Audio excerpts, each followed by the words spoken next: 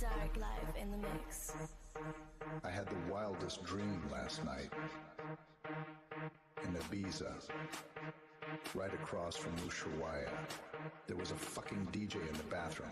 It's 9 p.m. on a fucking Friday. It's 9 p.m. on a fucking Friday. Get the fuck, get the fuck. It's 9 p.m. on a fucking Friday. It's 9 p.m. on a fucking Friday. Get the fuck up. We're going to high. Let's go.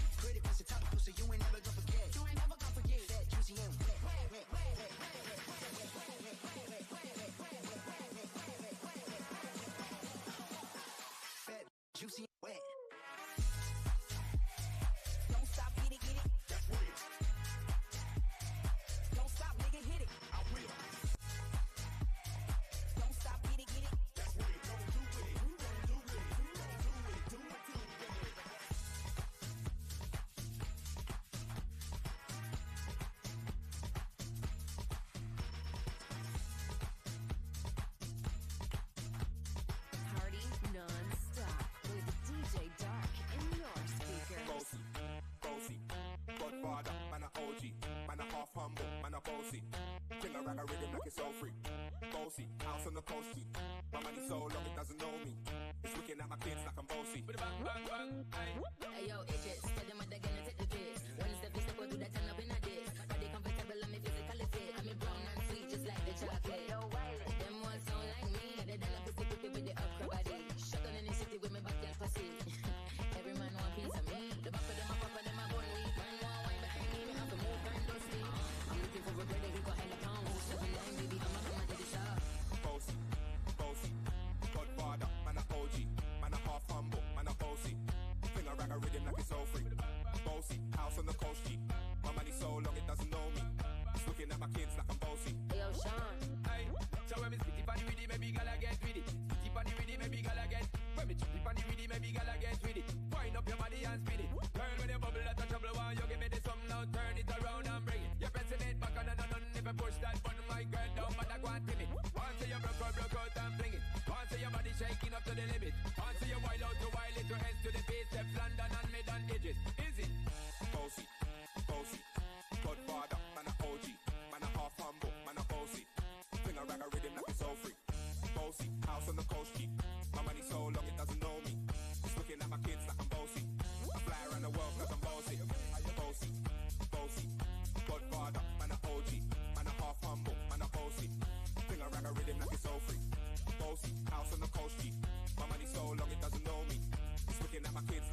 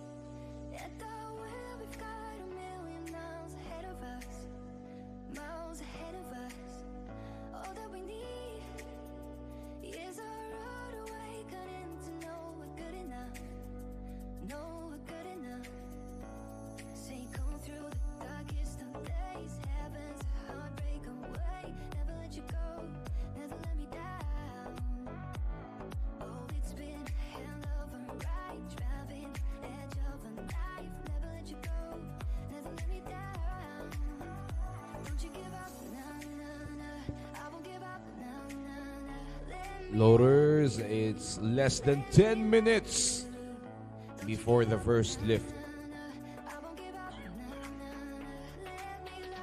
Again, this is your last day of the SBD Nationals 2025.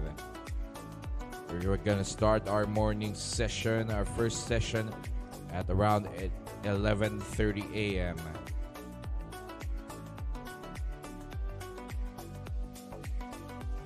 Lifters, coaches, you have 6 minutes to change your opening weight and opening rack. Thank you.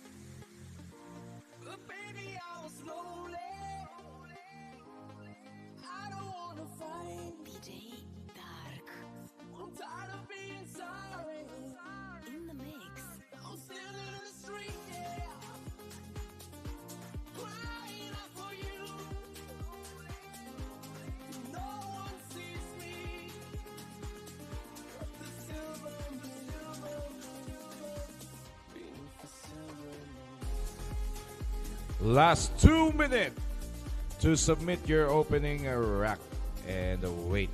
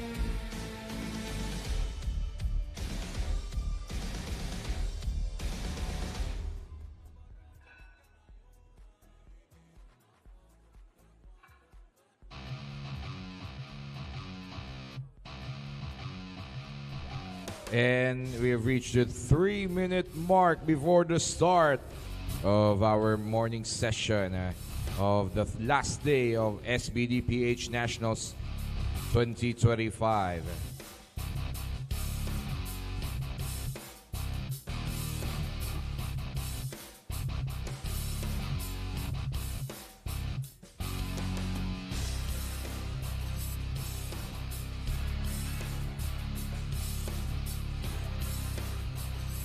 Our lifters from Flight L will be first on deck for the squat attempts.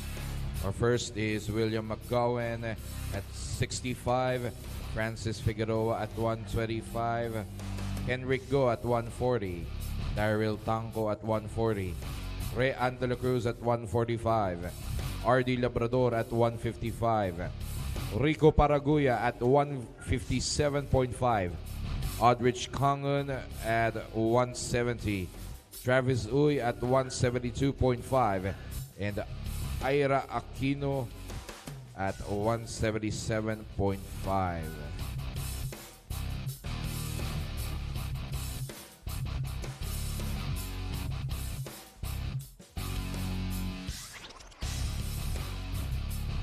Ladies and gentlemen, we would like to introduce the 3 referees in charge for our first session. Our chief referee is Mr. Andre Laksamana. The referee on his left is Tom Salamat. And the referee on the right is Marco Ferrer.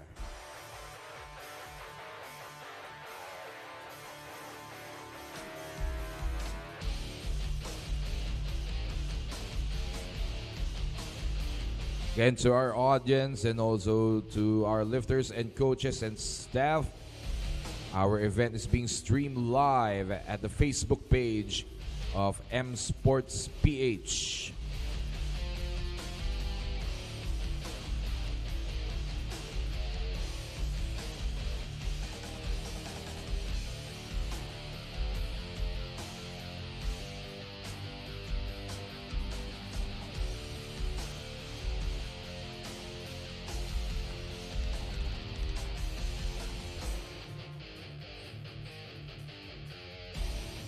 Ladies and gentlemen, the referees are ready. The loaders are ready. The table officials are ready. The coaches are ready. The lifters are ready. SM North and sa Sky Dome, are you ready? The bar is loaded for the last day of our SBD Nationals 2025. And the bar is loaded for William McGowan at 65.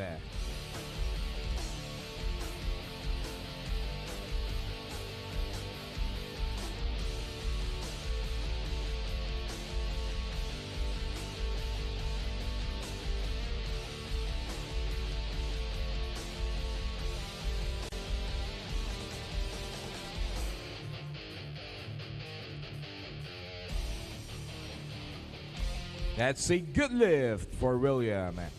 Loader speed load 125 for Francis Figueroa. To our lifters, a reminder, please exit at the left side of the platform. You enter at the right side of the platform, you exit at the left after you perform your lift. Thank you. Henrik Go, standby. The bar is loaded for Francis Figueroa.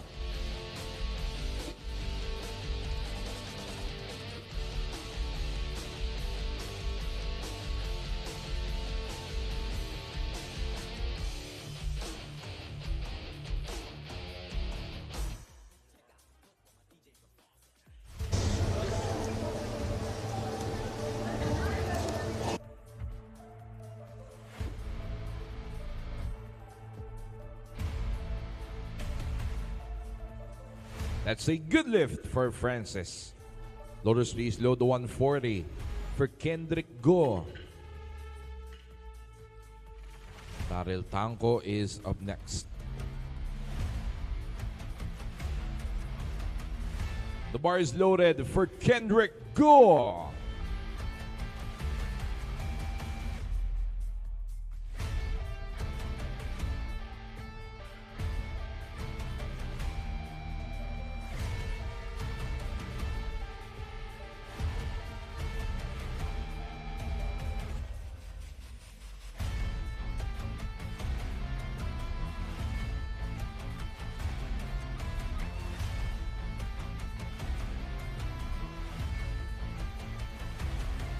That's a good lift for Kendrick. Doris, same weight, 140 for Daryl Tanco. The bar is loaded for Daryl Tanco.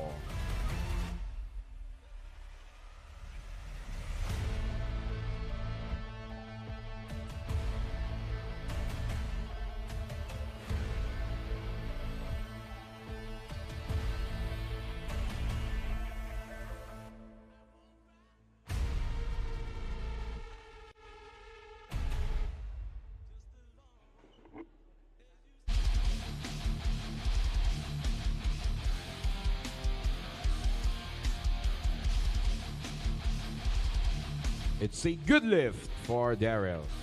Total space load 145 for Rean de la Cruz.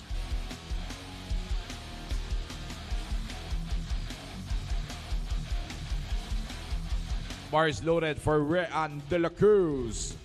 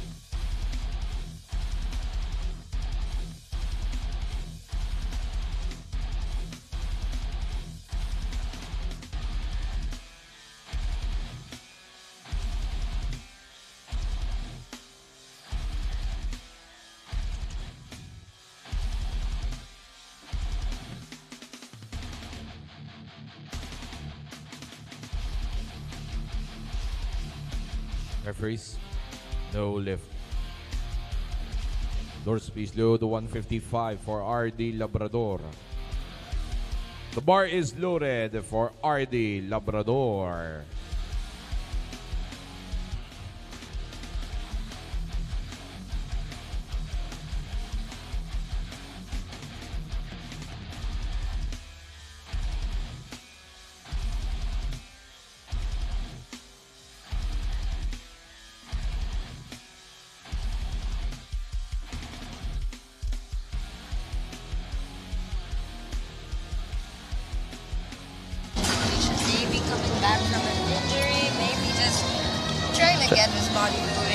It is the first lift of the day of this session.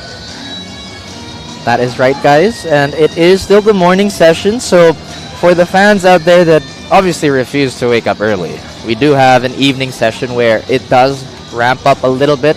Be assured though, all these lifts and all these lifters are giving their all at this stage.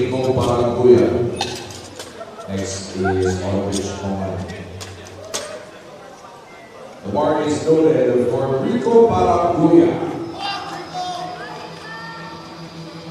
Rico Paraguya nominated best squat of 165, inching really close to it already with 127.5. 10 kilos away from the nominated best. Like you mentioned, my math shouldn't be off. I can count to 10. Really solid squats. First eagle 117 for Aldrich Smallman. Yeah, Aldrich now. I'm actually looking at the side. We have a lot of sub-juniors. All of the male lifters we've seen so far are actually sub-juniors. All squad, of course, being one of them. So, sub-junior being 15 to 18, if I'm not mistaken, or 14 to 18 years of age. So these are really young kids. These are really young guys. Oh yeah, oh yeah. And if anything, if I've learned anything in these last 3 days, strength is definitely tied, or not tied to your age. We've seen very recently a junior actually take an open title. So the future of the sport seems to be very bright, just like the lights in the Sky Dome. Please drop by, guys, if you have not yet in the last 2 days. The tickets are for sale. And also, we want to shout out today, look at these shirts our sponsors are wearing, a limited edition official SBD Philippines Raw National shirt. But of course, Travis Uy now, also another sub-junior lifter, opening 172.5. With a nominated best squad at 170 actually, so this opener alone could already be a peak PR, maybe even an all-time PR. Who knows? But I think it'd be nice to also highlight like how long some of these nominations were, or how long they hit these numbers, because right now this 172 doesn't even look like it's an attempt at a PR. It is super light for Travis Uy at 172.5. So I'm curious to see if that indicates like a maybe 5 or 7 kilo jump, if it's even warranted at this point. he looked really confident walking away from that 172.5. Bars He noted will for be seeing Ryan 180, maybe even 182.5 on his next attempt. Ira Aquino now competing in the open, but when I took a glance at the junior records, she actually holds the junior record in the squad, 167.5, and here she is opening with 177.5. Again, this isn't a record she has aged out, but she did hit that 167.5 just last year. Oh, I hope that at this point we don't sound like broken records, but it is such a good feeling to see our athletes demolish their nominated bests, and from very, very different walks of life. I don't know if everybody is aware, but Miss Ira Aquino is a programmer, so that's already quite stressful. We've also had a bit of a touch on how some of our lifters are actually part-time superheroes. I think one of the coaches have talked about find a taller mountain when you find one that you've conquered. Get all the adversity. Collected like an infinity stone, apparently. And then talking about different stories, different lives, we have William McCall now, our oldest lifter in the PAP, competing at age 77. I had the opportunity to speak to him before the meet started, asking if there's anything he wanted to shout out. He did tell me he has 20 national records. 2-0. As a Masters in the 93 and in the 105 weight class, he actually went down from 105 to 93, and I said, is there anything specific you want to mention? And he just had to say powerlifting saved his life. He said that word for word, powerlifting saved his life, and here he is now squatting 70, really taking his time. And like you said, there's just so many stories that I would say are so inspiring to everybody. Again, Mr. McGowan has been the oldest competitor so far to ever set foot on this stage, at least in the last 3 days. And to say that powerlifting saved his life is phenomenal, especially still finding himself on the national stage, holding that many records. It's always a good time. But Francis here. Francis Figueroa, the Philippine national team member, actually setting 206 as the record for the deadlift, of course. In Ninoy Aquino Stadium, she also did compete in Asians 2023. Into the stage again now with 135. So he took Asians, and he's competed in one of the most competitive competitions for the sport in 2 years of competition. And again, guys, if you just had access to the data we had, there's just a big margin for the amount of years and the amount of time that people have spent competing. And to be honest with you, once that weight moves up and down, no matter what lift you're doing, it all does kind of culminate in you destroying your own records and whatnot. But De La Cruz, second attempt in 145. Getting all her energy out, wanting to really put all that heart into this 145.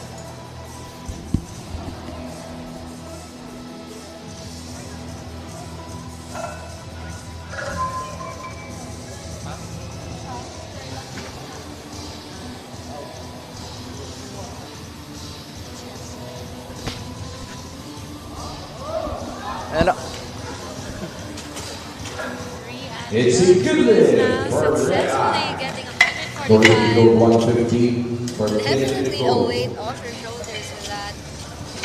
Because we couldn't tell, like, did that 145 was it the strength, was it the or the physical, nerves that you nerves? It is the talked first about. Squat, but she does get successfully Kendrick go now 150. And if you look at the back of his singlet, his wife actually competed during day one. Aw. He mentioned it. She had an I Heart You on the back of her singlet. And if you look at Ken go right now, he has an I Heart You too written right behind him. I don't know what to say because honestly, this has been such a wholesome event so far. And when you have like those little chalk markings, I think it's, oh my goodness, we do see it. We see it on the camera. And as I've said, like, the lifters have been quite creative. I think we saw like a compass the other day or a cross or names of their coaches. And some go with the classic approach where you get a million slaps on your back. But right now, we are prepping for Daryl Tanco to walk up to the bench. And look, there's a cap on her back. I think somebody drew a cap.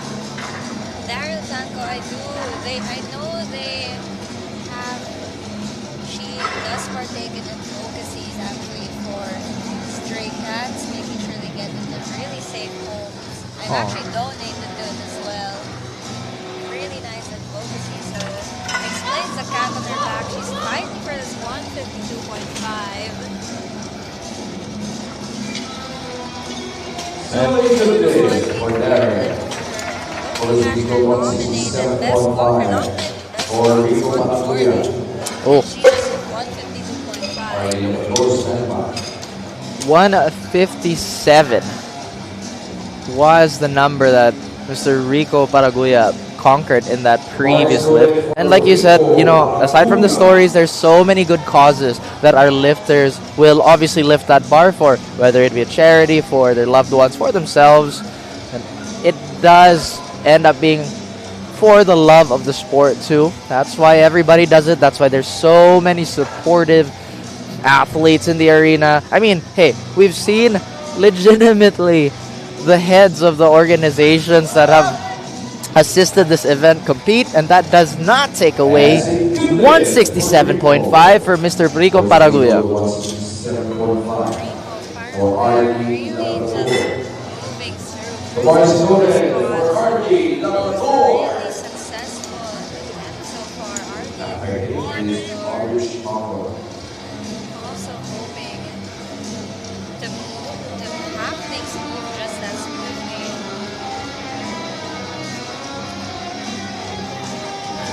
I think I've noticed how the music goes for the day. At the start, it's something to get your blood going because it is at the beginning of the day. And once we enter those last few pulls, that's when the tonality becomes a bit more different. But it is going to be all the same for our athletes. They will be tuning out that noise and focusing on this hunk of metal right in front of them. RD Labrador taking his time. Only 15 seconds left to get that start command. Spot command, I mean. 5 seconds. 4 seconds. 2 seconds. Oh wow, he's cutting it close. Command still given though. We'll see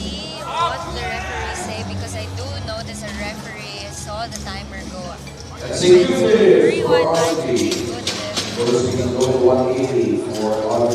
He did cut that really close.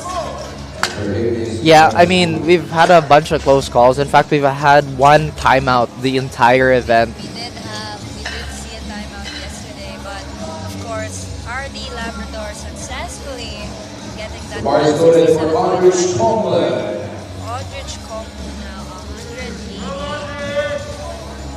Jeez. That's very close to contesting 200. 170 looked so easy too. Of course, I actually do know Aldrich because we do train together. He's still in high school. Why every time you tell them, I mean, you tell me their age and then you look at me as if like, look how strong they are at such a young age.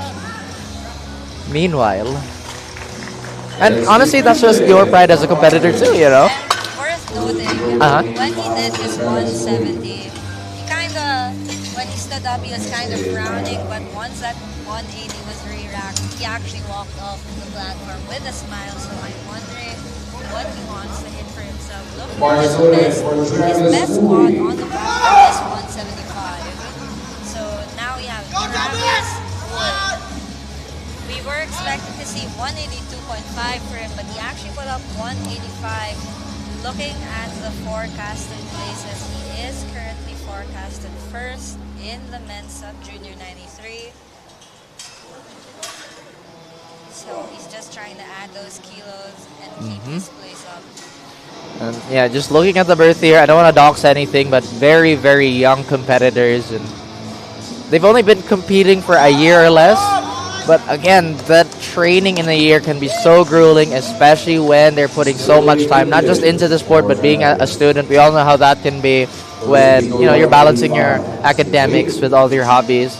But at this very moment, student, programmer, athlete, whatever you are, when you get on that stage, you are a power lifter, and that's all that matters in that very moment.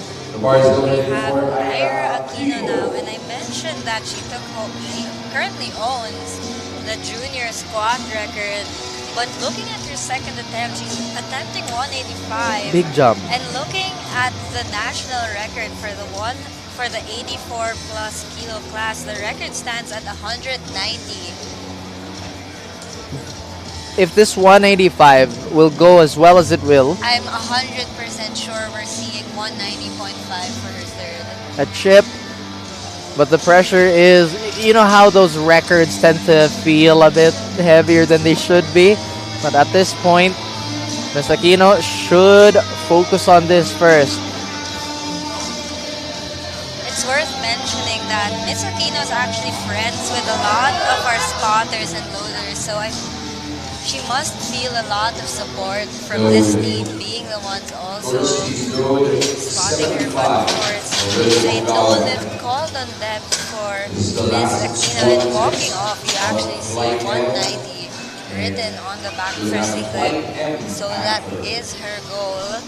I'm wondering if she'll just risk it, go up. She is the only 84 plus open competitor right now. I'm also curious if there are any other records that she's trying to attempt, because as we talked about yesterday, I believe it was Mr. Ponera to go for that squat, and it made him quite fatigued for the rest of the evening. Again, at the same time, that's just something that you have to be strategic about. Mr. McGowan, let's go on that bar again, adding 5. And you can hear his daughter on the crowd rooting for her. And it's a no lift due to death. His daughter in the crowd just rooting for him the entire time. A lot of excitement.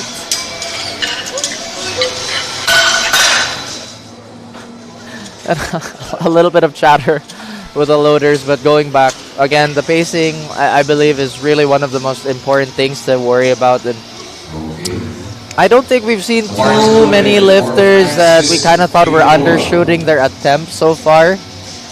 I believe Miss Rachel on day 1 is the only one that's really coming into mind. Nico Figueroa now for them. 135 did move reasonably well. No doubt for this 5 kilo jump to be anything ill-advised.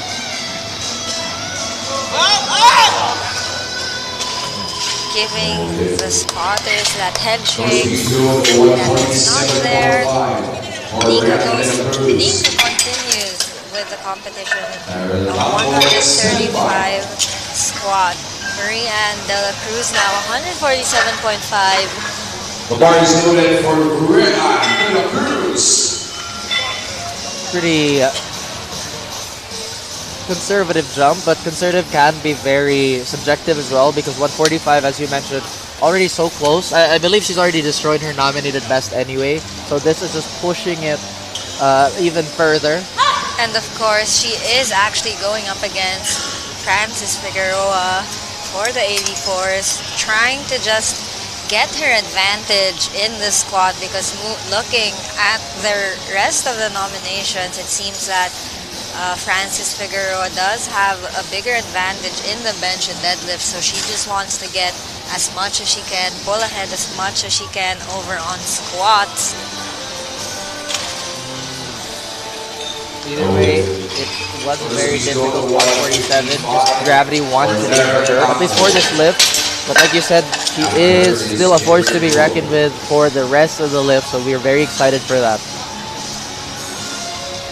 And on that note, I'm not entirely sure what the whole name is, but first name was Ernest. It was day one, yellow singlet. I remember a lot of these details. It's not the names, I'm so sorry. Only had one successful lift for the first 2 openers, but still absolutely annihilated the total. So again, guys, it's never really over till it's over. Daryl Tanco now also taking a 2.5 jump. Just trying to get as much as she can onto her total. Again, her nominated best is actually 140. So this is plus 15 for her. It's a good lift. She's skipping off the platform. All pretty good so far on stop. Actually, it is a mixed bag for this third squat. In fact, I'm very surprised we've already found ourselves into the third squat. It's only been like 24 minutes.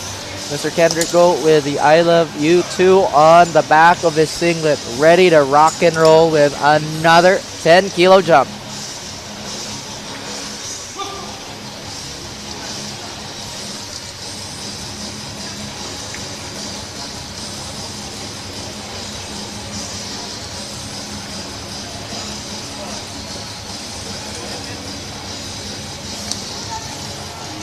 Takes a deep breath. Oh, he's fighting it. It's a grind, but he gets it! Really good fight. He's going 177.5 for Rico Paraguya. You're next. Rico Paraguya now. Forecasted third for the 9th race of juniors. Trying to just build his total and catch up, of course. We saw it happen yesterday where you never know what your opponents are going to do. All it takes is a missed lift, a few missed lifts for someone whom you may not have considered the podium to end up even on that first place spot. But of course, Rico now trying to add 10 kilos to his 167.5, going for 177. Does look like a lot of our lifters have had a pretty good warm-up, and that is also courtesy of Gymzilla and Manuel Barbell Club for lending a lot of the warm-up equipment here, as well as Playhard. So guys, again, this has been a collective effort for everybody. And so far, that is yet another aggressive jump on this third attempt. RD Labrador with 180 now.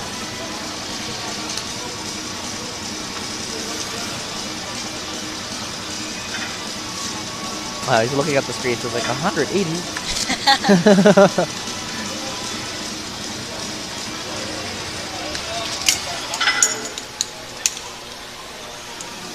He is burning a lot of that time, but again, you have to consider you have to wait for the command too.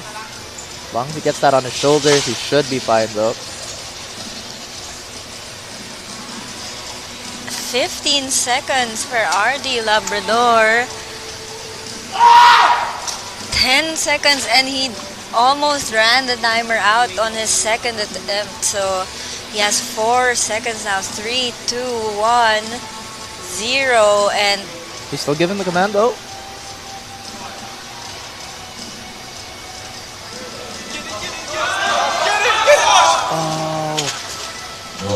and it's a no lift for RD Labrador.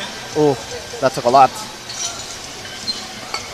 He's touching his back again.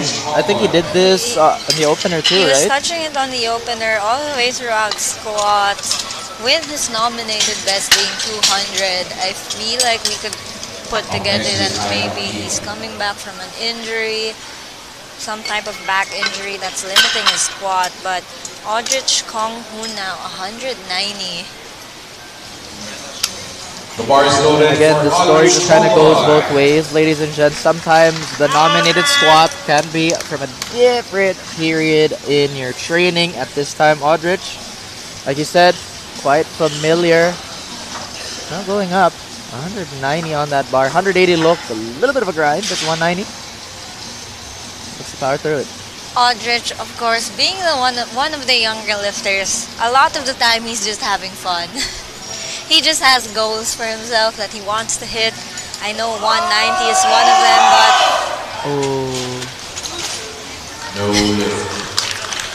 Still happy, like you said, he has goals for himself. So, and again, his best squat was 175. So 180 was already a personal best on the platform. And we have Ira Aquino. We were considering it, and we saw it yesterday with Panerio. Panerio missing that 260.5 and then choosing to go up to 263 and getting it successfully. So we have Ira Aquino hoping to do the same thing, missing 185, going up 5.5, trying to get that national record. And again, she is in this category alone, so she doesn't necessarily lose anything by not getting this attempt. But of course, I feel like saying you can even attempt the national record, which is at 190.5. it's a privilege. Yep. And it looks like Miss Ira Aquino will do her best to not waste this chance. 185 looks a little challenging, but 190 could be a different story here for her.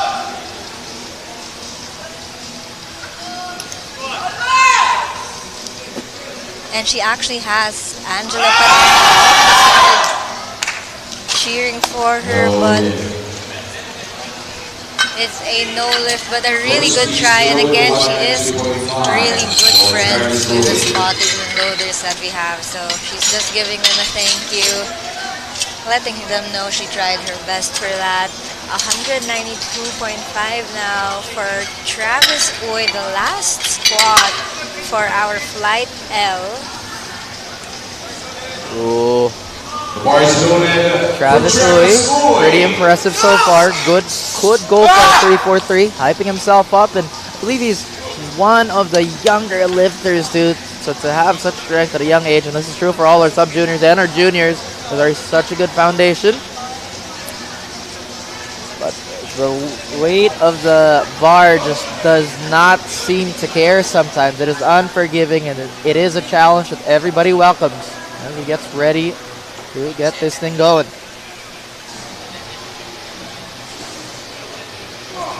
Let's go, Thomas! Let's go!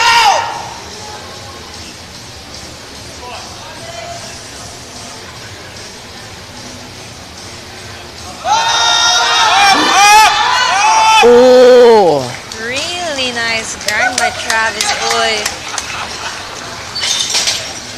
But it was called on death by all three referees. It's a no lift. A little high, but I feel like that is a weight that I'm pretty sure they can confidently train if they haven't done it before. It is a good sign that he did get it by virtue of strength, but that should finish the flight, I believe, as we move on to Flight M.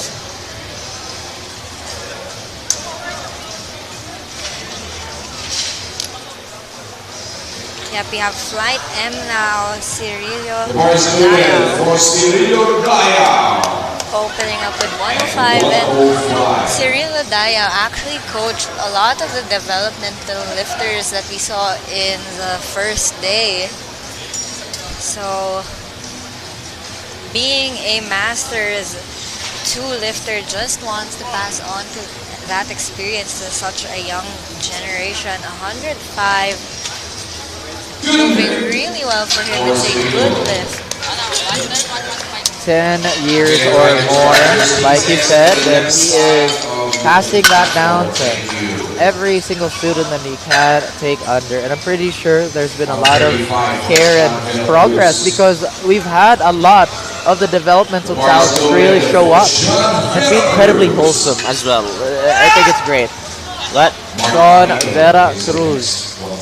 Also a Masters 2 lifter, opening with 135. He's a dentist. So you could probably rip out your teeth with just his hands. I was Jokes wondering, aside. how do you know that? And I'm seeing it now. Came to me in a dream.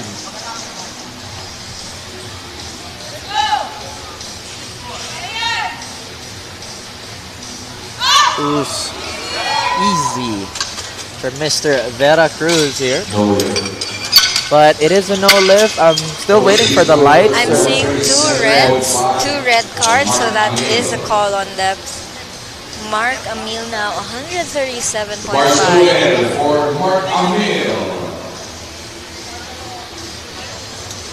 Mark is next.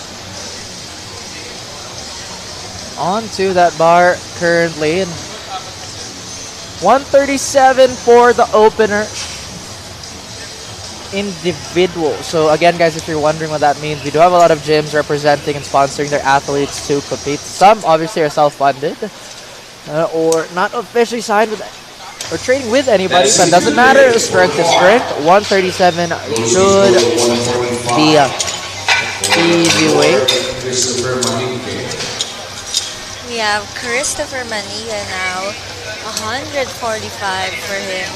Hybrid strength athlete. We've also seen a lot of strong hybrid strength athletes. One worth noting again, Panerio yesterday, who did get that 263 squat. Christopher Maniga, hoping to continue that hybrid strength legacy that we were seeing yesterday. And mind you guys, he has only been competing for a year or less, specifically for powerlifting. And again, has found himself on to the Nationals. And 145 will be his first lift, at least for this meet.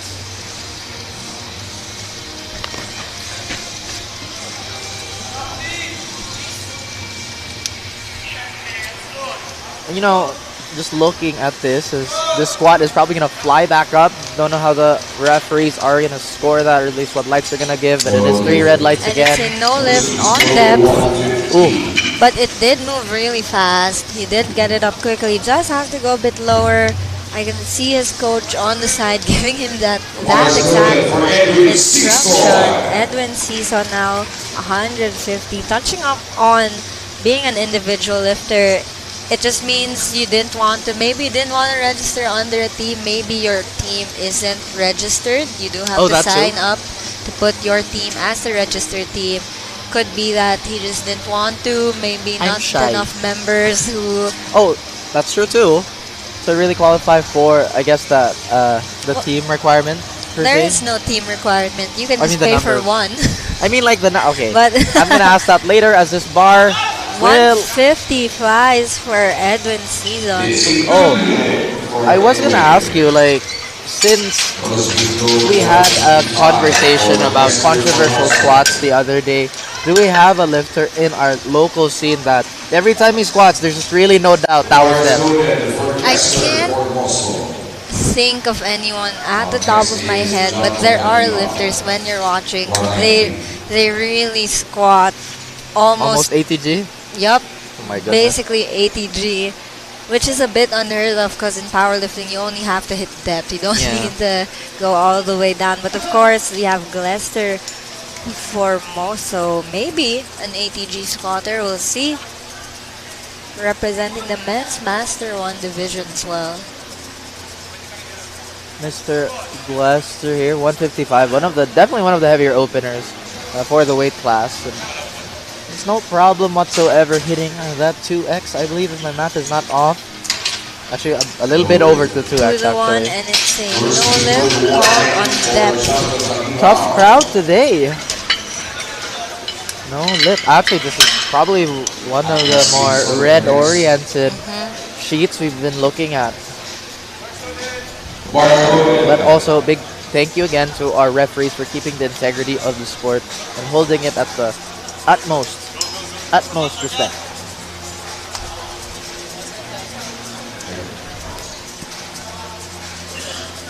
Christian Simpson to the stage from I think this is Jaton Tagibao. I just saw a change in the bottom now. 190. I mean, if we're gonna follow the pattern that's been established, we should be expecting a green. It's been for this alternating, one. yeah. Yep, it's been a pattern. Yes. And yep, we are seeing greens now for Jalton Tagibao. Hopefully, of course, we see the same for Christian Singson. Yeah, again, this is just pretty much pattern recognition at this point. At the same time, obviously, we're always optimistic for our lifters to hit their weights. But 192.5 from Deity Powerlifting. And shout out to, sorry to interrupt, shout out to Mr. Singson. He was refereeing during day 1, if I'm not mistaken, or the other day. But I do remember seeing him yesterday as a referee. Yep. So nice to see him bring his support, volunteer for the community. 192.5 now for him. Walking out really strong. Wait, why am I the one racing? But 192.5 is gonna almost go up, and still red, green, red. I don't know what's going on. What is in the air today? It's kind of curious. It's so it's what's the word? Pwede ka naman magtagalog gusto mo. No. Alan Flores now. Okay, what is the like word? you said, pattern recognition. Yeah. We just saw red. It's alternating at this point. So maybe there's something afoot, something sinister. But Alan Flores is pretty unbothered by everything that he's seen so far. 200 on the bar at 93 kg. Very confident down, very confident Okay, up. so and it continues a good lift for Alan Flores. Now we have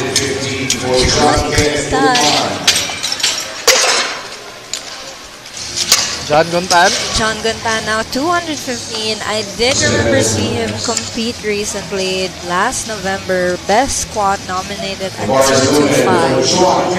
215 should be in the territory of maybe like 7 or 8 realistically. But 225 should be potentially the goal to crush today. Pulling down his socks. Pulling down his socks because you can't have your socks underneath your knee sleeves.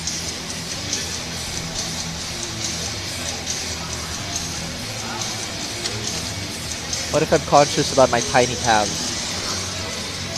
The world has to see it. John Kenneth Gundan taking his time underneath that bar.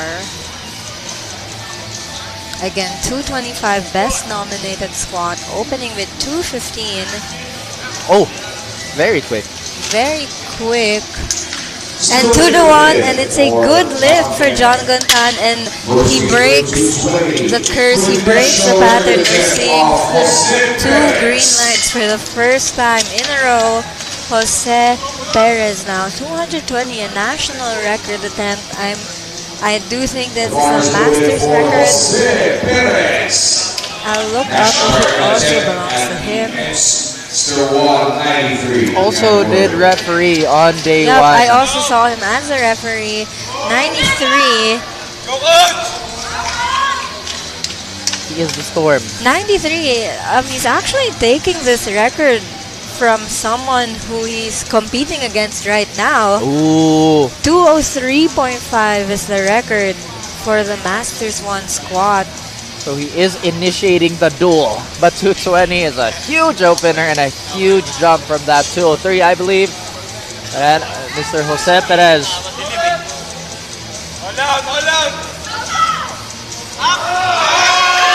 Oh my goodness. Really easy lift for Jose Perez. New national record for him.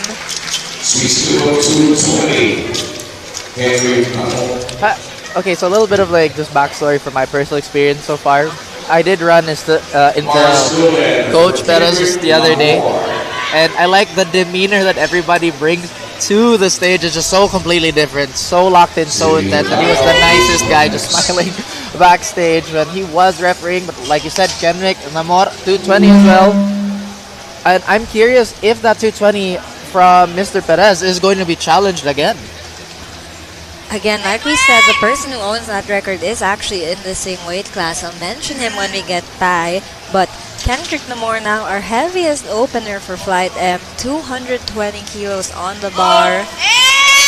Easy. Really easy squat for him. And I'm really glad we started seeing that string of green lights. And I hope it continues now. Heading into our second attempt, we have 112.5 for Cyril Dayao. We were talking about him a while ago. He is the coach of Cyber Muscle Gym. We saw his athletes, Danny and Quinces, compete. The very cute developmental lifters we kept talking about. Best lifters in the event by a mile, in all honesty. Again, so typically, you know, you kind of walk into these types of things expecting just super laser focused, and to see the kids go on stage and you're just kind of like, they're adorable and they're still strong as all hell. And Cyril Dayao actually has been coaching a lot of developmental lifters for quite a while. And it's worth noting they're actually the ones handling him today. That was actually a pretty high bar. He is the squat, one of the very few lifters who squats with a high bar, and a successful 112.5 for him. Sean Vera Cruz now, if I remember correctly, did get this on depth. So should be fine, just needs to sink it a little bit deeper. I don't see any issue with that. I gotta say, our crew is looking so sharp with those shirts. They do kind of blend in with the red plates a little bit, but Mr. Sean Vera Cruz attempting that 135 again. Maybe the dip into the hole was just not as convincing for our referees. At the same time, he doesn't want to pause it too, that he does burn out a lot of that stamina when he's trying to go up. Oh, but that's convincing. Convincing depth. That is a good lift for Sean Vera Cruz. Very easy 135. 127.5 for Mark Amil. Mark walking up to the stage with a 10 kilo jump this time around. 137 did kind of fly up, if my memory serves me correctly. It has failed me a bunch of times now. In fact, many times. But let's look at how this squat is gonna go.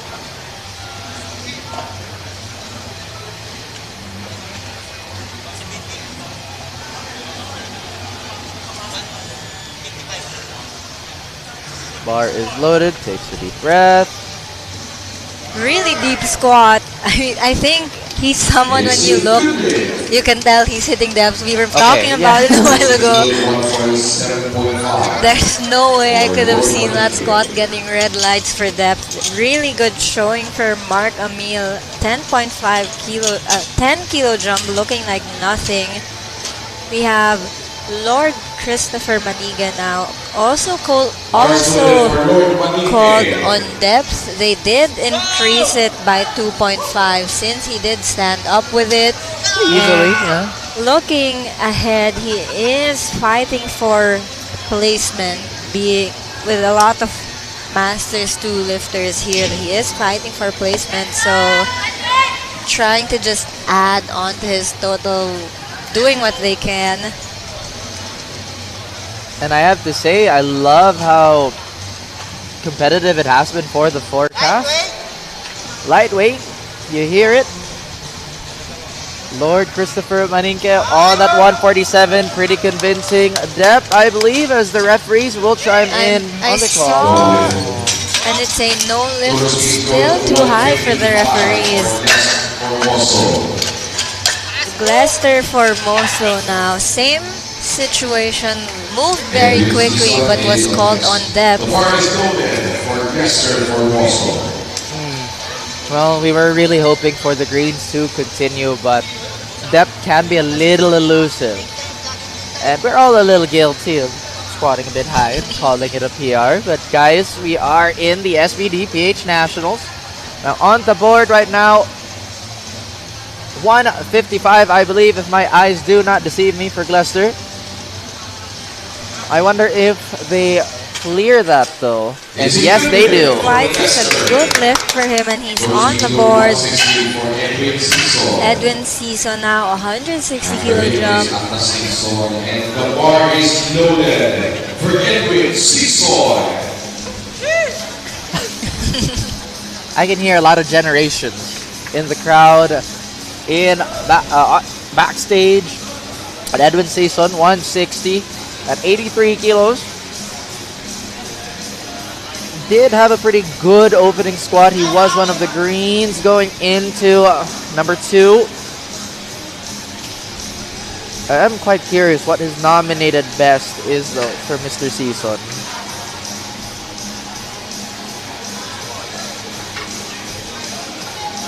It is, I believe, at 170. And with this 160 out of the way, with 2 lights, might consider going for that 170 or maybe keep it a bit conservative. Looking ahead into forecasted, he's actually forecasted first. So there is that risk of, do you want to match your meet PR? Do you want to maybe conserve some energy because you have bench, you have deadlift, and it looks like bench is his lift. So we'll see what he puts up for his third. Atlas sings on now, 192.5.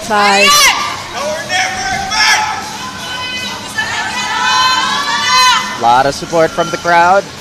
Christian Singson from Deity Powerlifting. You did say that he is quite powerful on the bench. And I do think Atlas Singson is the owner of Atlas Gym.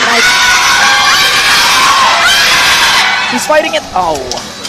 192 elusive at the moment. That should give him one more attempt at it though. Does have one more attempt, and he has the energy of the athletes on his team, the athletes who train in his gym, cheering for him, giving him that strength. So hopefully he can crush it on his third, attempting 192.5. I have to say though that he did nominate 197 and he is quite close to that number, so maybe these number of attempts could be hampering him just a little bit, but once again he does have one more shot at that lift. But 200 for Jalton Tagibao. Checking his stats currently. We're trying to see what his best nominated lift, and it is 203. 200 shouldn't be an issue, but it will be a bit of a challenge. And Jalton Tagiba actually is the former record holder of that Masters 1 record. That's why you mentioned his best nominated is 203.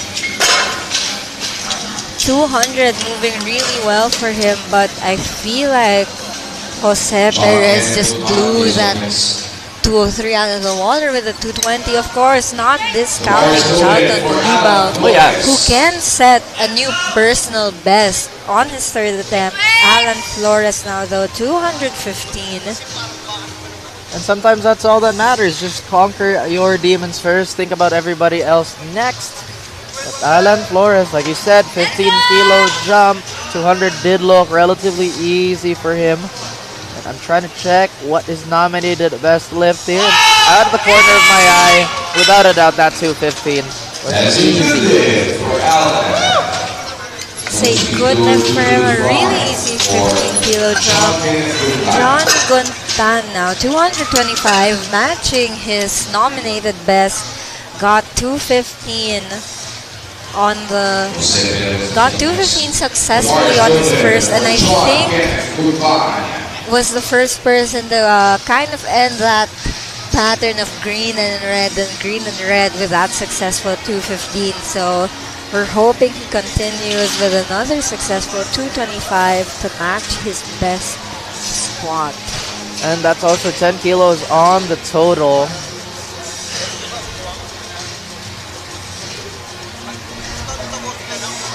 Thinking about it a little bit, so he did spend quite a bit of time prepping that 215, so 225 could be mentally very heavy for him as well.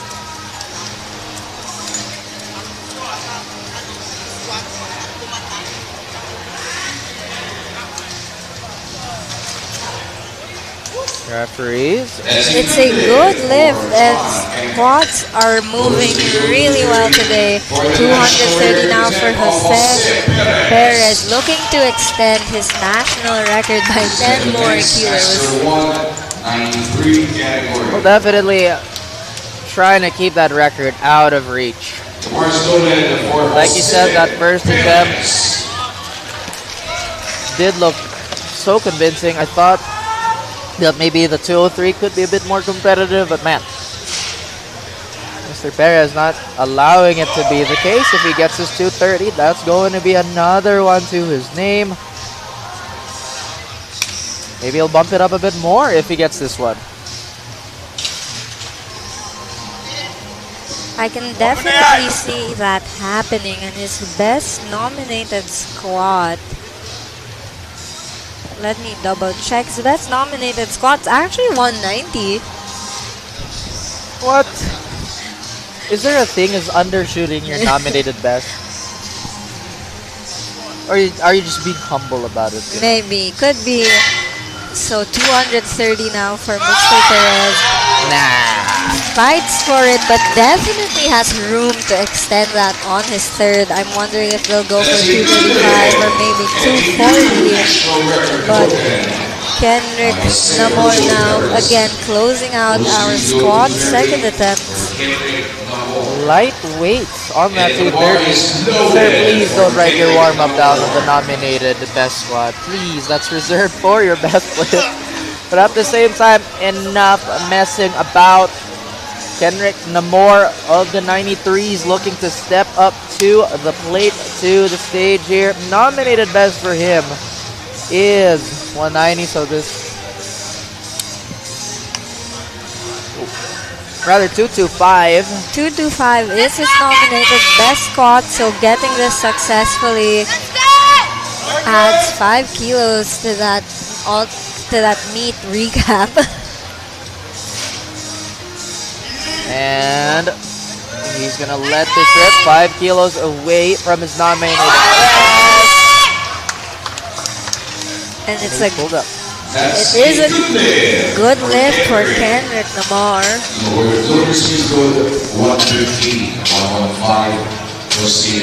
And I'm surprised how fast we're moving. I feel like we're moving really fast. Oh, yeah. We're already in the third attempt squats.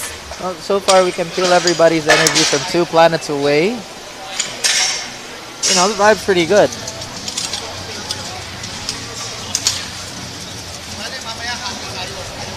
The bar is loaded for Cirilo Dayao. Cirilo Dayao now taking a 2.5 kilo jump. You're right. It is moving really fast. It is 115 now for the third attempt for Mr. Dayao of a Cyber Muscle Gym. 112. Well, relatively easy. Curious to see how 2.5 extra is gonna push him down. No, not at all. That's a good Moving lift. really well. It's a good lift. Motor speed was 140 for Sean Veracruz. Sean Veracruz now getting an attempt on for during his second with 135, 140 now, just a 5 kilo drop. Again, looking ahead, currently placed first in the 74s. And one of our loaders actually summoning someone else. Very, very direct to the point. But again, Sean Vera Cruz. That was the issue in 135. On the new weight though, or at least his first attempt of 135, we'll see if he can keep that muscle memory intact.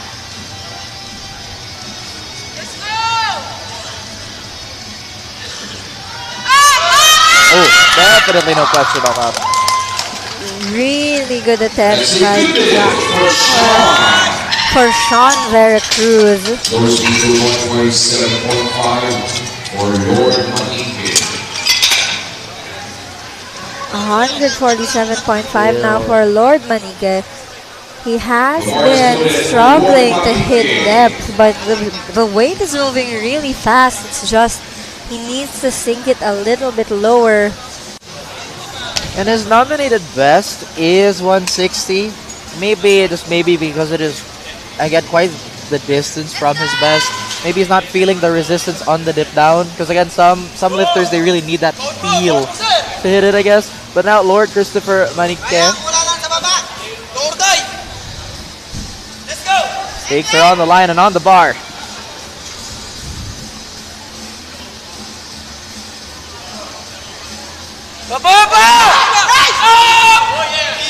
His coach is on the side encouraging him, but it's still too high for the side referees. It ain't no lift. Side referees have their opinions about it, and maybe, just maybe, again, the depth is a little bit lacking for our referees at this point in time. And Mark Emil now, relatively big jump. I'm guessing feeling confident, maybe feeling better than he thought he would with how that 147.5 moved. Taking a look at his nominated best is 140. So 162.5 would be a really, really good meet PR, maybe all-time PR even. Look, and that moved really well. 3 white lights for Mark Emil. 140 nominated best, but again, we are just so happy to see everybody break through and really just crush their records. After all, maybe it could have been quite some time since they have had a chance to like maybe update that. And like you said, the training cycles can really, really either push you high up or maybe keep you where you are. But Lester Formoso definitely looking to continue that trend. It is still squat number 3. Go around, we're at Flight M.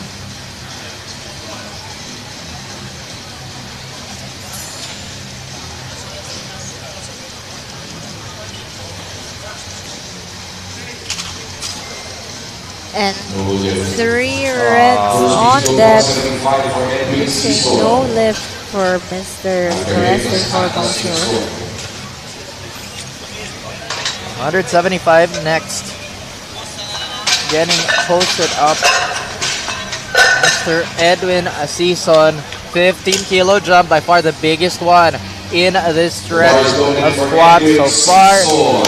It's been 10s and sometimes 12s, but 175 for our, I believe, men's Master 2 lifter for the 83s. Doing really good, 150 and 160. He did smoke those, if I'm not mistaken. So 175, maybe he's just like, maybe I should challenge myself more. Let's add 15 on the bar. I would love to have that confidence in my life. But hey, he did look really good on that 160. So 175 still within the ballpark of possibility.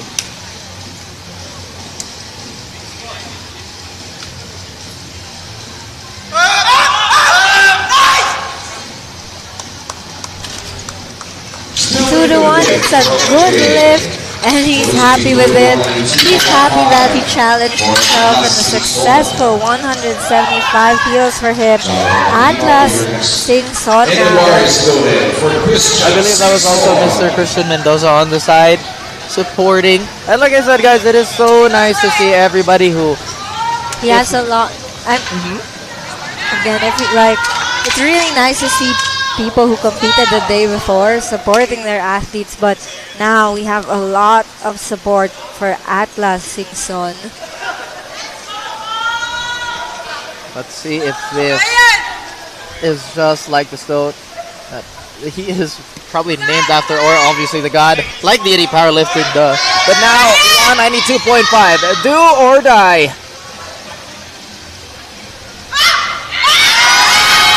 On his shoulders, and he gets it. What did the referee say? And it's a 2-2, and it's too high, and that's... But he's still happy walking off the platform. He's really happy with all the effort he put to get that. But of course, Jalton Tagibaw next. Personal best, or at least platform best of 203 for Jalton Tagibaw, trying to extend that with 210. 7 kilos added to your all-time, or at least your meet PR. Very, very challenging weight. Again, sure, it looks small on paper. But once you get that bar on your shoulders, it is going to feel like a world of difference.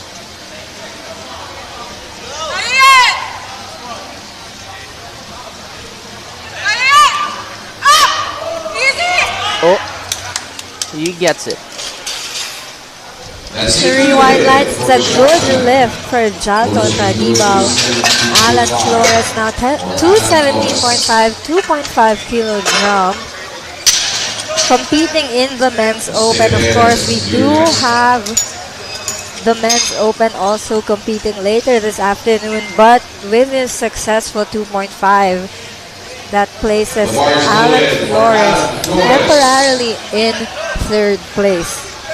217 on the bar, waiting for the walk up. And just quick reminder, if you want to drop by the Skydome, do bring some chapstick. You don't want to get some chapped lips because it hurts and it burns. But I'm pretty sure the burn for this squat all the way up should be no problem for Mr. Alan Flores.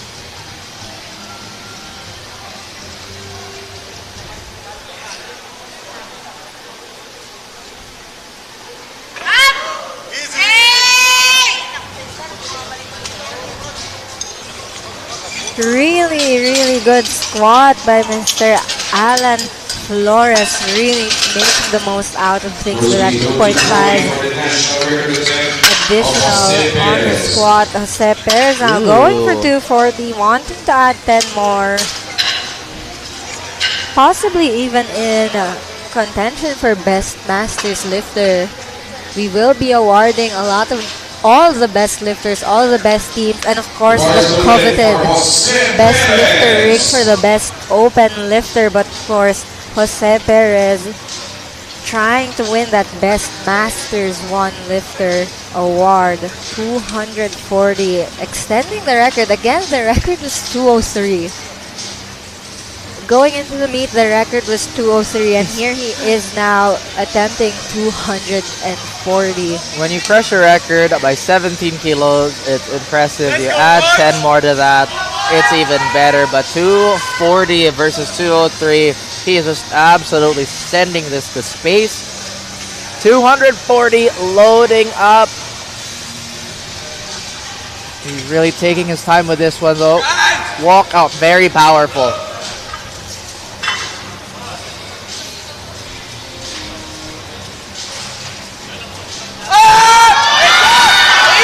He has this. 3 white lights, a good lift, and he just smashed that record by 37 kilos. It's a home run, basically. That without a question, that record is gonna stick. But it does look like 240 is gonna stay for John Guntan. Now we have Kendrick Namor. Kendrick Namor, sorry. About to squabble up his 3rd squat. I know. I know you are honestly looking at me menacing right now. I too am updated with the current scene of music, and Kenrick, 240 on the bar. Wants to sit down and go back up, staying humble all the way through.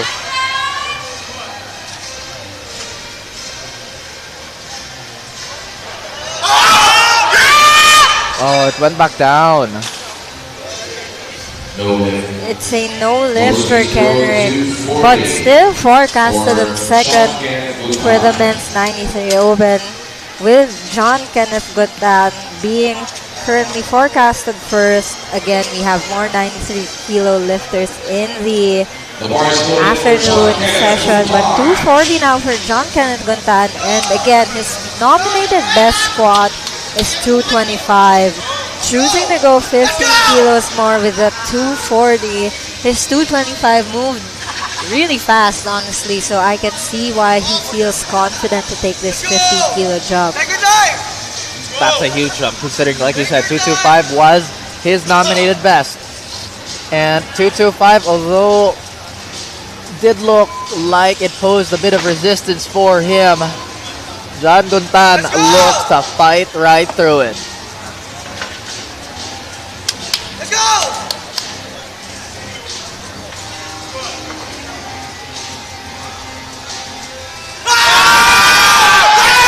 Oh, he gets it too.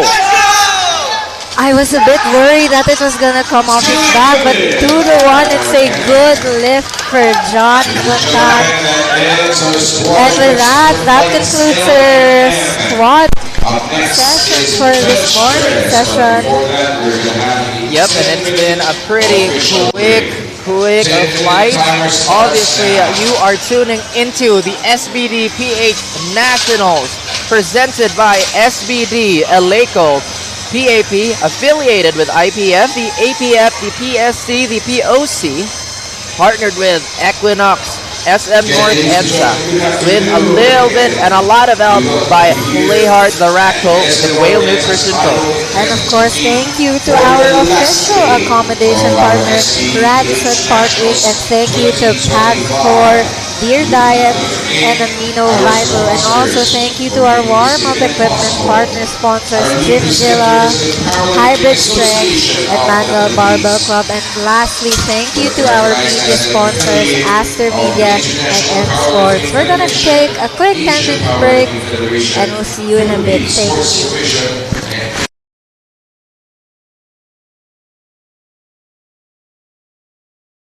Thank you. Our competition equipment partner, Eleiko. Thank you. Our warm-up equipment partners, Playhard Fitness, Gymzilla, and Manuel Barbell Club. Equinox Athlete Management is also the official organizing partner of our event. Also, huge thanks to our venue partner, SM North EDSA, and our accommodation partner, Inn By Radisson. Also, thank you to our other sponsors, The Rock.co, Will Nutrition, Pagcor, Deer Diet, and Amino Vital.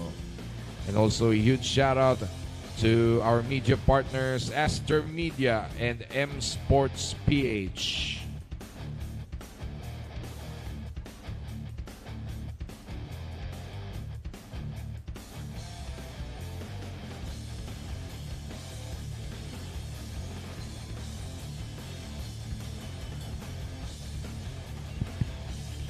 All right, SM North EDSA Sky Dome, especially to our audience.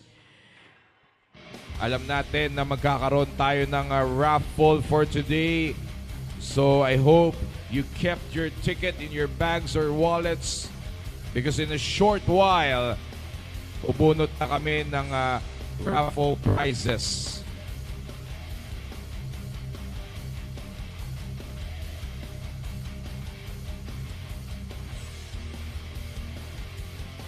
All right, our raffle prize for this segment is courtesy of the Rock.co, one of our major sponsors in this event.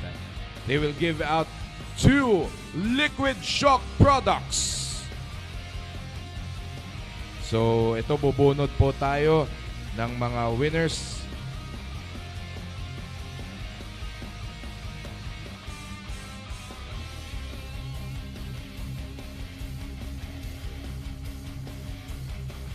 Okay. I-verify lang natin sa ating ticketing team ang mga tickets na natanggap nila. So again, to our audience, just make sure na itago po ninyo ang inyong mga tickets for you to win 2 liquid shock products from therock.co.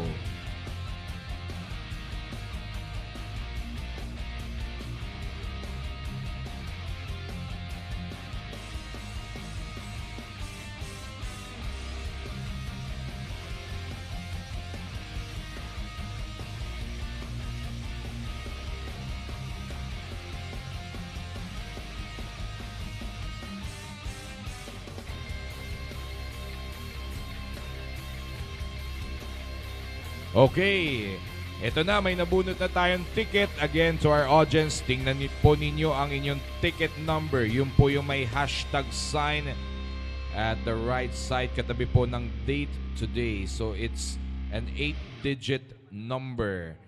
And our first winner of the Liquid Shock from therock.co is with the ticket number 50283392. Again, 50283392. Nandito ka ba? Punta lang po sa harap kapag nabunot po inyong ticket. Okay, mukhang walang pumupunta dito. Our second ticket with the ticket number 50603016. Again, 50603016. All right. Our friend from Trent. Congratulations, brother. And our last Liquid Shock Raffle prize winner with the ticket number 50571863. Nandito po ba? Okay, mukhang wala. Bunot tayo isa pa. Ticket number 50581223.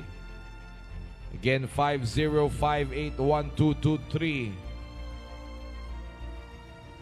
Ako, mukhang nag-lunch ang mga may ticket holder nito.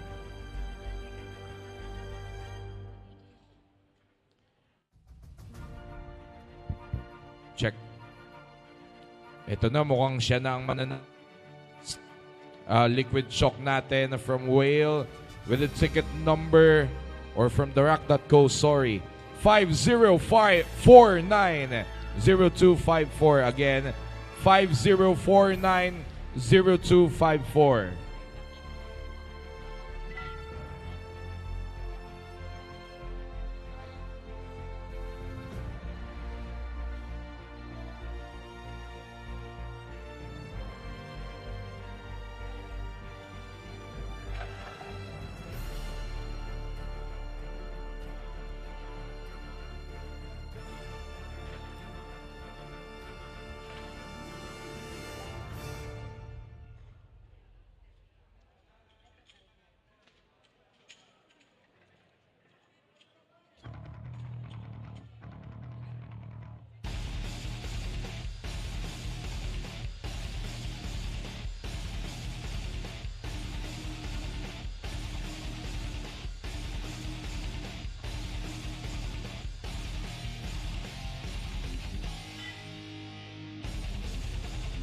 Okay, dahil walang nanalo ng ating Liquid Shock, mamaya dadami yan. Kaya to our audience, please stay here at the SM North EDSA Skydome as we will have our raffle during our official breaks and also in between sessions.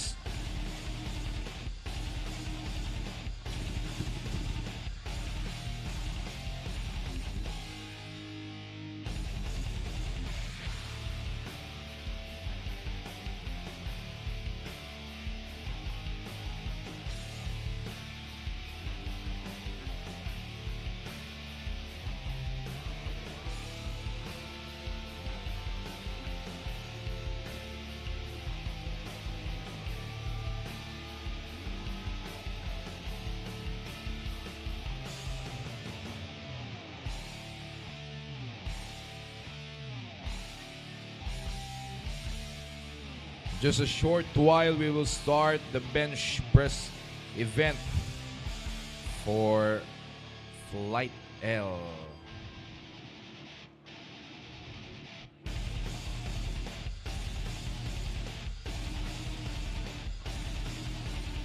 We'll start with William McGowan at 55, Rayan De La Cruz at 57.5, Daryl Tanco at 65, Ira Aquino at 70, 70 rin kay Francis Figueroa, Kendrick Go at 75, Rico Paraguya at 80, Travis Zoe 102.5, RD Labrador 102.5, Aldrich Konghun 110. Yeah. That's our first order of lifts for bench press of the first session of our last day of the SBDPH Nationals 2025.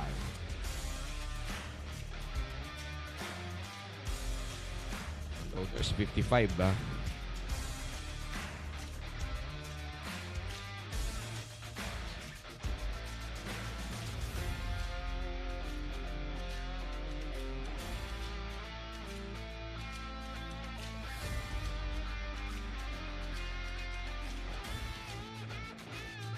Sir Andre, are we good? And the bar is loaded for William McGowan. This is at 55, the start of our bench press.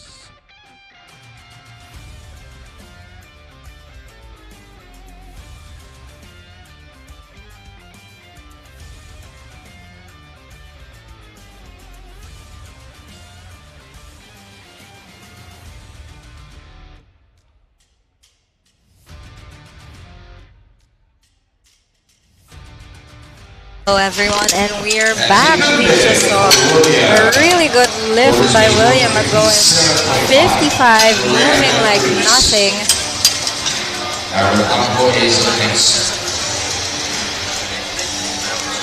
Ladies and gents, we have finally arrived to the Gym Bros' most divine lift, and that is the bench press. So it is definitely a divisive lift, I would say. The bench press has to further evolve more our lifter. Coming up next, it is Rayan De La Cruz. 57 and a half loaded onto that bar.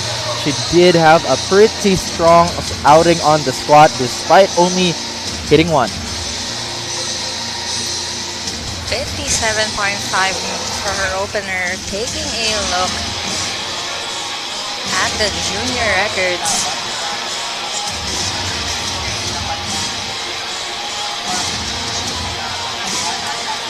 Bench record currently 83.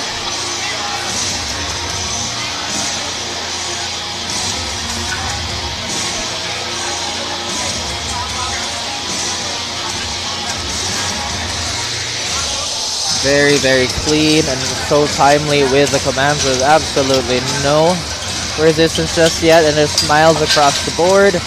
And I gotta say, the camera work has been getting better and better as the days have been passing.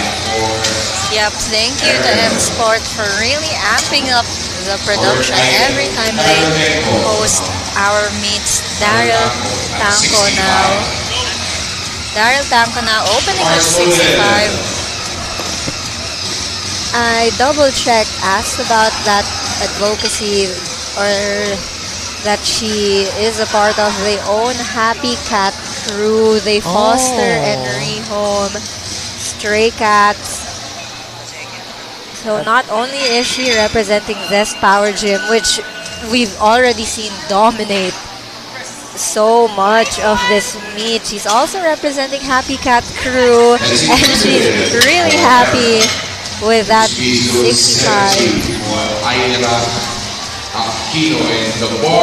I know how to type Happy Cat. I can spell.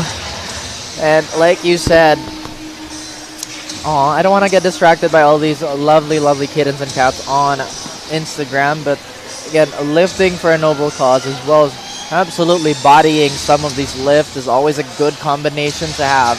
Now, Ira Aquino gave it her all, attempting that 190.5 for that national squat record, opening now with 70.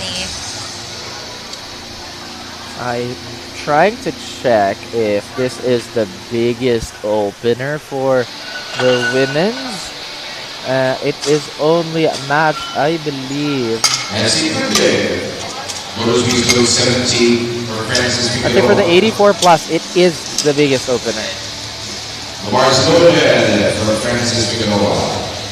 Up next is Kendrick Gould. Francis Figueroa now opening with 70.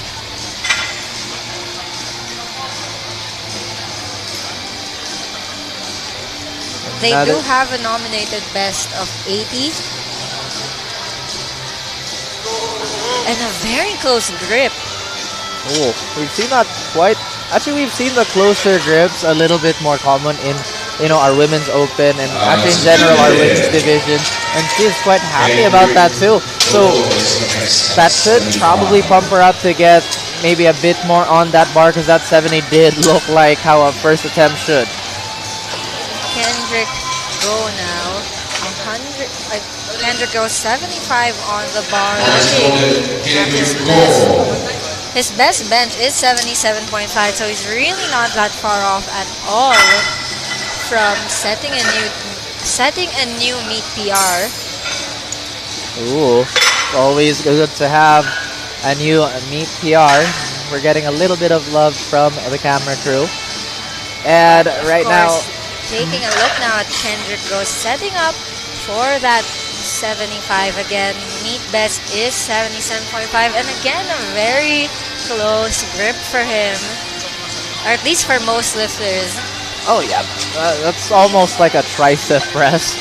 And close grip to all you powerful benchers out there that do close grip. I absolutely applaud you. That is some mighty fine strength on display. And now moving on to, I believe, a streak of men's sub-juniors here. Rico Paraguya opening with 80 for the 93s. Enrico Paraguya representing Kilo Culture, so I do believe he came all the way from Davao. So far. Well, the Nationals. But it is the Nationals, and that just goes to show how many. We have people from Baguio, people from La Union, and now we have people from Davao taking the stage. Rico Paraguya being one of them with his 80-kilo bench press, moving really, really well. We also had a few Cebuano representatives. Yep, we have. Perhaps even a caster. Sadly, is from Cebu. She's confirmed. Jokes aside, it's been pretty serious on this opener. Lift has been, or at least this flight has been pretty consistent. We've only really seen a few misses on those opening squats. This bench looks to open. Again, this is a sub-junior. 102.5. 102.5 now for Travis Oy. Forecasted in first for the men's sub-juniors, 93. Go, Travis! Hear a lot of support from everybody. We actually hear a lot of support from the lifter who's coming up after. He said specifically, let's go Travis, talunin mo ko. It's so wholesome. I feel like I don't think I've ever been in such a wholesome yet competitive environment, or at least like in person. It's just a whole different vibe, but 102.5 is looking like it's smooth. Good lift for Travis. Boy, we have RD Labrador now, the lifter who I mentioned. Oh, and he's a Berserk fan too, if you see that singlet. And he is looking to, wield the gutsy opening bench. Oh, they're both Berserk fans. You've never seen Berserk? Sorry. It's okay. I'm only judging you in silence, but now very verbally apparently. But again, the support is so cool from everybody. He has 27 seconds. He's done this on his squats as well. I don't think he really is cutting it close, taking his time. And if you saw that, he actually was getting help from the lifter who just lifted before him. So they really are close. Oh, he still gets the command though, so I'm pretty sure this is... He gets the command right in time. I gotta say too, that's some slick camera because now we can see the call of the referees a little bit better. So day 3 has been fantastic so far. So guys, if you wanna come around, don't be shy because Miss Abby's gonna be very upset if she doesn't see you at the venue. A little bit, she says. Aldrich Kong Hoon now 110 for his opener, representing Team Avanti. Of course, I haven't been shouting it out, but we have seen a lot of Avanti lifters as well. Aldrich Kong Hoon being one of them. They have such a good-looking coach. I agree. 117.5 as his personal best bench. Opening now with 110. Looks really easy too. A good lift for him, and he actually does have some family in the crowd, which is always really nice to see. And with that is actually our heaviest opener. A successful 110 for Aldrich Konghoon, and a successful bench for everyone. Going now to 60 for William McGowan, and he was actually telling me he's been stuck at 60 for his PR for quite a while. Let me double check what his nominated best actually is. McGowan has a best bench of 62.5. Well, like you said, some of these smaller increments. Look at that grip. Look at that range of motion. Oh my goodness, that was so easy. Looked like he was about to rep that second motion. I just realized that rise on the bar is almost like a half rep in itself. And a really nice looking 60 for William McGowan. Rianne Dela Cruz now 62.5 for her. Really trying to bounce back from that squat session. Yeah, bouncing back is definitely something that she has to consider here. She did only miss one, or let me see here. Yeah, 2 of those squats. Granted, it is one of the heavier ones. This 84 is actually looking decently competitive. Once this bench does come up, there is still a few kilos to kind of pile on.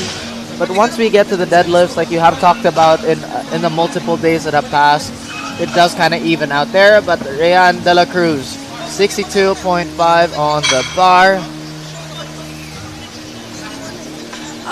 And I see what happened there. She actually, it touched her chest and she pressed it without realizing that she jumped the command, brought it back to her chest, and then it happens, it really does, but it looked like she felt she was really strong. Her 62 was already coming up really well before she realized she jumped the press command, but it's an attempt. Again, from the women's open 84s here, or is it 84 plus? It's 84 for Miss Frances Nicole Figueroa. 72.5, so if she hits this, then the race is going to be a little bit more difficult. It's really close though, 72.5. And I also think Frances Figueroa is a CrossFitter, or at least, or maybe a cycler. I know she partakes in another sport, but 72.5 looking really strong for Frances. Well, that looks buttery smooth, so maybe a bigger jump could be in the making. At the same time, talking about those commands that can be easily missed. I mean, it can be a really different environment, especially with all the music blaring and everybody talking in the cheers. But again, you have to zone it out. You have to lock in. Now, Daryl Tanko looking just to do that. Daryl Tanko with actually a nominated best bench of 72.5, so she's really been adding a lot of kilos since her last meet. Said it.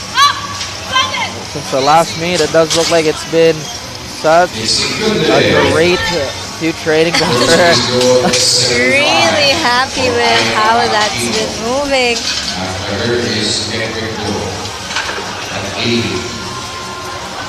Now we move to, I believe, to the 84. Well, at least another 84 plus attempt. 75 for Ira Aquino. We talked about 5s being a decently heavy jump for the bench. But Ira looked really confident on the 70 anyway. So this is pretty much a warranted jump up.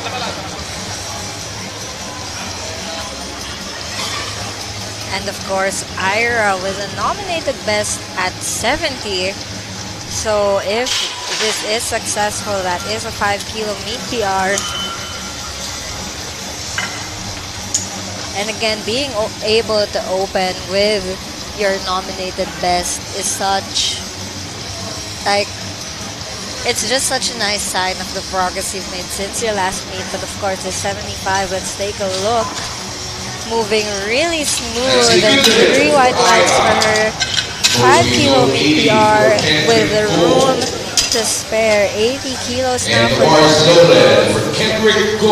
I agree with what you just said, and we've seen that quite a few times now for the meet PR being the opener, and I like that. It's not just a statement to everybody competing with you, it's a statement to yourself that you can keep going heavier. And Kendrick Go, an 80 for himself. If I remember correctly, he did have a pretty narrow bench grip. Yep, we've actually seen a lot of really narrow bench grips in this flight. And of course, a lot less arches. We are in the Masters territory. Oh my god, that range of motion's crazy. Oh, and that's, I think, one of the problems too with the higher ROMs. There's a lot more to burn and a lot more to travel. But it's a really good attempt for Kendrick Go, and he does have one more shot at this. Oh, we have a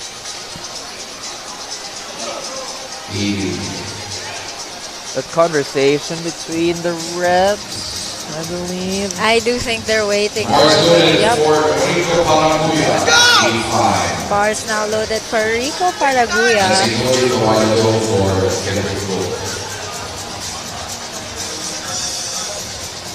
85. Wow, no complications or anything whatsoever on that setup. Just fly. And he still finds a good arc for himself, so he's really found his groove, at least really early on. First 93s and then 85. That's a good lift. Really easy. Taking a look at Rico Paraguya, I looked at his bench, that range of motion that he had despite being able to argue and a relatively wider grip. The first thing I looked at was his deadlift opener, and he is deadlifting last. He's deadlifting last. So it's safe to say I understand why. Well, there's a lot of implications here, but again, we have so much excitement. 105 now for Travis Oist. Opting for that 2.5 jump. Again, really, really young lifter, but already so strong. He is taking a little bit of time for the setup. I believe him and Artie actually took some time, and the up is there for 105. And again, I just really like how happy everybody is with everything, but the walk-up is quite serious. He's prepping for his next lift. And another second bench coming in from RD Labrador. The bar is donated for RD Labrador.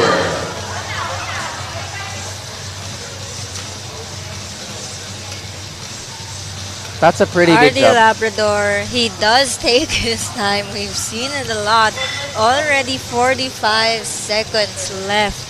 Taking his time to really put on the wrist straps, and he's only put on one. I like the confidence, but there is 30 seconds left and it's going down. But hey, the build-up is sometimes as exciting.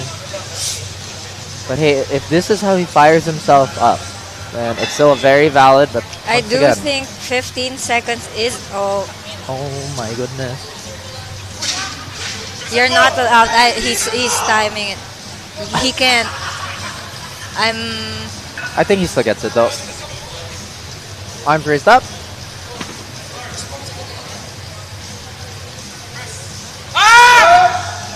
I do think he will be spoken to by the referee. Yup, I was expecting that. But it is still a successful lift, 2-1. He is really cutting it close. Like I wanna talk about it a little more, and there is I wouldn't necessarily say leniency because they're still giving him the command anyway. But hey, you know, everybody there gotta be a little bit more respectful with the time. And especially with the instructions of the referees. That could have been the warning too. He did receive a warning actually, but of course Aldrich Kong, who now 115. Of course, Aldrich with a best of 117.5. I do know his goal for this is 120. That's a good lift for Aldrich. I'm wondering if that's what they're going to put up. 62.5. It does look like it could be in the making, but it doesn't also seem like there is a duel brewing sometime soon here. Third attempt for Miss Rian De La Cruz, both competing in the junior and in the open. And again for Rian De La Cruz, she actually just, it seemed so easy that she pressed it, realized she didn't get the command and went to do it again. So hopefully that's positive for her, that she's going into this like knowing, okay, I have the strength for this. I just need to be patient with that pause and then just push. So 62.5 again for her. And we've been mentioning she is going up against Francis Figueroa, fighting for that first place spot. And looking at the forecast that they could be quite close, but of course Rian De La Cruz needing to add those kilos with 62.5.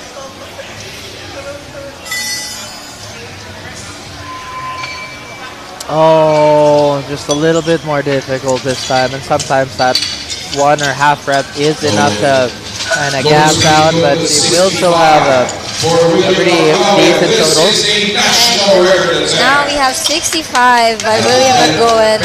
So it is 62 is his meet best, and it's safe to assume also his record.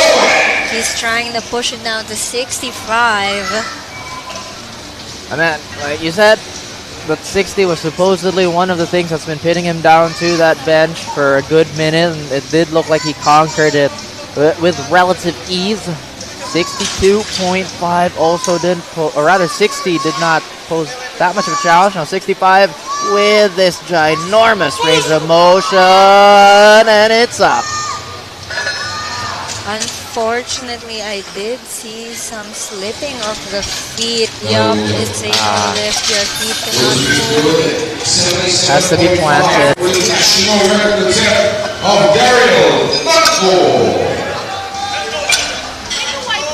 Daryl Tanco now trying to get the women's junior record. The bench press record is set at 75. Also, this record was set in 2018. Oh, another long-standing record ready to get executed on the spot here at the SBD PH Nationals. And a little side comment here, Miss Daryl Tanco, also very considerate of her talk. I feel like there have been multiple times where just kind of throw it around. But right now, 77.5 on that bar. You did say it was 75? Was the previous record? Yep, the previous record, 75. Taken in 2018 by a Philippine representing lifter. So Daryl Tanco now representing Zest Power Gym, trying to break this record in 2025. It is. And you hear her sister, who's actually her handler, saying, it's okay. And I think Daryl walks off the platform knowing that it's okay. Yeah. 75 still remains to be unchallenged by but Kendrick Gold from Men's Master 2, 93 will have a reattempt at that 80, and again with that pretty narrow grip, hopefully he hasn't burned too much fuel. We're waiting for him to walk up. We don't see him just yet, but the timer is burning. I do think he might be walking out for this attempt because Kendrick Go is a veteran lifter. Should know when he has to be ready. So I think it's safe to. Yup, it has been announced that the lift is waived. So we are now moving on to Ira Aquino, hoping to bench 80 kilos. And again, we are mentioning it with Ira that her meet PR is 70, and she's already hit 75. She wants to add 5 more kilos to that for 80, and the loaders are setting it up for her right now. It's been a red streak for bench number 3, and like the statistics say, it is the most missed lift because even just 2.5 can change things. True. The bar is loaded for Aquino. I do have to say it is one of the most satisfying lifts. I mean, if it's one of the most missed lifts and you get it, I feel like it's nice to not be part of, you know, that statistic. But of course, Ira Aquino trying to not be part of that statistic. 80 kilos now for her. 80 on the bar, like you just said. 70 and the 75 look great for our women's open 84 plus lifter here. Iris is getting ready. Oh, she's really fighting that, and I do think it's a good lift. Just waiting for the lights, but I do think we'll be seeing whites. I'm seeing 1 thumbs up, and it's a good lift for Ira Aquino. And the bar is loaded, Francis Figueroa. Francis Figueroa now also trying to close things off with 80. This will match her all-time meet best.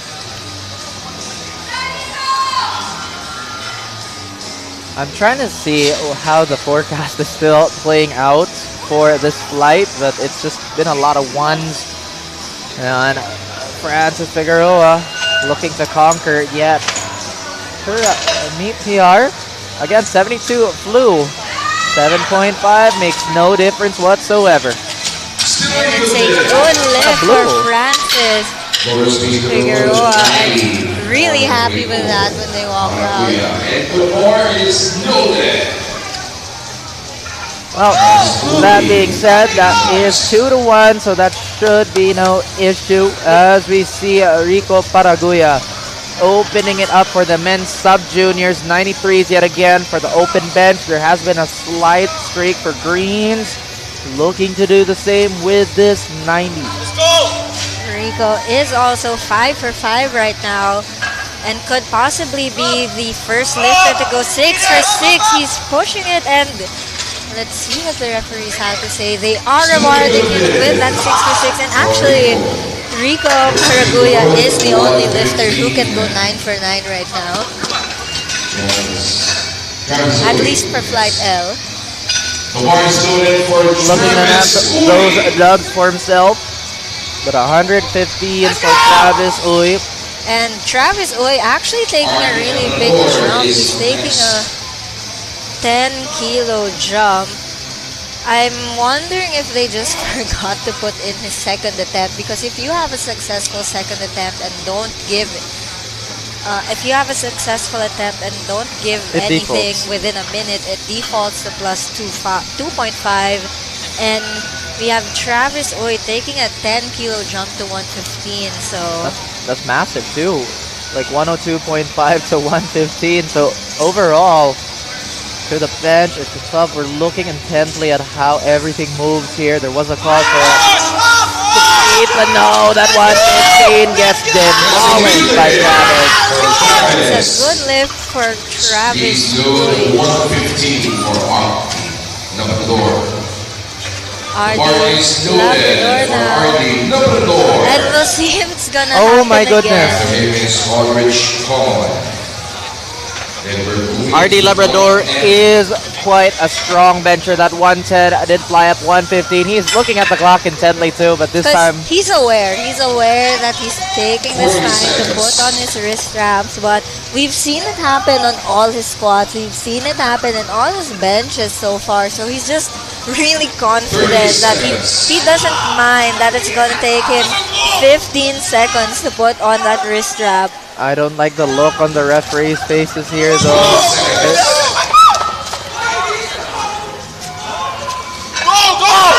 This setup has to be quick. This has to be lightning quick. But he has shown us that he is really fast with his setup. He only needs 5 seconds.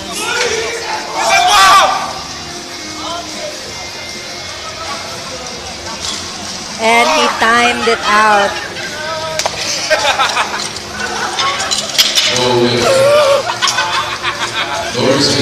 But again, guys, gotta speed things up. You do have on wrist straps, and especially on the bench where people tend to have more intricate setups. And the timer only stops once that referee gives you that start command. It can take longer than you think. But of course, Aldrich Konghoon trying for 120. Oh, a little bit of a shake. And it's just dropped above his chest. And we're moving to the Bill, that should be on a par for one of the biggest benches for the sub-juniors in totality. That's the biggest bench for that fight as well. We're moving on now to flight N.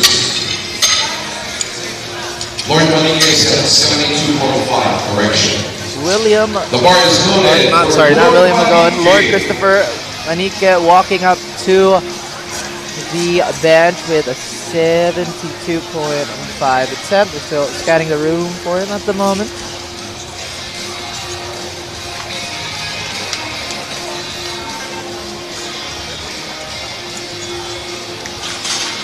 We are opening with 83 kilos. I'm not sure if they're waiving this lift. There was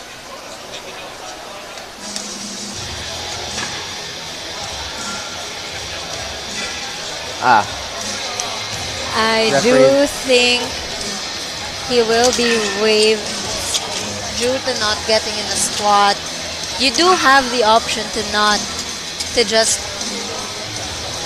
not continue the rest of the day. So I do think that's what Mr. Christopher is going to be doing, or at least maybe just needs a little bit more rest. Maybe wants to just wait till deadlifts. Looking at the deadlifts, he has his at 72.5.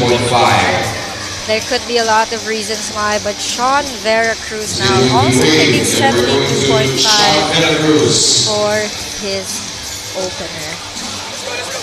Yeah, I mean, there could be a multitude of reasons to it. You know, when the totals just won't count. We know the rules. You do need to qualify at least in one of these lifts for the total to be registered. You can have the freedom of choice to maybe sit it out till the deadlift, aka the best lift in the world. But Sean Veracruz on the bench. 72.5 opener for him as well.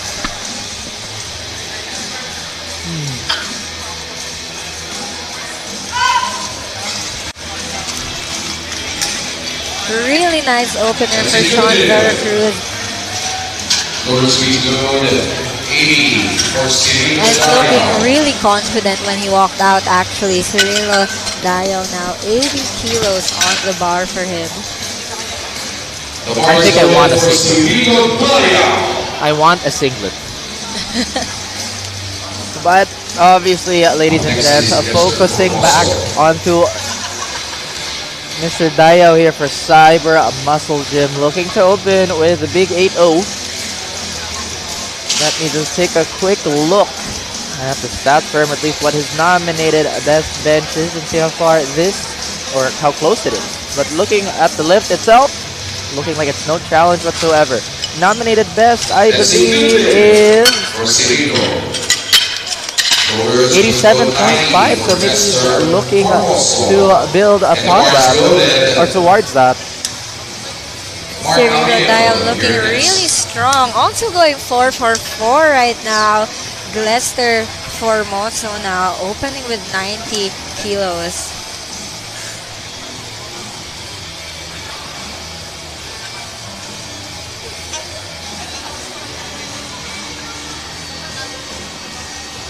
Glester prepping for his lifts. And he did have a few missed attempts on the squats. This bench is looking a bit more impressive. There's a little bit of shaking on his left arm. It's a good lift and a much better start for Glester Formosa this time around. Getting his opener really easily as well. Mark Amil now 97.5. The bar is going for Mark Amil.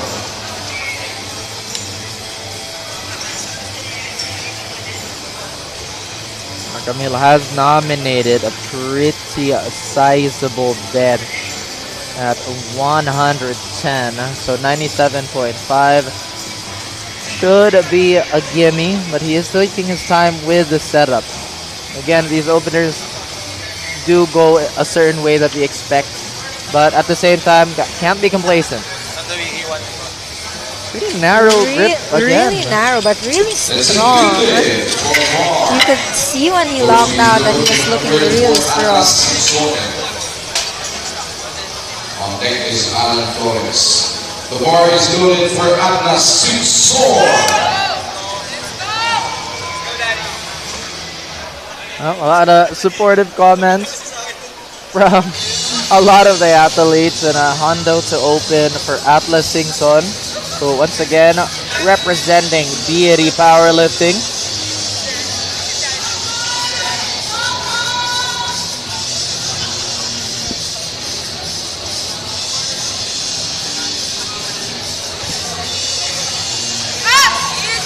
Really easy weight for Atlas Singson and a good lift for him.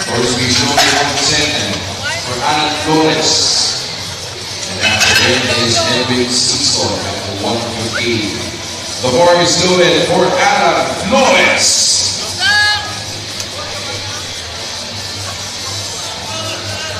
Alan Flores for the men's open, 93 here. 110 for his opener. His nominated best, I believe, should be at around 112. So this is pretty close to it. Maybe he's looking to smash that on the second attempt and maybe go a little bit over for that third. And with that being said, 110 looked like it was a lightweight. It's a good lift. For the speed zone 115 for Edwin Simpson.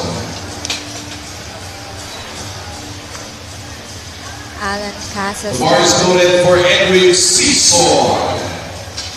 Sorry, Edwin Season now. One of our lifters to go 3 for 3 on squats. Opening up now with 115 for his bench. Aiming for that 4 for 4.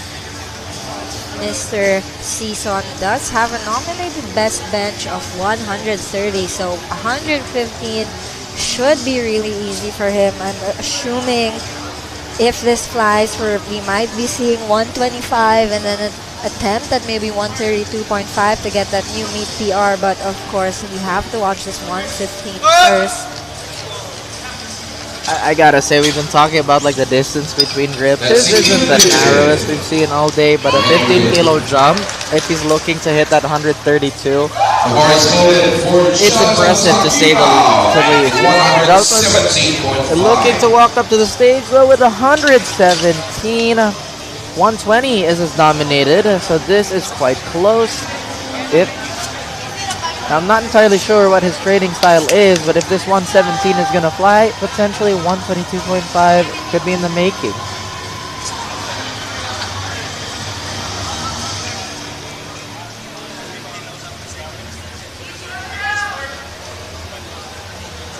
Jalton Tagiba with, oh wow, a really easy 117.5 for him. And again, Jalton's best nominated bench is 120, and that 117 flew just like that. So we will definitely be seeing a new PR for Jalton Tagiba. And now we have Jose Perez. We saw Jose Perez take and break the national squat record by 37 kilos. Again, 10 is ridiculous, 20 is out of this world, and 37, I don't know what to say. And it's worth mentioning, he's opening with 127.5. So I took a look at the bench records. The bench record stands at 140. But I think it's worth mentioning that that 140 was set in 2015. A long way from 2015.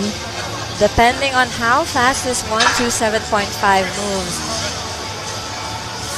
Oh, and it's a bit slow, but he's fighting for it. Let's see what they're... 3 wide leg, it's a good lift. You did see there was a bit of sliding, but it was successful. And thankfully, with that successful 127.5, he does get to really solidify that record as his. Just one more attempt in the deadlifts later on to make it his, but now we have Kenrick Namor, 130. Pretty strong opener. Like we said, been probably one of the more prominent lifters, at least at the moment, for this flight. He did miss his last squat, surprisingly. The timer will be reset because the rack height wasn't set to his height, but now bar is now loaded for him.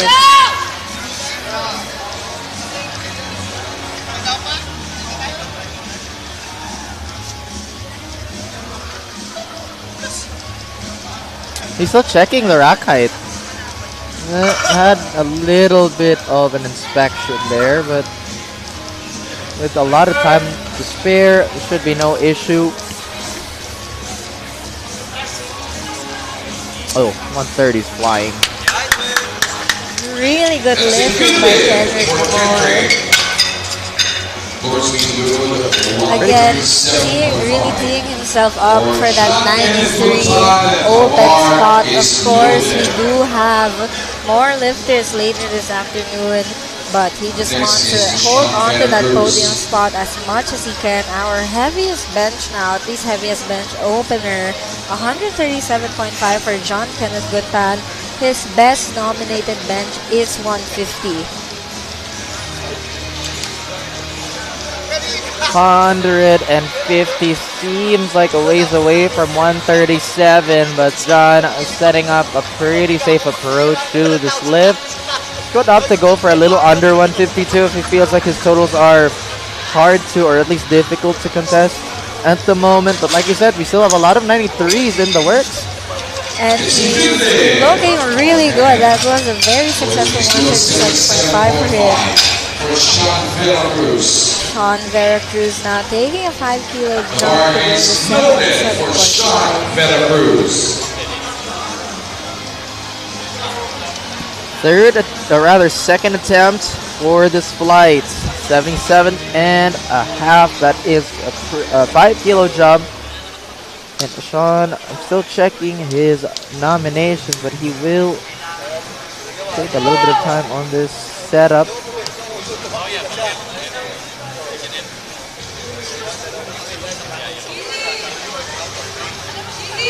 Oh, so this is 2.5 above his best. Really easy if that's already 2.5 above his best. That's moving really well and setting himself up for a big meet PR. It's a good lift for Sean. Changing a few words there. Maybe there's a few things they would want to optimize a little bit. And he has locked in his third attempt. But for The next lifter here. Pretty, well, not common, but like a jump that we've seen time and time again today. 2.5 kilos away from his meet PR, or rather his nominated best.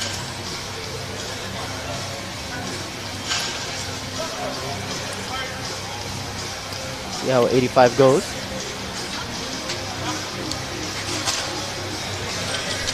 Looking really good. 85 moving really well for him again. His best bench is 87.5, and with the speed of that 85, I am expecting 90 from him, but Glester Formoso now 90 kilos.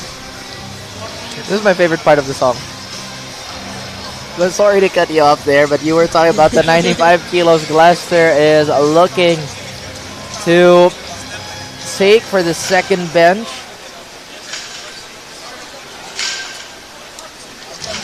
He has a lot of ground to make up, especially with how the squats have been going, but does look like his bench is a little bit more impressive. Pretty happy about how that one goes, so maybe we'll see the big 100 for him. The bar is loaded. Atas in your next.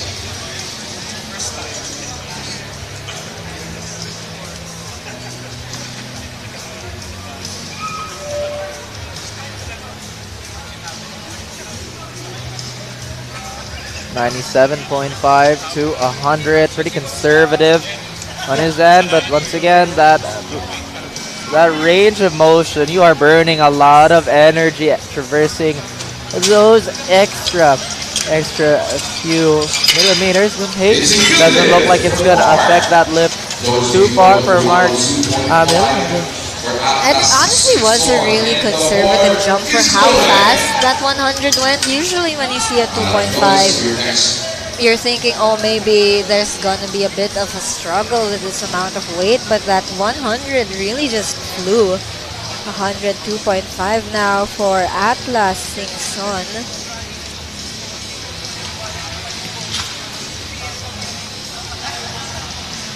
Well over. He has a body weight here, clear 22 kilos. 22 and a half, actually. Need to press that convincingly.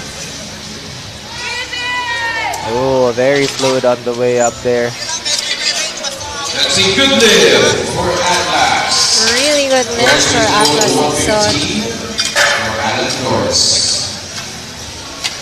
Jonathan Tapino, your honor. Cleaning up the bar.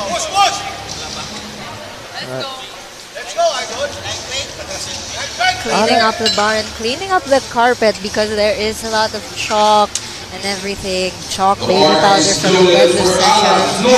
You want to keep it as clean as possible. Alan Flores now. 115, just a 5 kilo jump for him. Barely any arc. He is going to toss that extra 5 kilos really jump good for Alan Flores. One of our few lifters who have gone 5 for 5 now. 1, 2, 3 lifters so far going 5 for 5. Jalton Takibao, 122.5. If these next few lifts are successful, then we are going to have a bit more contention for that 6 for 6. Like you just said, so far we've only had one lifter, I believe, who's gone 6 for 6, Yep. and that's Rico Paraguya from the previous flight. Charlton Tagibao now has an all-time best meet PR at 120. Hoping to set something new with 122.5, and again, this is just his second attempt, and that 122.5 is really, really well for him. 10 kilo jump now. Think this is the biggest jump from the benches. Edwin Season looks. Let's get that 25. I believe we were talking about his nominated best to be around 140, I believe. I could be wrong. Let me just check. That's why we have technology. Edwin Season now ready himself for 125. It's 130, so he's 5 away from hitting his, or at least matching his nominated best.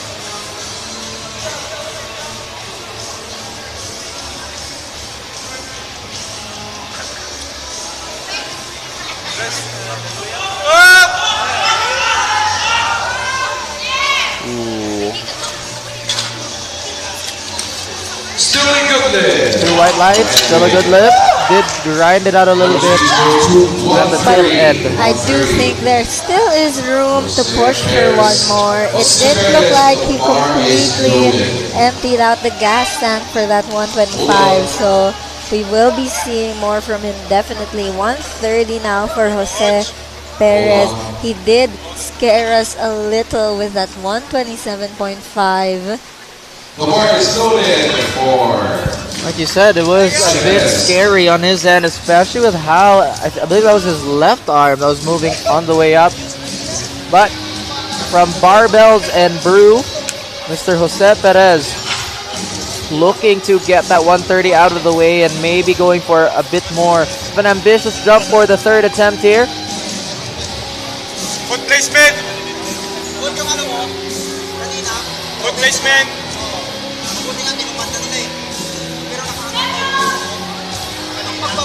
Easy. Stay tight.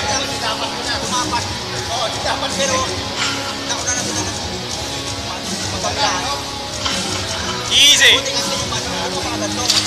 That looked a lot better. That looked a lot better than his 127.5. And listening to his actor who was actually behind me while he was doing that, he kept saying foot placement. And I did notice that on his first attempt, he did point towards his feet. I think maybe it wasn't in the ideal position, especially, you know, pad lengths differ from brand to brand, so he could be used to something else. But of course, Kenrick Namor now 140, a 10-kilo jump.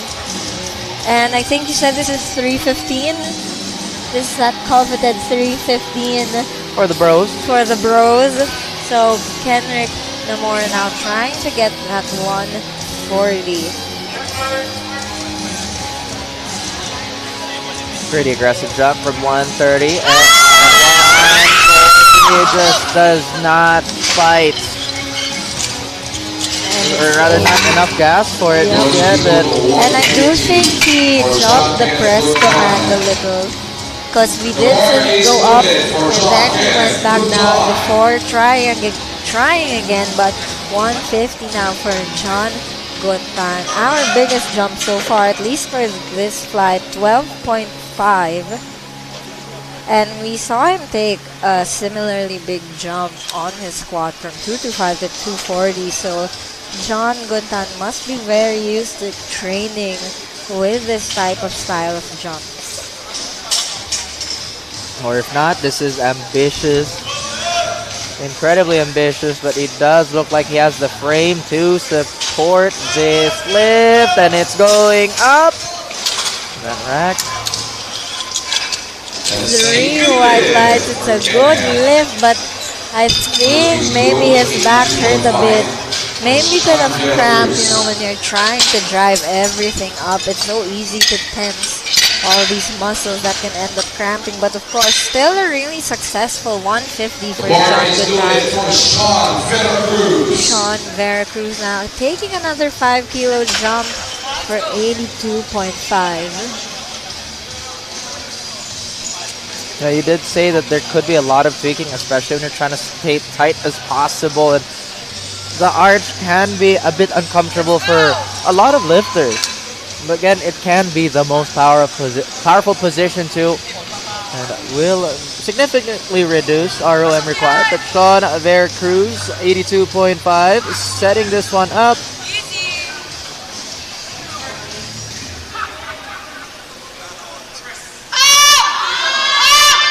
And he's really fighting for that. I do think it is a good lift. It's a good lift. 3 for 3 for Sean Veracruz. So Cirilo Dayaw now 87.5. His nominated best is also 87.5. Trying to match it again today. That's always a good thing to hear for a match or a push beyond that, like we said earlier. And time check, it is 1:42, guys, and we are entering the tail end of the benches, I believe, or at least for this flight. And with 87.5 on the bar, we could see a little bit of a win streak for Flight M if this does go up. And Cirilo Dayaw.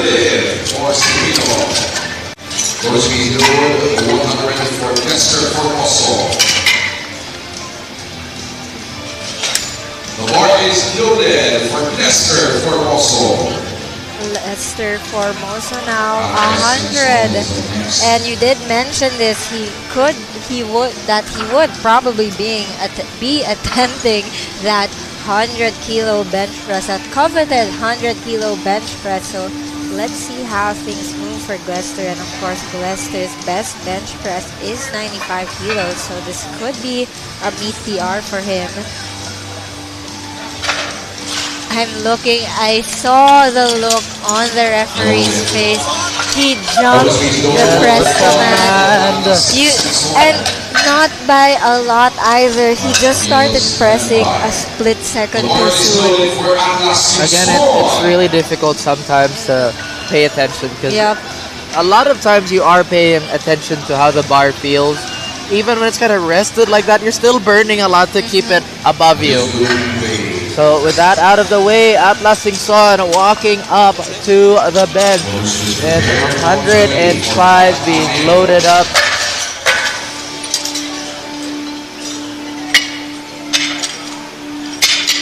After Mark will be Alan and Jonathan. The bar is loaded for Mark Amil. Mark Amil now taking a 20 kilo jump. So I do think maybe there was a missed attempt, like did not give an attempt from that 97.5 to that 100, because we were saying usually when you take those 2.5 jumps, you think, oh, maybe they don't have that much gas left in the tank, but that 100 just flew. So he's adding 20 kilos now. Let's see how this will move with a 20 kilo jump though. Like the same and for 100. It barely slowed him down. That's a really good 120 attempt for Mark Amil. And he now joins Cirilo Dayaw as one of our lifters on this flight to go 6 for 6. Alan Flores now 125. Also hoping to close that 6 for 6. Going for a 5 kilo jump, then taking a 10. 125 is no joke whatsoever, regardless of the weight class. Alan Flores could go 6 for 6, as you mentioned. Just previously, it was Mark Amil who was the induction to that day club. Him and Cirilo, but 125 proves to be no issue.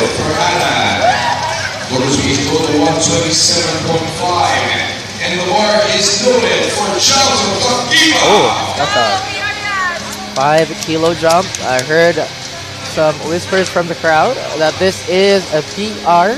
Yup, Jonathan Takiba attempting an all-time PR. It's hard to tell with the nominated totals if these are PRs or maybe just meet best. Last meet, yeah. Yup, so Jonathan Takiba attempting an all-time PR right now, 127.5. Easy, Adrian!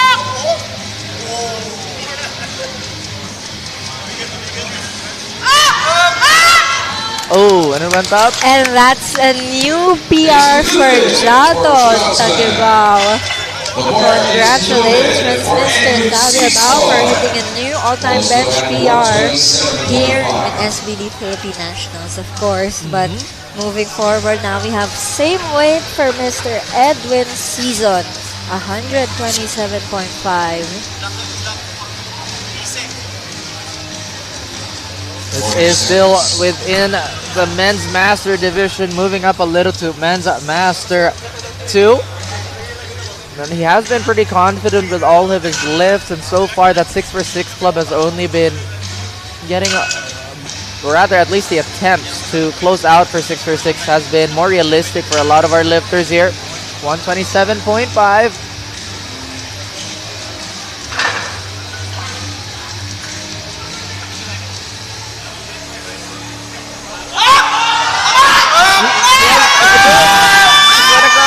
Oh, and he just couldn't push past that top end, the last 80% of that lift, but he really tried. No lift there, unfortunately for him. But still, it's been pretty smooth sailing relatively for Mr. Edwin Season. So his deadlift, or at least his confidence going into the third lift and into the deadlift, shouldn't be too beat up. But now Jose Perez with 135. Does look like they cleaned up a lot out after that 127.5. 130 moved like a dream, and 135. That 130 definitely gave him that confidence for this 5 kilo jump. He realized he figured out where to put his feet. He figured out what he did wrong in that 127.5, and now he's feeling confident. He asks for that additional 5 kilos, and again, Jose Perez is actually slowly building himself up to not just get that deadlift record. Spoiler, not just for the deadlift record, but it looks like he really wants that Masters 1 total record as well. So if he did use his previous meet PRs, then I think at this moment in time, it's just not gonna move up regardless of those previous stats. However, he's already crushed it in the squat. The bench, just, or at least the third bench, is looking that much more challenging. And to be fair, it is an expected, difficult part of the day.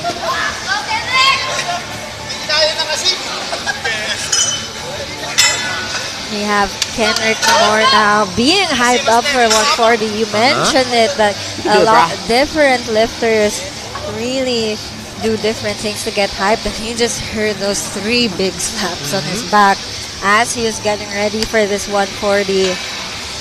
Well, better not turn your TV or your screen off. Kenrick Moore looking to put some sauce, some mustard on this, make it a little spicy. 140 on the bar.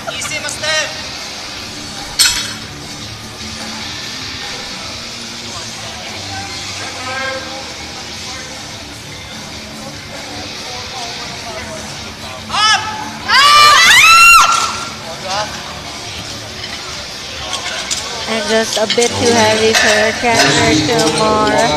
Still pretty happy about it though. I mean, to be fair, he did fight for it really well both times. I actually think maybe if he kind of didn't take that aggressive jump to 140, he could have had a few extra kilos to the total, but doesn't seem like it bothers him a bit too much. But 160 by John Guntan. 150 was pretty easy for him, but you see how he really squeezes that bench with his back.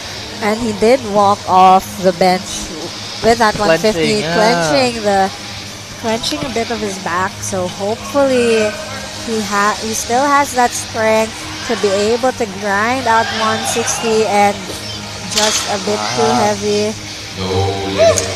He's holding on to his shoulder now, but so maybe a lot of those are trying to offload to the smaller muscle groups, but maybe starting to the back. And with that, that's actually the final lift of our bench session.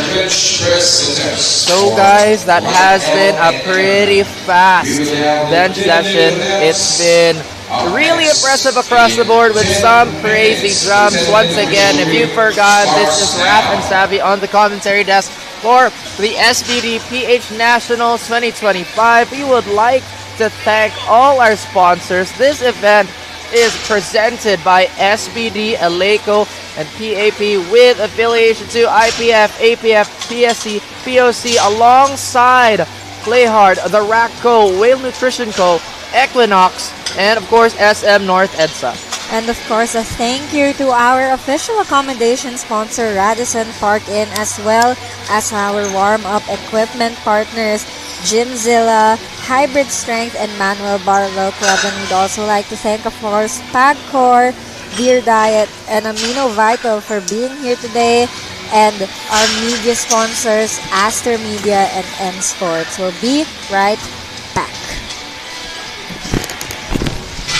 I swear it sounds so different when you put it in.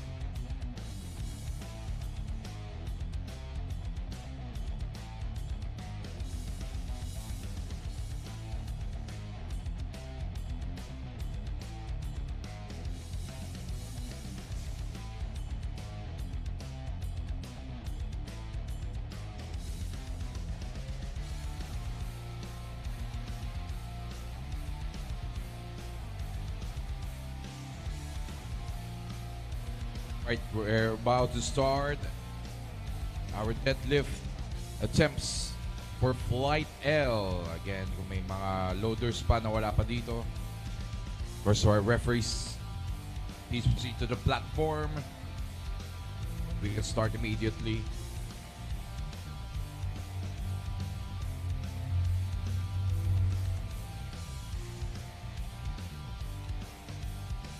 As for deadlift, William McGowan will be first at 100.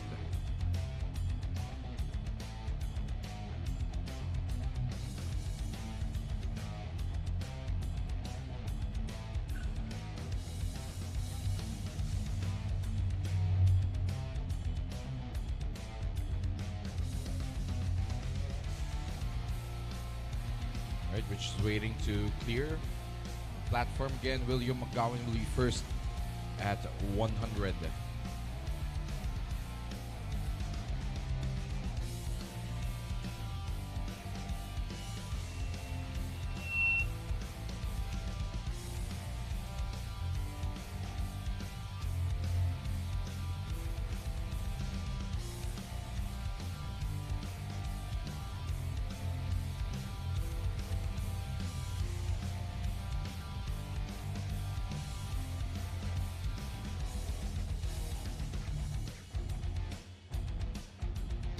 Paging our other referee, Mr. Tom Salamat. Please proceed to the platform now.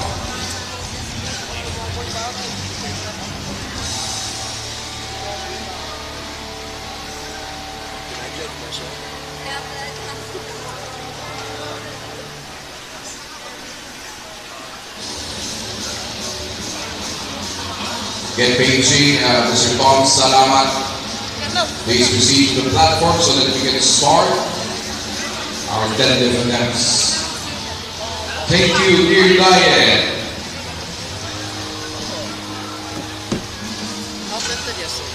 Yeah. Dear Diane, please. Okay, the bar is loaded for William McGowan.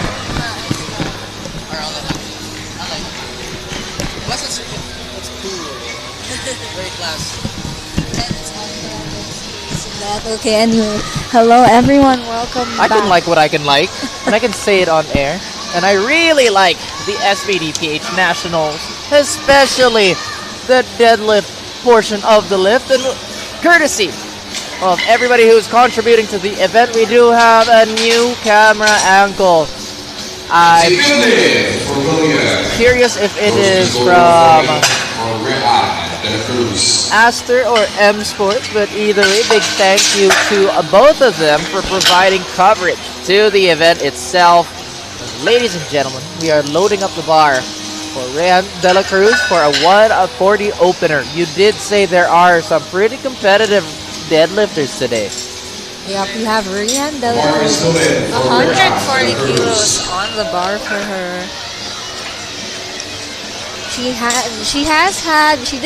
a shaky start to this competition, bouncing back with her second squat and getting in her bench, hoping to end things on a really good note with 140 now.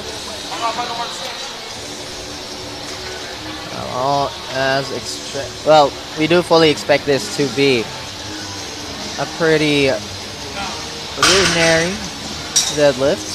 Or lift.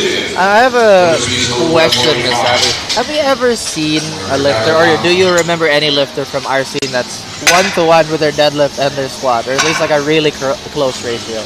It is honestly me. She fell for it. She fell for it. But of course, it depends lifter to lifter. We do have Daryl Tanko now. 145 conventional lifter. Raph cheering for that conventional lifter. Let's go. 145. And she's really happy with that. Will that indicate that that was one of her nominated best? Let me take a check.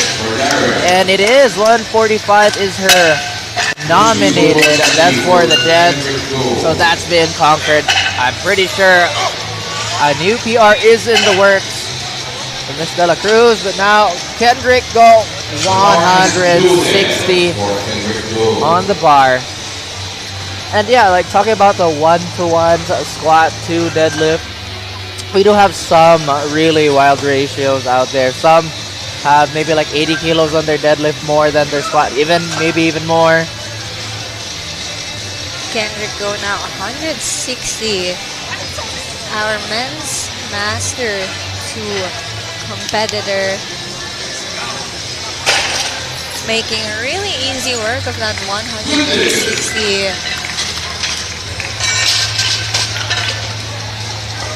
165 up next for Francis Figueroa. And Francis Figueroa, I mentioned it a while ago, she actually does hold the deadlift record for their weight class at 206. 206 for Nicole Figueroa. But of course, opening with 165. I like these conventional pulls as well as this new angle. We do see how the bar distance can vary from lifter to lifter, and that 165 still brings a smile on Figueroa's face. His 84s, or at least for the women's, have been pretty stacked. And we have Ira Aquino now opening with 170. For Ira Aquino. I wonder where that camera is actually. I'm trying to look for it. I'm wondering what types of jumps she will be aiming for, because the deadlift record sits at 205.5. Maybe she'll go for like a 15 first and finish it off, or maybe a 20 with 190. But either way, let's not get ahead of ourselves too much. 170 looks to fly for Miss Aquino here. This is the best division known to man. So many conventional pulls, and all so easy. Really nice 170 for Ira Aquino. She's feeling good. And she gives the camera a smile. 175 now for Travis Uy. And we were mentioning this a while ago. We have a really close, at least for second and third, we have RD Labrador and Rico Paraguya tied right now, and not that far behind from Travis Uy actually, who's currently sitting in first. I gotta say, big ups for Ira Aquino, who's absolutely destroyed all her nominated tests, at least individually. But now Travis Uy, 175 sumo this time around.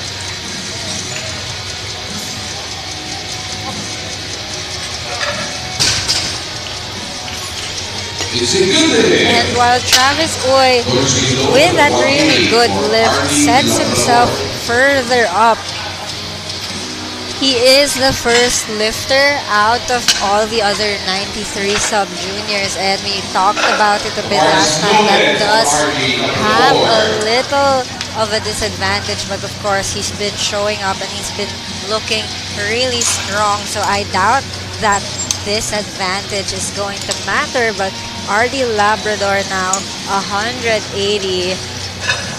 RD really tempting the timer, and actually did miss on his third bench due to running the timer out. But now it's deadlifts. It doesn't take much to set up, so hopefully this one moves really well for him. And it does. Like you said, did have a bit of a time issue on the bench, so that might actually force him to bump up his jumps a bit higher for the deadlift. So he can make up some ground for, I believe, the sub-juniors. Now another sub-junior here is the 105, who's been a monster at these lifts. Will open with 185. Opening at 185 with a best of 195. He also does have family in the crowd. Oh, that's looking really easy. I think his easiest opener out of all the lifts so far. And he's walking off with a smile, so I think he knows he's feeling really good today. And our heaviest deadlift now, we have Rico Paraguya. Rico Paraguya actually not only is the only lifter in this fight to go 6 for 6, he did bench quite earlier than the other sub-juniors. And I took a look at his bench and I took a look at his deadlift opener, and you can really see why. With those really long arms, but it looks like he forgot. He's jumped that down command, or it looks like he felt a bit off balance.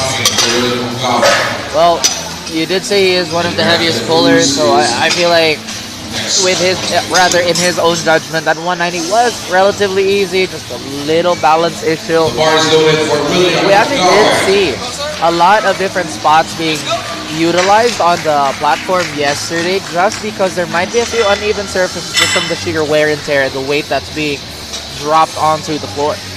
And we have William McGowan now, 117.5. It's worth noting that his best deadlift is 145, but William does plan on taking a bit of a break from powerlifting after this because he did fracture his back. That's probably the last place you would ever want to hurt. But he's really happy with now that 117. You did say he holds a plethora of records, so maybe, it's not too much of a big asset. Yeah, relax for a little bit. But Rayan De La Cruz, 150 now. She had a big smile on her face for that 140. 150 potentially being hunted down.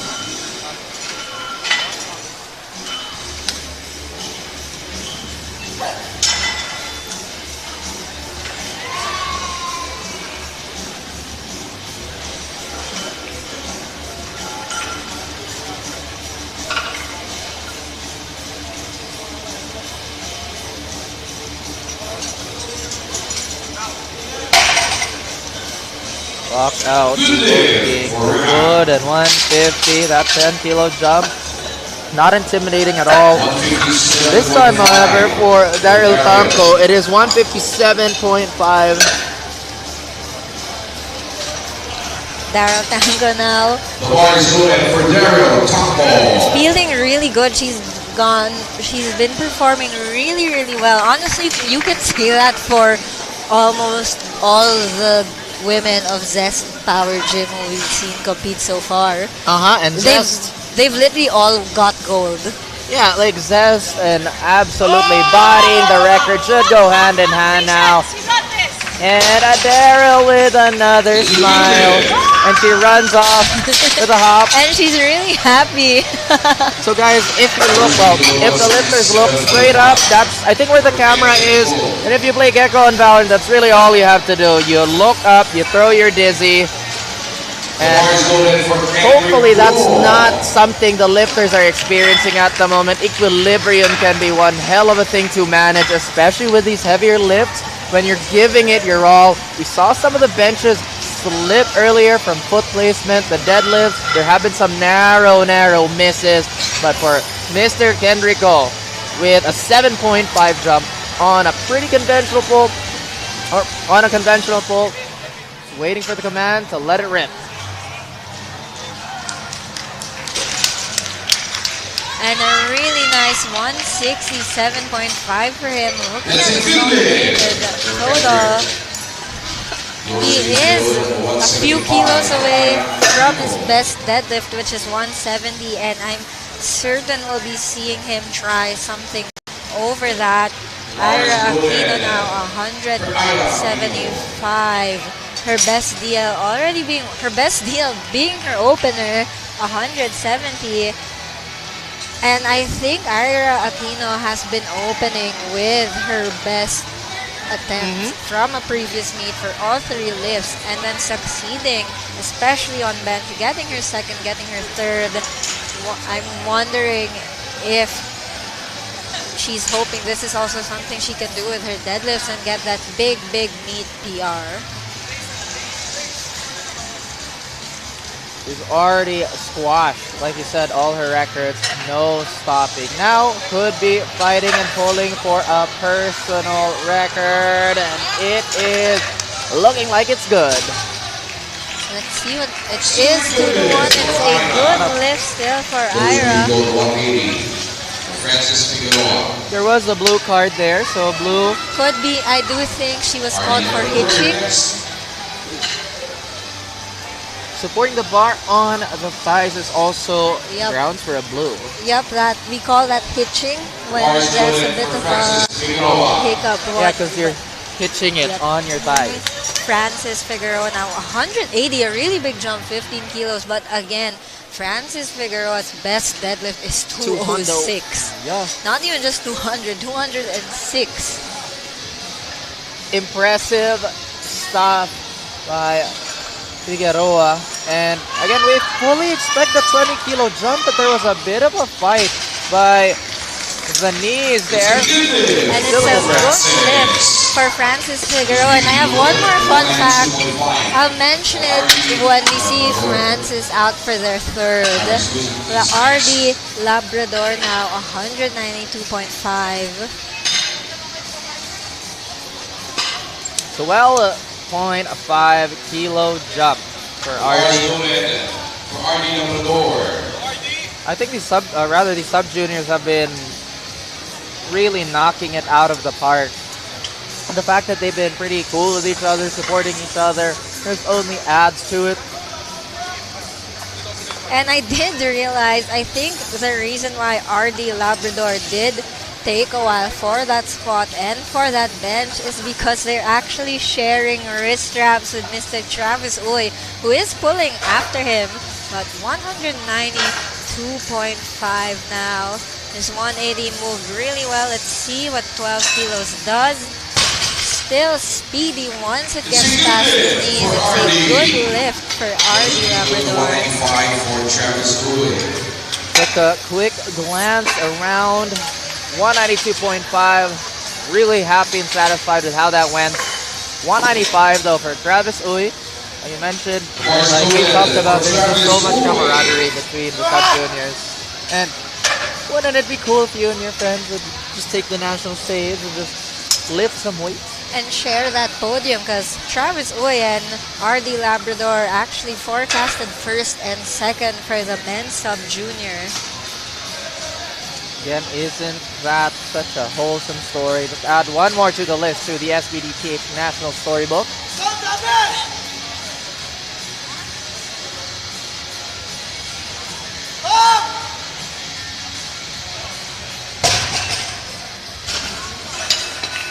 The rewind is a good lift. And Travis Uy is now 5 kilos shy of that 500 kilo total. They have Rico Paraguya now moved up to 200. We saw this happen a lot yesterday. A lot of lifters where the lift is just too fast that they go off balance, opting to add more weight to it. So Rico Paraguya adding 10 kilos to that, getting this 200. I also think that was Miss Lian at this backstage. And again, I just want to hammer down that I love how everybody participates all 3 days. Like you said, there was a little bit of wobble at the top. It goes down a bit. I think they call that, but it is. A little unlucky, but even mimicking the action nearly made my headset fall. And now imagine you add 200 kilos to the palms of your hands.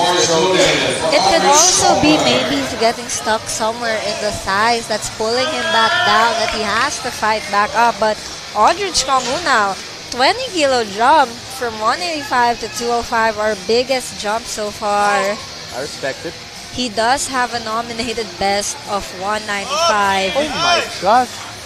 Oh wow, he's feeling really good, at least on deadlift. 205, moving like that, and a 10 kilo meat best for Aldrich Konghun.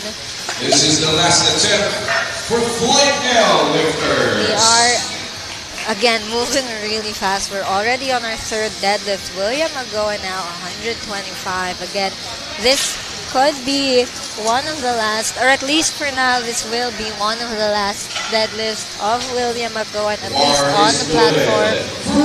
He's taking a step back, gonna let himself heal and recover, and right now is actually coaching a really successful team of junior and developmental lifters. So 125 now, final deadlift to close out the day.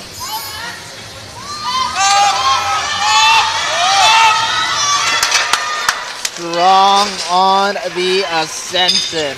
William And a good lift for William McGowan, and he's happy with that. Anybody would, and he's had a pretty good outing so far. At least for the day, he conquered that 60 that, like you said, was keeping him plastered to the bench, and now that's a perfect outing for the deadlift. Rianne De La Cruz, her best deadlift actually is 145, so she's loading up 162. I'm guessing she's feeling really good. And again, this is the last deadlift. You just wanna leave it all on the platform. You trained so long for this, had to make a lot of sacrifices to get that training in, so she wants to close things out with this 162.5.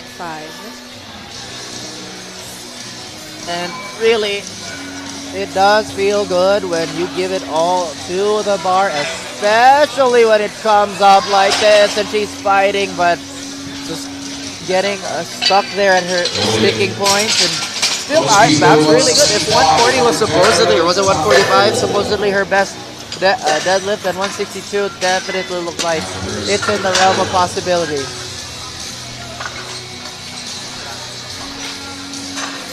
We have Daryl Tanko now, 162.5. Taking a quick look at her nominated best, 162.5.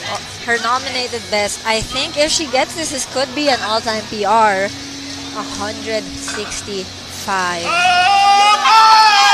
Oh, I think she's got it. Just a lockout. And I think that's smile. a good lift. That definitely is a good lift for Daryl Tanko. Of course, waiting for the lights. 1, 2, 3 comes up, and it's a good lift. And she's really happy with that. Perhaps even happy cat through with that you can follow on Instagram, of course. I don't know what I was trying to do with the hand side. I was like, oh yeah, the heart. And guys, be kind to animals. And heavy weight. Kendrick go now 175. His best deadlift is 170.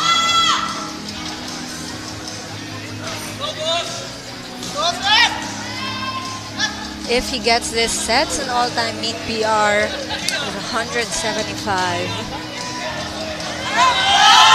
It is coming up, but gravity wins this time still.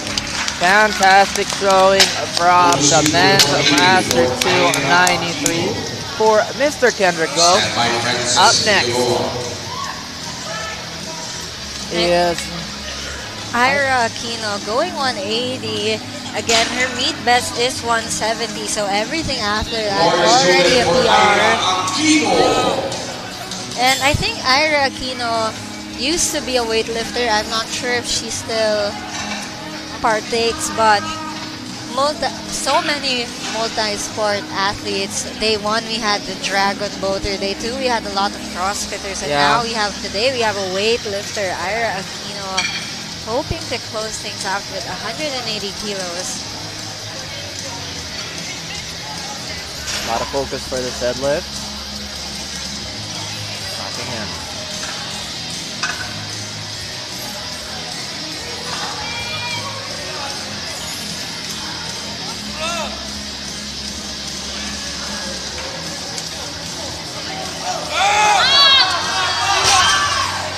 And the grip just gives out, but it was a really good fight for Ira Aquino. And we have 190 now for Francis Figueroa. And the fun fact that I wanted to mention is her 206 is actually the heaviest deadlift of any woman in the Philippines. 206. No one has ever deadlifted anything more than that. At least no other woman in PAP has done that raw, of course, looking at the raw records. We got a lot of power behind this deadlift. 180. Oh, wait. I'm wrong facts. There's actually 207. Per fear of misinformation. I'm so sorry. I hyped that up for nothing. But of course, 190. Just not Just a bit shy of the shins. She did look like she had a bit of trouble on the rise in the previous lift. But of course, looking at her, looking now that the women, we did just conclude all the women with that 190. Figueroa does still come in first place, but now Rico Paraguya. One last attempt. It's just been wobbling at the top, and it's so hard to tell if it's just because it's so easy. And he gets it now, and it was so easy. He had 210 in the tank. I honestly think he had more. Oh yeah. I want to be a little conservative about it, you know. So every time I say somebody has more, I end up thinking that. But honestly, I do think that was the safer choice. Being, you know, his coaching probably can tell that he can do more, but 200. Still a very impressive number. And very easy once he got to secure that lockout. But now RD Labrador not trying to contest first place, secure with coming in second for the men's sub juniors 93. Another 200 pull. Again, a very patient lifter is RD Labrador. He's taking his time on this setup. He pulls and he's powering through it. Wow, he really stuck with that knockout. There were so many points in that lift where you'd think he's gonna let it go, he's gonna go forward, but he really just gave it his all. Wow. I respect that a lot. He rocked. I think that was the longest we've seen someone grind out the finish. He rocked the mark. He's made everybody proud, and like you said, that kid has got some heart. Oh. That's not the first time we've actually seen someone leave their belt, but this should not take away from the focus of Travis Uy, who is pulling 205 by far. The heaviest of the sub-junior 93s. And Travis Uy is your 9 Kong Moon. Aldrich actually secured the 500 kilo total with his 205. I do think that was a goal of his. Now he has 215 on the bar, hoping to push that to 510. 205 looked so easy for him. So this 215, if I'm not mistaken, should prove not too difficult.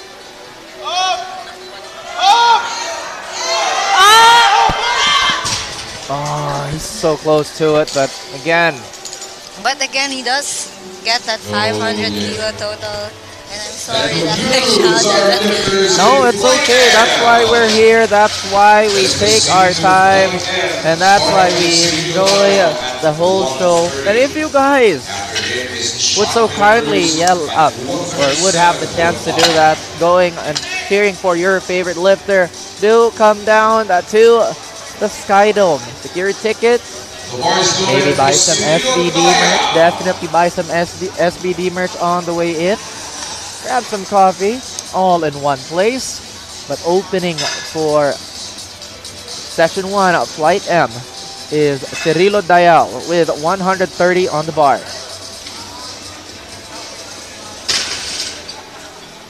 It's a good lift for Cirilo. A really good lift for Cyril Dayo, and Cyril Dayo, one of our few lifters who can possibly go 9 for 9.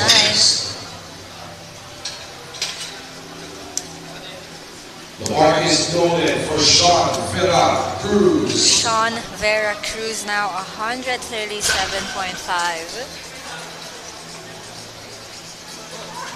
Like you said, that possibility for 9 for 9 is very enticing to all, if not all our lifters.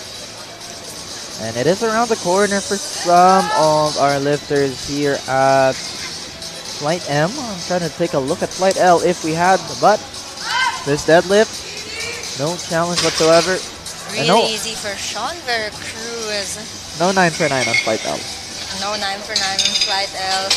Let's see if Flight M can change up the tempo. We do have a few lifters who can secure that 9 for 9. But first, Lester Formoso, 160. The bar is loaded for Lester Formoso.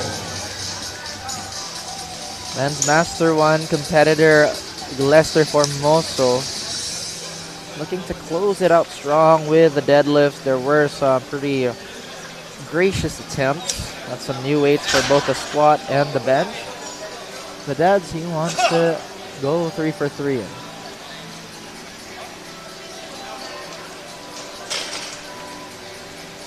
It's a good lift for Lester. It's a good lift for Lester. That 160 honestly moved really easy. Moved like a warm-up almost. Season Edwin now 160 also. Bar is loaded for Edwin Caesar. 160 for him as well, but we're bumping up the weight class back to 83 here. I believe we're not going to see any more 74s for the rest of the day. But Mr. Edwin Season still looking to move this weight. I'm curious how his increments are going to be though.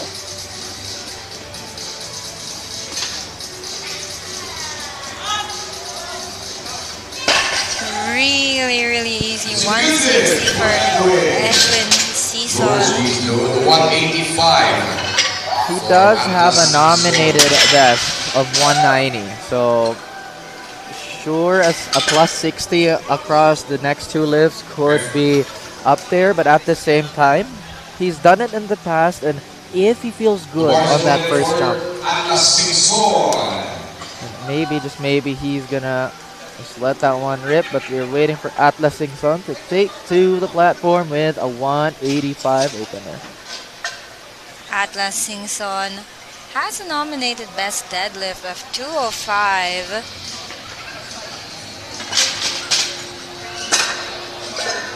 The bar being changed now, loaded to 185. Again, nominated best total of 205, so I'm assuming he's going to be that type of lifter that takes bigger jumps, especially with how fast things moved on his bench. How well things moved for him on his bench. So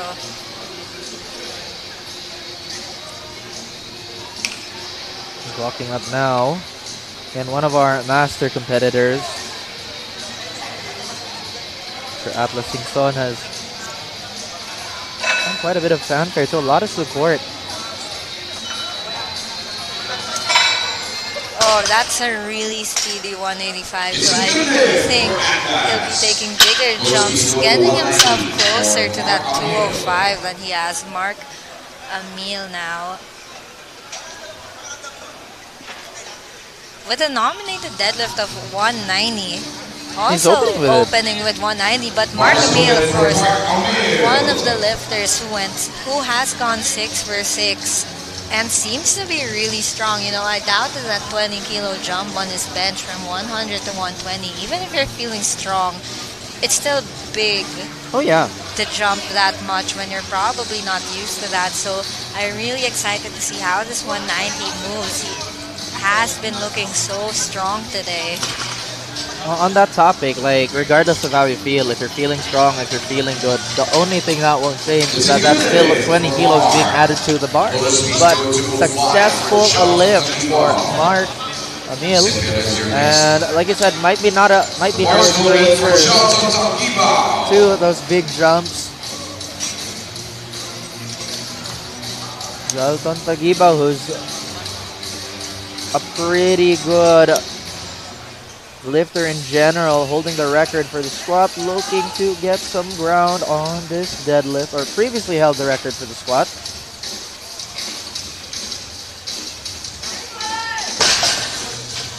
That's some goodness. Tagiba looking really, really strong today.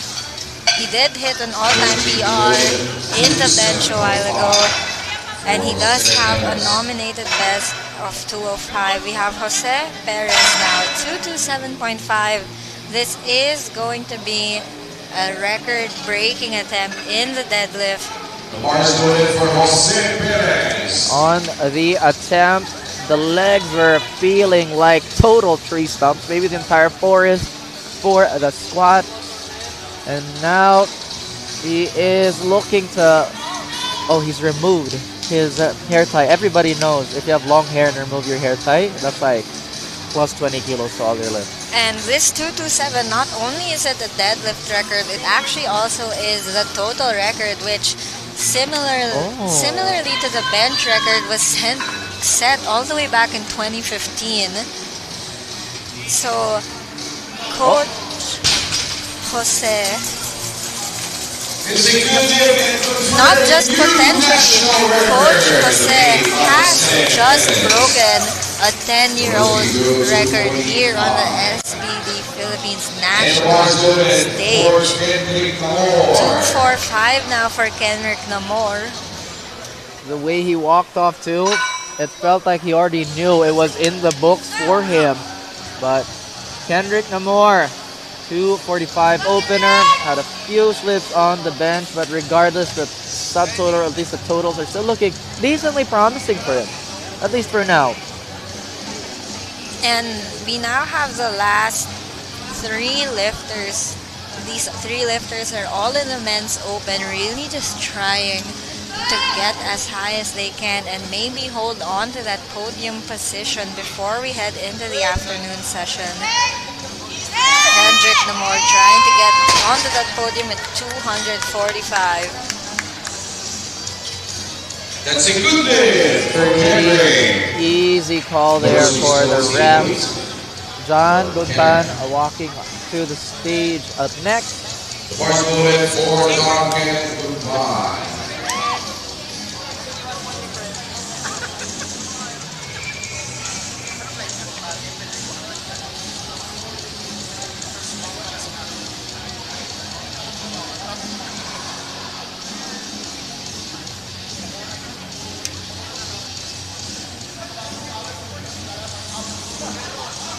John Guntan taking his time with 245, coming into this meet with a best deadlift of 260.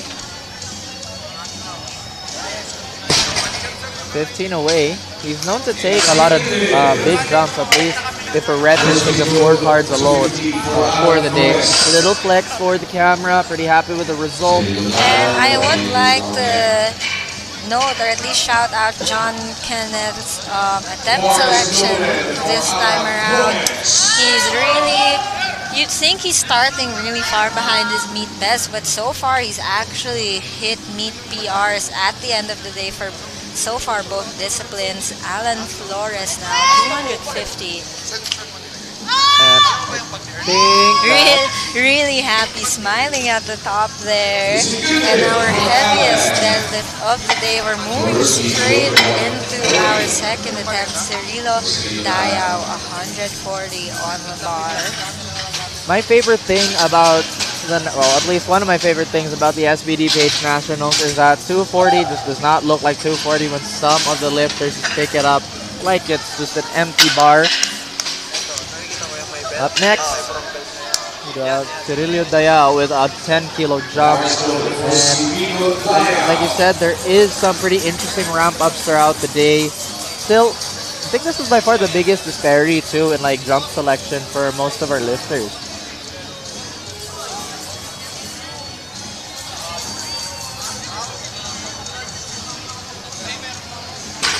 And a really clean 140 for Sylvia Diao. 8 for 8 now. Definitely will be attempting for that 9 for 9. Sean Vera Cruz now 142. And to continue my point, yesterday I think the 74s, again as competitive as it is, had pretty similar jumps. In fact, the 83s also had almost identical jumps. So now we're kind of straying away from that, especially with such a mixed group and a bunch of mixed flights here for day number 3. 142.5 on the bar for Sean Vera Cruz, who's, if not missing for his first lift, could have been one of the 9 for 9s, but doesn't really matter because everything else has been good. I'm seeing 3 thumbs up. It's a good lift for Sean Vera Cruz. And I find it so, it's so simple sometimes when the referees just give a thumbs up or a thumbs down.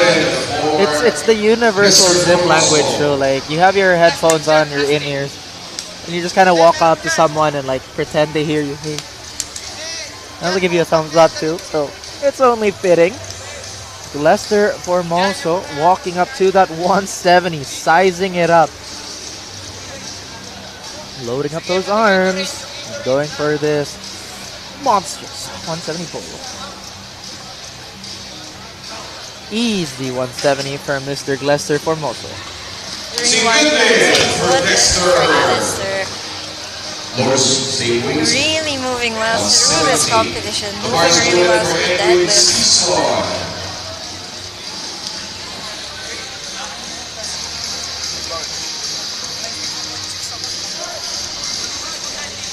Edwin Season also attempting a 170 for the men's master. I believe he's been competing for a year or, well, actually even less than a year. So to start the 2025 this way, it does look like it is a pretty high bar. At least he's setting for himself. A good lift for Edwin Season. Atlas Singson now. 192.5 for him. Really bouncing back well. 185 moved really well for him. And again, Atlas Singson being supported by his athletes, by his gym mates. Everyone just rooting for him, hoping he gets this 192.5. Little nod to the ref. Very respectful too in all the walkouts and the walk-ins. So it's always good to see the professional and professional athlete. Deity Powerlifting being represented well here for Atlas Singson, and now 192.5 flies off the floor. And he does have a nominated best of 205. It looks like he's feeling really good. Would you just try for a new meet PR 207.5 just to end the night? But that is a big jump. That's 15 kilos. 205 now for Mark Amil.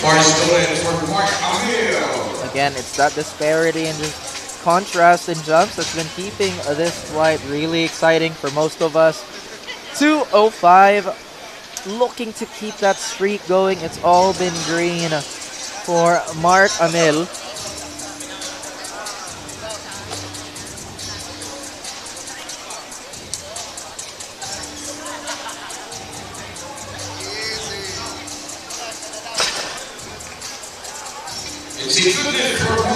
Really good lift for Mark Amil, and he really is just setting himself up for his 9 for 9. He really knows how much his body can push and can pull today. Jalton Takibao now 210. 210, like you said, a 5 kilo jump. You talked about listening to your body time and time again, and I think that's just advice that never gets old, never gets bad, despite how much technology changes. And since the dawn of time, picking up heavy things is still as impressive as ever. 210, looking real good. Really easy. 210 for Jocelyn. 235 for the national record attempt of Jose Perez. Ooh.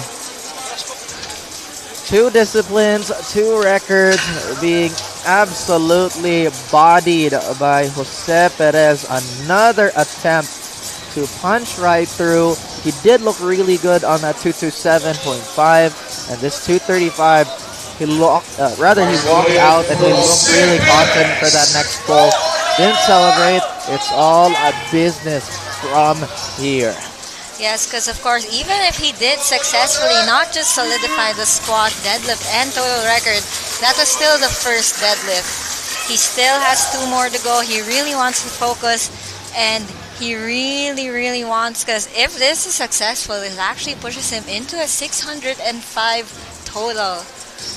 And of course, this further extends his own record, making it harder to beat in the future. Again, that record stood for 10 years, and I think Jose Perez wants to make a record that will stand for maybe even longer.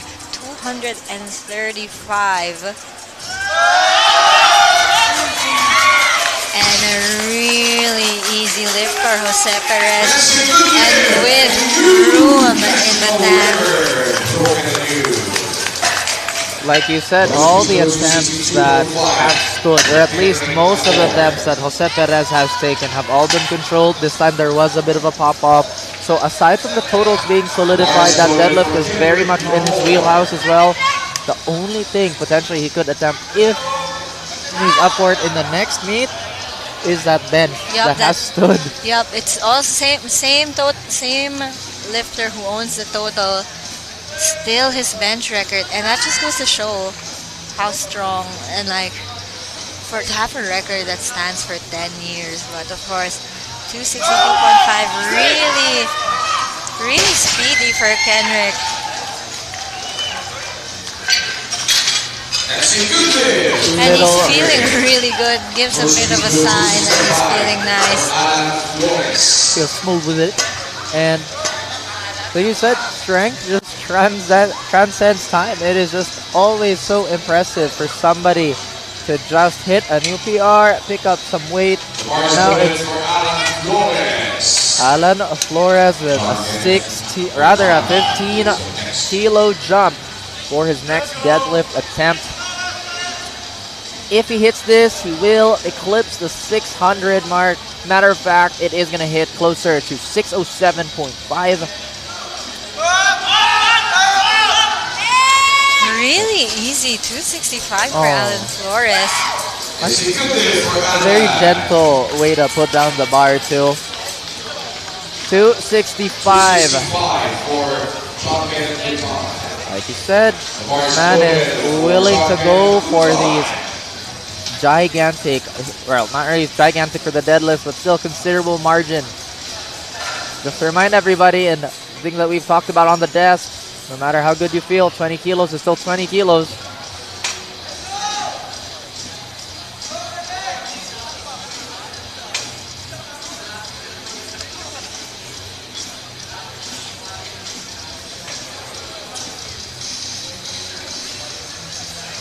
$265 now, and we mentioned he does have a best nominated of 260, and it's just not coming off the floor today, and he really did have to fight for that 240.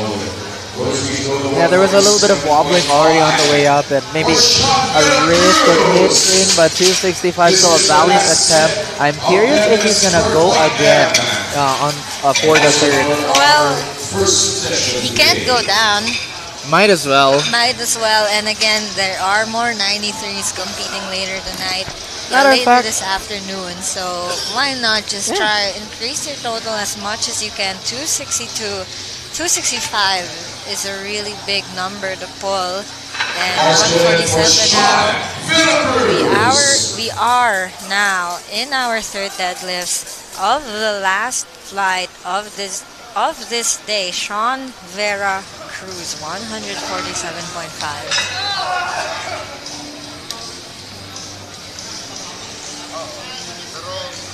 Lots of focus for the last pull, the last lift of the day for Sean Veracruz, and it looks absolutely effortless. Pretty happy with, or at least I'm pretty sure he's happy with how this lift, or rather this meet has gone for him.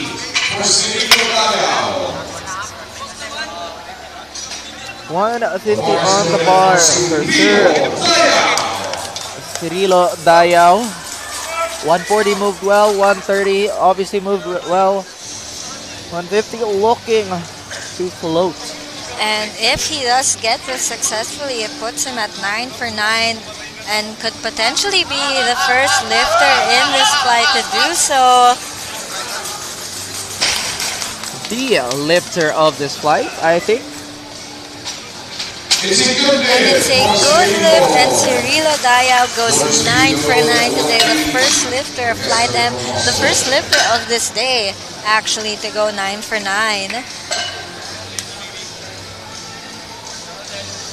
That is the first inductee to the 9 for 9. 180 now for Mr. Glester Formoso, who's still on a pretty good pace for the rest of the day.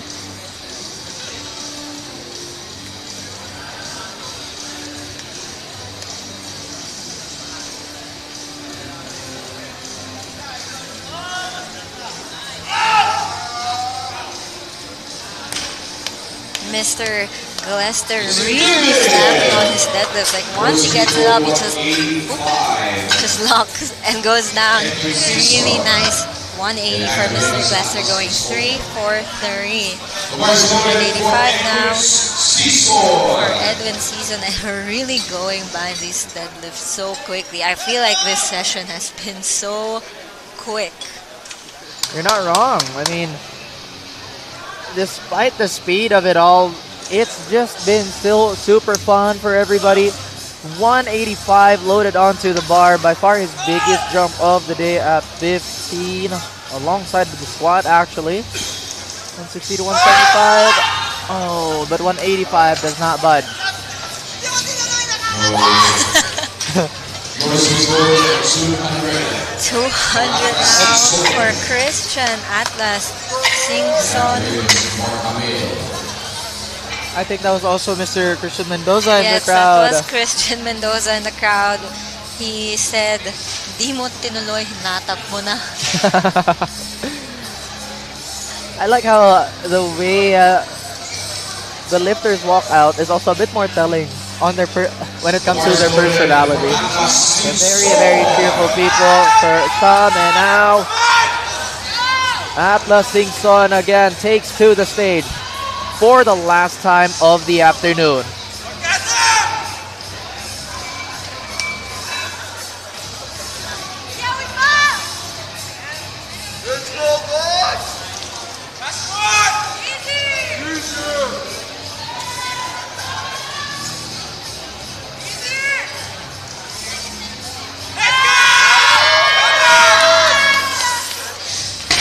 I honestly think he was good for a BPR.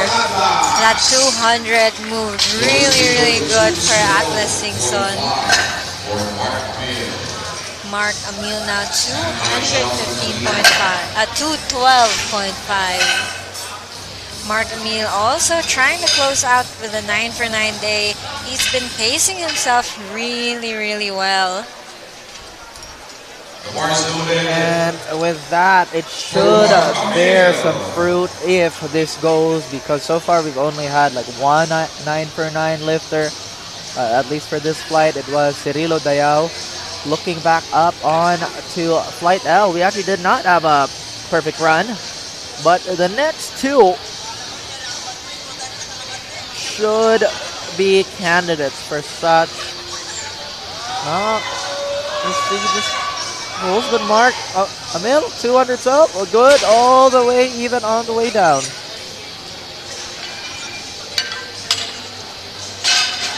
It's a good lift for Mark. Lower speed go to 7.5 for Johnson Talibao. Mr. Guinness, standby. So that's another 9 for 9. 227.5 could be the weight to put Mr. Tagibao in the same club for the evening. It should also bump his totals up to 565 if this does go up without a hitch. Again, literally and figuratively. I didn't realize in my commentary I used so many of these terms. I'm catching myself. 227.5 now for him. He's been having a really good day. 8 for 8 so far. And we just saw Mr. Mark Emil close out with a 9 for 9. Let's see if Jalton can do the same. Really nice. 227.5 for him. Definitely going to see 3 white lights. A good lift. And a 9 for 9 day for Jalton Tagibao. And also a confirmed bench PR with 127.5. Now, we were hyping this up. We've been glazing it for a while. 245, 605 total, breaking a 10-year-old record. And who doesn't want a record that should have been immortal to fall? And we were hyping up, oh, he broke the squat record by 37 kilos, but he actually broke the deadlift record by over 45 to be exact. I mean the total record. Broke the total record by 45 kilos. Hoping to push it to 55 with this 245 deadlift.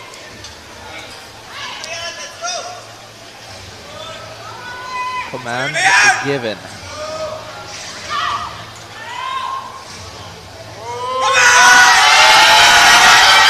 Fighting through it. Oh yeah. And 245. But a small blemish to a pretty good, actually not even pretty good, a very good day for Jose Perez. Like you said, I don't think we were overblowing any of the descriptions because it's just the truth. Those were still pretty big margins. 265, again a reattempt, I believe, by John Guntan.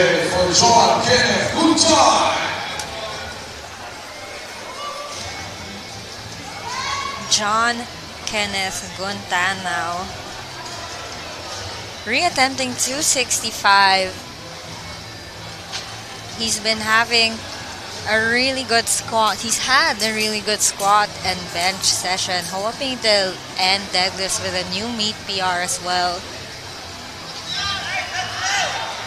And it's just not coming off the ground, but really good try for Kenneth Guntan. But he does walk away with an all-time best on squat and on bench. That's true. A lot to be proud of. 635 is a total that should be respected by everybody anyway. Alan Flores could be a 9 for 9, but this 275 pull, perhaps daunting to some, but his 265 gives him the extra boost of confidence. And looking at his body weight, he competes at 93, but he actually weighed in at just 86.4. So Alan Flores has so much room to grow and is already pulling 275.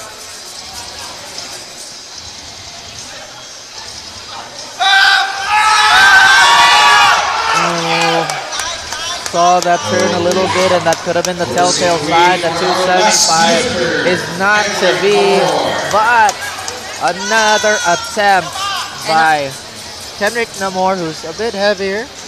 Kenrick Namor, 92.5, of course. He is our last deadlift of the day. And he's really hyped. I think out of all the lifts, this is the one where you can really tell that he's so ready to attack this 275 now.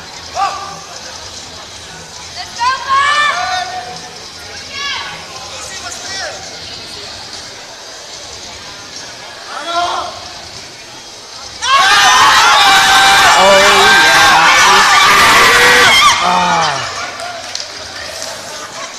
Takes about a good attempt still, but 275.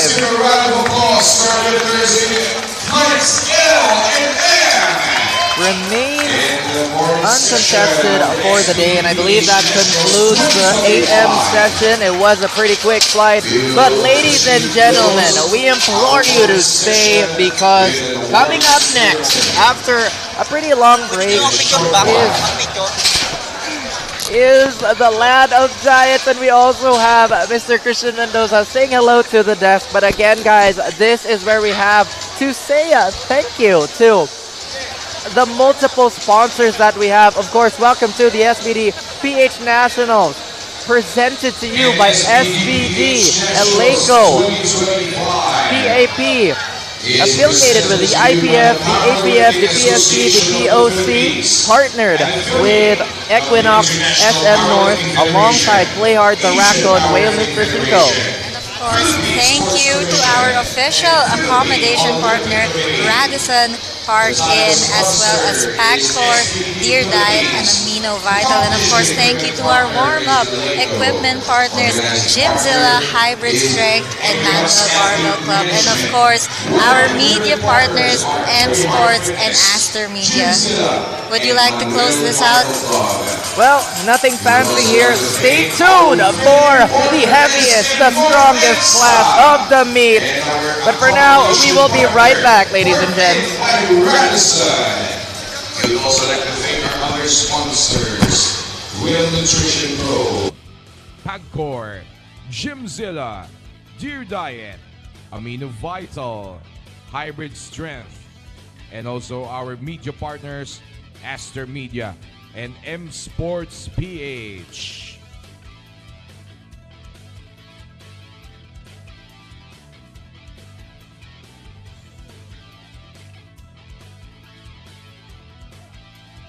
Also, a huge thanks to our title sponsor, SBD Philippines.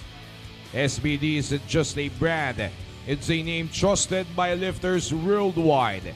Built to meet the strictest requirements for competition, SBD is proud to carry approved apparel by the International Powerlifting Federation that is distributed to its affiliates like the Powerlifting Association of the Philippines. That's why it's the go-to choice for champions and lifters striving to push their boundaries. Stay connected with SBD with their SBD Philippines at SBD Philippines handle in their social media accounts for updates on strength apparel that meets the needs of lifters on the world stage. The SBD Philippines booth is located at the left back side of the SM North at the Sky Dome.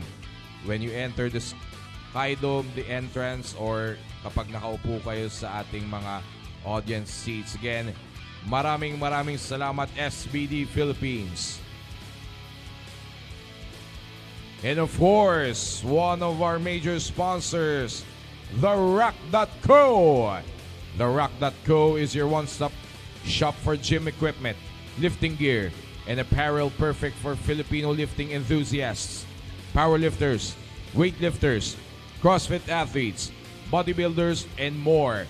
Discover top-tier products from the most elite brands in strength training, including Eleiko, Rep, Concept 2, Kabuki Strength, VersaGrips, Abmat, Notorious Lift, Whale, and Hyperrise.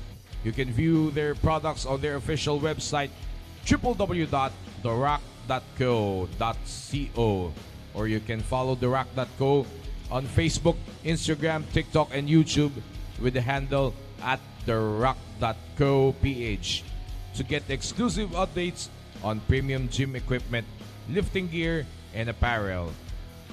The Rock.co booth today is also located katabi ng SBD Philippines, the left back side of the SM North at sa Sky Dome.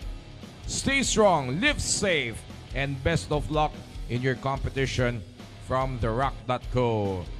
And also another shout out to Eleiko. Attention, strength enthusiasts.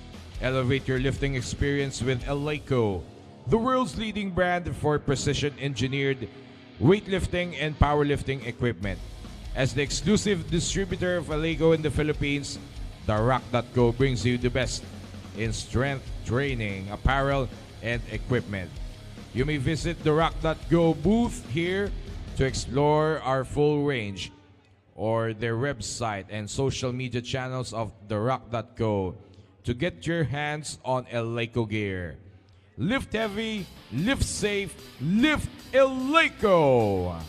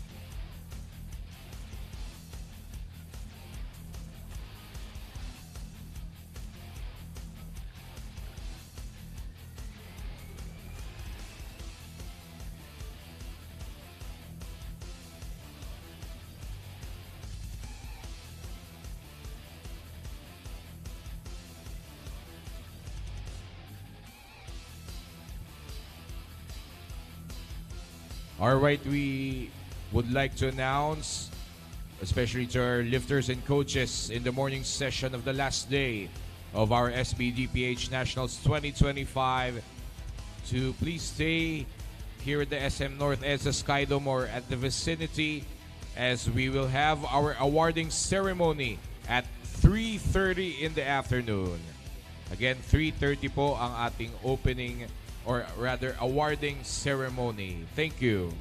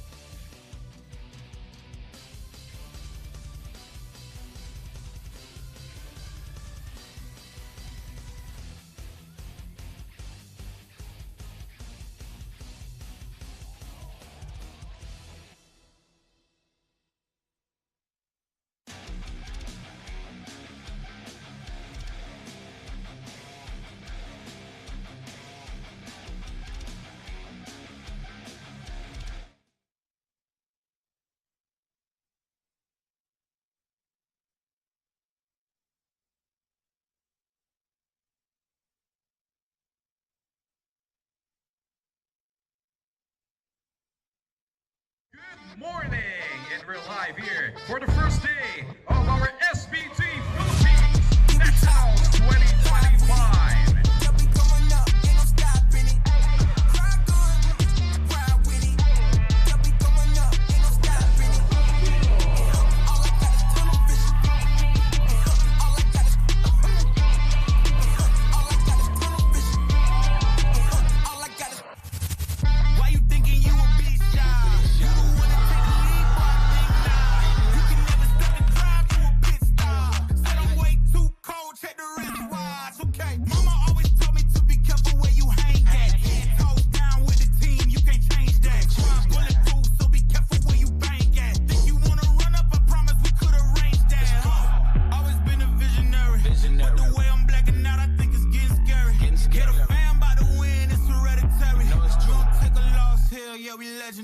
Let's go.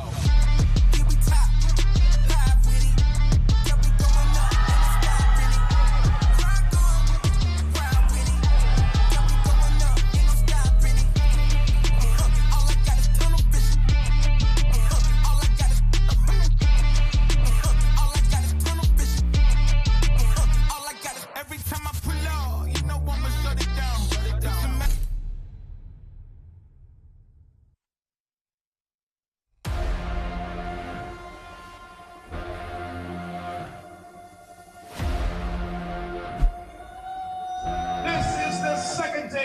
of the SBD Nationals 2025, and the bar has been loaded.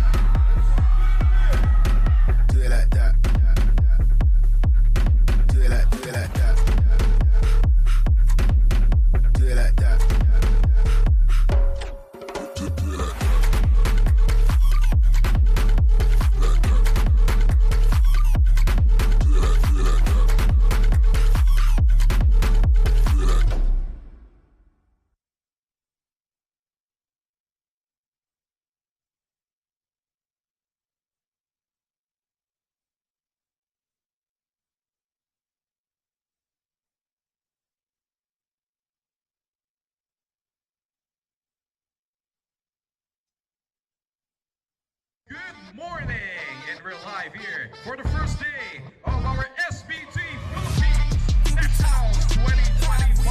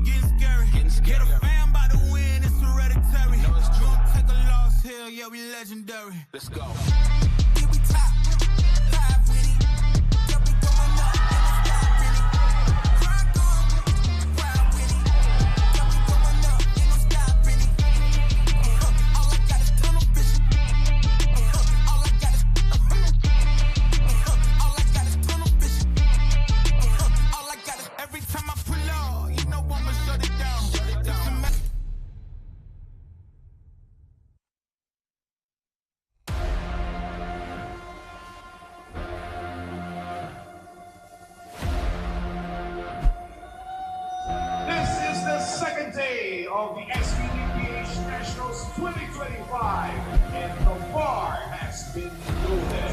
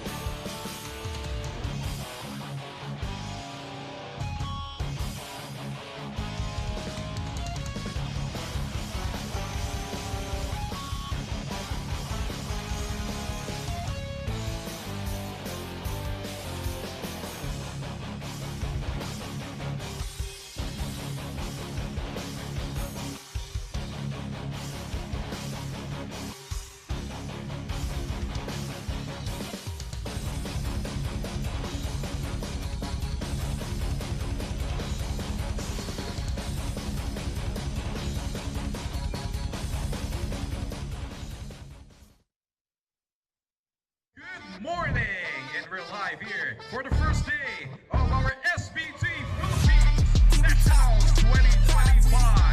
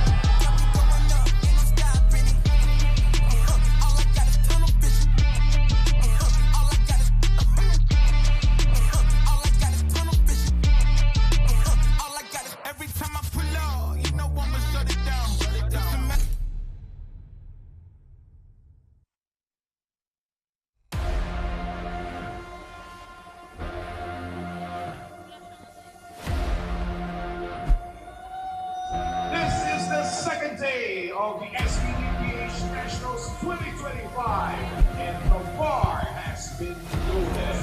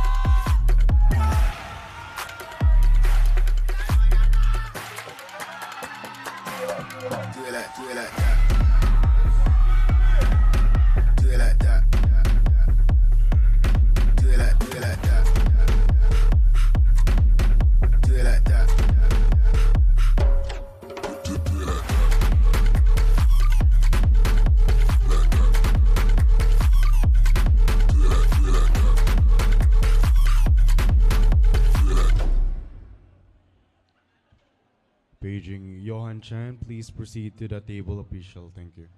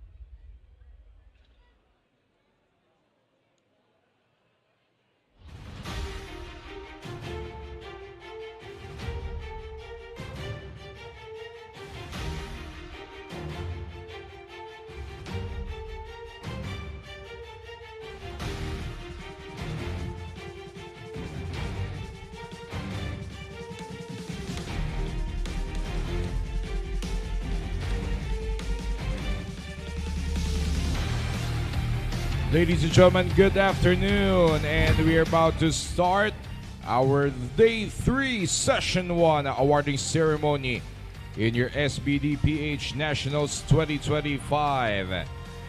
It's time to recognize our lifters in flights L and M. So for each category, the bronze medalist will receive 400 pesos worth of gift certificates from SBD Philippines and Whale Products. Habang ang ating silver medalist will receive 700 pesos worth of gift certificates from SBD Philippines and also Whale Products. And for our gold medalist, we'll take home 1,000 pesos worth of gift certificates from SBD Philippines, Whale Products, and Amino Vital samples.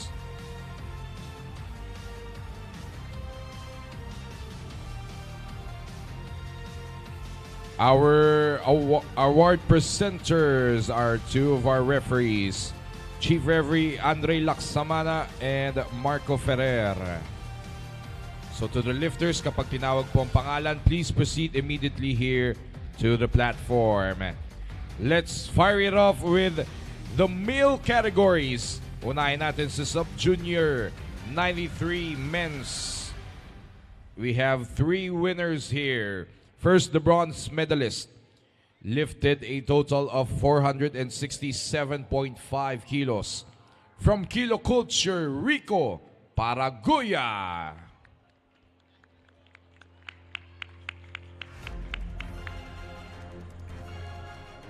The silver medalist lifted a total of 470 kilos from TLC, the Lifters Collective, RD Labrador.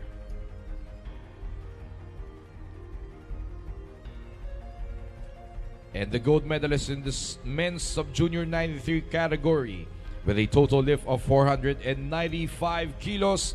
Congratulations, Travis Uy!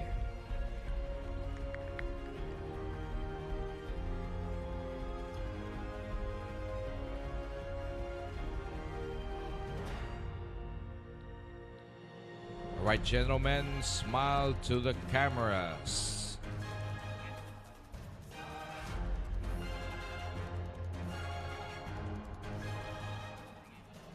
Congratulations, Rico, RD, and Travis.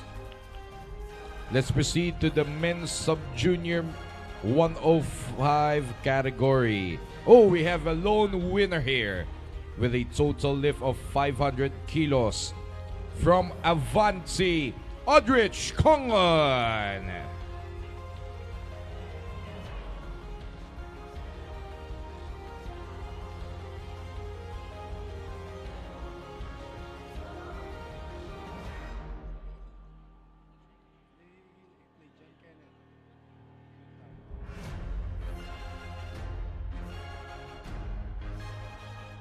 The lone man standing. Congratulations, Aldrich.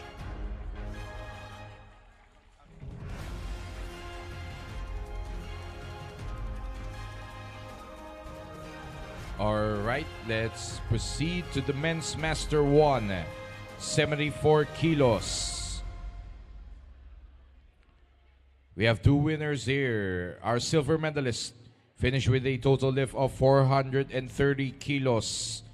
He is Glester Formoso.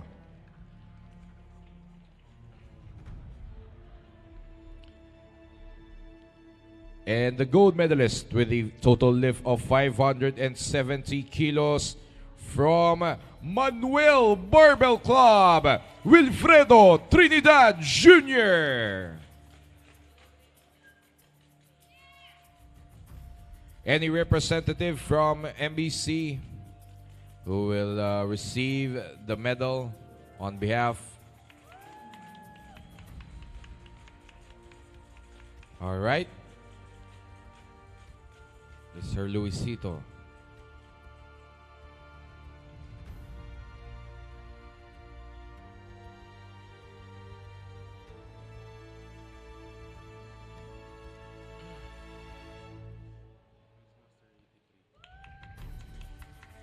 Congratulations, Glesser and Wilfredo.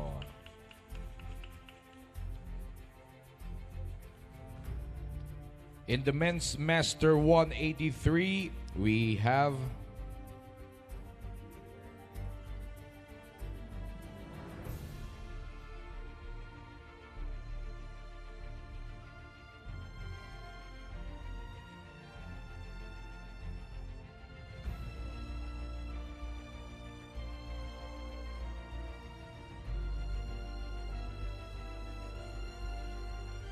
all right.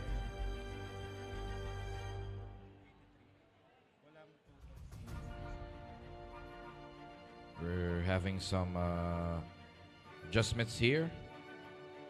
Alam nyo na, nasa Pilipinas tayo, mabagal ang internet.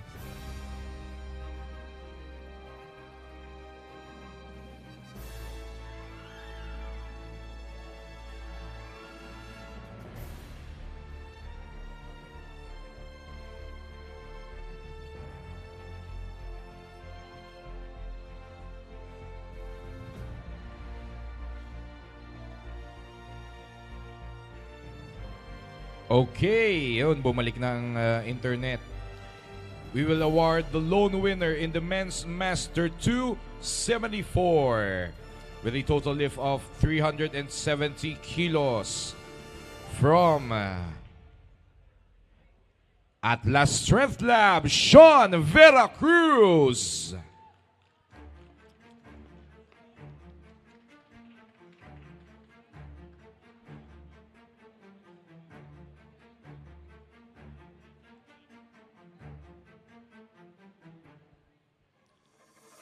Smile to the cameras, sir.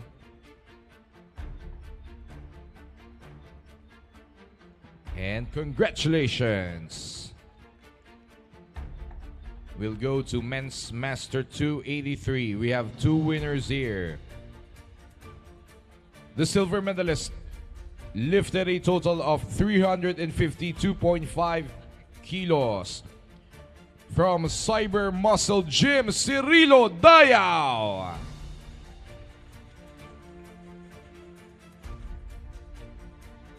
And the gold medalist in this category with a total lift of 470 kilos. He is Edwin Sison.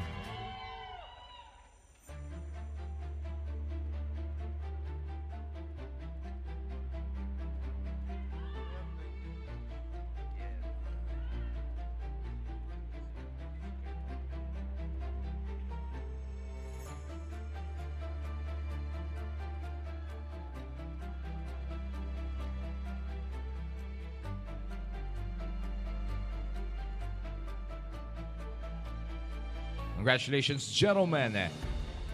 Let's proceed to the men's Master 293, the gold medalist with a total lift of 402.5 kilos. Congratulations, Kendrick Go!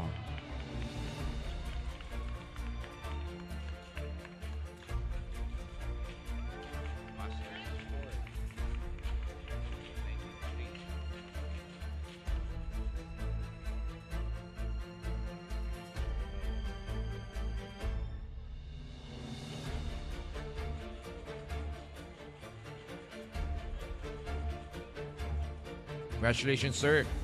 And to the men's Master 493, we also have a lone winner here with a total lift of 255 kilos from Hybrid Strength, William McGowan.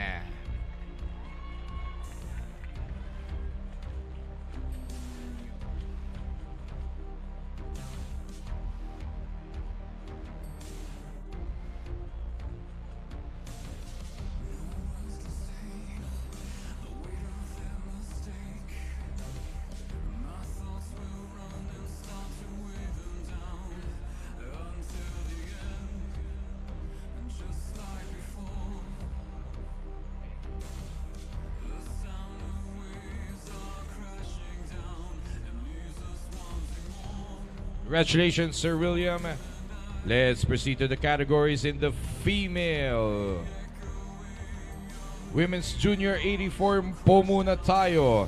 The gold medalist lifted a total of 352.5 kilos from Nexus Powerlifting, Rean de la Cruz.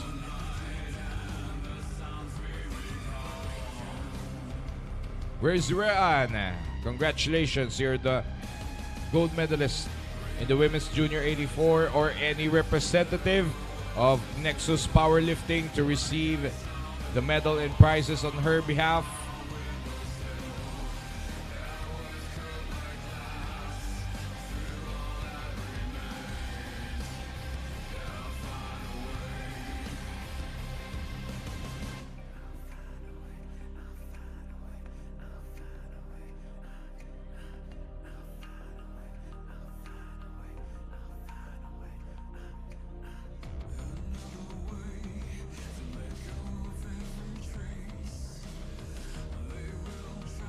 Liza receiving the medal on behalf of Rean de la Cruz. Congratulations. Let's proceed to the Women's Junior 84 plus category. She lifted a total of 392.5 kilos. The gold medalist is the pride of Zest Power Gym, Daryl Tanco.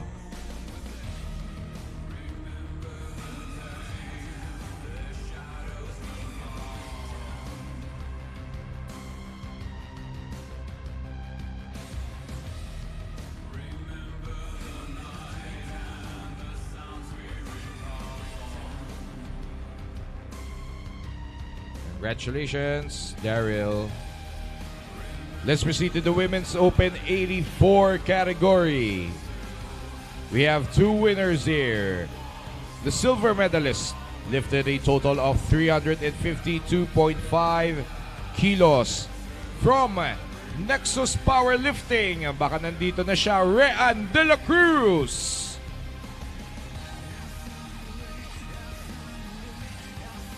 Again, we're requesting a representative who will receive a medal on her behalf.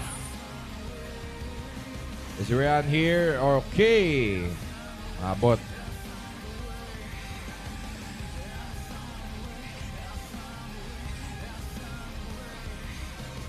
And the gold medalist with a total lift of 395 kilos, Francis Figueroa.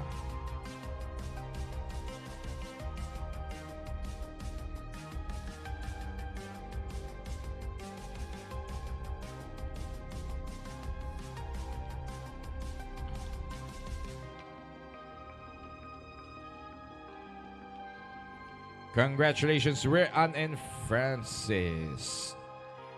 And now down to our last category, the Women's Open 84 plus division. We have a lone winner here with a total lift of 432.5 kilos. The gold medalist is Ira Aquino.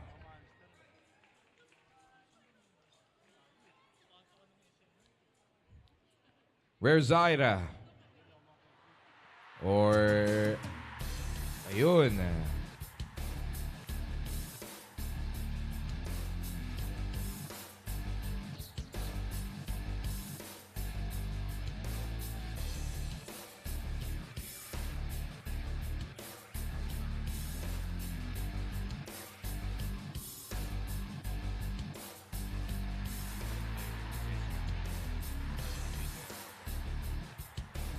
Again, congratulations to our individual winners in the morning session of the third day of SBD Nationals 2025. And at 4:30 p.m. we will start the evening session, the last session of our three-day event, where we will have flights N and flight O.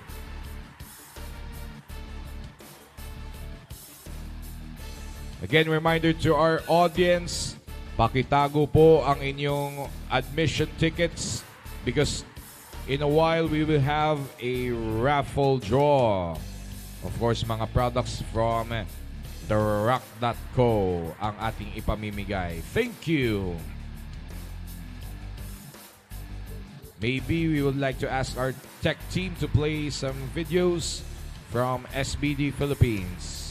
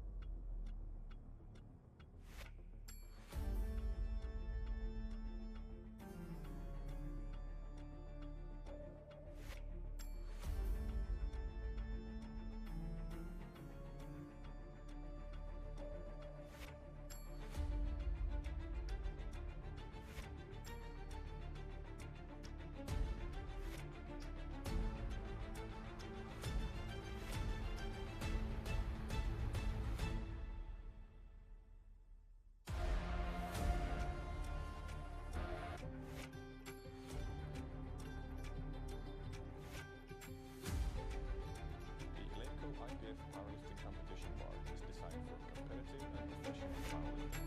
It's certified by the International Powerlifting Federation. The bar has a 29mm diameter, ultra-clean Swedish steel, and an uncoated grip, creating an exceptionally strong and rigid bar, suitable for the highest level of powerlifting. The deep and aggressive knurling on the bare steel creates an unmatched feel and the best possible grip in competition. While the sleeves are chromed, the grip of the bar is completely untreated in accordance to the rules of the IPF. Because of this, extra care needs to be taken to prevent the surface of the bar from corrosion. Regularly brushing off excess chalk and sweat after use is recommended.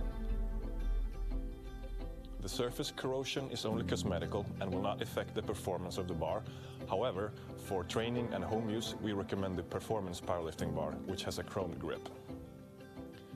The IPF Powerlifting Competition Bar features graphite-infused bronze bushings, which offer increased longevity compared to regular bronze bushings, and a rotation that's optimized for powerlifting. The bar has a simple but innovative dust-proof seal that keeps critical parts well lubricated and functioning at their best throughout the lift. The dust-proof seal also increases the longevity of the bar, making it practically maintenance-free, allowing it to be used for many competitions. The IPF Powerlifting Competition Bar is backed by our lifetime warranty. At Eleiko, we have over 60 years of bar manufacturing expertise. All our bars are made by us here in Halmstad, Sweden, and are crafted using our specially formulated ultra-clean steel.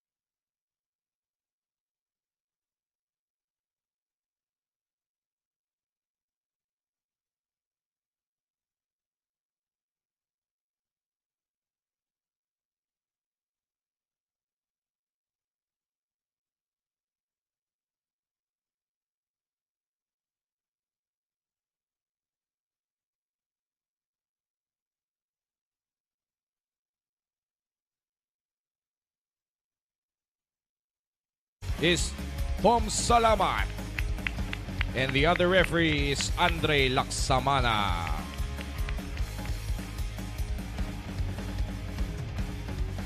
Ladies and gentlemen, SM North and the Skydome, are you ready? The bar is loaded for the last session of your SBD PH Nationals 2025. Buhatan na! We'll start at 175 with Gervasio Magno. The bar is loaded for Gervasio Magno the third.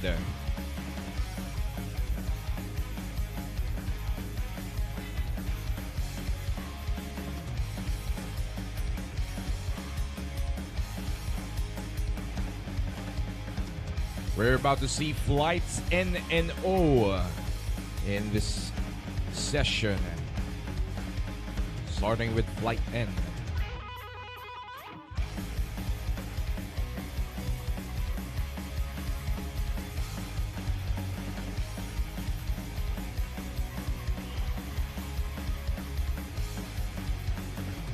That's a good lift.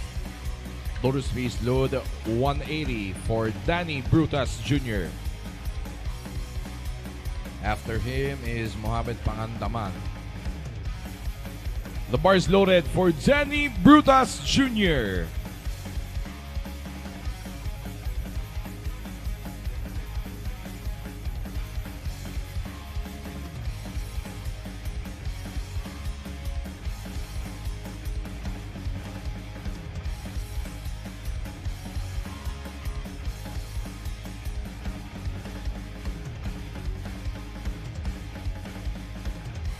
It's a good lift for Danny. Loader space load 195 for Rafi Pangandaman. Showing up because that 180 looked really, really good. 195 now. Rafi Pangandaman.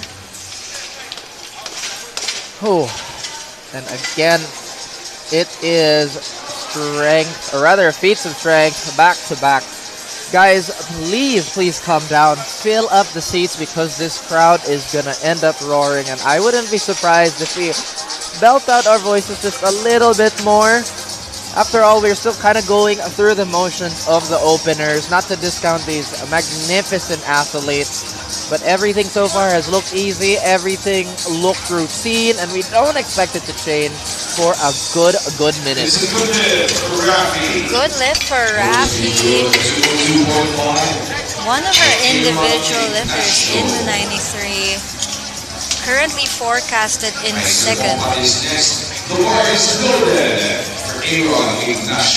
Walking up next is Aaron Ignacio, 202.5 on that walk up. And if we are really going to continue the trend of people smashing their nominated totals or their nominated lifts, then I would not be surprised if we get more treats as the days progress. But for the 93s, it's been still more than enough for us to really talk about. Because we have Aaron Ignacio talking about nominated squats. Aaron Ignacio's best squat is listed at 210, opening with 202.5. And let's see how confidently he can take this 202.5. Taking his time with it and pushing really strong out of the hole. We're definitely seeing a new meet VR by his third attempt, maybe even by his second if he opts for that 212.5. And now we have Kaiser Bompat, and I have the pleasure of catching up to Mr. Lyle of Manuel Barbell Club, specifically calling him out for his athletes sandbagging their attempts, and he said he's making sure that Kaiser isn't going to be doing that today. So let's see if he's actually going to hold true to that. Kaiser opening with 210 with a nominated best of 235. So I mean, the term could be sandbagging, but maybe they're just being really humble. After all, there's so many intangibles to becoming a champion. You'll definitely feel that bar on the way out, though. But Lion lied to me. He lied to me. That was too fast for Hazer Bombas. you know, like there's that Trek meme where he's looking up. Yeah, that's pretty hard. It did not look hard at all. And again, guys, for those who are just tuning in or interested in the sport, we are at the openers. This is usually the lightest lift, if not the lightest lift of all the lifters, just trying to ramp up into potentially breaking records, whether it be a national record or a personal one. Either way, both very important. We have Johan Chan now, nominated best squat at 240, so opening pretty conservative with 215, maybe expecting to take big jumps into this. Johan is also the head coach of Mayhem Powerlifting, who we saw yesterday really dominated the junior and the open 83s and 74s. So trying to lead by example now. Once again, that has been a tale as old as time, at least for the sport itself. Great walkout on that 215. Mayhem Powerlifting will be looking on very proud. I really like that about the sport too. There's been so many athletes that have really, well, literally pushed the bar and figuratively as well, that they're the head coach of this gym, but they're also leading, like you said, by example, elite lifter after elite lifter from the same gym. And speaking of, we have Lenis Ocabilia now, also I think the head coach, or at least the owner of Kilo Culture, flying all the way in from Davao. We also have seen their athletes perform in day 1 and day 2, and actually he was even handling the Kilo Culture athlete we saw this morning. So opening with 227.5 with a nominated best of 237.5. So well within range of setting a new meet PR, maybe 240 to 242.5, depending on how smooth this one moves. Oh, and that moves smooth.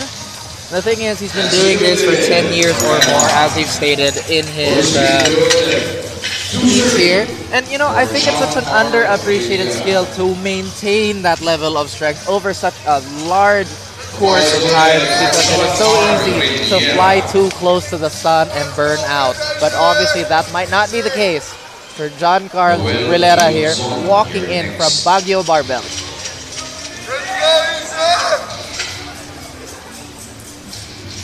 John Carl opening now at 230, coming in with a nominated best of 245. Really taking his time to get under that bar, and Baguio Barbell as well. We've been seeing them since day 1, I think, performing really well.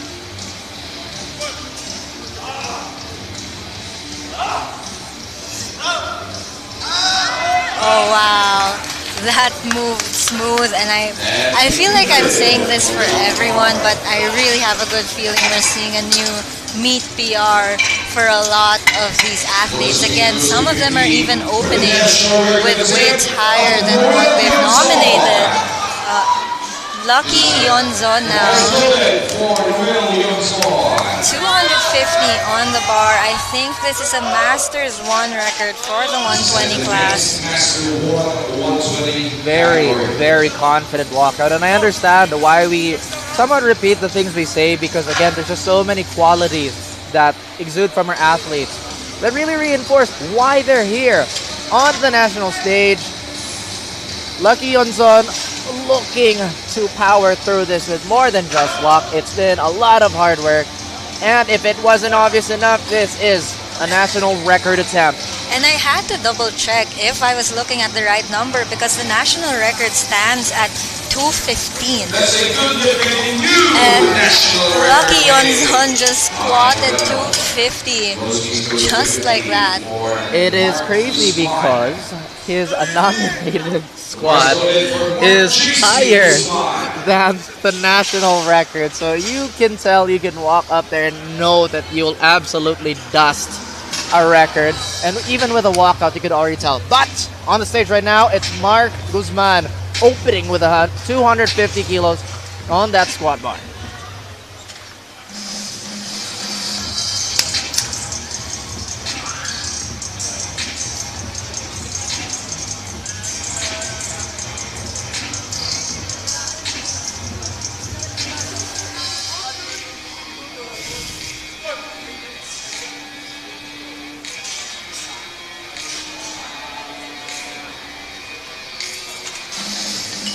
He pushes through, and it's a good lift for JC Guzman. We have Nestor Redulia, and I do believe you know, maybe out of all the powerlifters here, he's maybe someone you know more about. Would you like to do the introduction for Nestor Redulia? He is coming into this incredibly focused. Again, he competed in a weight class heavier than his own previously. I'm pretty sure he was happy with the result, although he only lost by 0.5, and you mentioned how important those kilos do add up. This man has the experience and, of course, the belts, the crowns to come with it. He looks to capture another and 260 to open with. And something worth noting is, you'd think with what he's achieved that he's coming in here the one to win, the one to beat, the one to win, but Nestor's actually coming in kind of an underdog, which is again insane. But let's see how the squat goes. We're at 93. The man is coming in very focused, and you know, a little bit of history. He is a very talented artist as well, which is actually how I found out about him. I randomly passed by his streets, like, oh, he likes video games, and he likes powerlifting. That's pretty cool. And then you check everything, and it just kind of wows you. But to be a 4-time champ and to come in as an underdog, it is a pretty wild statement. Nico Marcelo now opening with 270 on the bar with a registered best at 285. So again, we've seen it happen. We will see it happen. 270, not that far off from 285, especially with these bigger numbers. You can also expect big jumps. So 270. Let's see how well he makes this move.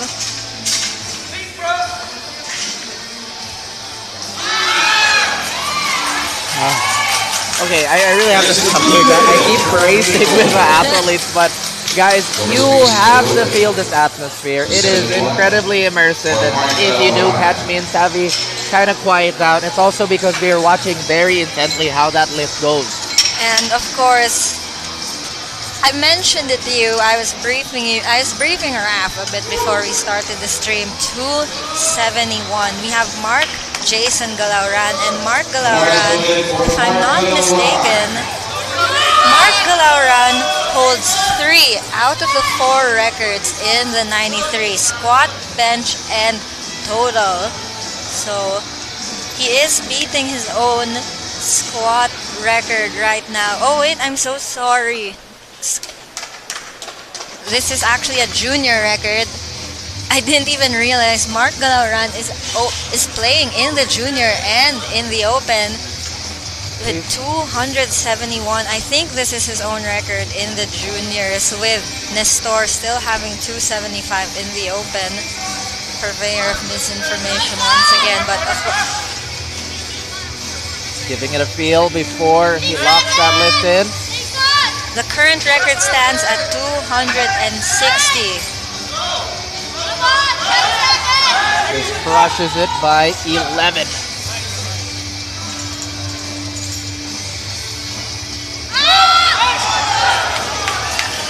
I think he squatted 300 or at least 290. It's a good lift and a new record for Jason Galauran, and he's looking really strong. And again, I keep getting my facts wrong. 260 belongs to John Nefalar, but of course at 271, Jason now just has to get in a bench, get in a deadlift, and that record is his. Well, we're definitely still going to keep trusting the word of Miss Savvy, as she is, after all, a very decorated title holder. She's totally not threatening me right now. But at the same time, guys, what are they feeding the juniors these days? It's been such an impressive outing for our younger lifters. But mind you, Danny Brutas is looking to conquer this 190. He is on, I believe, one of the more experienced. As you know, this is still a year into his journey. Definitely one of our older lifters. 190 is looking light for Mr. Brutas. Looking really smooth for Mr. Brutas. 2-1 is still a good lift for him. And he's feeling good. He's pointing to the crowd. I like that a lot. And if this is one of the national meets he's been into, mind me if I need correcting, but he is coming into this with a lot of confidence. And I see a Lamb of God sticker on that next belt. I appreciate. 190 now. Gervasio Magno.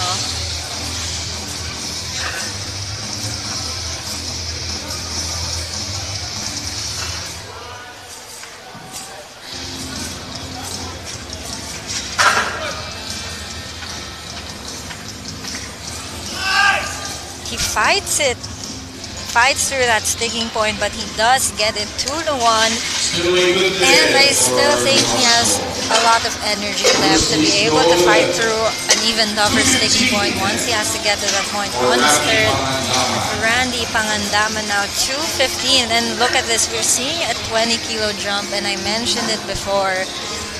As these weights get heavier, these jumps get bigger, and you might think, oh, someone's kind of far from their nominated best squat, and then you see them take a 20 kilo jump. Randy Pangandama now. Mass, like you said. Nominated actually at nominated best squat 202.5. So if this is successful, smashes that by quite a lot. Maybe might prompt him to go heavier. Oh, a little bit off balance there, lean forward, but it didn't look like he was out of strength, just maybe rocking forward. I do think he can get that on his third. He didn't expend a lot of strength fighting to get that up. Could have just been a missed groove or maybe a small technique issue, but we've seen people save deadlifts that have looked harder.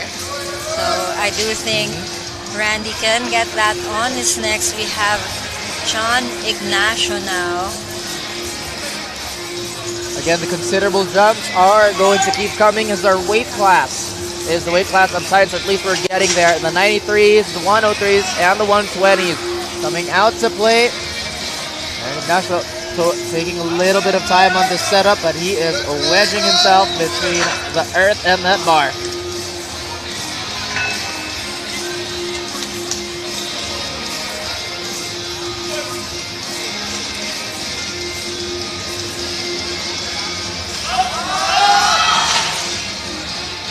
He fights through it.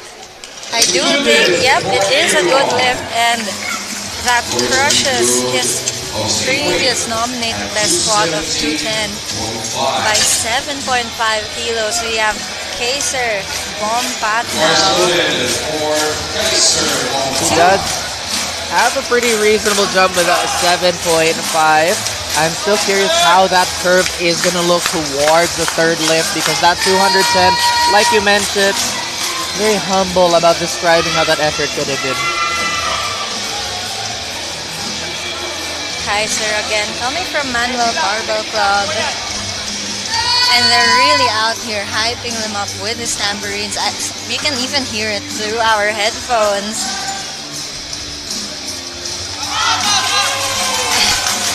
Still too easy, man. I'm raising my eyebrow. I mean, like you said, there have been talks of... You promised me you wouldn't be sandbagging, but of course, maybe he just needed a feel of 217. Again, his nominated best squat is 235. We might see a bigger jump in going into his third. Johan Chan now, 230, a 15 kilo jump. Like you said, these jumps are going to be a bit more dramatic this time around. That 215 did look like it was absolutely nothing. You'll just have to check his stats on what his nominated best squat is. It is 240. So maybe that's going to get crushed today if he feels like this 230 is going to fly right off. And yeah, these 15 kilo jumps, right? If these things happen in day 1, day 2, we'd be a bit like, oh, that's kind of a big jump. I wonder why. I wonder what convinced them to do that. But for this flight and for the next one, 15 is right on the money for a lot of these lifters.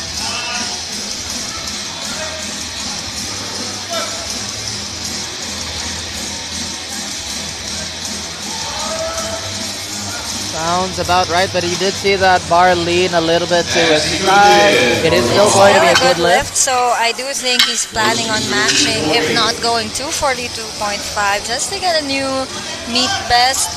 The bars go in for Lenus Ocobillo now 240, but also we do have to consider that I feel like I did mention it, but Johan Chan, Lenus Ocobillo, we have Nestor Adulia, Jason Galauran, and even a lifter from our previous morning session. They're all kind of fighting for that second and third and first podium spot. So you also have to consider, is this jump, how sure am I that I can get this jump, that it helps put me on the podium? Lenus now 240. Oh, he fights through that, and he gives a little nod.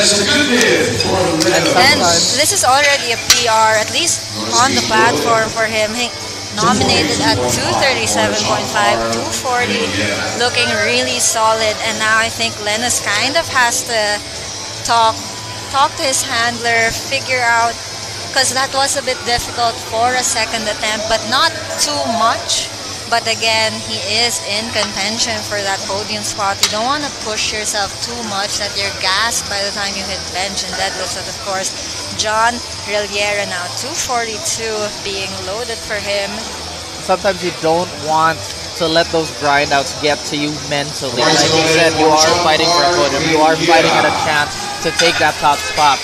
So this is not the time to hit yourself with some self-doubt. And it's been mentioned a lot, like leading up. We've said it again. I've said that phrase so many times as well. But 6 for 6 is really where you want to be, especially if you're fighting for a podium. It's just all that confidence. You want to have that going into deadlifts. But of course, 242 now, John Rilliera.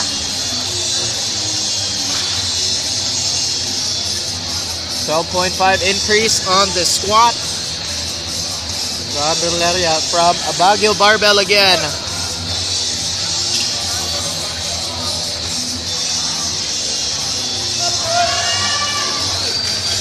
Moving really good.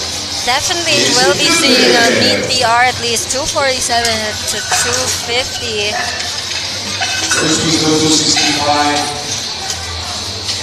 But now Lucky Yonson 262.5 for Lucky Yonson, and I think the reason he's actually really breaking these Master 1 records is I took a look at his birth year and it looks like he just turned 40.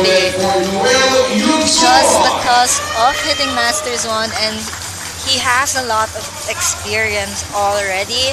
I don't have the list of how many years he's been competing, but I have been seeing him for years, so he's just going into Masters 1 already really strong. He's really giving off the raid boss vibe for this men's Master 1, like you mentioned. He is still in contention for the men's open too, so that's also the beauty of just being at that transition point.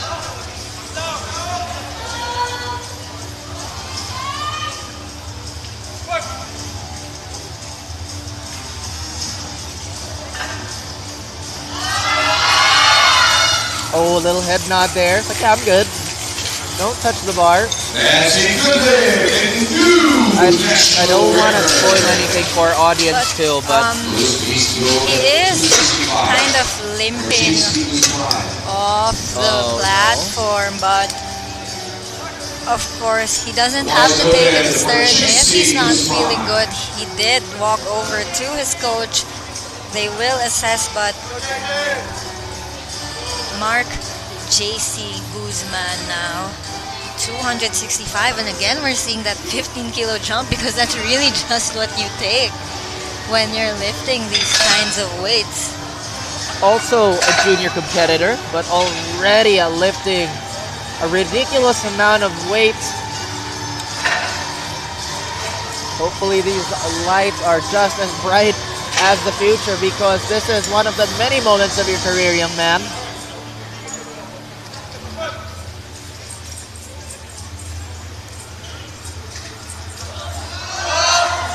Ooh, and it cannot be pushed out of the hole there. Again, those big jumps still can wobble even our strongest lifters. And talking about Mr. Radula here, he talked about the fighting for the podium spot, and this is true for every single person challenging that mountaintop. You do not want to be the first person to have that red light. Yep, especially because it's really close with a lot of these people. Again, I feel like we say it a lot, but it really is. It's just one missed lift is all it takes. And there's so much pressure, especially you mentioned it, he is a 4-time national champ, but the fact that he's not the one who everyone is assuming will place first, like that pressure and that feeling it must make you feel, right? But of course, 270, he's looking really focused.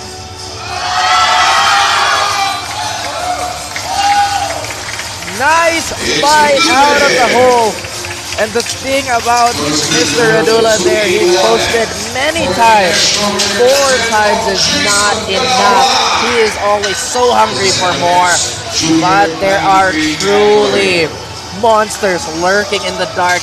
And right now he is walking up to the next spotlight here. We have Mark Jason Galauran, 281 being loaded. And not only is this a junior record, this is also gonna take the open record held by Nestor. 275 is the current record, but here we have Mark Galauran trying to take 281. And again, these juniors, man, these juniors that are dominating in the open, I don't even think he's about to age out of junior. There's just so much room to grow despite this man's gargantuan stature already. And the thing is, when he was prepping for that 271, he is really respecting that weight. He is finding that right spot for him to actually launch off of. And in fact, that 271 did look a little anticlimactic because he popped right back up. But this 281, what story will it tell for our young competitor? I have seen him hit 280 in the gym, and not even relatively recently. That was actually a few months ago. So hitting 280 a few months ago, that's so much room to build more strength. Really digging himself into that bar.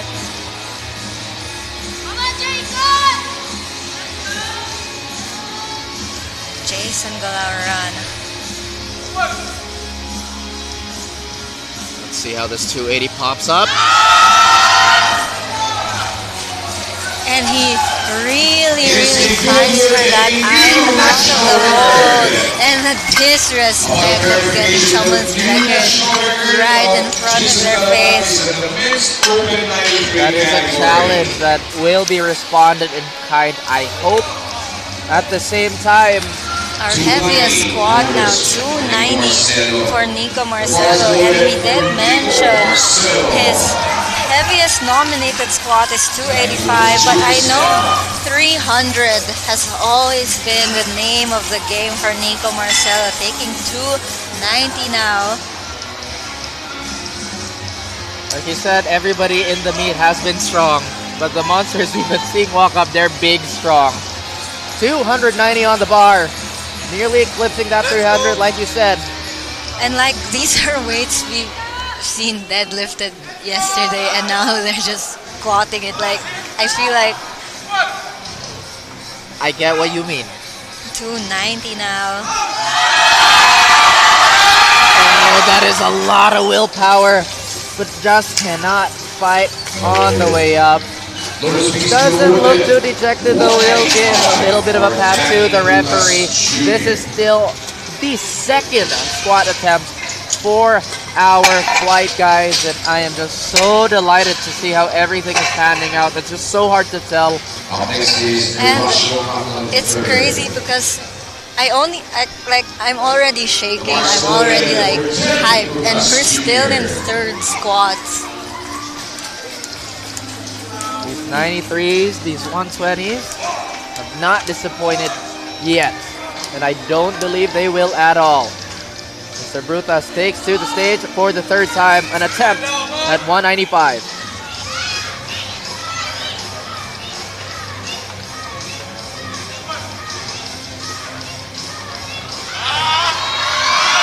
He really fights for that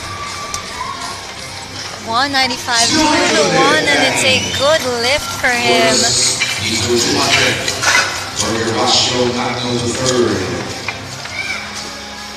Gotta take a little bit of a breath here. Looking at all these numbers add up for some of our competitors.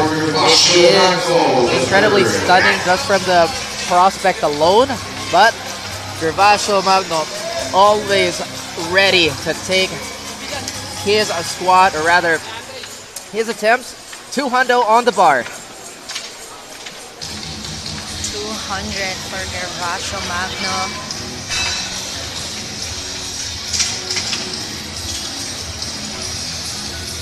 Nice one out there.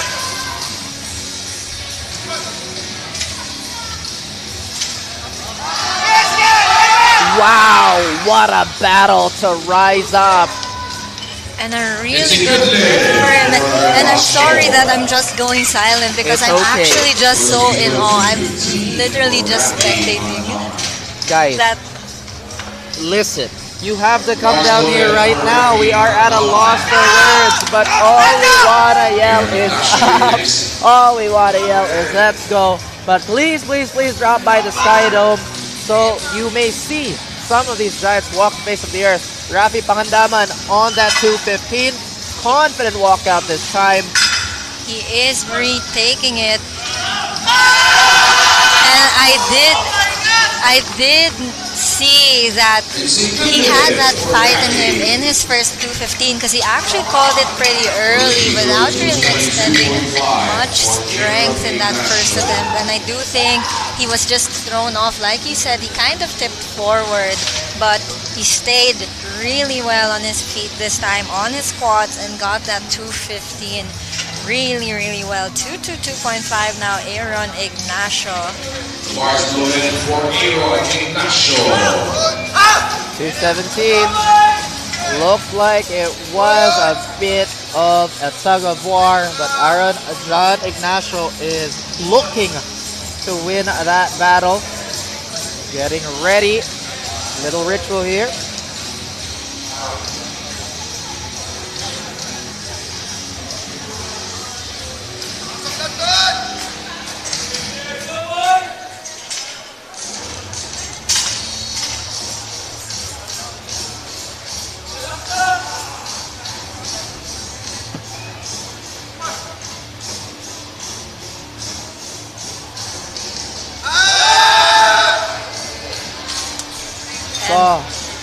Just a bit too heavy for Aaron Ignacio, but also calling it early. So he does have deadlifts and he still has bench.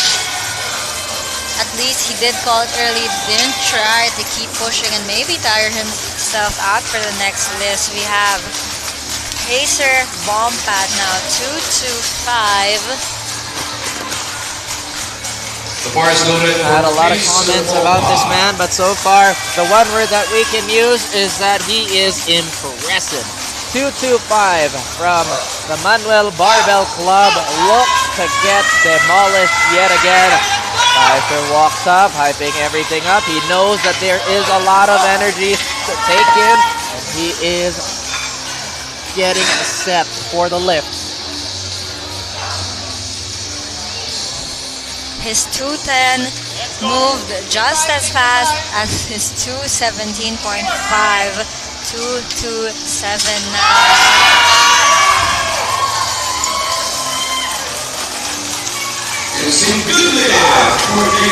With the speed of his 217, we knew he had it, but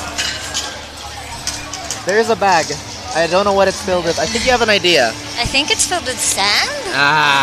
It could be, but in any case, if those were his projected numbers, then this should be a good sign to add a little bit more to the bar, whether it be the future lifts or the ones we're going to have today. Johan Chan from Mayhem Powerlifting looking to cause havoc in his bracket again with a 240 attempt on his third.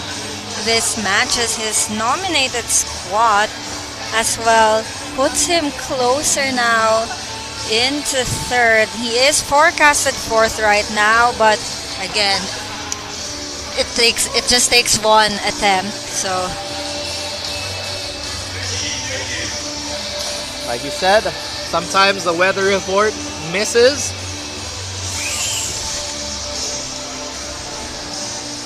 Let's see how this one goes for Johan Chan. Hopefully it's not a rainy day. 15 seconds on the clock, though, I just noticed.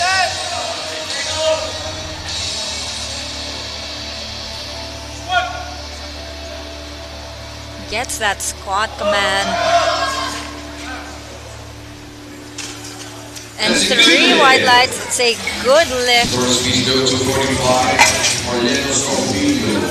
I like how you gave me a little bit of a shake there. I think that was maybe like a head shake of confidence. At the same time, some of these projected numbers, like you said, it's really hard to tell if our lifters are struggling. Right? Very eyebrow raising. Like we've been seeing some easy thirds. But of course, you do want, again, we have bench, we have deadlift, you do want to save that energy. I like how you're like, I like how the method of pacing has been 2.5s and conservative, and it's been really good to the sport. But now, since we're here, you gotta add 20. If you squat 240, but of course, Linus Ocubilio, of course, forecasted third right now. Had a bit of a slower second attempt than his competitors, but choosing to go for that 5, which is what I was also expecting. He just needs to fight through that sticking point. Oh, another preemptive shake here. Like you said, the sticking point is why, or rather, that's why it's called. There is just so much more to fight through, but still, really good outing so far for a 93. And also, he did cut the attempt short. He didn't really try and exert all that effort to go out of the hole. And looking at his deadlift, he actually has quite a big opener, so I can see why he's trying to conserve that energy. But John Rilliera, I also it is a bit of a tongue twister. John Rilliera now. Again, nominated best was 245, taking again a 10 kilo jump from 242.5 to 252. Rilliera now bracing himself for a pretty considerable jump.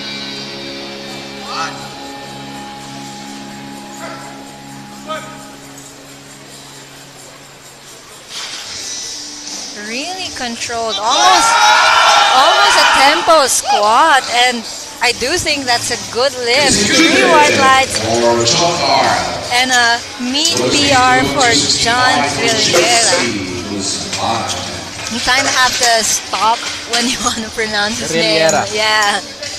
By the way, guys, apologies in advance if we did accidentally stumble on your name. Rest assured. Or if we are mispronouncing it, short A, long A. Remember the shave? Remember, guys, you're open to, obviously, you telling us how to say your names. After all, we are here for the utmost respect of the sport. But Mark JC Guzman looks to deliberately destroy this 265.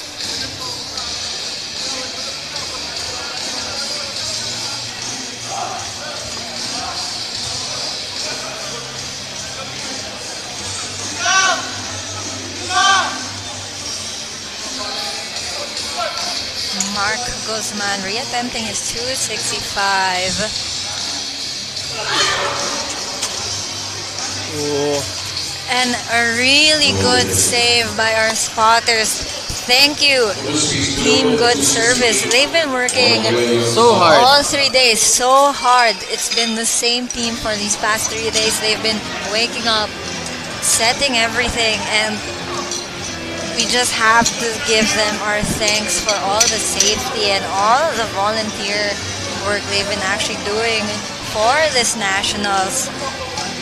The seats that you are sitting on, the mics that we are talking through, is a product of our lovely, lovely production all across the board. And of course, those handsome gentlemen on the stage assisting the loading and spotting, you have to give your thanks. Without it, then the safety of the sport is obviously going to take a bit of a dip. A national record attempt for Mr. Lucky. He did kind of clutch onto his leg, limping a little bit earlier, but does look like he's coming out of that walkout a bit more confident. And he is only going up by, quote-unquote, only. This is still 268, but of course that could be a product of him kind of holding his leg after he did that 262.5.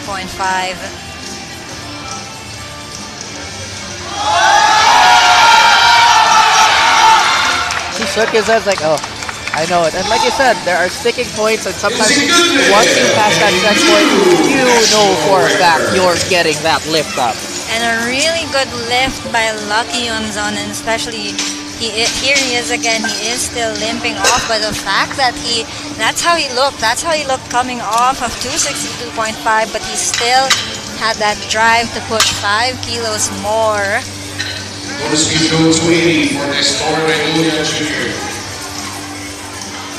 Taking to the stage again.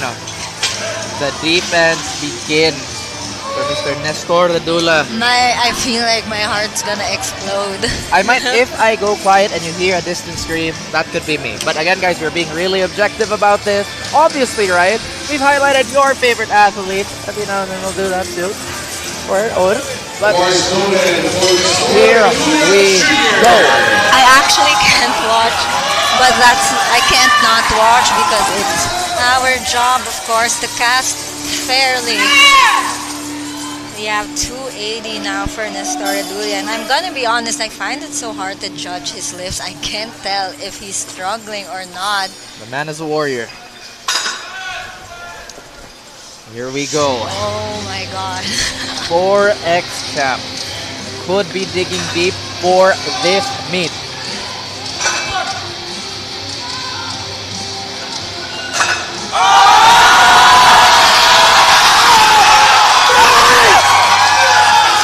That's a good day on the score.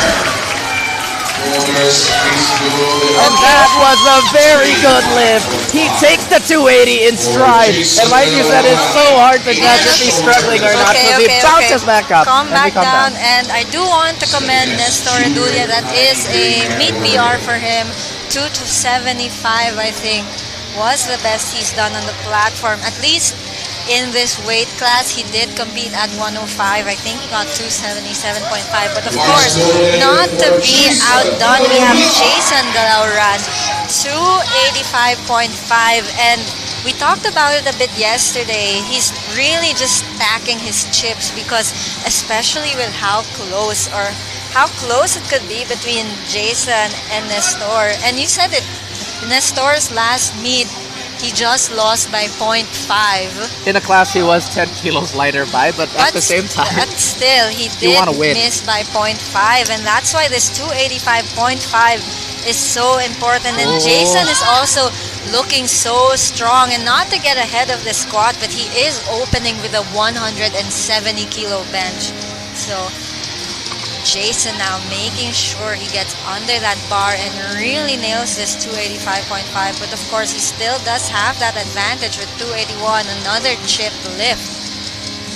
Mark Jason Galauran, a name that could be feared. A Terminator.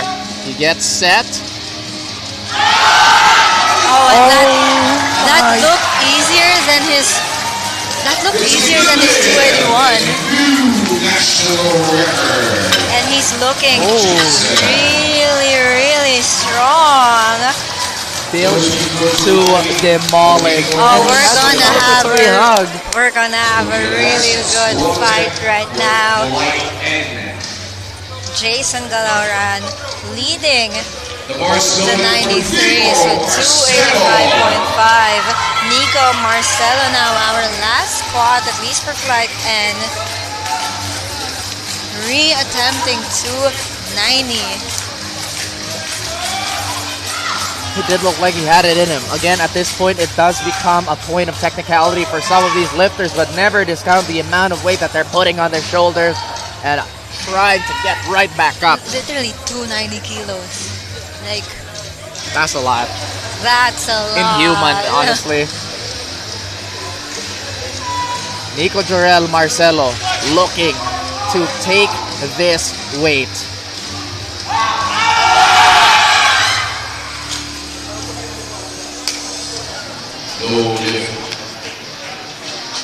And it's a no lift for Nico Marcelo, but we don't even get a break. We're going straight in a flight low. To begin a flight O is Cody Francis Chua. And as you mentioned, there really is no discrepancy of excitement between these flights. We're only getting heavier. We're only getting bigger with these lifters. And they're looking to once again squeeze out every single kilo they can for the SBD PH Nationals. We have Cody Chua now. I do think this is his second meet ever.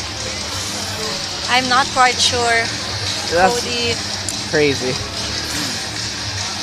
Looking really strong, getting under the bar. I do think he's coming into this with a bit of injuries, or at least recovering from some injuries. Hoping to get his name on the board with 205. Looking really solid, but let's see what will the referee say. 3 white lights, and it's a good lift for him. I'm looking if he's asking for 10, but he did nominate 230, but like you said, when you're kind of nursing that injury, you want to be very specific with how you want to go up, because you don't want to suddenly irritate it. You don't want to kind of tweak it and push it out of place. But up next on the platform, I believe Mr. Lucena here on a 207 attempt, 207.5, pardon me.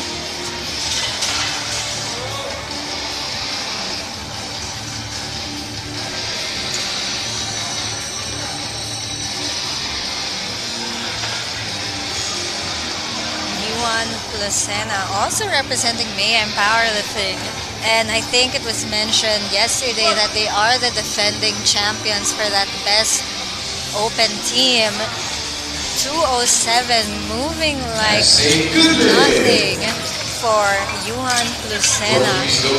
Ain't nothing but a Mayhem thing. Mayhem, like you said, have been such a good team coming into this gate, and there are so many contenders.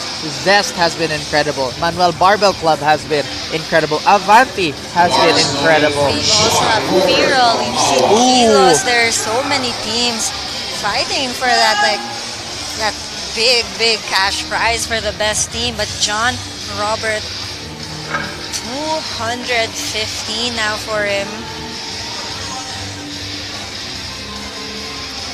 227.5 is his nominated best squat. I can definitely see 230 by the end of this, assuming 215 moves well. We are fully expecting it at this point, and he is looking very good, especially with that SBD singlet, as well as most of our Equinox athletes out there, if not all of them. Jumping now to 235, Jomari Esmenda. 235. And, you know, some of these totals that I'm looking at, I'm not laughing because it's funny, but it's just so impressive. Some of these were the ones that a lot of our lighter classes were clamoring for. I wouldn't say desperately, but once again, they would really want to have these. But, come on, man. 700, some even close to 800. I can't believe it. It's almost a cruel joke to everybody who wants to get those big numbers up. And speaking of, Jomari Esmenda, 105 kg, 235 on the bar. Taking his time to really get under the bar. We also have such a close fight in the men's 105. Not that many kilos separating our lifters from each other, and it goes both ways, not only for Julius Barredo. Again, some of these numbers, they were deadlifts for majority of our lifters, but truly a titanic weight class for everybody. Julius Miguel Barredo will come in as a guest lifter, I believe. Yes, Julius Barredo is a guest lifter. Southern Bad Boys, a pretty prominent gym that's also stepped to the plate quite a number of times. And again, like, you have people from the south, you have people from Davao, you have people from Baguio, La Union, and just all here together for some really good lifting. And speaking of really good lifting, that 240 by Julius Barredo, we have Radisson Esmundo now. I was talking about our 105 juniors, or at least I mentioned the 105 junior the other day, and we will see him a bit later, but I do think Radisson Esmundo could slowly be catching up to him, and he's really hybrid strength, another team worth mentioning. Radisson now representing that team. He's hyped and he wants to give Ken Austria a fight. A big challenge in itself, but that's why everybody lifts, everybody steps up to the rack, to the platform. Again, hybrid strength has produced many good lifters.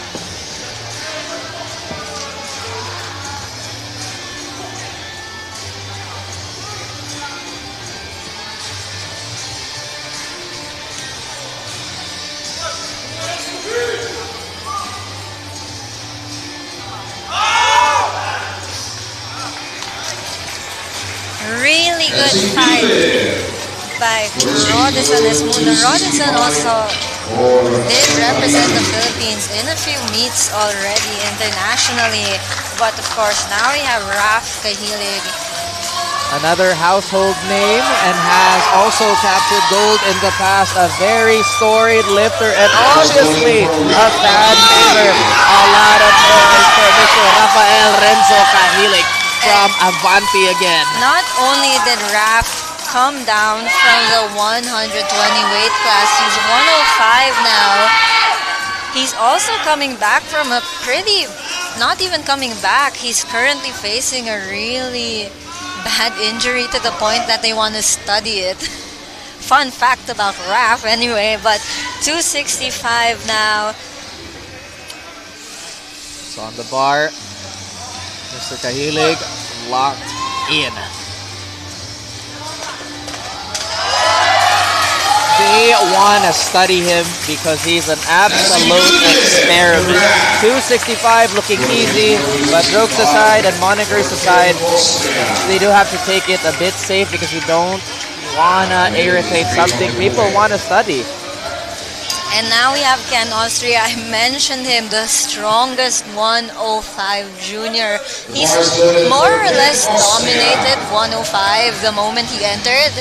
That's a ridiculous. And I don't think anyone has come close in quite a while. Of course, we have Radisson Esmundo, who we saw a little bit earlier, who wants to catch up. But Ken Austria is such a dominating force that he's just owned whatever junior class he's had for as long as I can remember him competing. But 265 now.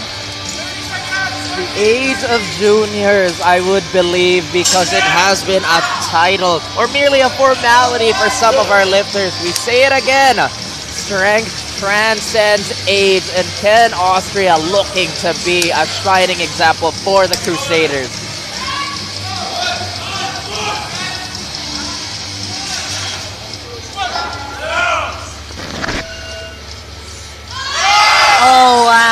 I think that was our fastest opener.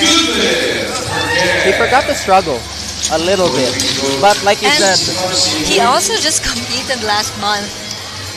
that's a lot of stamina to compete. Again, sometimes people just kind of want to take a little bit of a break because the training to that meet can be very, very And tiring. now we have the man, Raymond De Buca. This man has been competing since he was 8 years old.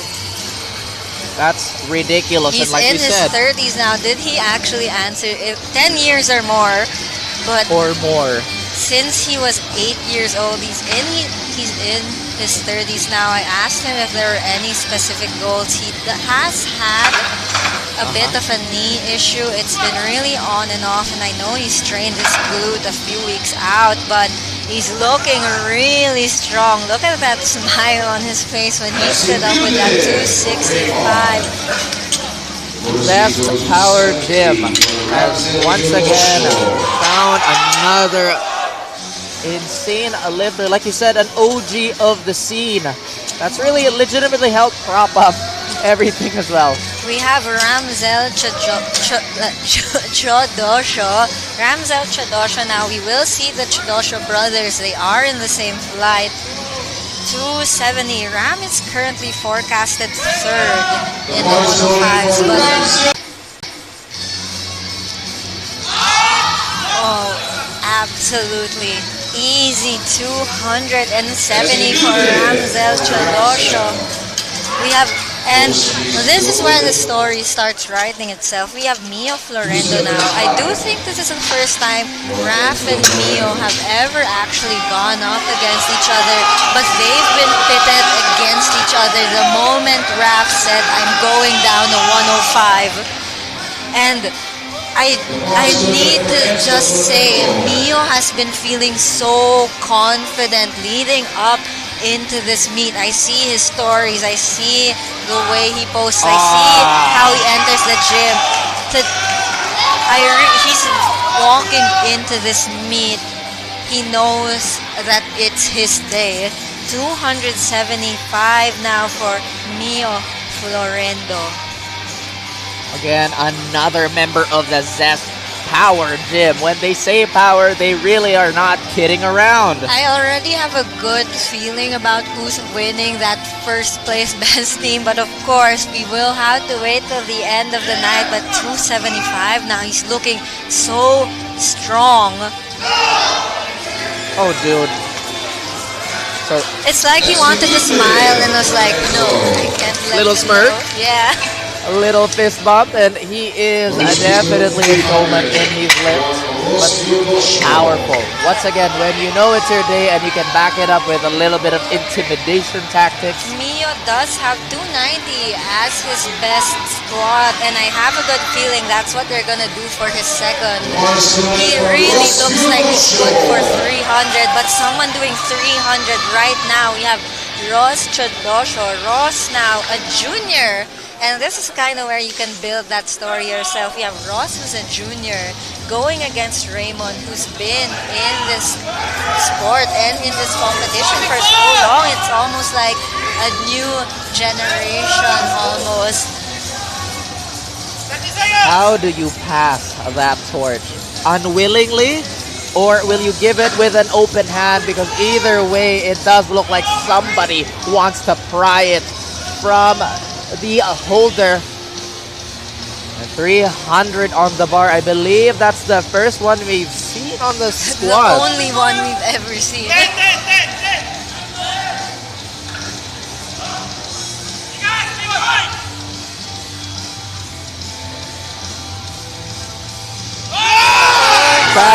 That's unnatural. The 300 it's not supposed to move that was way. his opener, 300.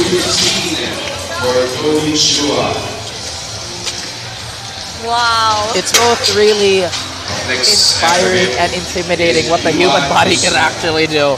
It's like I want to take off my headphones and just actually watch. You want to go do that right now? Alright, this was the idea, Miss Savi. Goodbye, guys. I'm kidding.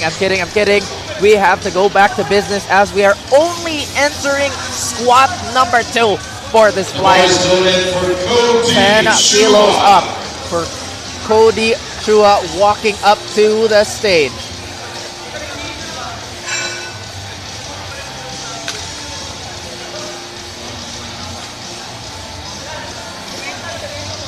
Cody now, 215 again. Did kind of get injured.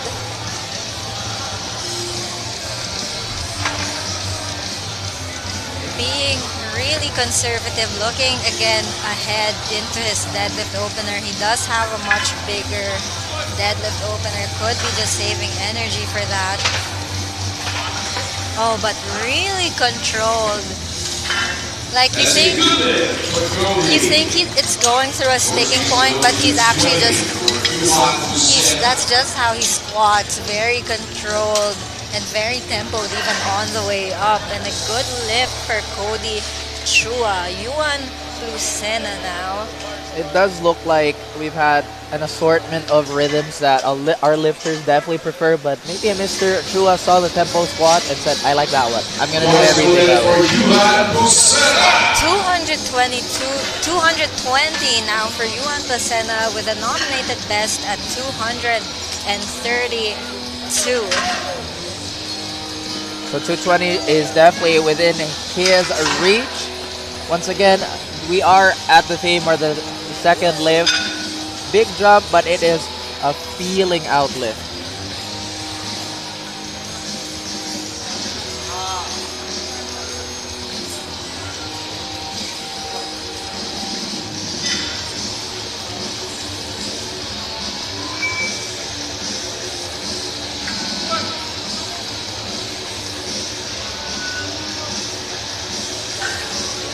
Really smooth 220 for him. I'm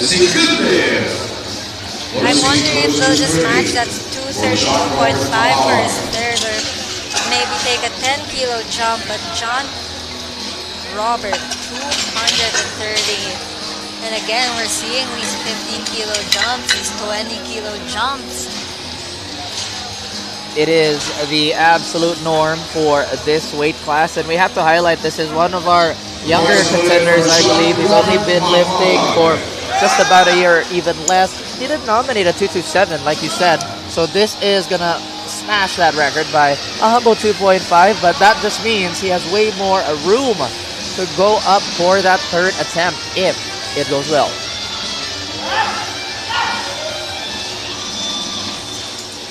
Currently nominated in third.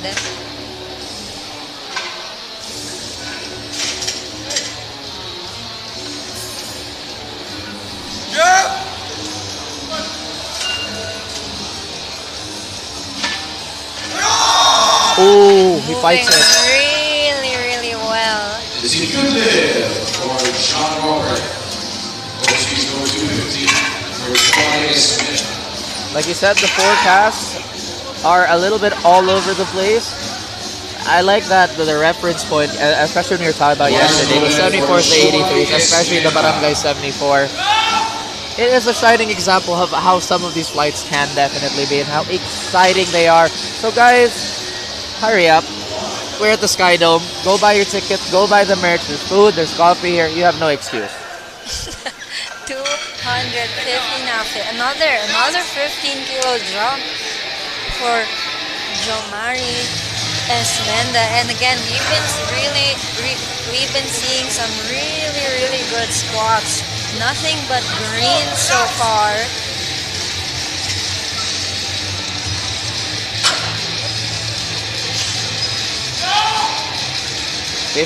Like you said. Takes a deep breath. 235 look great. 250. Moving just as good as his 235. That's a good lift for Johnny.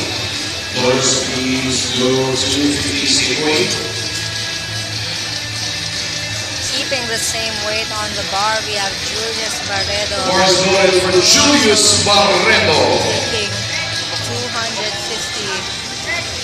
If I'm not mistaken, well, we'll get back to that when we go for our next few squats here. But Julius Barredo, one of, I think, the only guest lifter we've had all event long.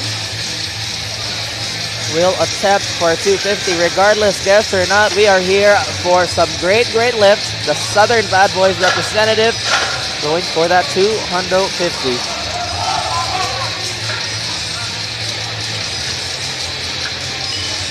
Still a good lift for Julius. 2 lights. It's a good lift for him. Radisson is Mundo now. Trying to slowly build up that total. We're seeing a 12.5 kilo jump from him while Ken only went for the 10. And that's how you slowly get them, because your forecasted totals can look really far at the start, but you never know how big of an attempt, how big of a jump your opponent actually plans on taking. So you should really take these forecasted totals with a grain of salt, but of course it is a good reference point for what to expect. Radisson is Mundo now, 262.5, a 12.5 kilo jump, which just brings him a little bit closer to that total that Ken Austria is also building. The obvious challenger, like you said, he did press start on that player too, and he's looking to knock off Ken Austria. But once again, an underdog still. Hybrid strength, watching that rack rattle a little bit.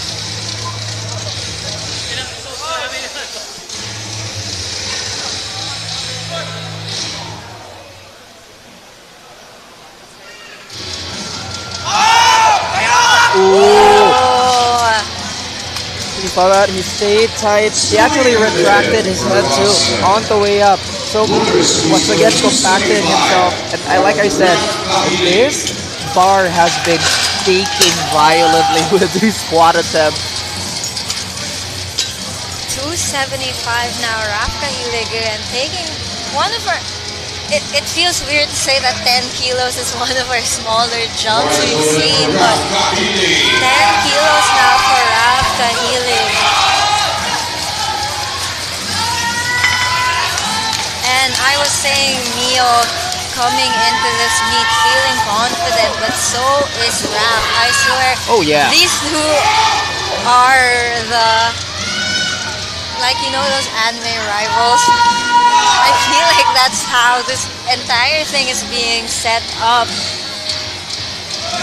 And Raf obviously a little bit more reserved than Mio. He's here for business. No pop-up, nothing. It's him and the bar right now. Goes down, goes back up, and he fights through it. Like you said, there is a clear contrast. Raf is all business. But Raf does seem to be pushing that limit. That is starting to slow down. Of course, we'll see what he does for his third. I'll be surprised if we see that push to 10. But of course, I'm not really so certain about how Raf trains, how far he can really push himself. 275 now, Ken Austria. Dude is lifting in tuck, just like a lot of the OGs have been in the past few days. And this is a national record attempt that I think he himself holds. 272.5. Nope, this is a record he's taking from Raf Kahilig. The 105s have definitely been entertaining, and it's been an all-out brawl. Ken Austria, dominant as you've said, with 275.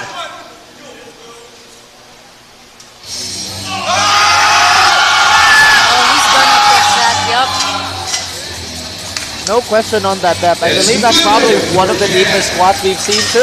And a really good 275 by Ken Austria. And I can't believe there are 1, 2, 3, 4 more squats, and the weight is just gonna keep going up. We have 280 now. Ramcha Dosho. One of the brothers of destruction, apparently. 105 has been absolutely terrible. Both brothers, though, looking mighty impressive. And you can't help but feel to be very proud to have somebody very close to you, too, in the same flight. And they're both just as strong. I do think Ram Chadosho is the team captain of South Strength Powerlifting, and we have seen a few of his lifters throughout this event also really just crushing it again. So many strong teams with strong coaches. 280 being attempted now by Ramzel Chadosho.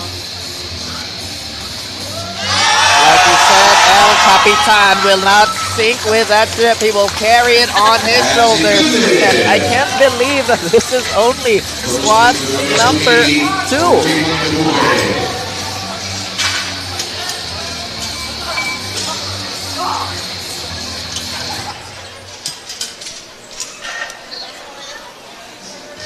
I'm making a million faces, by the way, at the side. I think everybody who's around me has been a witness to it, but Raymond Zebupe now, 280. His best squat ever since his injury, of course, was 275. Hoping to extend that to 280, 5 kilo extension. And again, I've been telling him I can't help but root for him. As a fellow injured lifter, you know, us perma-injured lifters, you just want to root for them and see them succeed. 280 now, and it's looking really good. Raymond is looking really strong today. And Mr. Raymond and a lot of lifters have proven you can recover from injury and you can bounce back even stronger. Mia Florenda now 290 as expected. His 275 was probably one of the fastest openers that we saw. I'm expecting this 290 to fly and then seeing them put 300, maybe a 0.5 or a chip. Not really sure what the record is at. Mio, the strength, the charisma, and the confidence all in one package. Still deciding how he's going to walk up here. He will bow before this squat. Mio holds the record actually, 290.5, and I really do think this 290 is gonna fly. So I'm curious to see how far he wants to push his record.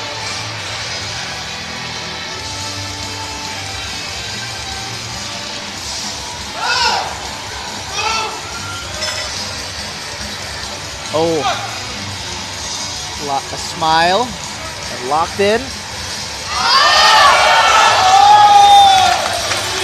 I think we're seeing 300.5. Did you see that? Even before the lift, he smiled, he felt it, and he knew it was going right back up. And again, there's just so many stories of brewing. So many potential new patrons. One might want to rip out, one might want to put in a frame, but 317.5 for another record attempt. 317.5, and I remember we were so blown away by the speed of his 300. Like that's not fair. This is legit 370.5. Those were totals we saw in this gym. It's close to my total. He could probably live my entire total. He's gonna squat your total on his third attempt. I would like to see that, actually. I would absolutely love to see that. But Mr. Teodosio here, Ross, looking to poke this out. 317.5.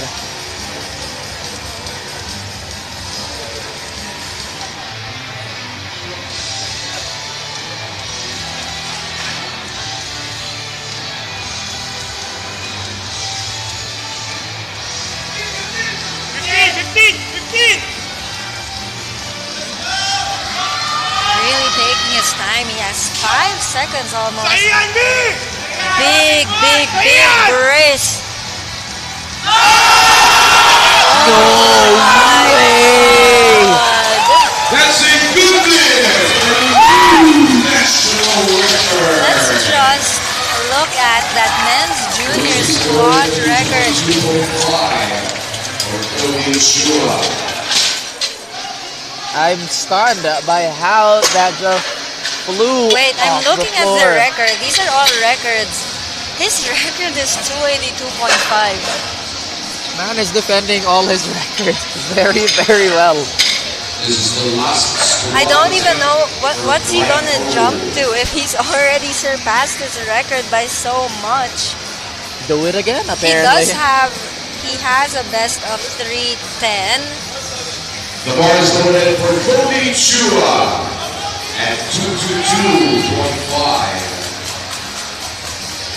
222.5 for Mr. Cody Francis Truop, notably tempoing his way into everything, which again, guys, is very, very difficult if you do not know how it feels to intentionally grind that out. I do think he kind of has the tempo because I know his injury has that something too. to do with his lower body, so really just taking his time because you don't want to aggravate anything by getting out of position.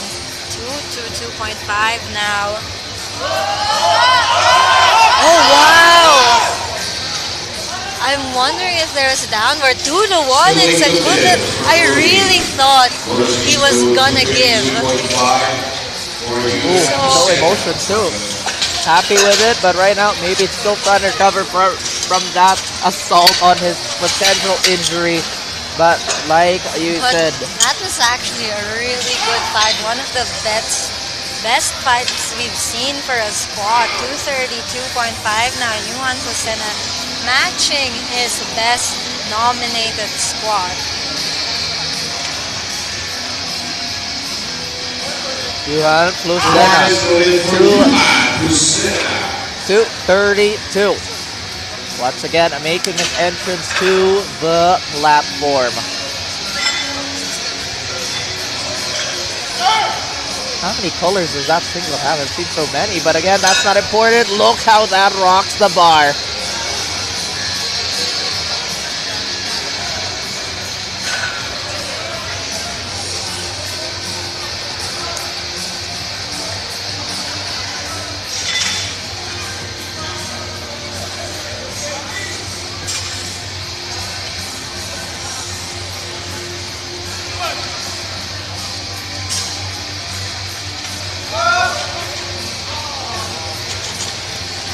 Oh, difficult. Really difficult on that way down. Couldn't find a way to spring back up. But so far his results pretty good. We still have the bench and the deadlift, by the way. If those numbers were deadlifts, you thought, no, we're still not there yet. We have a long, long night ahead.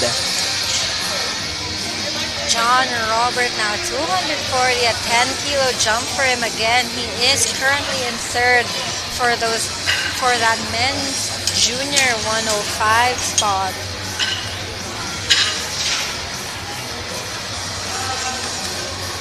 $240 on the bar. Sean Robert Mawag.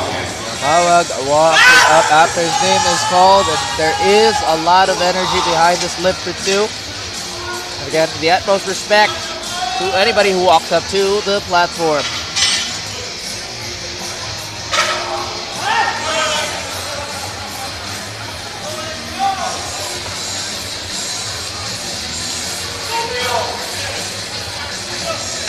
Again, John Robert really defending this third place spot.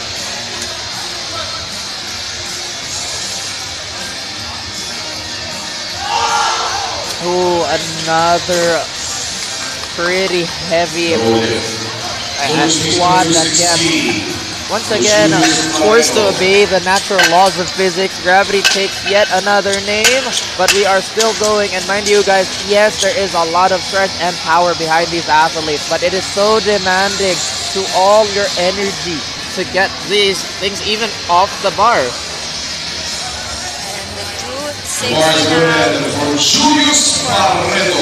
Julius Barreto. I wish I could say it like the announcer rolling his R's. I sadly don't know how, but really? Julius Barreto now. I see. No, I'm paying attention to everything. Again, it is all in the details. Is it in the sticking point? Is it in the lockout? Is it in the bracing? Julius Barredo looking to do so from the Southern Bad Boys.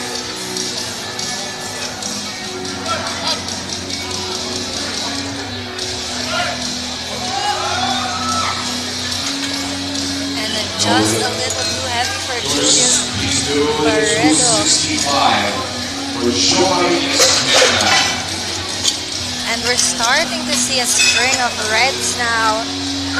I'm hoping Jomari Esmenda can change the course of how things are going. 265, another 15 kilo jump for him.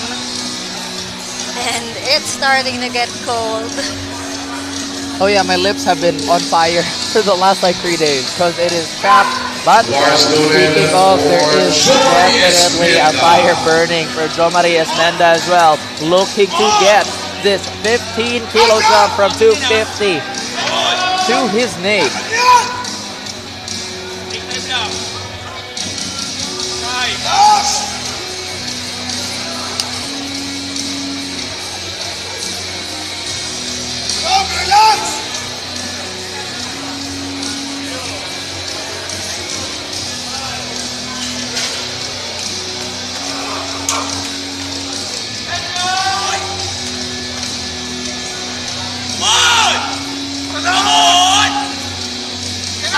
Really taking his time, very particular with his walkout and the steps he takes. Oh, and it cannot get past the hole again. Savi, there is a little bit of a red streak going for the third attempt. And the only time I believe we saw this too was I think it was squat 3 for the 74s. Yup. Hopefully it stops though. Like I said, it is getting cold. There is a reason why there are...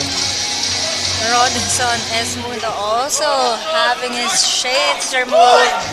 He's feeling really, really good. And really, really hyped. And again, Rodinson taking that 7.5 jump while Ken opts for a 5. So he really is just slowly making his way. But of course, first he needs to get this 270. We love a good underdog story, and to even call a man who can put 270 on his back and underdog is ridiculous.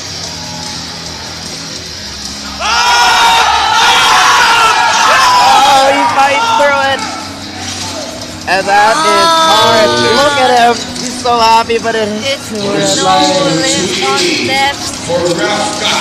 And I do think you kind of saw it on his walkout. One foot was actually not in line with the other. That could be why one side did call it high, but...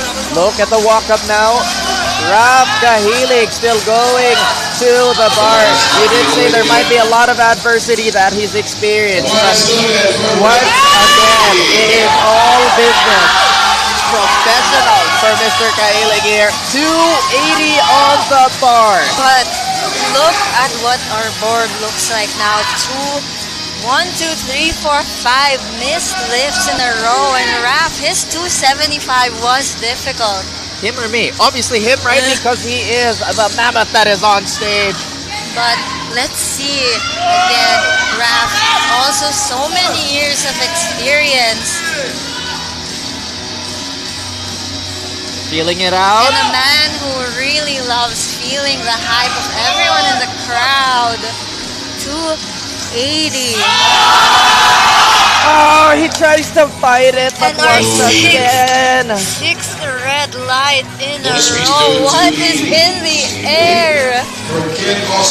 We've only had one successful squat this entire flight in the third attempt, and we have Ken Austria now. And it's really worth noting, Ken Austria just took Raf's junior record, and Ken Austria now even has the potential to out squat Raf 280. And how long has that record been standing is a question that I would like to ask, because if I'm not mistaken, Mr. Raf Kahilig has been around for a good minute. He's hit this 272.5 in 2019. It's taken quite a while for someone to take that back, and that man is Ken Austria, who now attempting that 280 that we just saw missed. And again, it's the same story of Raymond and Ross, right? Again, like you said, Raf has also been in powerlifting for so long, and now we have Ken Austria, this junior, slowly emerging. Already took that squat on 275. Now we have 280.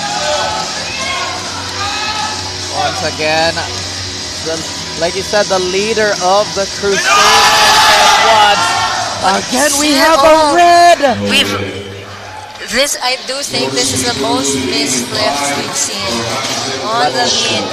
7 straight missed lifts, all third squat. But again, it's because they're just this strong. And when you are this strong, you also take such... You burn a lot.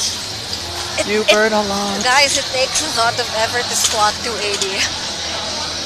I'm gonna assume it takes a lot of effort to squat 280. What we have 285 now. Ramzel Chadosho also taking a more conservative 5 kilo jump. Conservative considering what we've seen. Relative, yes, to what we've seen for Flight O.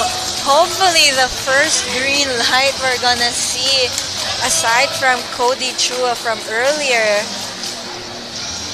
Like you said, the red streak has been going, but there are some noteworthy names to crush right through this dry spell.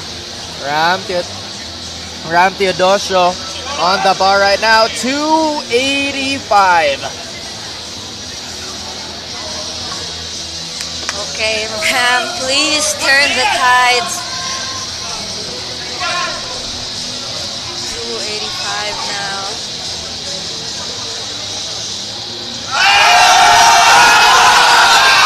And I think he's done it. We're waiting for the lights.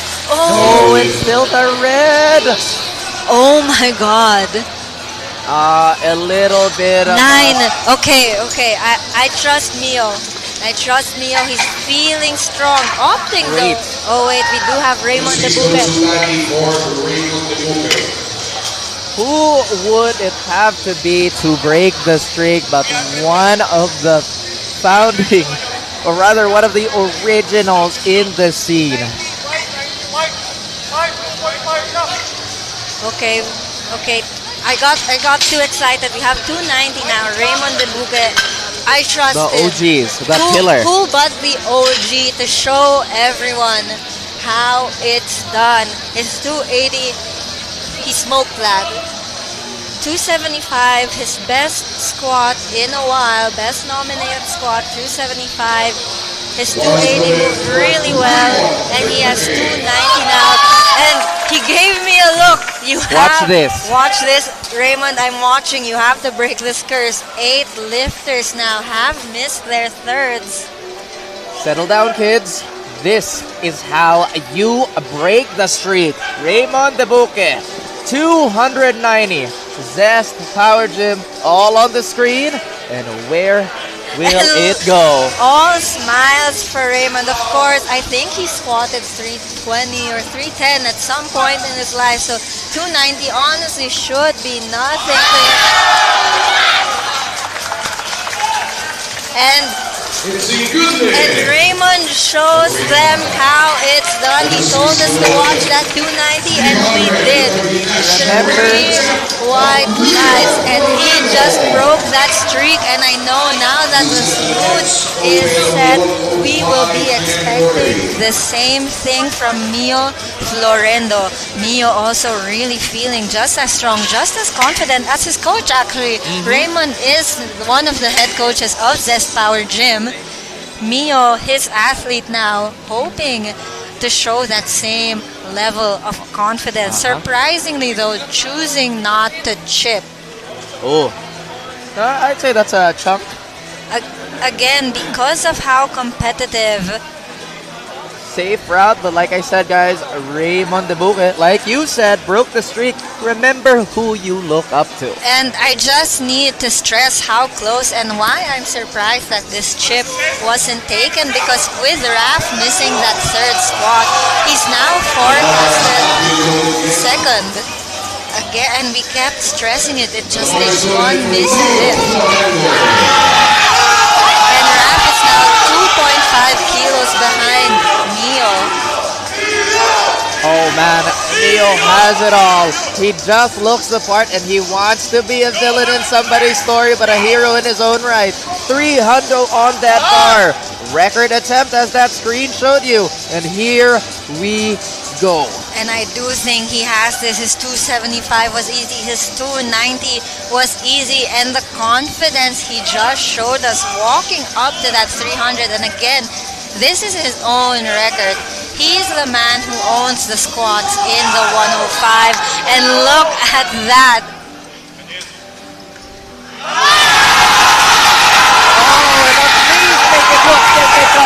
Neo did.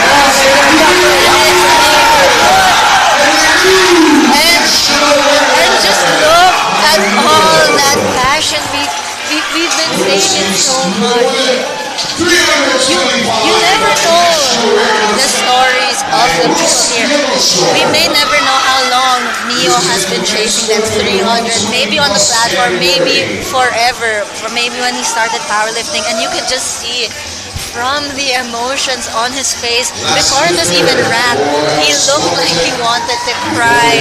And I wouldn't be surprised if he is in the back rooms, because why wouldn't you? It looked like this was really...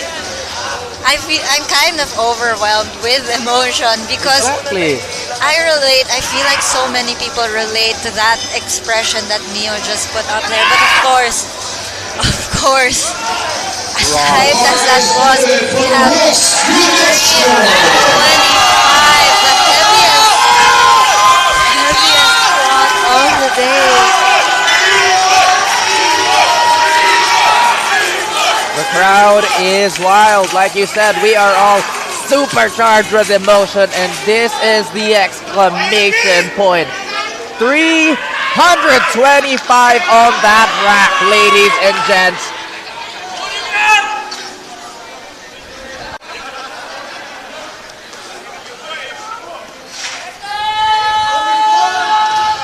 Let's go!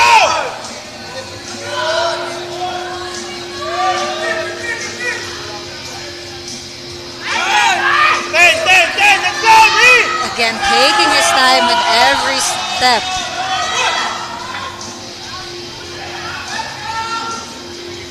Commands given.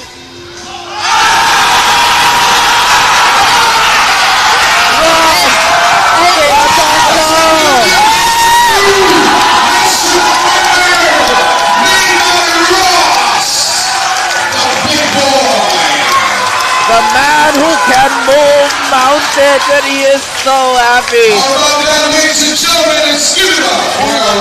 And again, I told you, this is the session to watch. And just from squats alone, we just saw someone squat 325 kilos. Oh my God. We're gonna take a quick 10-minute break, but of course, before we get to that, we do want to thank our sponsors, everyone helping out this 2025 SBD Philippines Nationals.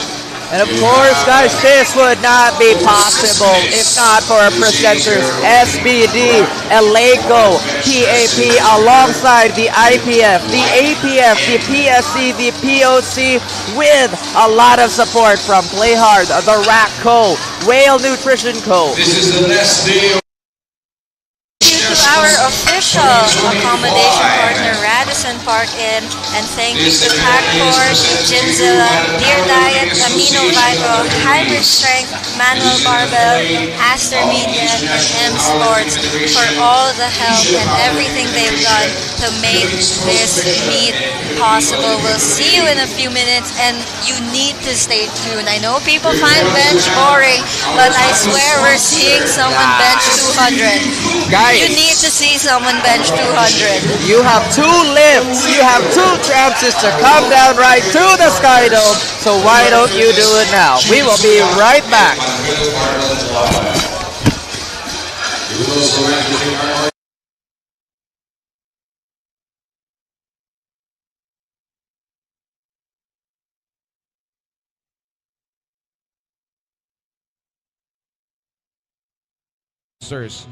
The Rock.co, Wheel Nutrition Co., Pagcor, Deer Diet, Amino Vital, and Hybrid Strength. Also, a huge shout out to our media partners, Aster Media and MSports PH.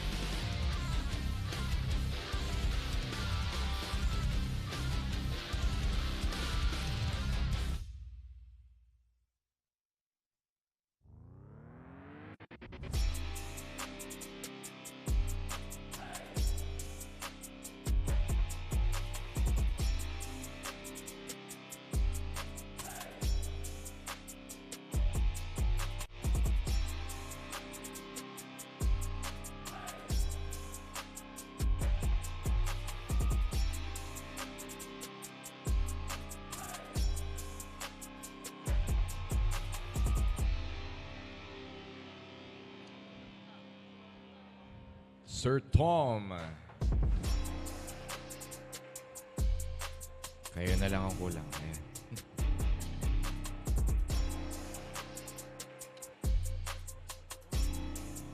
Alright, the 10-minute official game has ended.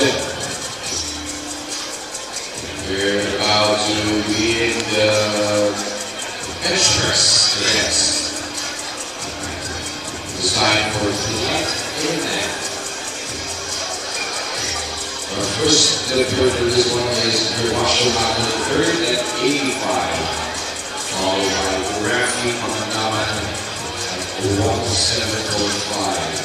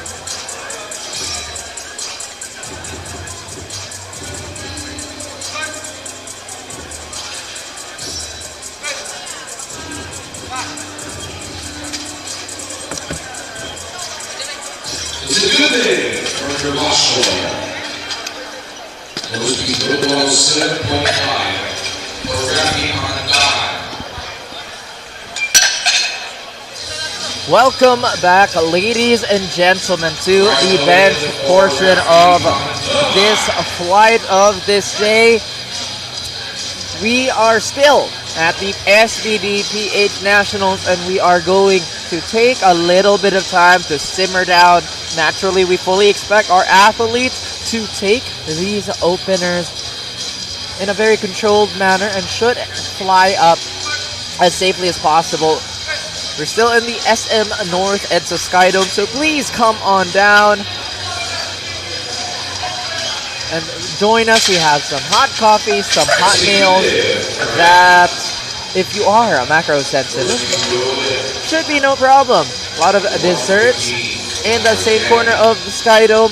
We have a lot of SBD merch at the entrance. So guys, why aren't you buying the gear that your favorite athletes are wearing? It is still me, Raph, of course, joined by the ever so decorated Miss Savvy. Why is she shaking her head? It's on her Instagram. Like, I don't know. It's okay. You don't have to like reach me up. Yeah, but just like, you know, check the IG. But Mr. Danny Brutas from Feral Powerlifting again, 115 on rip. Very, very easy stuff. It is quite cold, so things might just have to heat up a little bit sooner. We've had a lot of conversations too about how the bench can slow down a little bit, but regardless of what your opinions are of this lift, when you see 200 being loaded up for it, you get pretty excited. We have John Carl Riera now, 130 kilos on the bar for him, a nominated best of 145.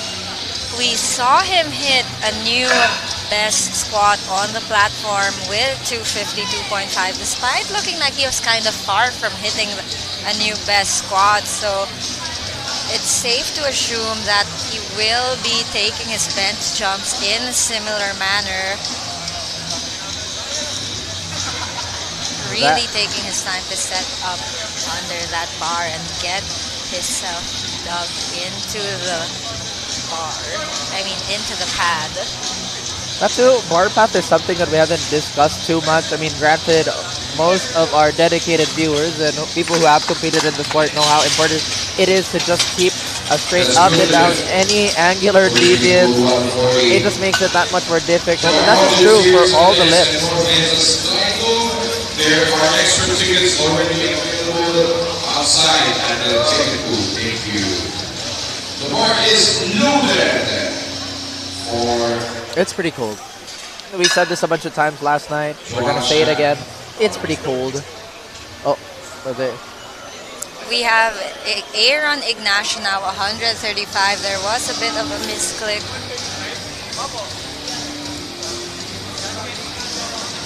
It should be Aaron Ignacio right now, 135. Well, I'm glad there is a lot of sportsmanship around to discuss. Okay, oh, hey, that's not me. Let this guy do it. And Johan Chan, who honestly have had a pretty impressive outing on this one. Having a little bit of a guest appearance before his lift, but before that, Mr. Aaron Ignacio opening with the 140. And again, this is Aaron Ignacio, 135 on the bar for him. Made a little bit of a mislabel on stream. I'm not sure where the timer is actually at because we haven't gotten an update yet. And it is not the correct lifter on the board, so there is no timer running right now. But he has enough time. We've seen slower setups. That is such a cool shot with a belt signing. Yep. Sorry to interrupt you, but again, like you said, this is Mr. Aaron Ignacio, 135. I mean, they knew he was going to clear it anyway. So that's why it was already green lighted, right? They knew it was going to be easy. And now, moving on to the name on the screen, we have Johan Chan, 140 kilos. That does look like he upped his opener. And I'm going to look at what that means for his forecasted total. Still in fourth, but not that far from our third place. He is catching up to Mr. Lenos Ocubilio. Catching up, especially with the lifters that have missed lift, should be the number one prerogative at the moment. I think there might be a reset because the bar height was not correct. Yup, rack height was not correct. Rack height. Set time.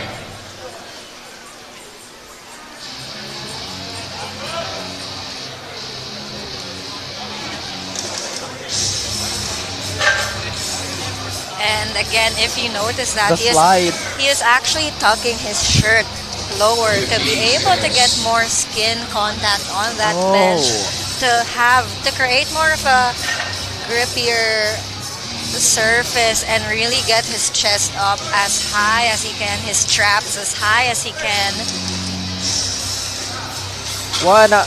100 and the lead 40 for Mr. Johan Chan. And guys, think of it like your body's natural knurling. The more skin you have on the bench, as Ms. Savvy said, the better chance you have at kind of sticking to it. And again, physics, guys. Grip, being planted, being rooted. You see why people dig their feet before their lifts. It is so that everything is as stable, as set as possible, maximizing and increasing the chances of that good lift. 135 now, Aaron Ignacio. And I gotta say, these red and white lights have really changed the mood. It is looking absolutely regal for everybody. And it's also the color of these Eleiko plates.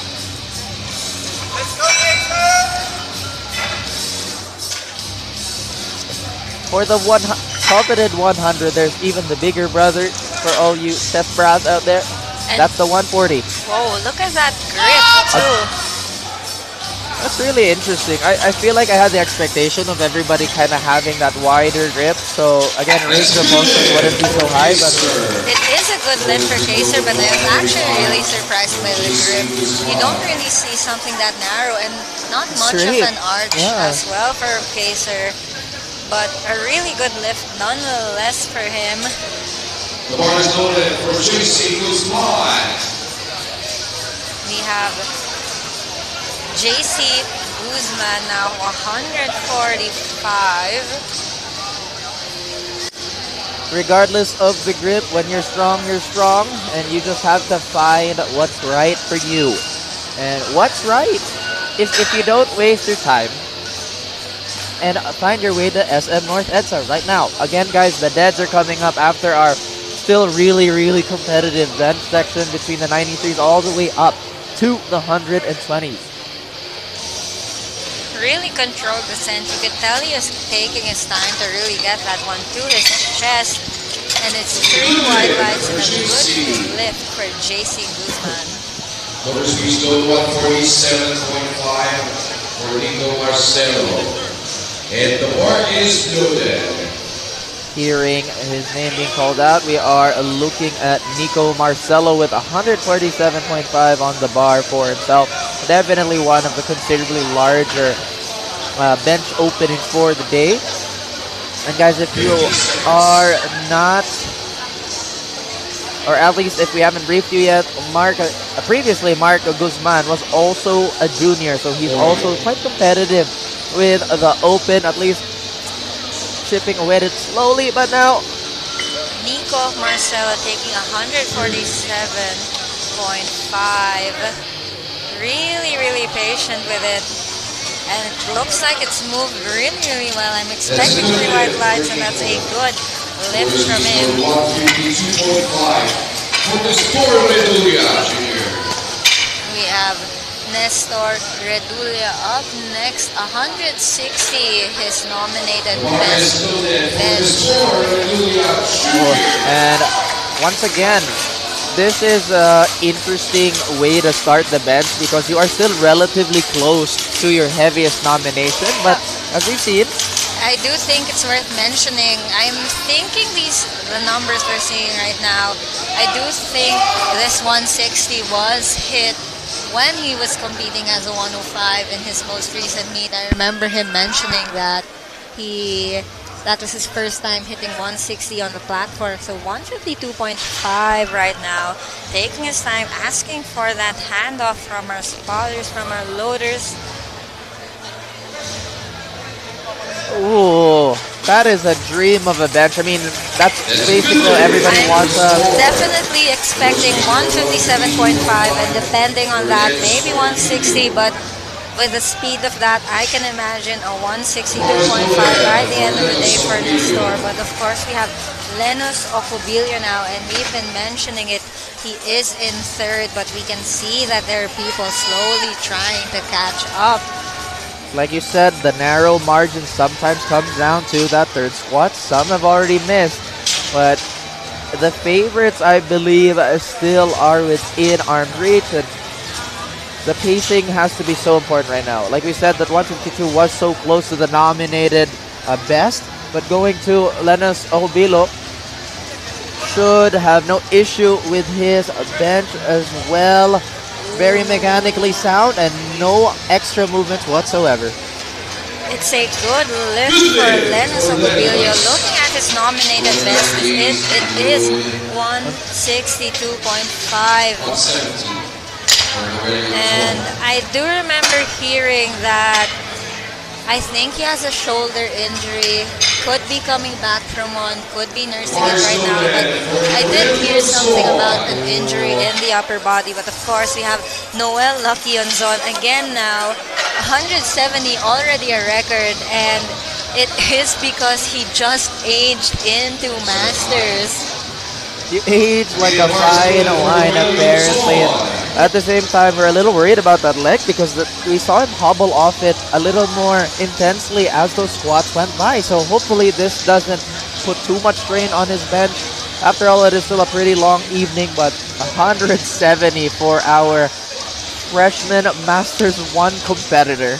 Looking at how he walked up onto the platform when he was called for that 170, he is looking pretty good, but maybe it is because it's bench. Didn't have to use much effort during the warm-ups on his legs. So 170, really tempoed lifter.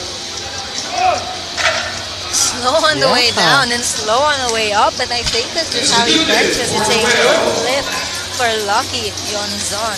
And to the extent of its legality, some lifters do kind of use it to slingshot off, but Noel Lucky Yonzon does not believe in those things. Mark Galauran. We have Mark Galauran now. This is currently not opening with a record, but it is his own record anyway, 182.5. It also looks like that is his best nominated bench. His best nominated bench right now is 180, but again, the record stands at 182.5, which is his own, so it's safe to say his best bench on the platform is 182.5. The thing is too, normally we have a few lifters to offer the bell or the wrist strap, but nothing like that for Mark Galauran, who's been touted to be one of the front runners of this entire thing. Again, Mark Galauran is the one to beat, undeniably winning the polls when asked who's gonna win the 93s. Really fast 170. I'm expecting 177 to 180 and then just going for 185 or just breaking that record, maybe adding more chips, but again, he already has a chip. You don't really need to add on to that. You can just keep that 1.5, but of course, it just looks like he's really strong right now. One thing that I did notice was that that's probably one of the more flared out feet positionings we've seen, at least for the night. And what do you have, like, on your opinions on how the feet should be set? But obviously, while we're talking, this is Gervasio Magno on a 92.5. Gervasio Magno really taking his time, a really close grip again, and you can see a lot of our close grip benches actually tend to have that one-sided lax, but going back to your question about the feet, it really is about what feels best for you. Again, the cool point of your feet, the direction, is all about maximizing your leg drive, and I guess it's safe to say for Mr. Galauran that feet flared really out is what's working wonders for him, because that 170 really just flew. Because if you have like a grip or a really solid grip on the floor with your feet flared out, then the feet does kind of have to twist inwards, and you can somewhat fight that. But again, that's just a little bit of an assumption. There's Rafi Pangandaman, 93, I believe one of the younger competitors as well. 115 on the bar for him. Giving the classic. Somebody better play some funk when he lifts this, because he's ready to mug his competitors.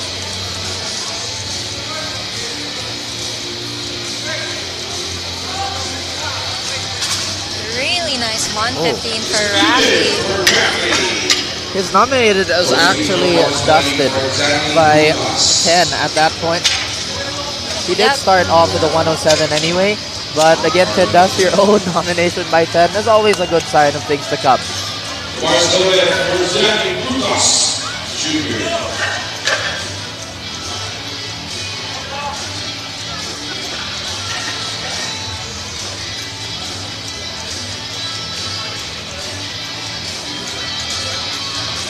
Danny Brutas now, 4 for 4 already.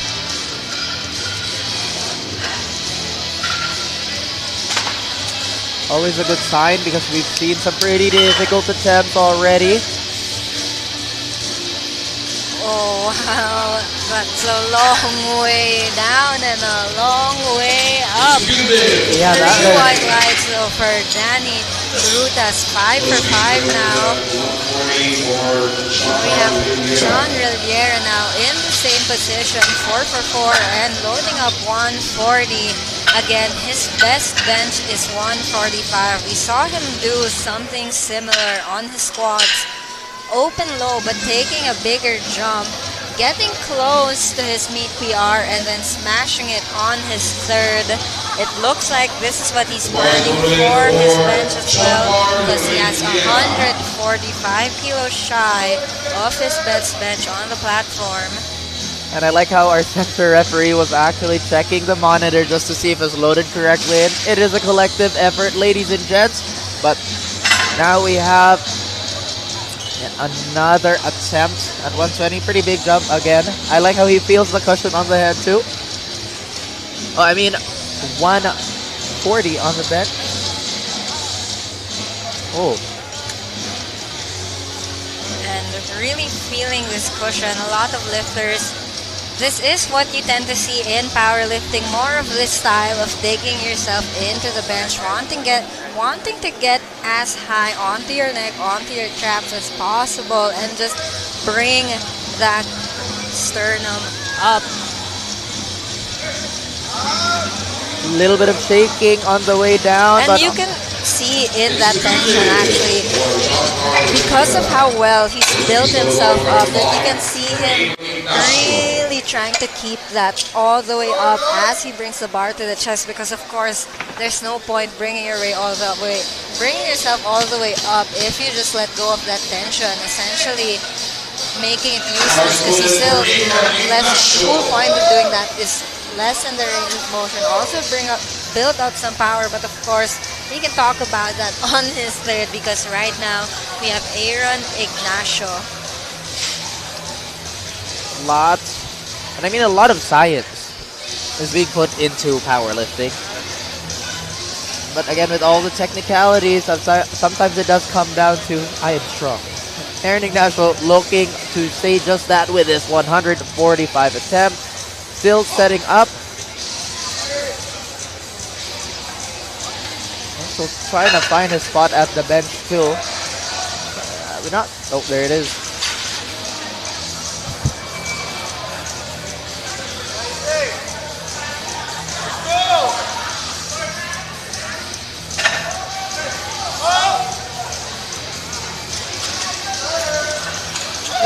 Really good.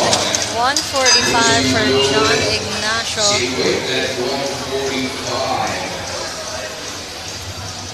All right. Up next, Johan Chan with also 145 on the bar, but this time the jump is not as intense in comparison to our previous lifter. This is an increment of 5. But rest assured, we will always say that these 5 and these 2.5 sometimes will make or break a lift. Much more so the bench. He does have a nominated best of 155, so this should be relatively easy. Maybe just trying to add to his kilos, because again, looking at the deadlifts, he does have one of our bigger openers. Could probably be conserving that energy for the deadlifts. He could be. Either way, there is going to be some burn on that. Settles down. Ooh, that was a battle, but even with the effort being put into that, the metal just won't go back up. And I think that's actually Sir Johan Chan's first missed lift of the evening. You do see him talking to his handler, kind of explaining what I think went wrong for him. And again, we've seen this in a lot of lifters, missing their second, maybe on technique, maybe again, the bench is such a technical lift. Something as small as your foot not being in the right place, and we saw that with Jose Perez, could just make or break your bench. So let's see how he addresses that on his third. But Kaiser bomb pad now 145. And bench touted to be one of the most technical disciplines out there. So there's also a lot of points of failures and a lot of variations to it. Handoff is good. Chaser bump up, attempting this 145. Wow, really good fight for Kaser Bompat, and his coach, his handler, is really happy with that. He was jumping on the side when he got that lift. JC Guzman now 150. JC Guzman. JC Guzman, Mark JC Guzman to be exact, looking to establish himself with a 145, considering the last two attempts at that squat was just a little bit challenging for him for whatever reason. But there are still potentially 5 more lifts, I believe, for him to make up for it. But at this point in time, let's look at how that bench goes when he does get the command. Mark JC, of course, forecasted first for the men's juniors, maybe trying to get a spot for himself in the open. He's really fighting for it, and I do think he has it. I don't think there was any downward. Yup, and it's a good lift because you could see that one side of this was still going up really well, and there was no downward movement for me from the angle you're watching.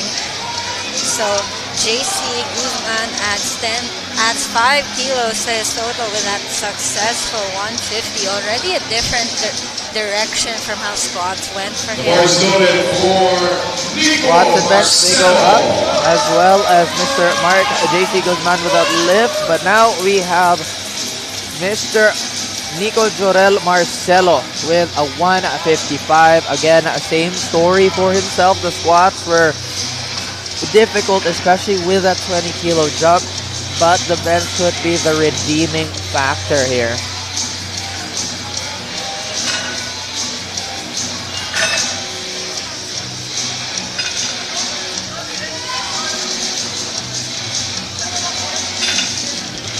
Really taking his time to get that to his chest. He will fight for this 155. And it's a good lift for Nico Marcelo. Bonus physical 157.5 for this Redulia Junior. Redulia still waiting for the correct load, but a lot of focus. Again, if you do a little bit of your Instagram stalking, you can actually be very attentive to his lifts, and there's always this intensity that he brings to it.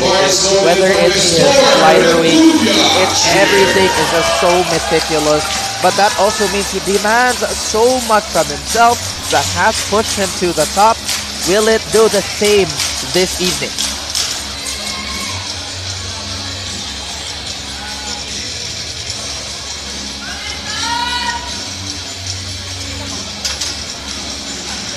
Second attempt, 157 for Mr. Nestor Dula here from Avanti.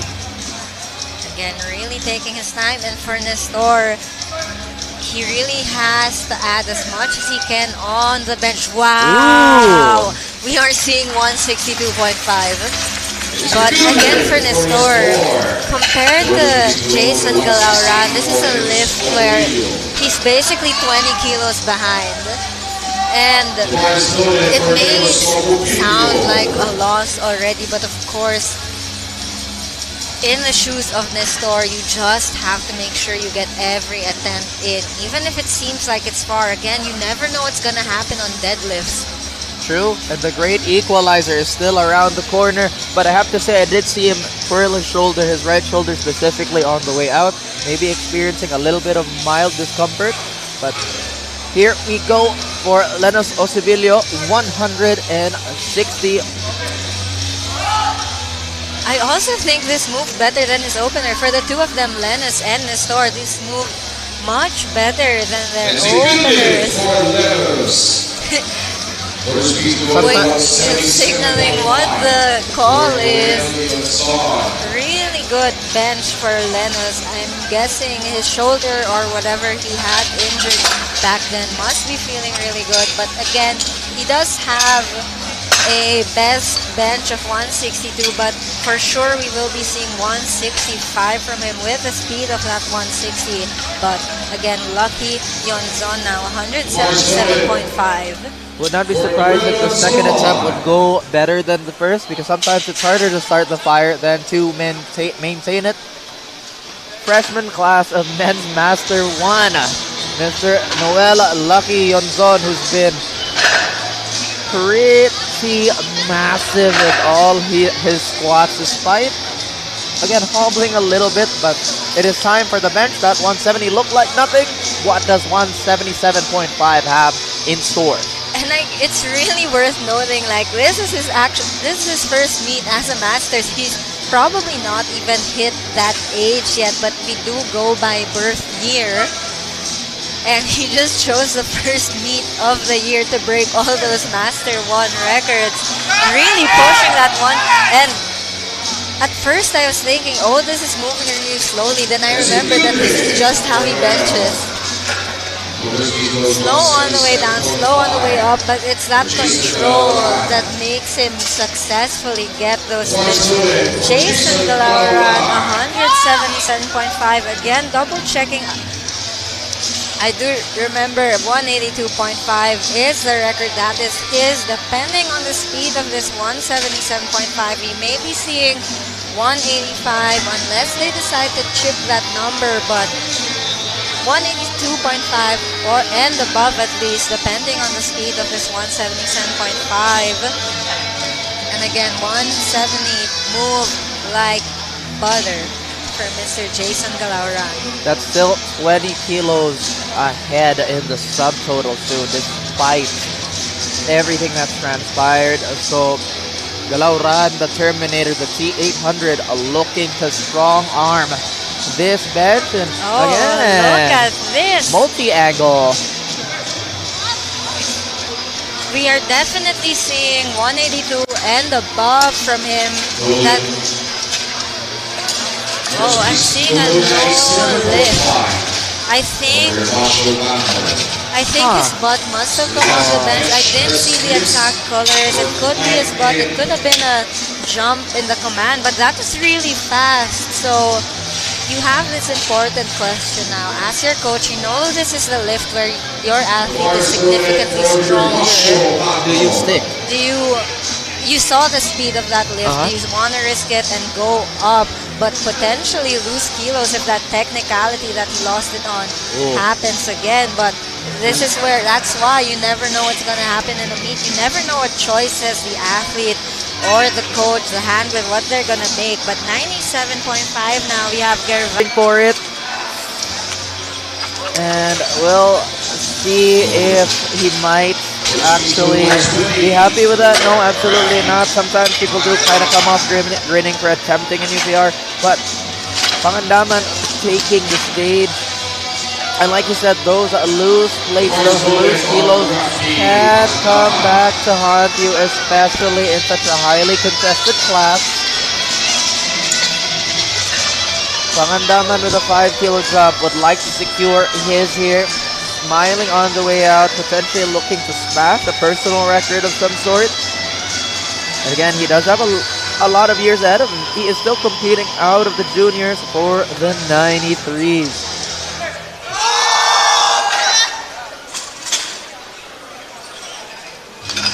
No lift. And it's a no lift.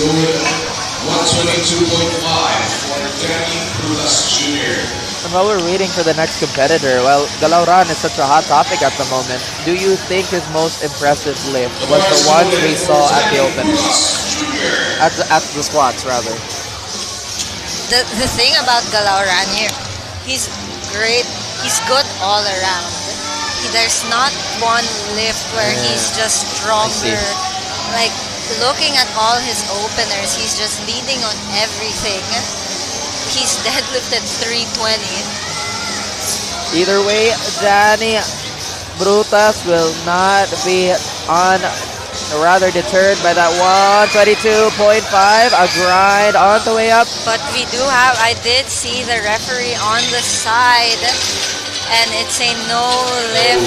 I did see his butt coming off the bench as he is trying to drive that 122.5 up, but a good try nonetheless for Danny Bruta. Still ending the day with 120. 145 now though for John Rillera, just looking to match his nominated best bench.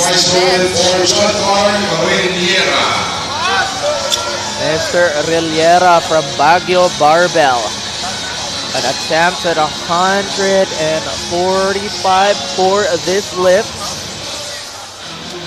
Like I said, there's a lot of min-maxing. Like Ms. Fabi said, there's going to be a lot of min-maxing, especially on the bench. We do have a lot of well-rounded lifters in this weight class alone. So take whatever you can find. Really, you can see that he's really building in that leg drive with how he's just slowly pushing into the bench. Building that leg drive.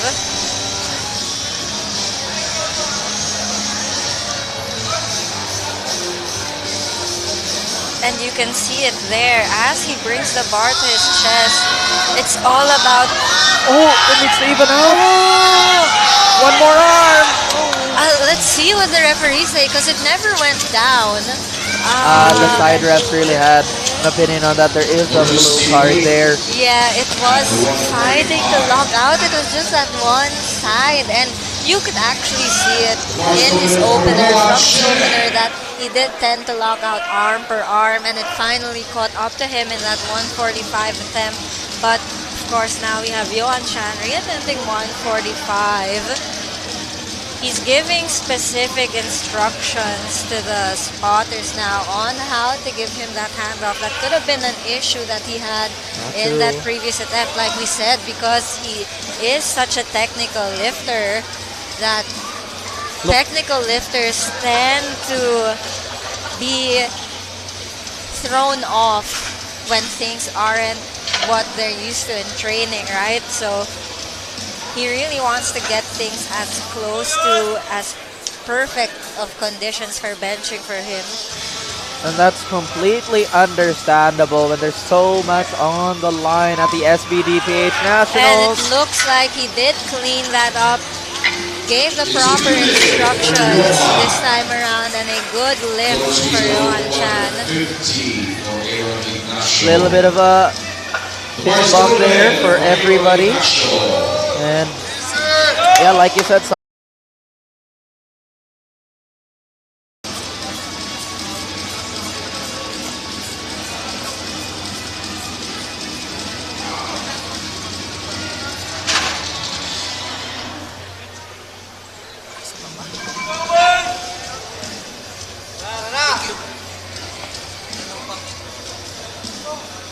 Aaron Ignacio now taking his time with his 150.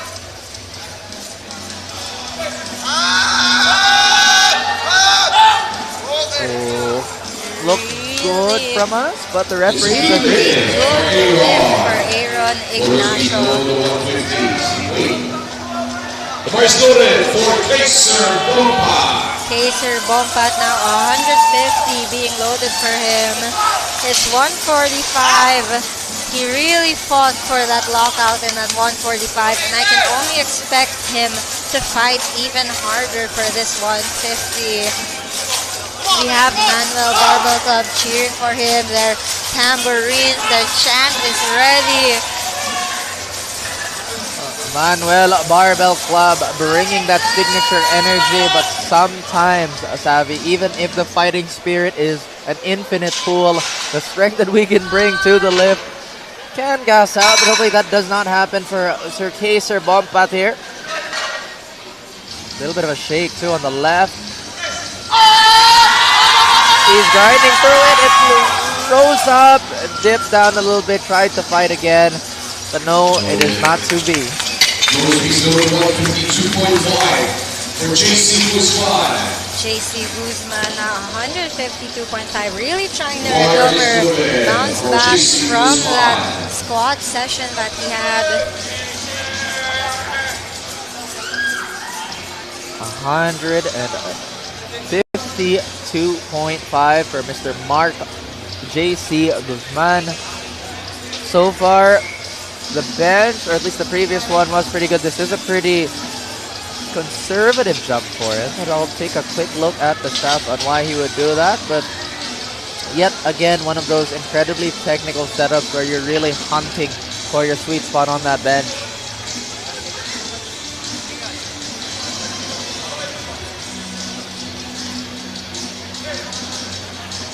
Oh, this doesn't move. Again, the nominated best was 150, so 152.5 was just a hair too difficult. And again, his 150, he already did have to work quite hard to lock that out. So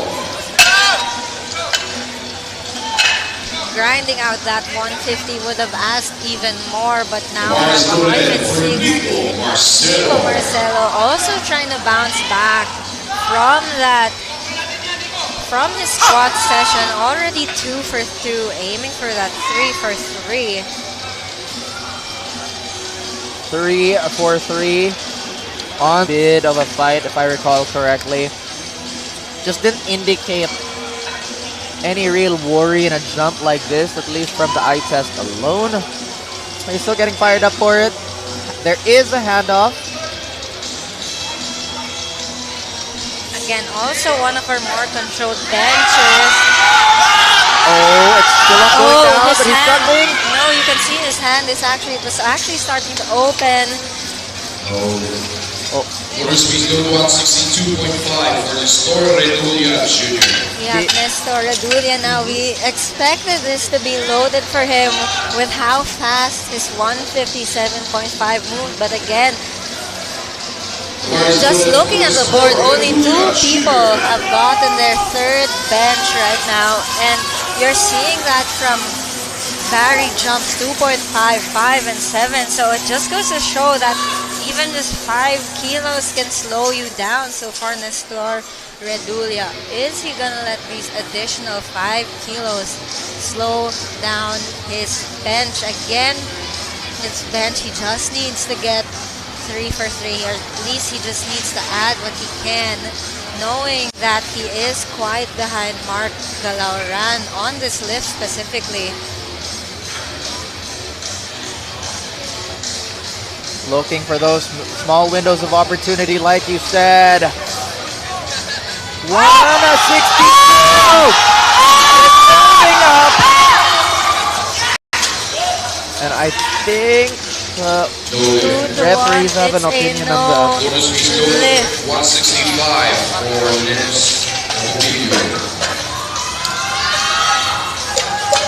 Lennox Ocobillo now. He did hit 160 really convincingly, nominated with a best of 162.5. So this 165 very much expected for him. He does have a lot of people in the crowd rooting for him. Again, they flew all the way in from Davao. Ooh. And he has had a lot of successful lifters so far, hoping to add to that kilo culture title.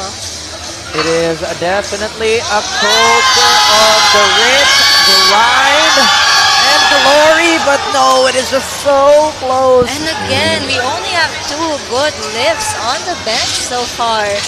And the benches today, the benches of this session, of this day, have just been incredible. And now you're talking about it, Jason Galauran did get called on a technicality for his 177.5, and then, but you know that he is a strong bencher, stronger than Nestor by over 20 kilos almost. That's a lot. That's very reasonable margin. And there is a lot of love being shown on the screen here.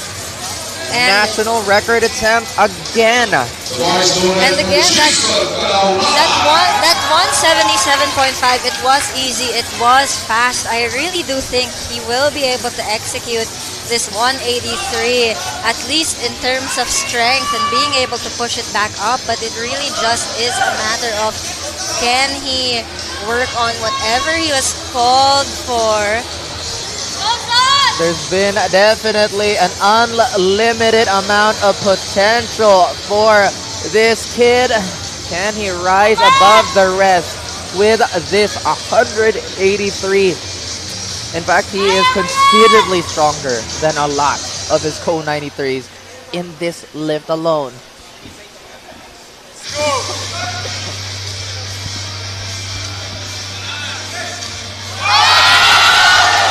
And you actually could see him fighting to keep his butt on the bench that time around. And a really, really good lift and record for Jason Galauran. And that risk pays off because, again, if he missed that, that's 13 kilos down from his total. And that just even adds more kilos for Nestor to climb for. But now moving on to Flight O, we have Julius Barredo opening up Flight O. Oh wait, I'm so sorry, we had one more lift. And Noel Lucky, and not just Nestor trying to climb up for that podium.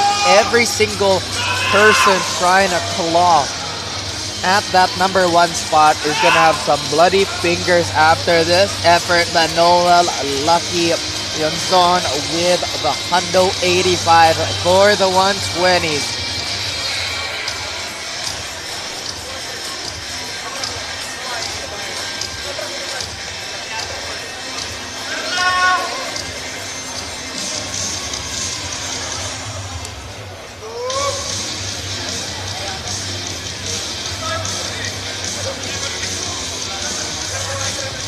Again, really taking his time.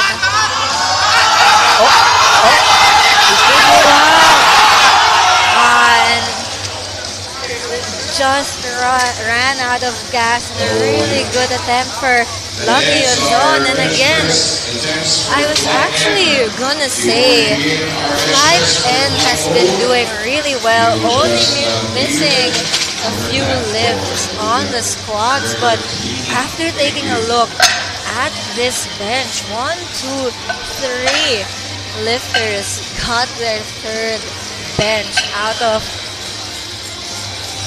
It is looking like 10 lifters missed their bench on Flight N.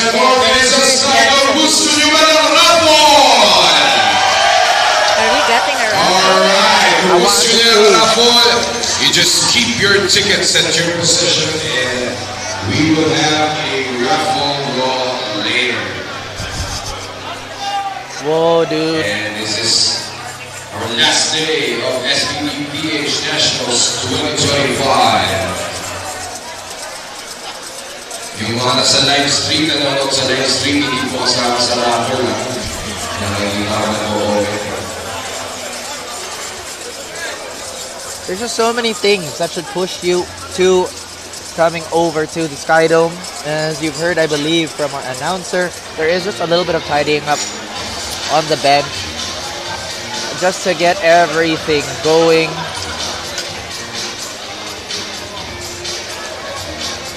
While we're waiting, guys, just a quick little reminder that we do have a lot of merch. Even at the front door, you can tour around the Sky Dome to maybe perhaps experience powerlifter heaven. There are actually a bunch of bars for sale here too. And I heard, out of the kindness of her heart, Miss Abby is gonna send me one to my home, I believe. I don't hear a no yet, so. What? Huh? Don't worry about it. Oh. 110 for Julius Barredo. Where is that? Where are you, camera? Is it that one? Oh, that's that one. Hi. We are just getting things ready for bench. We do have Julius Barredo up first, 110 for him. 160 for you, Lorenzo. 170 for Ross Teodosio. A little bit of a staring contest there with the camera, but oh, it looks like what's currently happening right now is they're trying to center the bench. I guess with all those really strong benches, you know, it just slowly moved back as everyone kept pushing up against it, especially during squats. So also Coach Omar flexing a little bit over there. But yeah, at the same time, there's just so much mass walking to the stage, competing on the platform in realm that even our equipment is Julius Barreto now 110 being loaded for him.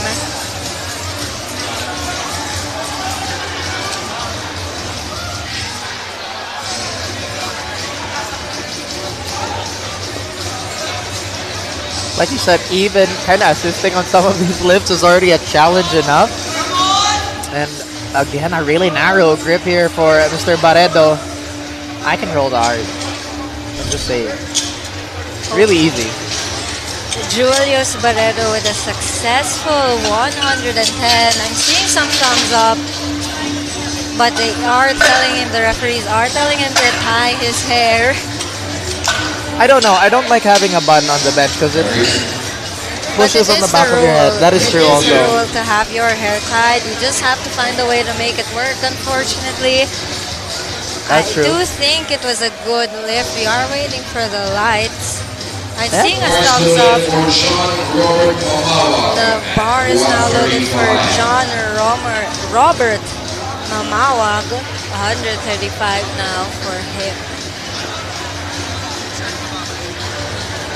There is yet another set of strong openers, I believe. And like you said, the last bench attempt looked like a really, really busy night on most of our streets here. Quite honestly, you don't want to see a lot of those reds to stop the momentum and maybe congest the lift, but it is incredibly difficult. Right now we are relatively at the easier part of all the lifts, just kind of setting the tone for Flight O. Bar is loaded for Jomari Esmenda. Jomari Esmenda now 135.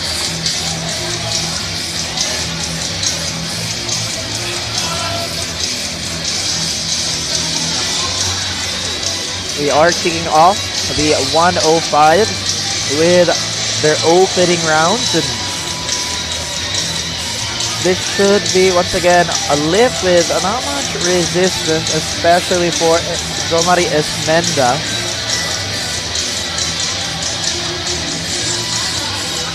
Who has nominated, I believe, 150 for his bench. So maybe we're going to see some drastic drops in those lifts. Really, really fast 135 for him. That's a good lift for Jomari. First we go to 145 for Cody Chua. 145 now for Cody Chua. Chewing as he gets onto the bench.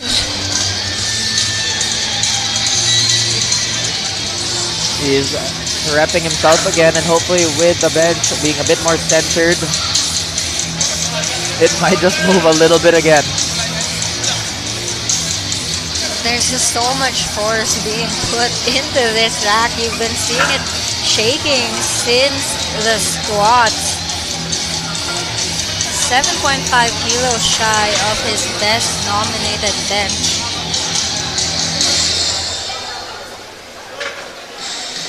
Strong opener for Cody Chua. Looking really, really good on the bench right now. I can't tell if he's happy or not. Yeah, I couldn't tell by that expression. Oh, see that? He's signaling something. I'm not entirely sure what, but I think he was talking about maybe an issue with the arc or digging into the bench. But either way, he did have a successful lift, and Radisson Esmundo up towards the bench. Radisson opening with 145 with a nominated best of 150, so it's safe to say that's what we'll be expecting from him for his second attempt, maybe even a 152.5. And I know Radisson actually had to cut quite a bit. I jumbled my words up. He had to cut quite a bit. He did weigh it at 111 a few months ago, of course, weighing in now below 105. Really good 145. Good for Robinson Mundo. And he seems like to be a man of the people. He's always been giving a lot of fist bumps regardless of the lift. At the same time, cutting. The biggest thing we talk about is how do you retain your strength?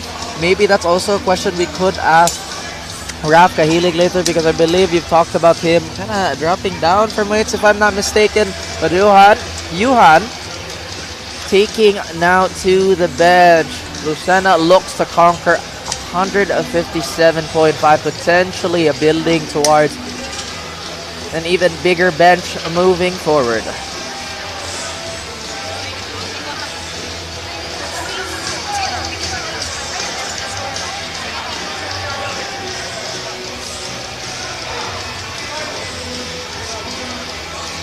Actually, he did nominate 165, I believe, so that 157 within a range for a smooth opener.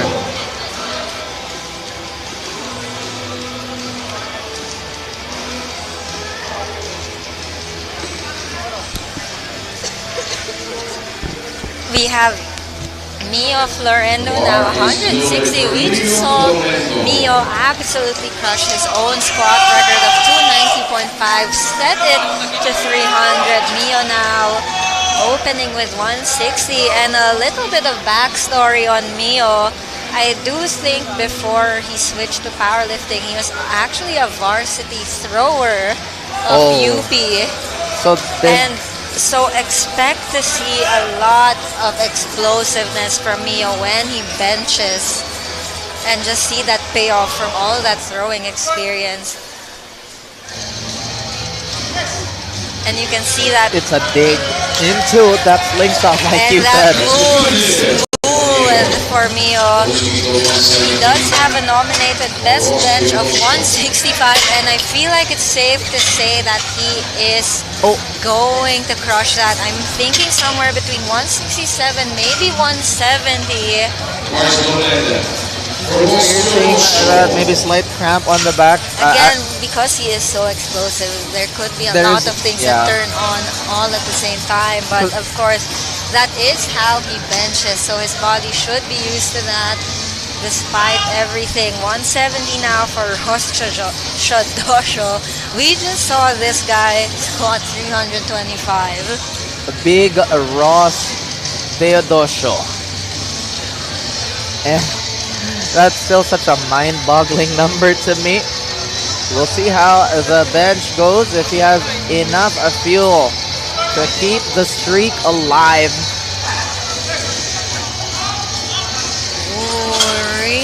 Really good bench by Ross Chodosho. And again, it's really worth noting that Ross is going up against Raymond Debuque in the 120 plus open category, and while 30 kilos might seem like it's a lot, when you're lifting this much weight, again, we saw it in the squats, you can take all these much bigger jumps. And now we have Ken Austria, 172.5. I do believe this is a men's junior record. Well, when you do open strong, you give yourself a little bit of cushion to alleviate some mental pressure, giving specific instructions too. And again, the record he's taking, this is Raf Kahilig's record set in 2017, and the record stands at 155. Father Time has definitely sent his assassins to play in this meet. And like you said, there is a lot, and I mean a lot of taking records for a lot of our juniors. Ken Austria, even yesterday you were telling me about... I've been hyping him up because Ken Austria, he really is such a strong lifter and still a junior. A little unevenness, but doesn't really bother him too much, honestly, on that ride. And honestly, for such a close grip, it's such a strong bench, and I feel like it's worth... I do want to mention, Ken Austria did go viral at the start of the year If you look it up on his Instagram, you might have actually even seen that video. It was quite a funny video, failing the first bench press fail of 2025. Okay, buddy. Okay, buddy. Let's go take a look. Ramzel Chadosho now 175. All right, buddy. Mr. A funny man over here, but also at the same time, when it comes to being a serious lifter, he will show up. Now we have Ram Theodosio. And again, Ram actually is one of those lifters where when he's not on the platform, when he's not in zone for that competition, so far from what he projects here on the platform. Really jovial guy. Opening now with 175. Oh, it went a little bit over his face and tried to maybe balance it out, but as we said in the past, it's so hard to hit a recovery push. It looks like he slipped, I think. We have Raf Kahilig now 177.5, and again, it's worth noting, by missing that crucial 5 kilos in that 280, it actually brought him back. He's now forecasted second behind Mio Florendo, but the great thing about their rivalry is while Mio succeeds in squats, Raf is now opening 17.5 kilos heavier. He is mean mugging the crowd. Like you said, maybe the bench is where he makes his mark yet again. Mio did look a little more serious on his walkout, so there is a swap in how they. Yep, you saw that. You saw how much different the aura is from Mio walking on into bench, and now Raf, almost a reversal of that aura from squats. The duel just keeps getting more and more entertaining with our 105s. Rafael Lorenzo Kahilig from Avanti on 177.5 on that opener. And Raf really taking his time. I like that little look on the bar. Did you count me out? I'm not sure what he told the referees, and it looks like the referee wants to talk to him because of that. I'm not sure what happened. There does seem to be some type of conversation right now.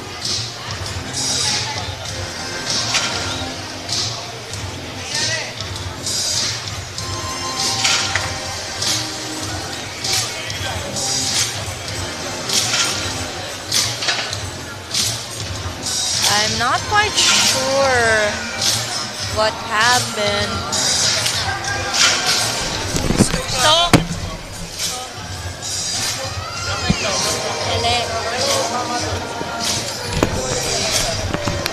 It looks like there was a mistake apparently in his rack height, but we're just trying to clarify what happened. I do think Raf was upset. I think the rack height wasn't what he was expecting, but they're fixing it up now, of course.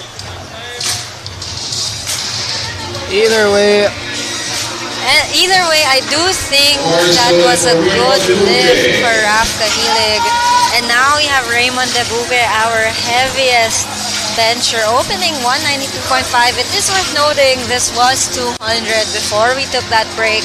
Maybe not feeling as strong as he wanted on the day, which is still says a lot considering it's 192.5. This is way more over that 400 threshold. And I asked if there's anything specific that Raymond wanted to hit today, and I do think out of all the lifts, he does want that bench record. it is pretty much a statement, though, to say that, yeah, I'm not feeling too strong today. Maybe let's load up 192 instead of 200. But maybe he's not working towards that. I doubt that there was anything really wrong with that 192 anyway. I do think he will be working towards that, and even if he's not feeling the best, and let's say he just goes 5 and then 3.5, that still gives him the bench record because he does hold it at 200.5. That's a ridiculous amount to bench. I think everybody backstage is also telling me you are going to see a 200 bench, and we're definitely building up towards something of that nature. Bench number 2 for Julius Barredo, I believe. Yes, there he is from the Southern Bad Boys. 10 kilo jump for him.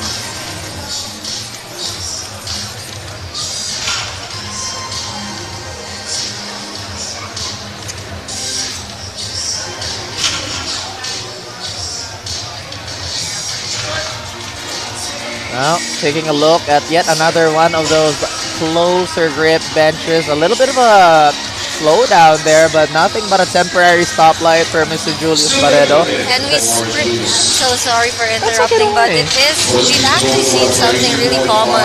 That is something common with those lifters who tend to have a more closer grip. It does look like it's so slow, but then again, I think it's just because it's such a long way down and a long way it's up. Just like, yeah. You're slowly unfolding your elbows also, but at the same time, very, very insightful as always from Miss Savvy. 142.5 for John Robert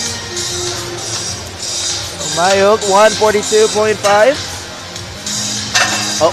Asking for help from a spotter, I think. Yep, looking for help from a spotter.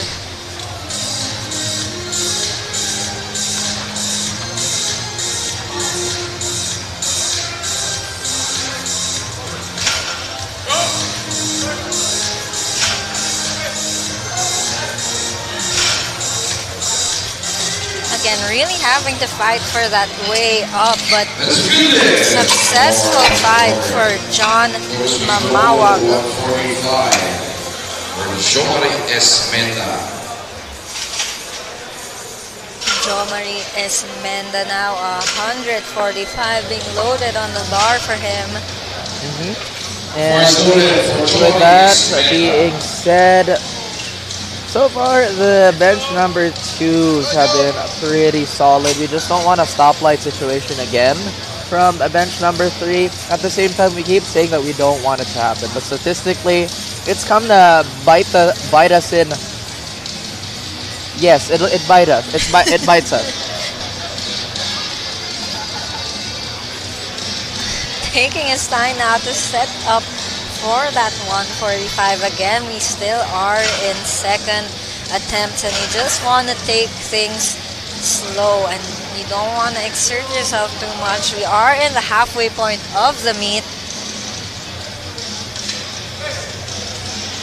And I think with a lot of things, there is a bit of a dip on the pacing at this specific halfway point of the meet, because again, that's where the fatigue sets in slowly. Sure, it's not an intense dip, but you do kind of feel those slopes downwards. We have Cody Chua now 150 on the bar, taking that 5 kilo jump again. He does have a nominated best of 152.5. He did walk off the platform with some notes to his coach, to his handler. Not necessarily sure what about, but hopefully it was successfully addressed as he takes his 150 kilo bench.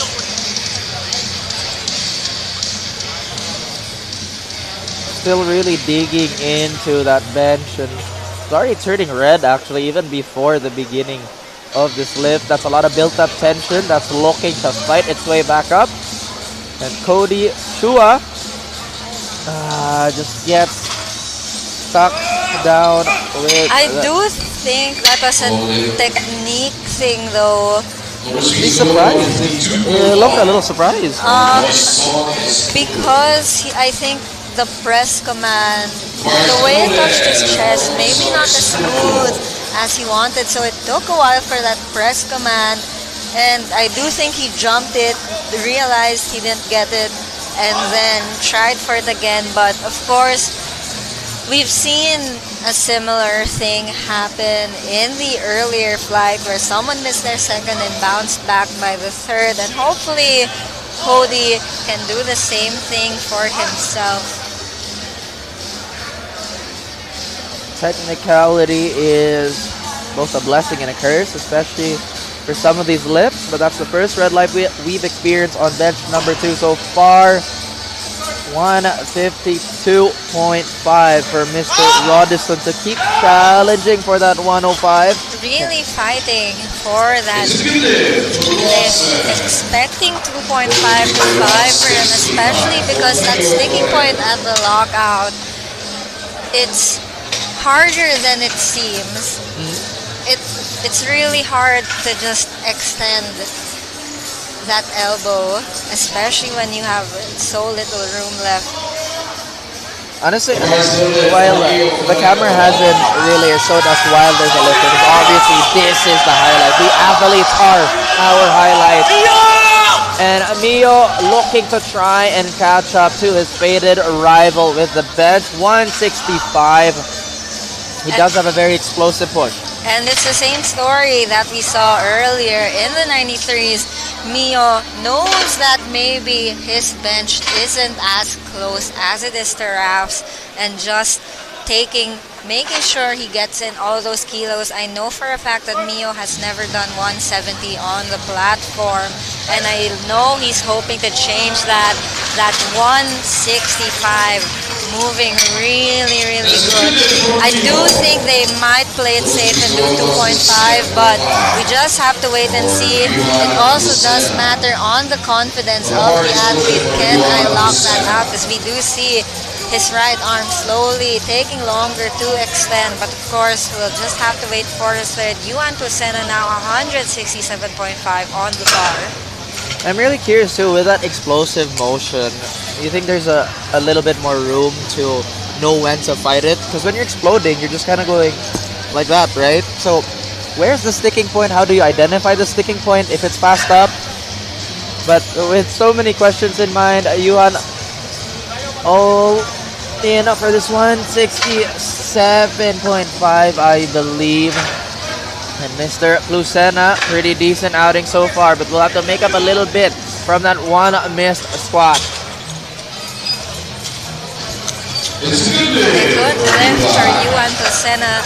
Taking a quick look at what his nominated best bench is. His nominated bench is 180, so he does have a lot of room to move forward from there. Ramsel Chodosho now reattempting 175. I'm not quite sure what was the error, what the error was, but it does look like he was kind of motioning that his foot kind of slipped. That could be one of the factors. We have seen the spotters and loaders brushing the rug every now and then, but of course Ramsel now 175.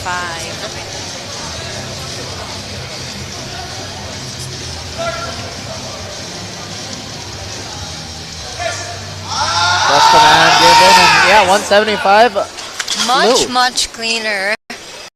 175 for him. That should be a good lift, and it is a good lift. Giving a bit of a sigh of relief for getting that on the board. Again, if it's a bit scarier when you miss a lift and you're not, and it wasn't due to a technicality and just not being able to successfully lock it out. So really nice of Ramsel to have bounced back. And now we have the second Teodosio brother, 177.5 for him now.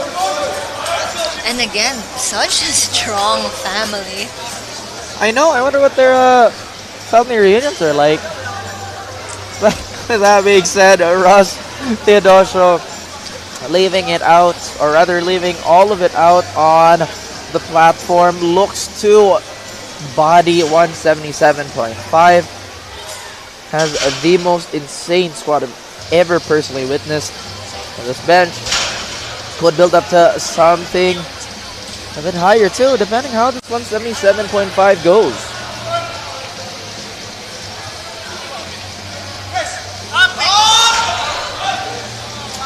Oh, and Ross Chodosho is just looking strong. 180 now for Ken Austria. Again, another record. I think he has broken the squad record. Looks to extend the junior bench record. And I'm actually quite surprised that he's only gotten his junior record now, because he has been competing as a junior in a lot of other lifts, probably in different categories, maybe perhaps college, and this is his first time in junior itself. We do have a lot of categories, but of course 180 now for Ken Austria, blowing 172.5 out of the water when he took it for his opener. This time being a little bit more specific with the assist on that launch. Ken Austria, lots of good things to say about this junior. I have to remember this is a junior. Once again, Father Time's assailants. Those arms are looking like they want to take this 180. And like you said, perhaps this is the day where he breaks yet another bench record.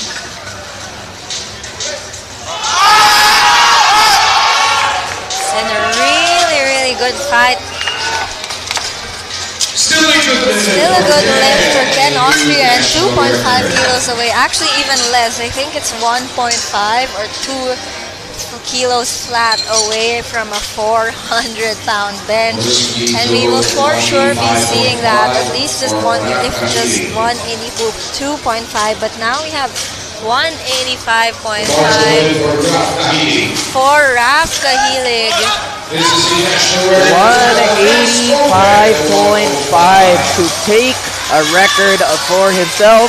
He set this record in 2023 during the 2023 Asians Classic Powerlifting.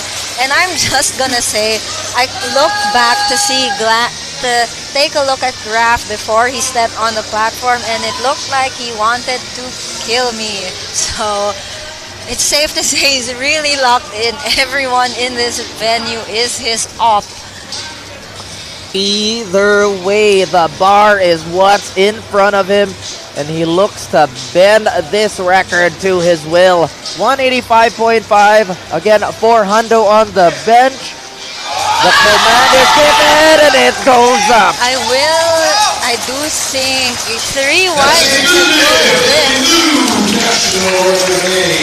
I do think it is a bit difficult, especially since he tempos it so much. I do think he used to sink his bench. I think he's really trying to go for that soft touch, and you can really see it with how slow he brings that bench down. But I do think there was a significant amount of slowing down between his 177 and his 185. We might see 190, but even a 188 or just something that holds on to that chip would be really good. Maybe 190.5, but of course, first we have 197.5 for Raymond Debuque. And again, the record of Raymond stands at 200.5.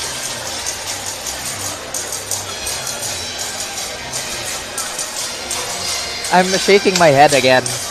Like, sometimes it's just still unbelievable to see these types of numbers being tossed around, but we are still expecting the 200 to come out at some point. This 197 will dictate the pace of that final lift, but one of the OGs of the community looking to once again show the young guns how to prop this up.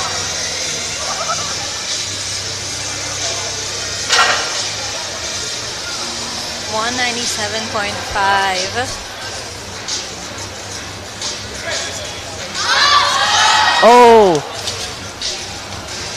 Strong attempt there, but I'm not sure if it could, again, we've seen it happen. Maybe the second not feeling as good, but being able to assess where maybe they could have gone wrong in that attempt. So we've seen it successfully already, I think twice in the previous lift, in the previous flight. So there is another chance, of course, for Raymond to be able to retake that 197.5. And again, not far off from his all-time best of 200.5. Ridiculous as it is, we do have one more bench attempt here by Julius Barredo from Southern Bad Boys. Guest lifter, again, one of our very, very few guest lifters, if not the only guest lifter of the meet. And we are at the no man's land that is known as bench 3. And I hope it doesn't go the way of Flight O.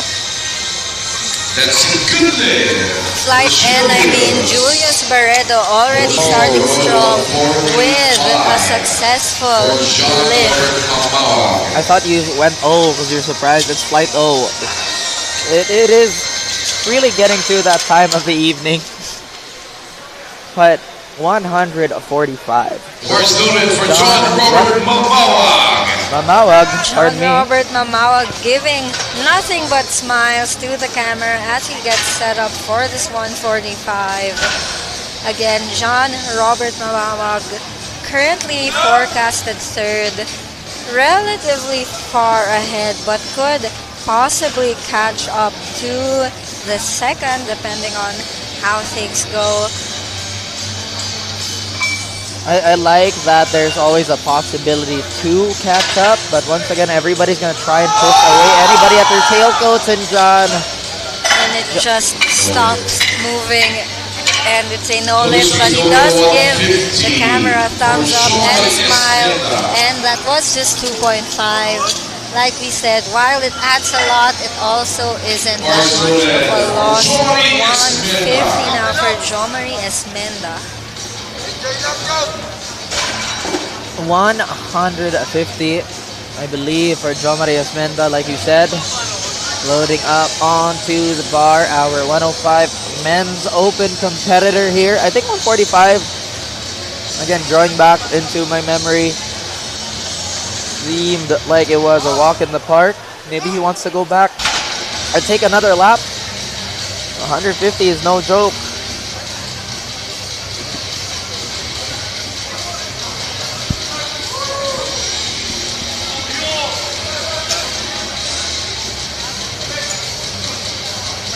Oh, and just a bit too heavy as well for Jomari Osmenda, and this might be it. This might be when we start seeing that same sea of red. And again, we cannot stress it enough. The statistic is the bench third is the most missed lift. We have Cody Chua now reattempting 150.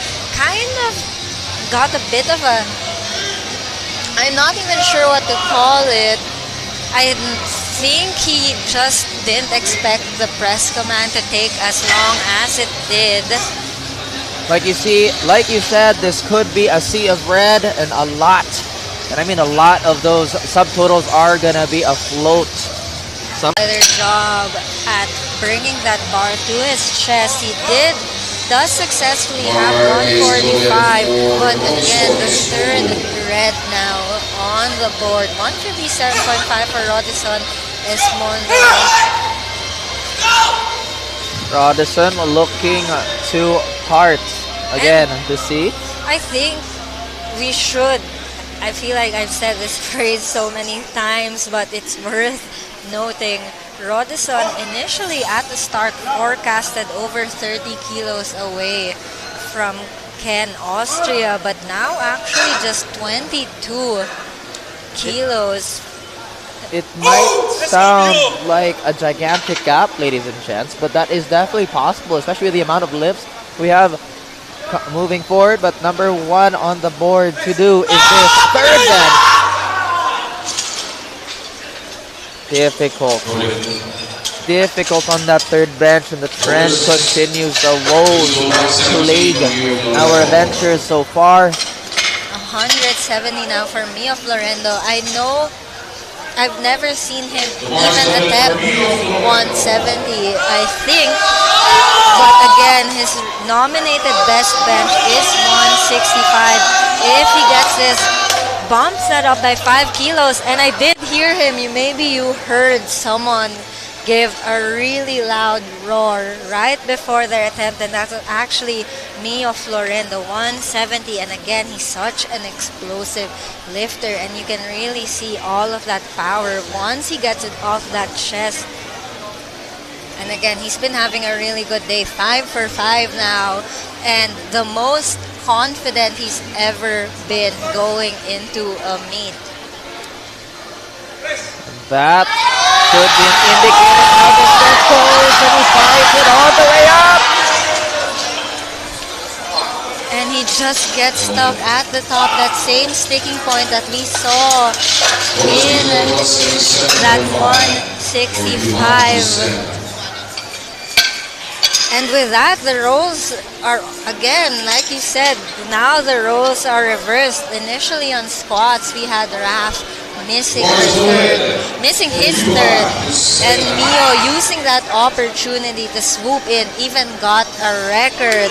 But of course, before we get to Raff, Johan Lucena now, 177.5. And I can hear the boss music again. But we're only at bench number 3 though. But look at that. Going into position is Mr. Johan Lucena. Like you said, 177, one of the more impressive benchers definitely of the evening.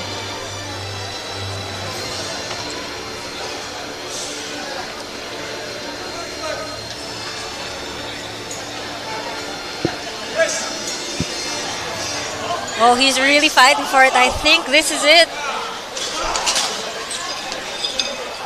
And it's a good lift for Johan Lucena, and I do hope this is the sign.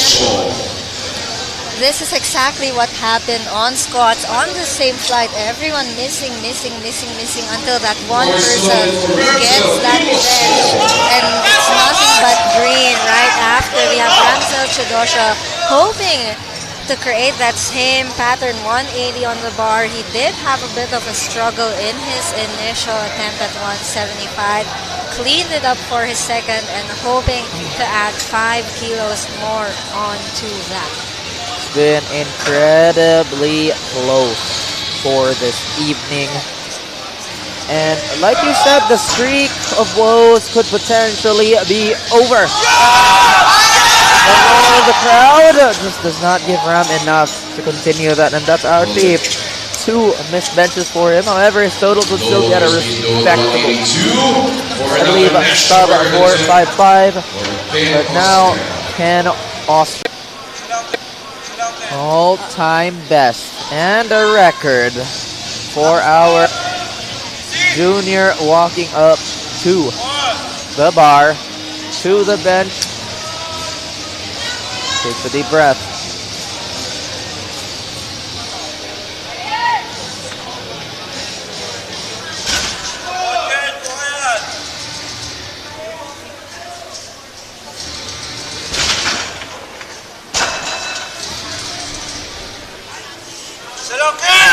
And again, 177.5 was actually his best nominated bench. So 180 already beating that whole more.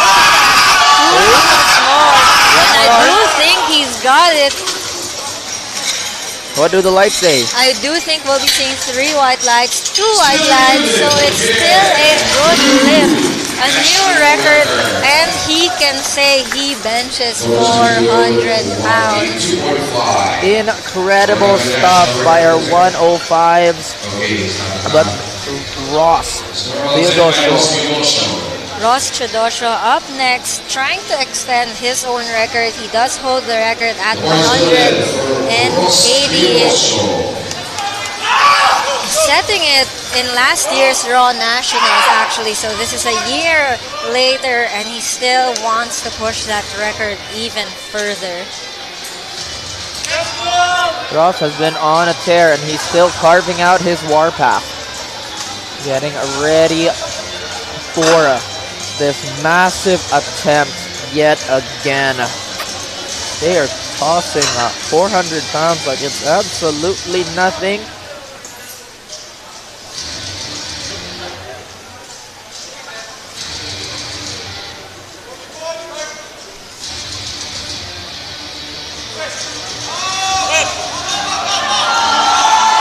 And again, the sticking point we've seen with so many of the lifters, actually specifically in this flight, because due to that sinking technique, it does rely more on, because there's so much explosiveness on the way up, it really does rely on your triceps being able to lock that out. And now we have Raf Kahilig, 188, which is what I was predicting for him, because that 185.5 did not move fast enough to warrant at 5 kilos drop.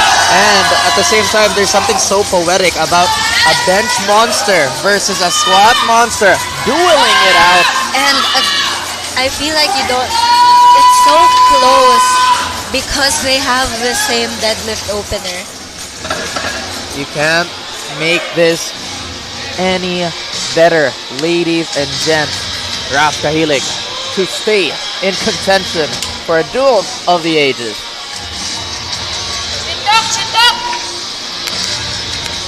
188.5 now for him.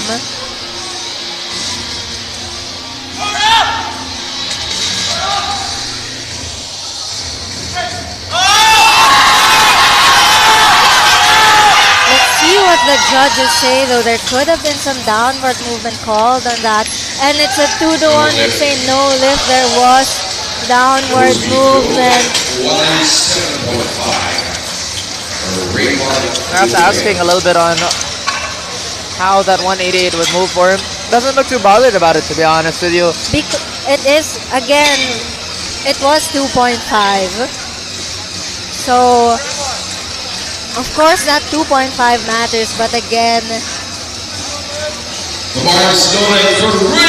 like you said, those loose plates, the loose kilos can clang on to your memories if it's what makes the lead. But that just makes the deadlift even more exciting. Looking at the forecast, they're just so close to each other. That's actually ridiculous. That margin is so small. It's a 0.5 difference.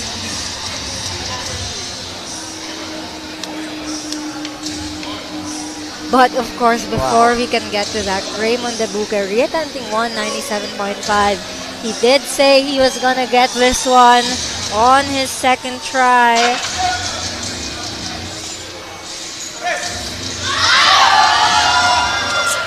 And again, just like session end, only 3 lifters successfully got their third bench. And that concludes the bench press. That has been a very entertaining set of benches. But now, guys, we, after this 10-minute break, are going to set up the floor-shaking, thunderous lifts of the monsters. Deadlifts up ahead, guys. And remember, this would not be possible without all our lovely sponsors. And SBD PH Nationals 2025 would not be possible without our presenters. SBD, Eleiko, PAP, affiliated with the IPF, the APF, the PSC, the POC, alongside Playhard, the RACCO, Whale Nutrition Co., and Equinox, as well as SM North EDSA. And of course, we'd like to thank the list of all our other sponsors who really made this possible. Let's look at the camera. This one. Is that one? This one. Thank you to Radisson Park Inn, Pagcor, Gymzilla, Deer Diet, Amino Vital, Hybrid Strength, Manuel Barbell Club, Aster Media, and MSports. And guys, the deadlift session in the 105s, we have Raf and Mio, 0.5 difference on their totals, and they're opening up with the same thing. But of course, So I was looking at it. It's fine, guys. I have a leg up versus having been finding the camera then. And of course, stay tuned. It's a quick 10-minute break. Get your water in, get your snacks. If you're watching, continue watching this stream, and we have a lot of big deadlifts coming up. Stay tuned. We will be right back. What? Ay, di ka kita. Wala, ayaw na nila ako nagsama.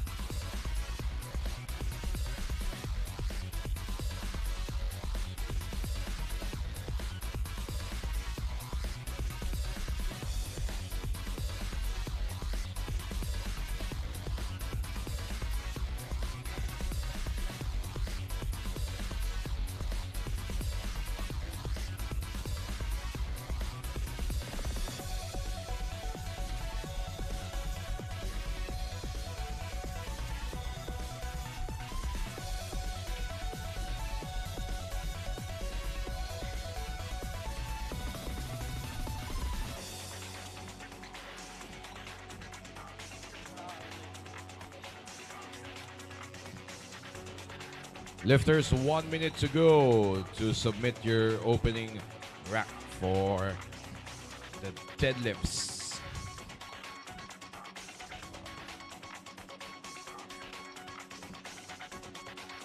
Again, ladies and gentlemen, maraming salamat po sa pagsama ninyo sa amin for the past 3 days here at the SBD PH Nationals 2025. It has been a fun competition for all of us here in the powerlifting community.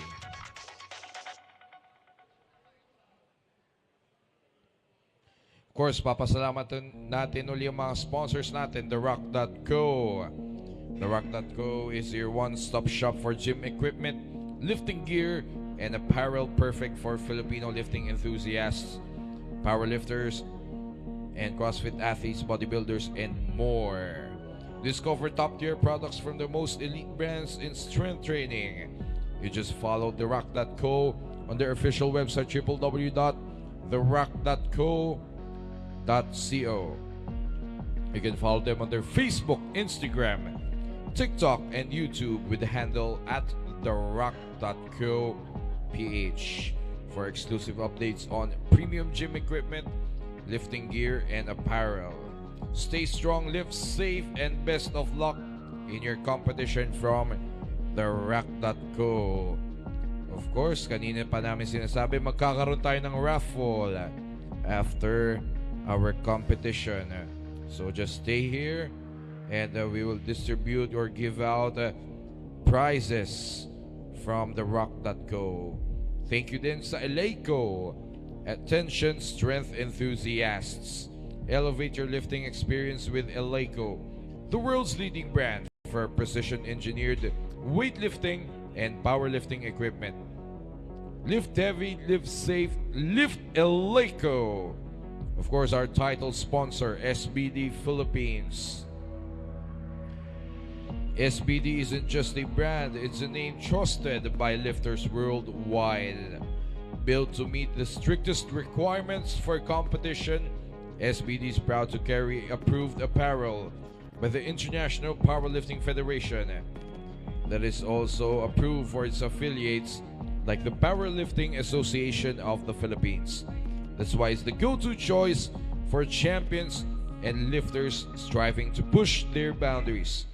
Stay connected to SBD Philippines in their social media channels with the handle at SBD Philippines for updates on strength apparel that meets the needs of lifters on the world stage. Our SBD PH Nationals 2025 is also organized by the Equinox Athlete Management, the trailblazing professional sports management team with a common goal of developing and supporting athletes on their journey onto the world stage, bringing the passion for sport to life in a whole new way. That's Equinox Athlete Management Way. And also Amino Vital. Amino Vital is the #1 brand in Japan, committed to delivering the highest quality amino acid sports nutrition products. Amino Vital Jelly is a ready-to-drink amino acid supplement containing 3,000 mg of amino acid, including 1,700 mg of BCAA.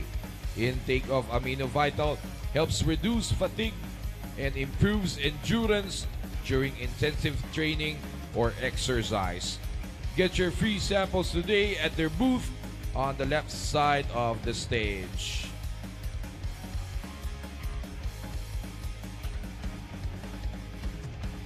Seems our 10-minute official break has ended. Requesting our loaders, spotters to please come onto the platform.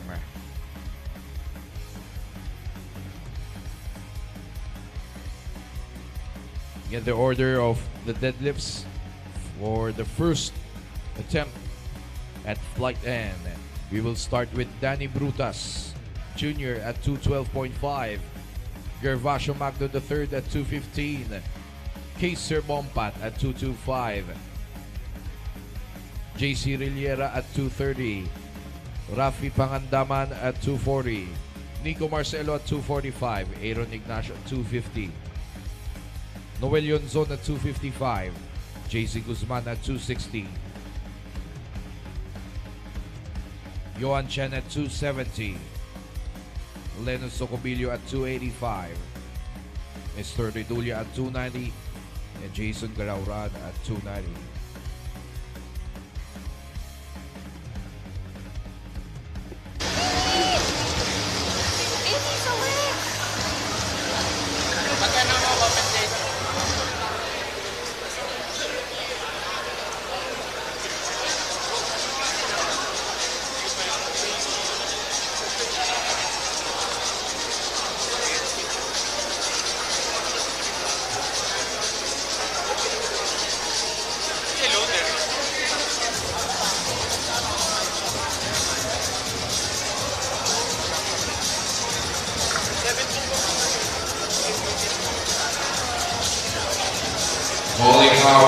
your spotters, please proceed to the platform, or else you will have a dance performance later.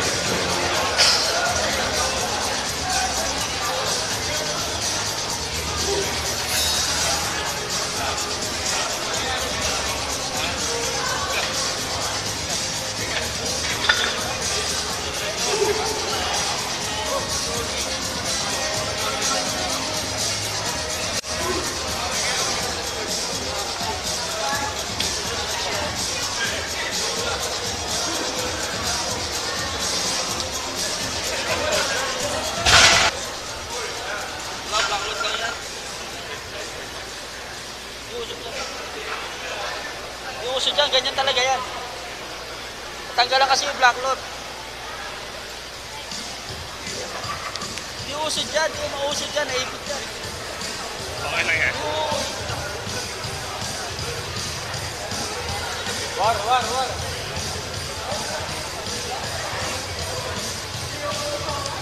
Those watching via online at MSports PH, sa live streaming, magandang gabi po sa inyo. Ma-heart naman sa mga comments dyan.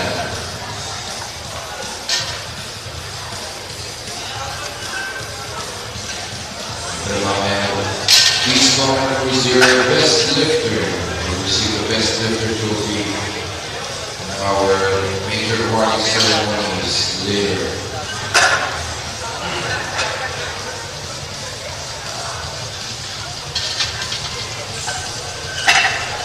Start at 212.5 for Danny Brunas.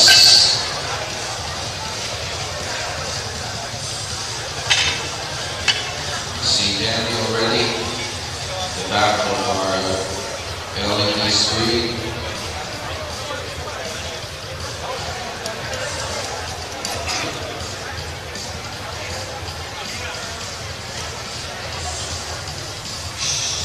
Check.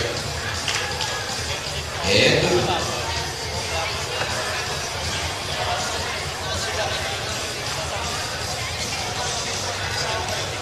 Attention loaders. Dalawa pa naman nandito sa harap. Please proceed here at the platform. We need more loaders. And let's start our last deadlift for flight in. Wala pa kayo.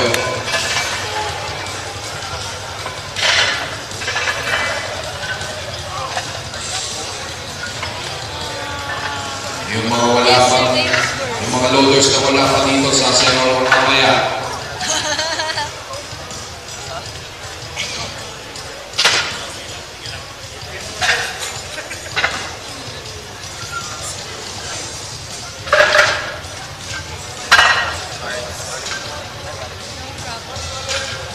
Alright, the bar is loaded for Danny Brunas Jr.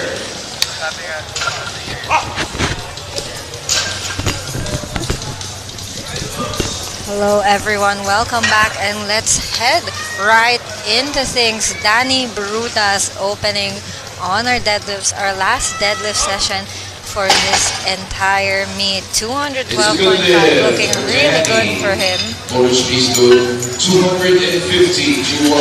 just about to get into the swing of things, guys. As mentioned by Ms. Savvy, we are opening the deadlifts, the greatest creation in the history of man, the most important creation in the history of man. Ravasho Magno, I believe, is walking up to the bar as he waits for the load. And again, our openers from the men's Master 1 division. I cannot wait to see how the battle unfolds later into the flight. We've had a little bit of number crunching behind the scenes, and there are some narrow margins that could decide who takes it all, but I feel like I'm getting a little too excited. 225 for Kaiser Bompat as an opener. Jumping back to the 93s for the men's open. The bar's going in for Pacer 45. 225 now for Kaser. Looking really good so far. 5 for 6. I don't think we've talked about any lifters going 9 for 9 just yet. I don't think there is anyone who can, at least in this flight. Good lift though for Kaser. Oh man, this fight has just been gruesome all the way through. This is truly the finest powerlifting we have to offer. And again, you've hyped me up, you've prepped me up for the proverbial day 3. Actually, no, the literal day 3 of this event. And at the summit is where the Giants lay. 230 for Mr. John Carrillera for this opening from Baguio Barbell. John Carrillera really taking his time with this 230. A lot of patience. Really fast. 230 for John, and 250 is his nominated best squat, best deadlift, and we've seen same thing on squat, same thing on bench. He just wants to set that up on his second and go for a meet PR on his third. We have Rafi Pangandaman now, 240 on the bar for him. Fun fact, in Bisaya, Andaman means to get ready. And if you say Pangandaman, I think the literal translation is to get ready for. And we could not, unfortunately, defend ourselves from the mugging that we've just witnessed.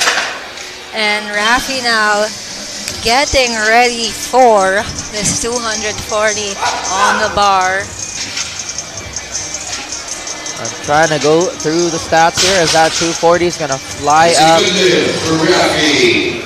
Rafi Pangandaman, and his nominated desk for the Deads, I believe, is at 255. So perhaps a 15 kilo addition throughout the next 2 lifts could be in the making, maybe even more.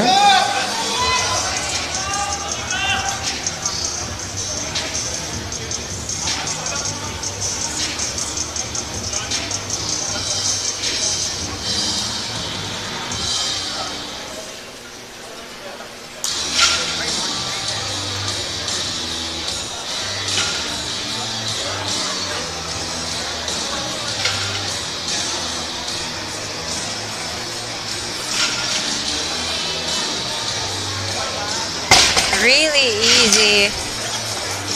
245 for Nico Marcelo. Things are getting chillier and chillier as the night passes, but the competition will slowly heat us back up. Big smile for the camera showing the world is not. We do have, I believe, how many places is that? I can't count.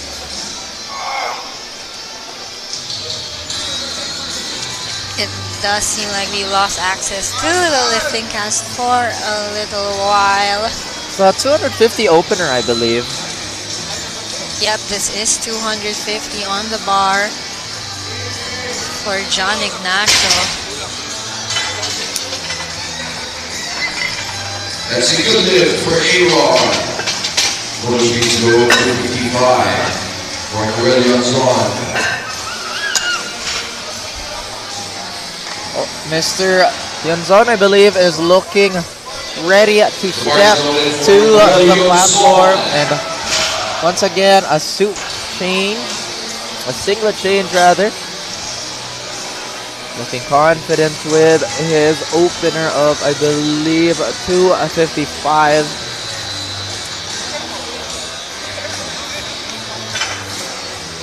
Again, this is a record for Mr. Yunzon. Not sure if on the deadlift or the total, or maybe just both. really strong That's with a good for 250 pull for him. Or 255. We're still getting our lifting cast. At least we're attempting to get it back. Big thank you to production and everybody involved to get things as smooth as possible. And JC Guzman looking to load up for his 260 now as an opener. Definitely getting heavier and heavier as we progress. But as we said, lifting cast, taking a little bit to load here. Conventional pull and a very, very easy one at that.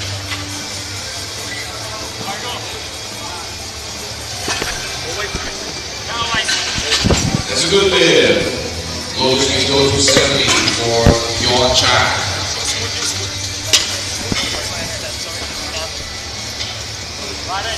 Yung smooth part sa loob.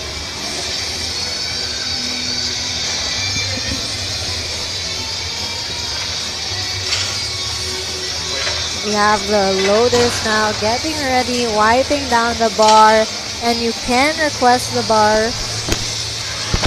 Bar is loaded for your child. Let me check. Kasi yun yung nangyari kahapon.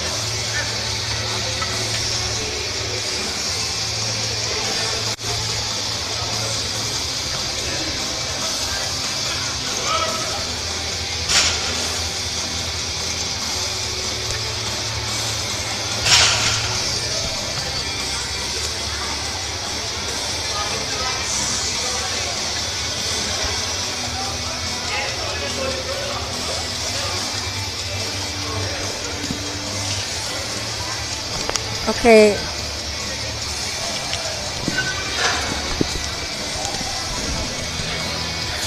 Pardon us for the technical difficulties, ladies and gents. There is a lack of an overlay at the moment, but rest assured our lifters are doing their best to get things going still. Great opener still. It's a good lift, everyone.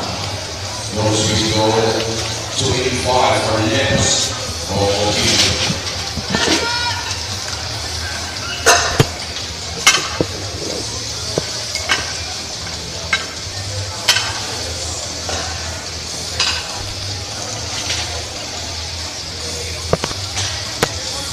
Bars loaded for Netos Ocobillo.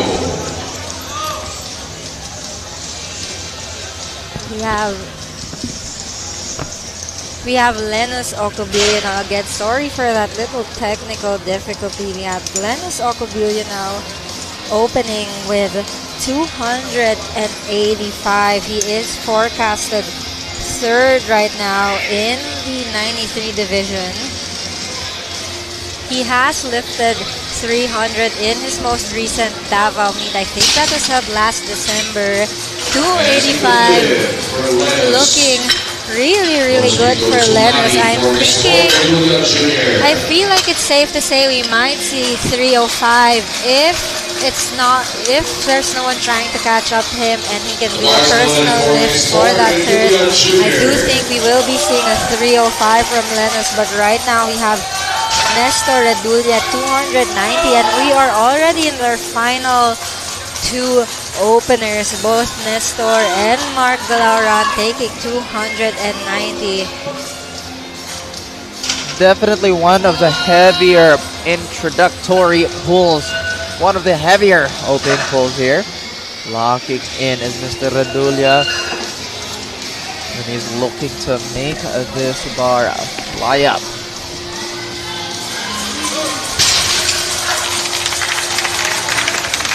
It's a good lift for Nestor Redulia. Safe weight at 290, please.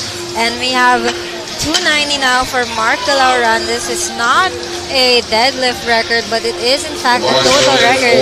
Jason Galauran currently already holds this deadlift, this total record at I think 738.5 or 737.5.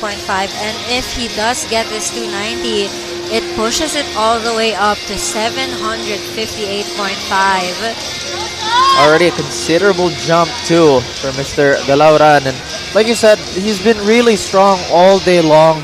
we don't really expect a dip in his deadlifts at all. And this could just solidify everything that he's worked towards since the afternoon session has started. But again, I have seen a 320 deadlift from him, and of course, it's also this actually puts Jason Galaran in contention for even that best lifter. He is also in the open and could possibly bring home that ring. 290 now moving. Ooh. The nightmare on lift. Oh, it's a good lift. I do think while it was fast and while we've seen that wobble at the top, there was no downward. You are allowed to set yourself if it's too fast, but as long as that bar does not go down, it is a good lift. And Jason now with a really good 290, leading ahead of Nestor by, I think, 20 to 25 kilos. Their totals currently escape me, but Jason just had that big advantage on bench. Like you said, it's just been such a good outing for one of our juniors, and to think that he did survive that wobble is always a good sign. A very, very clean deadlift here for Mr. Well, there you go. You heard it there first, folks.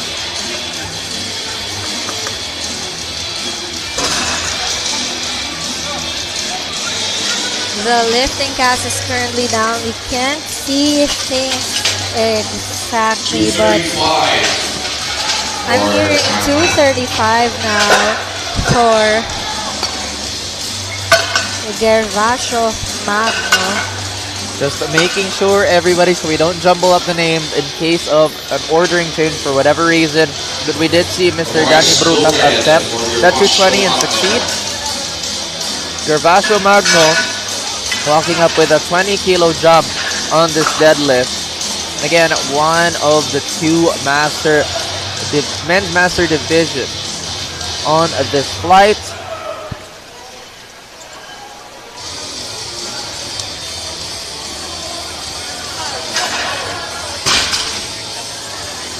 That's a good lift for Gervasio. 3 went light for Gervasio. Those go to 37.5.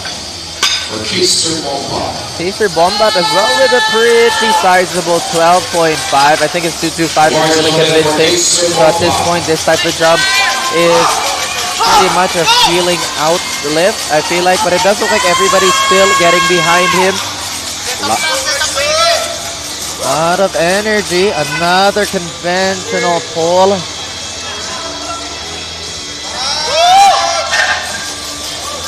That's a lockout, and that is a no issue. It's a good lift for Caesar Bombat. He does hold his chest a little as he walks off, and we saw a similar lifter do something like that the other day.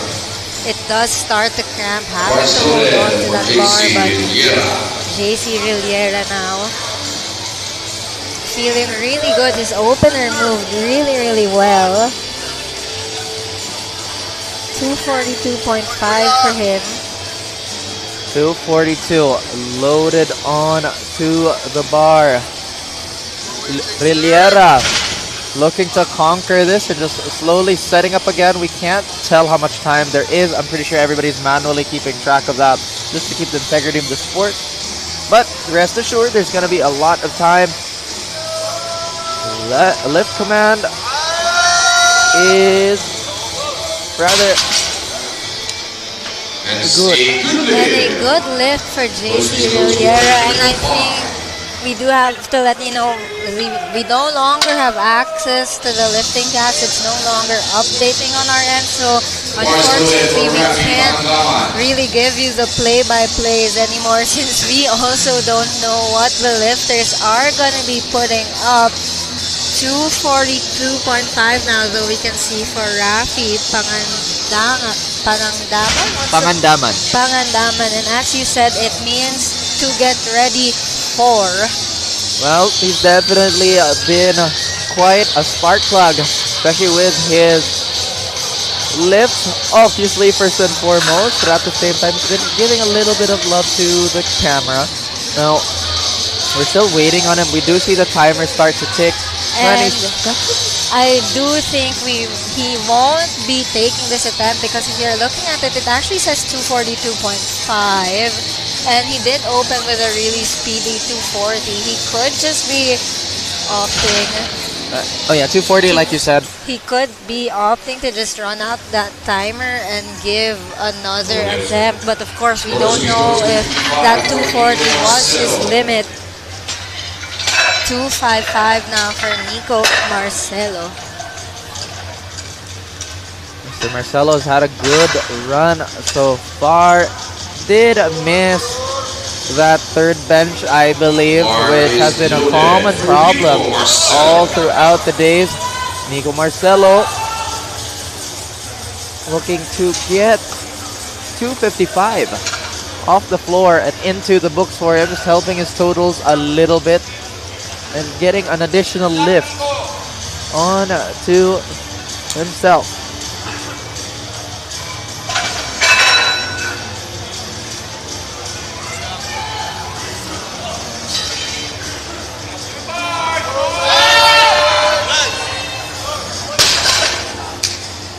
That's a good lift for Nico. It's a good lift for Nico Marcelo.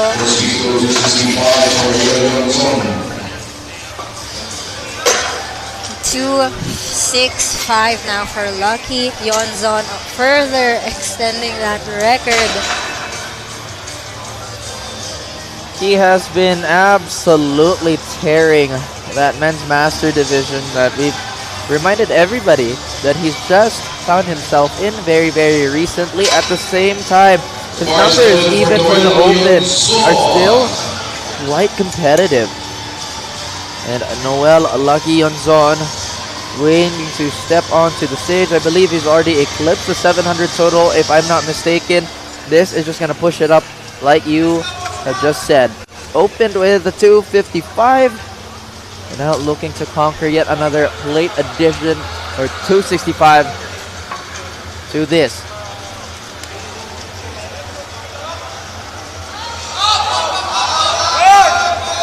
And just like his bench technique, you'd think he's slowing down and that he's not going to be able to get it.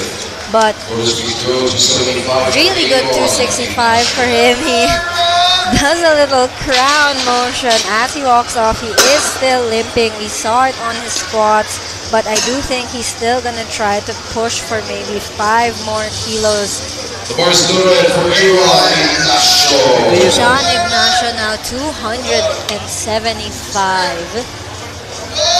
Do you think he might actually, or at least for Mr. Yonzon, to maybe potentially waive a few more attempts if that leg is still bothering him? Because so far, it is well above anybody's reach, at least for that record for the Masters division. An attempt at 275, I believe, like you just said. With all those late stacked up. Lightweight.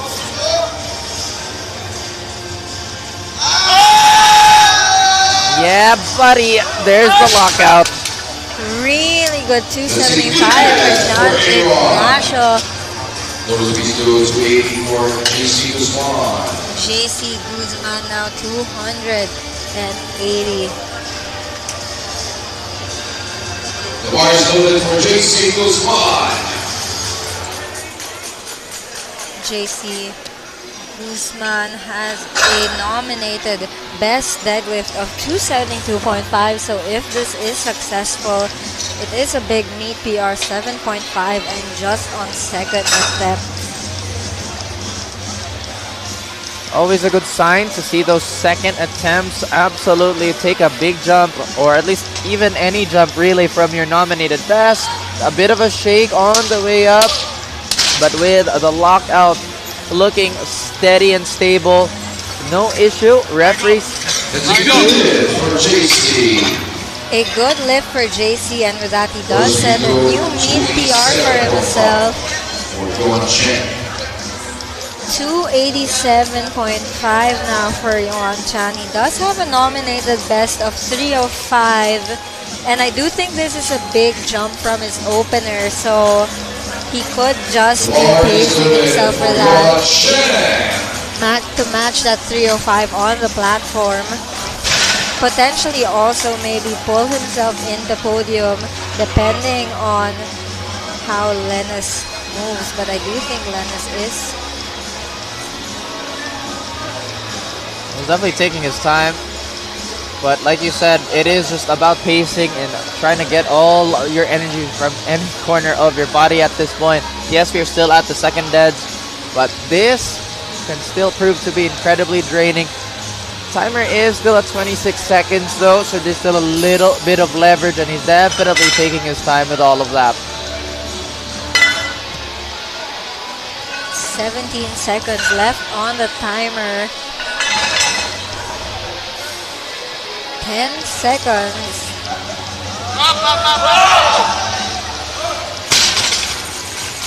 Cutting it close with 3 seconds left on the timer, but it's a good lift for Chan. And ladies and gentlemen, we're just still trying to sort out a few technical issues here. Pardon us, but as we've said, at least we are still getting our lifters right on the money here. We have Mark Jason Galauran, 297.5, extending that record, and like we said, he is quite far ahead. He already is 30 kilos ahead of Nestor Redulia, and I do think, I did the math for Jason Galauran, his GL with his current total is 99, and I do think the highest GL registered was 95, I think. 96 point something by Armand Anunciado the day before. So Jason already securing that 99. That now puts him in the #1 spot for that best lifter, not only in the juniors, but also in the open. And again, on the line for that best lifter is that ring. And it looks like a really nice ring at that. It looks like Galauran will not be taking this attempt. I do think they could be conserving some energy because we know, despite Nestor being 30 kilos behind, we know he's still gonna try. That is true. And I think they're waiting to see how Nestor's second attempt moves and decide from there whether or not he should go for a third. We now have Nestor Redulia, 305, and I think that means this could be his kingmaker too. Oh wait, sorry. We have Lenus Ocubilia now, 300. His 285 moved really well, and I do think this is the jumps he took in his Mindanao meet last December to get to 300. He was one of the very first people in Mindanao to ever deadlift 300. And that is a very, very nice claim to have into a meet that you should be very, very confident with. Another conventional pull is in the making here. And like you said, these monstrous deadlifts have just kept most of these weight classes really competitive. And does he get the lockout? The ref says it's a good lift, and he's feeling really, really good. And again, his best on the platform is 300. So he's setting himself really well for that third attempt, maybe to hit a PR on the platform, and also setting himself further and further away from those people who might want to try to catch up to Lenus's third place spot right now. We have 305 now for Nestor Redulia. Like we said, this could potentially be the kingmaker for him again. He's been one of our more massive pullers, especially considering everybody's had a pretty safe opener. Oh, it's him too on the screen. I keep forgetting. I do think this is a delay. This is not a record attempt. I think it's just been flashing since Galauran's attempt. But 305 now for Nestor. Again, he is 30 kilos behind Galauran at this point. This could still make a massive difference here. Taking his sweet, sweet time.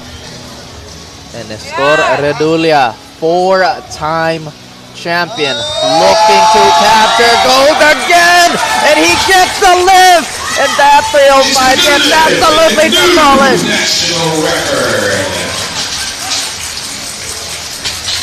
It's now the final deadlift attempts for Lightning. Loaders meet load 230. And I think with that, we will definitely be seeing Galauran come up to the stage. Again, the lifting cast is not quite updating, but I do think with Nestor adding 15, and again, he was 30 kilos behind. He just added 15, and Galauran opting not to take that. It now puts him... He's now 15 kilos behind. And knowing Nestor, he will pull that. But of course, Danny Brutas now really giving it all, locking it out. And he gets it all the way up to his knees, all the way up to his hips, locks it out, and it's a good lift and a really, really good day for Danny Brutas. And I'm really sorry that we don't have access to the lifting cast and some of the other files that we were looking to reference for these athletes. But what a really good day for Danny Brutas, going now 8 for 9 on his deadlift. We now have JC Rilliera. Well, with everything that you just said, there are going to be a lot of attempts to pull for the win, but Mr. Rilliera here looking to conquer potentially a new weight for him. I believe this is already caught up to his nominated best for the deadlifts. And with him on the bar, sets his sights. He's taking his sweet time too.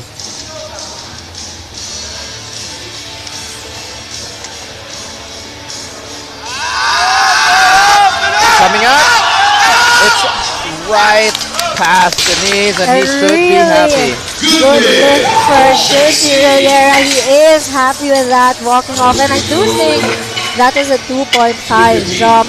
2.5 kilos shy, of course, of that 250, which is his deadlift best, but really happy with the way he paced himself. Lots of fire still from the crowd and lots of support. Everybody is looking to dig as deep as possible.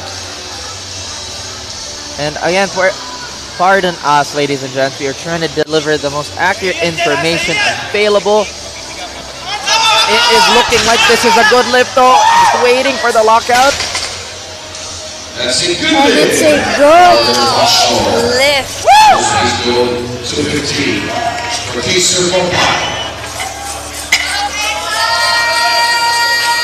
Kaser Bompad now 250, nominated best 245.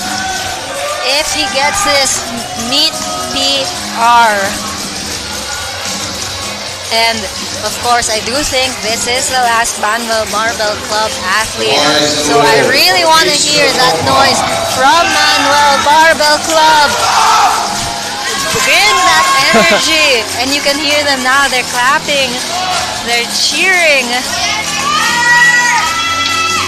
250 on the line for Kaser Bompad. Possibly a new meet PR on the deadlift. Kaser's been enjoying a pretty stable pace for the most part of the day, but that energy is definitely giving him that extra boost. And I do think we're going to see a really good lift for Kaser Bompad and an all-time meet PR for him. And it's so nice to see how much heart he had on that lift. Heart's been honestly the difference maker for a lot of these deadlifts, and I'm glad that everybody's been pushing right through those sticking points. That's the hand down, and again, taking his time, taking his stride for potentially one of his proudest lifts of the evening. He did nominate for a lift that's just about the same 255, his meet best, hoping to match it here again. Wow, effortless. Effortless, honestly had a lot more in the tank. Really easy 255 for a third. It honestly could have been an extra 7 by the looks of it, and 10 if you're feeling the extra bravado. It's ours. Come on. 257.5 now. The bar is loaded for Nico Marcelo. Nico has had a few stumbles here and there, especially on the bench, but the Deads have been looking pretty coordinated for this man. And as you mentioned, once again, this is something that's way over a nominated best for the deadlift. We've been hearing a lot of motivation as well from, I'm pretty sure, the handlers, the coaches, and everybody just generally supporting Mr. Nico here. He's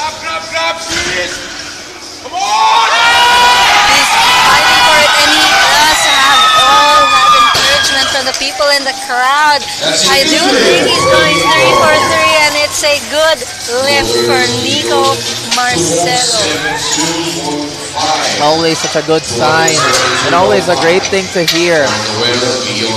We have Lucky Yonzon now, 272.5. I do see a temp change in progress. I'm not sure if that's for him or for a separate lifter. Yonzon has been excellent throughout the day. Hopefully, once again, he is not too bothered about that leg, because every single lift that's required a little bit more from that lower body has just been making him clench. I believe it was his right leg. But again, another confident walkout. We were asking if he could potentially wave if that injury was still nagging, and now he's taking a good look at the weight that he is attempting to pull.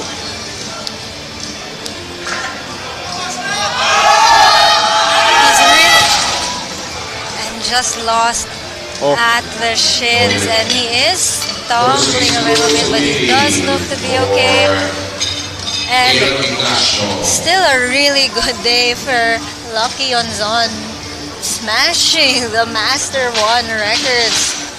I think on all 4 possible records that you could break, we now have John Ignacio 280 on the bar with a nominated best, of course, to of 280, matching it. Ignacio looking to make this a statement lift as well.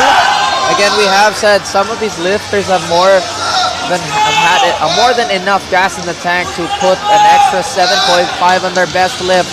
But he's prowling, and now he's getting ready to set himself onto the platform. 40 seconds have been burnt. There's a lot of energy. Hopefully that blood rush is enough.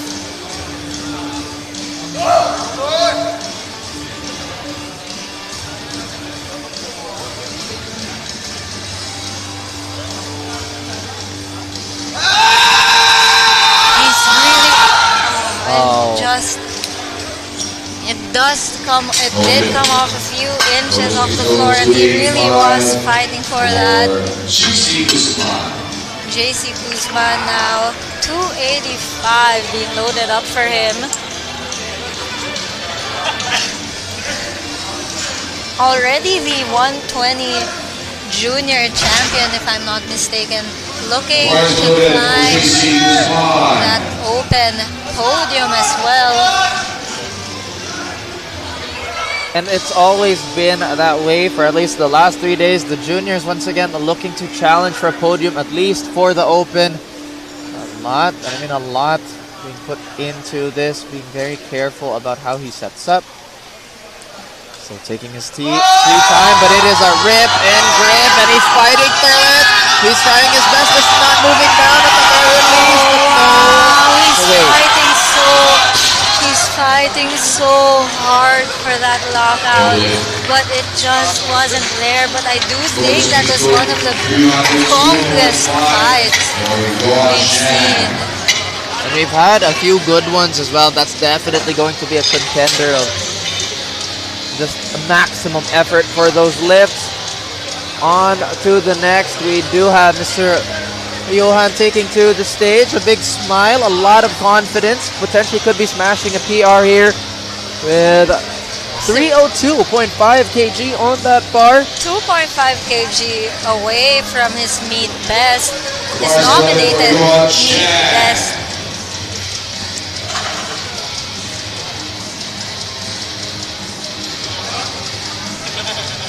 Hoping to end the day with 3 for 3 on the deadlifts. And like we saw yesterday, looking for that sweet spot, that side that maybe hasn't been so beat up by the plates.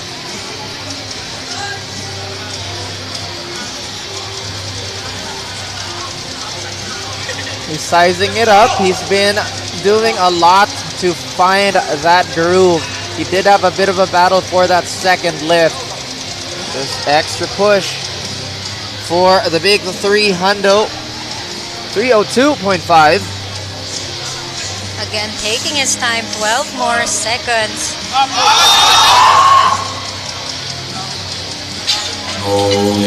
An honest attempt still, but he doesn't seem too bothered. He actually seems happy that he's pushed it to at least the challenge at 300, which is a number that very few people can even attempt. We have 3:05 now. Lennox Ocobillo. Again, this will be a meet PR. 300, of course, his previous meet PR he hit in the Mindanao regional meet last December. 3:05 now, and of course it's Lennox Ocobillo secured in third year bronze place, third place medalist for the 93 Open. Again, a really competitive class. It's not even done yet. Podium for him. Another one to put in the books and be quite happy about. But once again, maybe, just maybe, looking to find another lift. Oh my goodness. And he's shaking his head. He knows he has it. And that's a meet PR and a good lift. Definitely a deserved big 300 again. He's challenging for the record. This is what I was expecting from Mark Galauran. I do think they were waiting to see how Nestor's second attempt was going to move and if it was still worth pursuing a third attempt. He also could have just needed a really long break, but he has done 320, I think, 4 reps. So I do think this is something that's well within range of him. And if he gets this, I don't think Nestor could catch up to that total. I mean, it's 15, right? That's the current gap. And so I can't quite see. Is it 305? It is 305, just right above Mr. Nestor. Because if he gets this, he adds another 15, and that's asking Nestor to do 340 almost to get that for that gold. So he has done 320. I think he's even repped it out, so this should be really...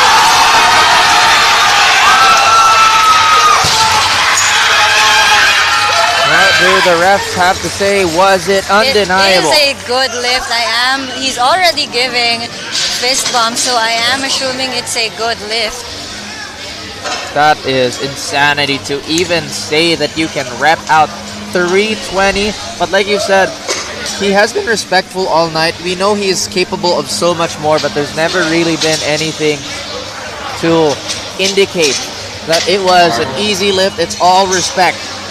From lift 1, 2, 3, all throughout. But like you said, it is a tall order. It is a tall order, and that just goes to show how strong Galauran is. And this is what we can't see the number yet, but the number that Nestor has to pull is going to be massive if he wants. 313. 313. 313. And it looks like Nestor is no longer looking to contest that first place. We can officially announce Jason Galauran as the winner of the 93s, also breaking past that 100 GL. I'm not sure exactly what number his GL is, but it definitely is in the hundreds. We have Nestor now. His all-time best deadlift is 312.5. He hit that all the way back in 2022 and has never deadlifted more than that on the platform. This 313 again further extends his own record and is just a personal milestone for him. I also don't think he's ever done anything above 310 in training, so these 3 kilos will be an all-time PR for him if successful. That is a big if, but like you said, the pursuit might be over. But Nestor Redula is chasing the ghost. That is his 312. He takes a bow and he gets ready for this pull. You said he has full 310 in training, but we will see if this 313 goes up.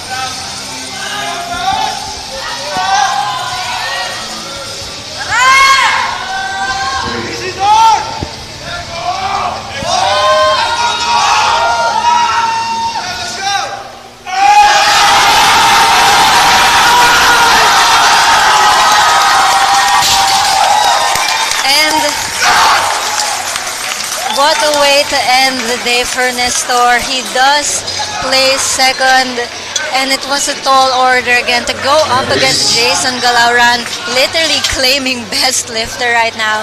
Ending the day at least with a new personal best for Nestor Redulla, and I know he's happy with that.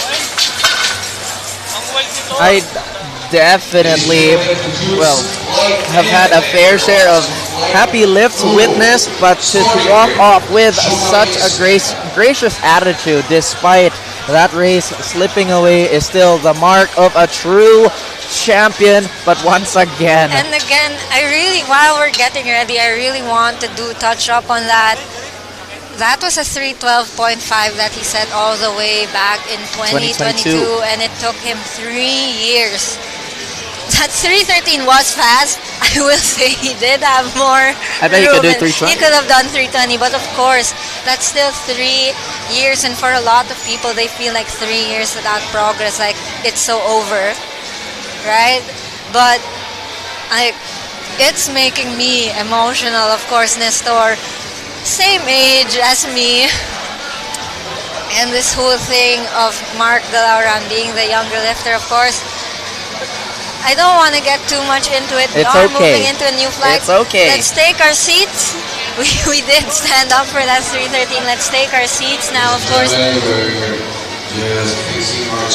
Again, a new flight for the deadlift attempt. And it looks like we are taking a bit of a break. They do want to address the lack of overlay. So just to recap, because there was no overlay, and for everyone listening, in first place we have Jason Galauran.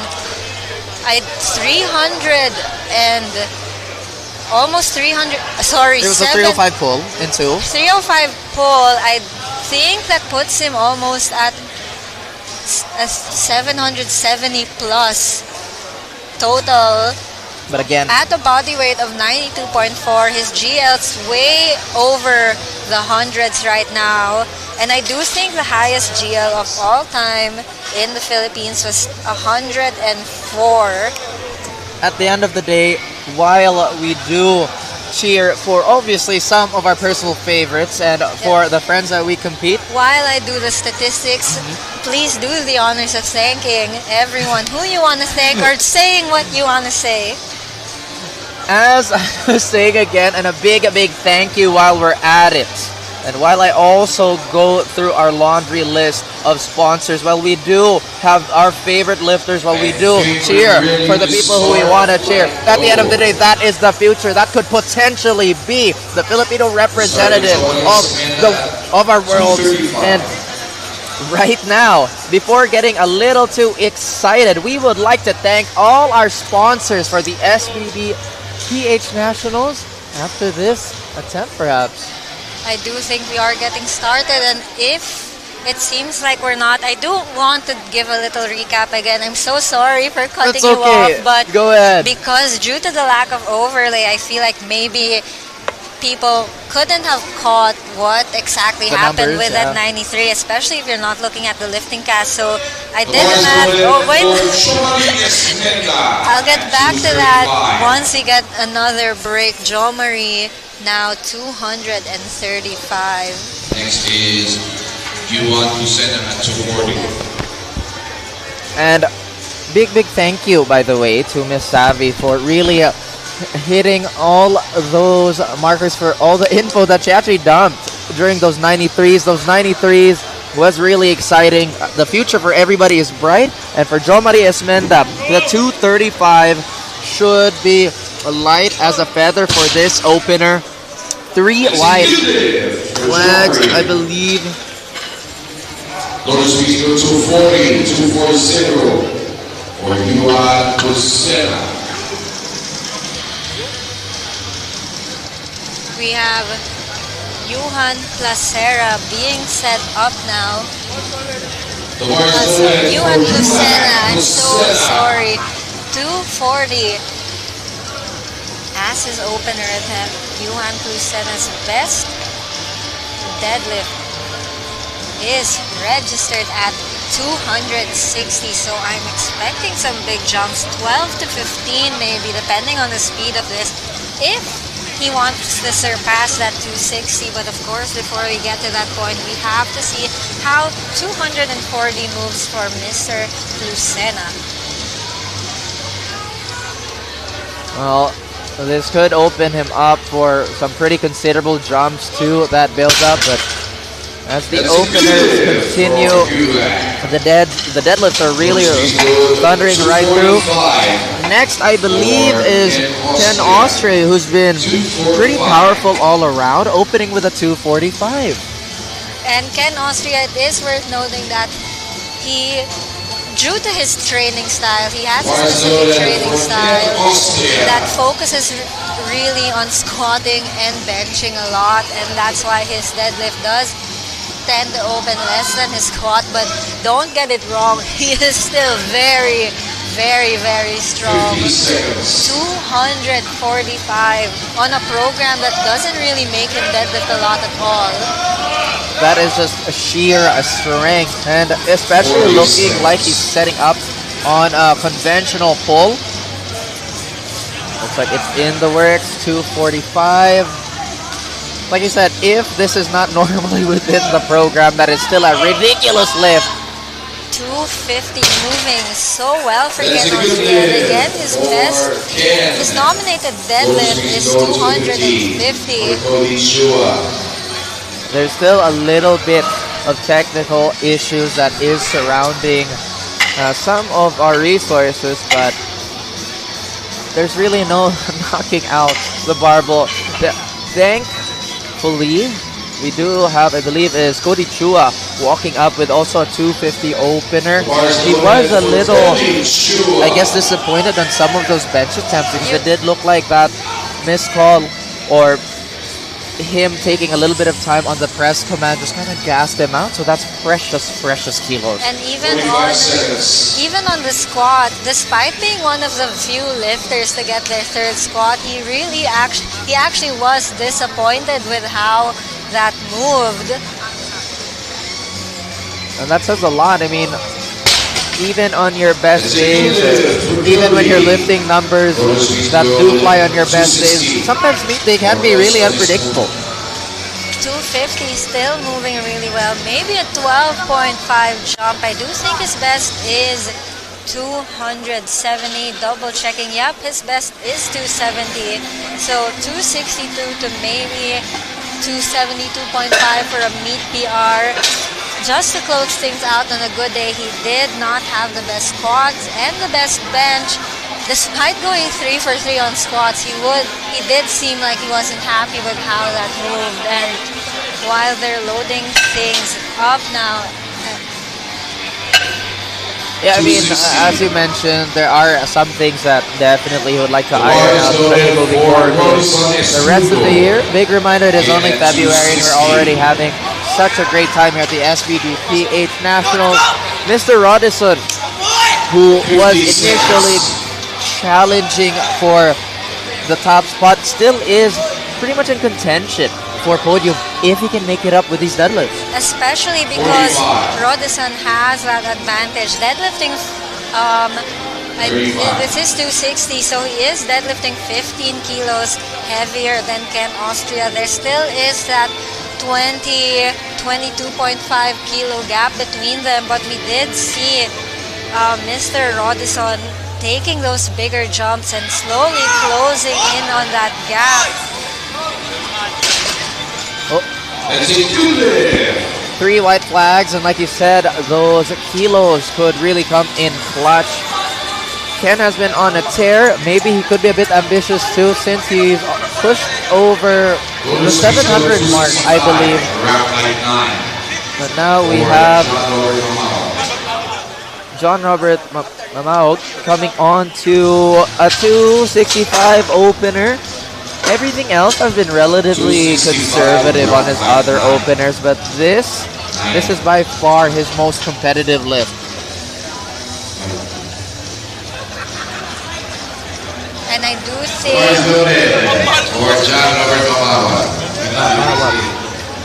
John Robert Mamawag also giving all smiles. I do remember nothing but smiles despite not getting his third attempt on the squat and on the bench. Really strong opening with 265.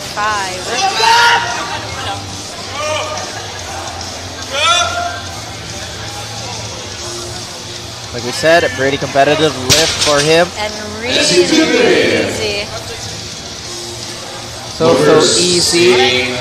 265. The Todosho brothers actually have a pretty similar deadlift opener. I mean, 5 kilos at this point is... I don't want to say like it's negligible, but this is by far the closest I believe they're opening. The Chodosho brothers, of course, 165 now. I'm sorry, 265 for Ramzel Chodosho. And again, I'm so sorry we don't have the opening right now. We will try our best to explain what's happening. Do the math because there's a lot of fighting. We will do that math for you. 265 now for Ramzel Chodosho. Ram. Definitely trying to get a little bit more onto his totals, and this is very, very smooth. No shake, nothing degrading on the way up. And I believe Big Ross is following it up with a record attempt on his next lift. 270 for Ross. I'm gonna double check if this is a deadlift record. The bar is loaded for Ross Chodosho at 270.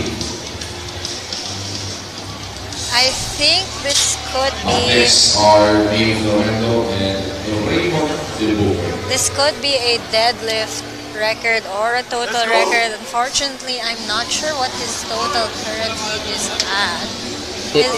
His forecasted total, if he gets this, is gonna be 772.5, and he does hold the record at 770. Again, it's really his own records that he's been solidifying. It is his weight class, at least for the juniors, fighting with open at the moment with Raymond Debuque.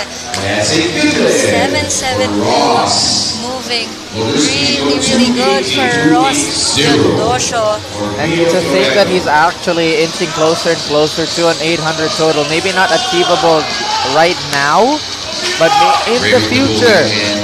When he grows out of that junior category, and it is going to be crazy. But there is a lot of preparation here for Mr. Mio, who looks to try and equalize, rather get ahead in this duel. And I feel like it's worth reminding everyone that Mio and Raf are separated by only 0.5 of a kilo. Both of them actually going up on their deadlift openers. Mio 285, and there's just something about this being the last session of the day, the closest fight we've seen so far. And so far, again, Mio looked incredibly animated on that squat. Everything else after that has been pretty serious. You did say he misses 270. Hasn't, I believe, done that in a meet just yet, or 170, yeah. But of course, 285. Ooh, moving really good for Mio Florendo. And I can't stress enough the amount of confidence this guy has had leading into the meet. He actually even went to this venue a few days earlier than, because we were here the day before. Mio actually checked in 2 days before to scout the area, to find the best places to refeed, to warm up, to use the restroom. That's how dedicated. Efficient. That's how dedicated, min-maxing this entire meet before he even registered. Honestly, I'm not surprised. Again, everybody has been taking this incredibly seriously, and again, it's really all those small things leading up to the lift itself. Were you comfortable in your warm-ups? Did you hit it in the right spot? But one of the OGs here, Raymond Dabuque, opening with close to a 300 pull, 290 to be exact. Yep, and his nominated best is 310. Oh, I'm sorry, his nominated best is actually 325. But I do know a few weeks out of the meet, Raymond actually messaged saying he didn't even want to do this meet. He wanted to pull out of the meet. I also think he strained his glute, but by the looks of that 290, that no longer seems to be an issue. Well, I think it's a great luxury to have, to not say you don't want to do this meet, and have pulled up some very respectable numbers. In fact, Julius Barredo looking to do the same with a 290 pull. Barredo has been quite, wouldn't necessarily say behind on some of these lifts, but the gaps have been pretty telling. But 290 on a deadlift, on an opening deadlift for our guest lifter, pushing his totals, if this goes well, to 665. And again, for reference,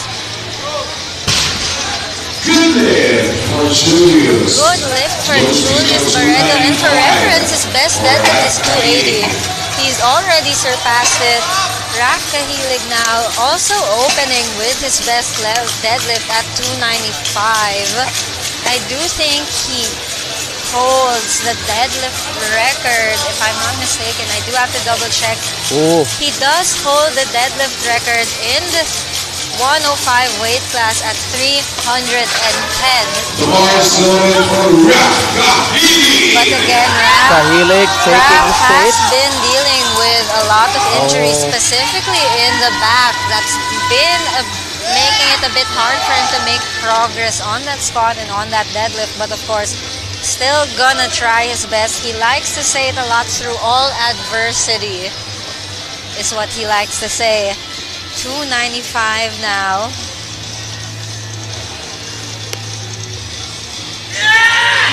Oh, such an easy 295. The experiment itself. It's so hard to root for anyone because they're just so confident and soulful. Like, you can tell how much Raf and Mio really want this. And they're really neck and neck right now.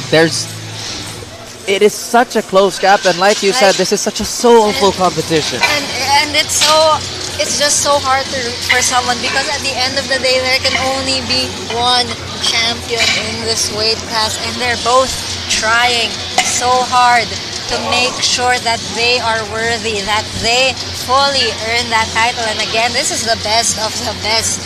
They're 0.5 away, I think, still. And at this point, Mr. Kahilig and Mio are, the gap is definitely closing, especially because of that 295. But like you said, maybe a few things to be concerned about, especially on Raph's end. But let's refocus back to deadlift 2. Mr. Jomari Esmenda opening with a 250.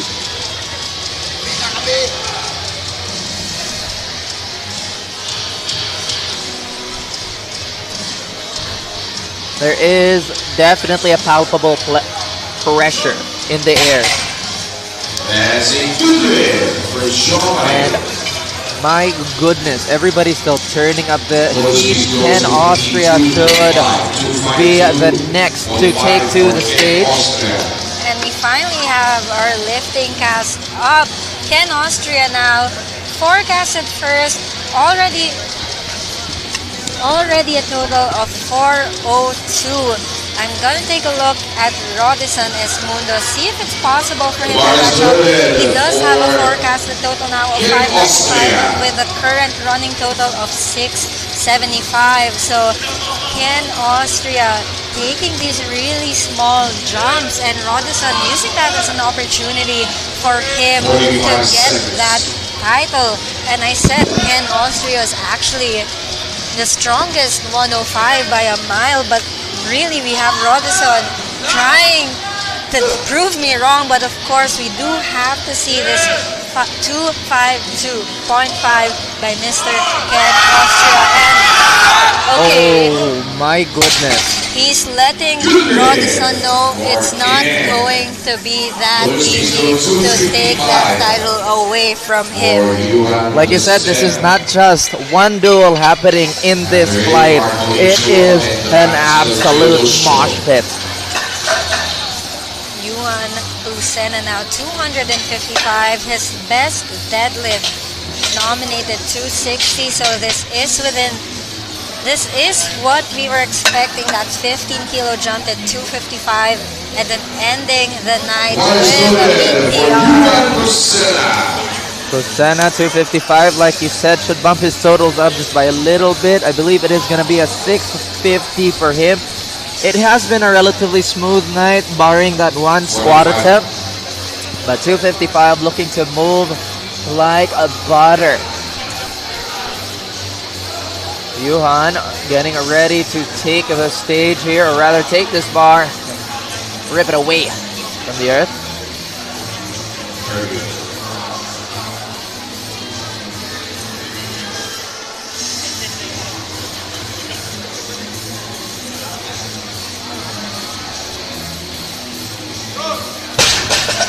Convincing second lift there. I think there's probably like minimum 10 in there. You did say he was chasing a personal record, I believe.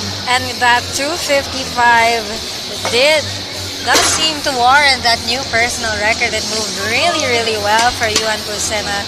265 now for Cody Chua. He did have a bit of a rough bench, and it seemed like he was really frustrated with that. Hoping to take all of that stress out on this 265. Honestly, one of the best stress relief is to just leave it out all on the floor. It is still the second attempt, so some of these jumps, although might look huge to some of our viewers, you have said that at this weight class, 15s are considered a little conservative. A lot more conventional pullers too. Oh, I think that looked better than his previous lift, actually. And that's moving really good. I'm expecting 275 for his third. Maybe 272 if he just wants to secure that meet PR by 2.5. Yuan Lucena, and I am actually just noticing something right now. And I'll mention it when we get there, but I didn't even notice it at all.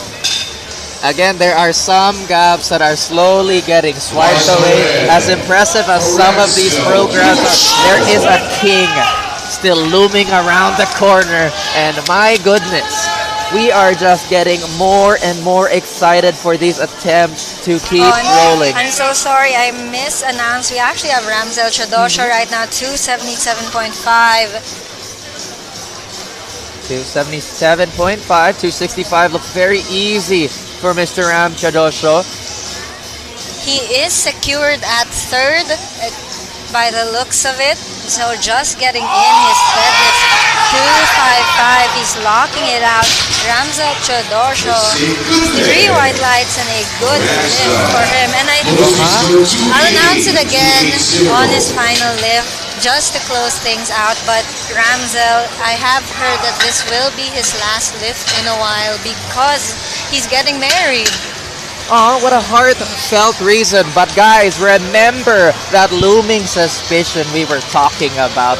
There is still a total that can be cut down here. Suddenly that impressive bench and squat doesn't look too troublesome as long as this second lift goes up for Mr. Radisson. And then it becomes that much scarier at the top. The challenge looking much more realistic yet again for the man of the people. 280 Radisson is Mundo. If this is successful, puts him at 695. Way closer than we thought anyone would be getting to Ken Austria, who currently holds a total of 709.5. Oh my goodness. Wow, I do think we are seeing a deadlift battle. And you did say Ken Austria is well ahead of everybody, but right now this is probably the first time we've seen a little bit of mortality. I actually do think this is the first time I've seen someone challenge Ken Austria, or I'm not sure if Radisson competed last year or how far away he was, but I came into this thinking it was going to be really far, but John Robert Mamawag now 285. Like you said, some of these lifts can be really sneaky, and the deadlift is king. 285 on the bar should push the totals by a total of 20 kilos if this goes well.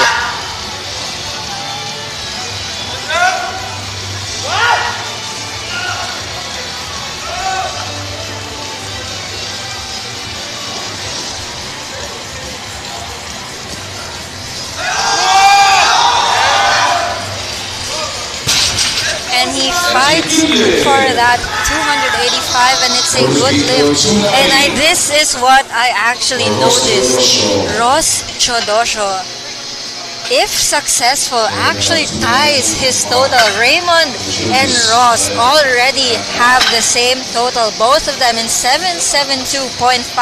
Raymond only leading on body weight. Raymond has no choice but to match whatever jump Ross attempts, because missing one of that lift is just him giving that championship to Ross. But of course, the same thing can only be asked of him. It's a 20-kilo jump, but he needs to take this if he wants to pull ahead. Of course, if this is successful, he does pull ahead of Raymond, putting all that pressure on him to get the 310 later on. But let's see how 290 moves for Ross Teodosio. A lot of surprises in this flight, I have to tell you, and competition is everywhere. What? That's a 290? That is moving, and again, there's now this pressure on Raymond. Of course, Raymond's best deadlift is nominated at 325. So I think it's safe to say 310, not a big ask. Yeah, but again, making sure you pull out your best lift is already pretty worrying. At the same time, they're both close to eclipsing an 800-kilo total. I'll touch up more on that once we get to Raymond actually, but we now have Julius Barredo, 282.5. 292.5, I believe, but it is looking buttery smooth anyway. A bit of a grind, but still he got it to where he needed it. A good lift for Julius Barredo. 295 now for Mio Florendo. Going for that 15-kilo jump, of course. He does have to catch up now to Raf because while both of them upped their openers, it seems like Raf increased his by more than what Mio did. So Mio now went into this with a more of a gap, a 5-kilo gap, but that's why he's trying to close it out. Mio taking a 15-kilo jump while Raf only opted for that 10, and we're seeing it with Radisson, how he was using that to his advantage to catch up to Ken Austria, and how now what it's leading up to.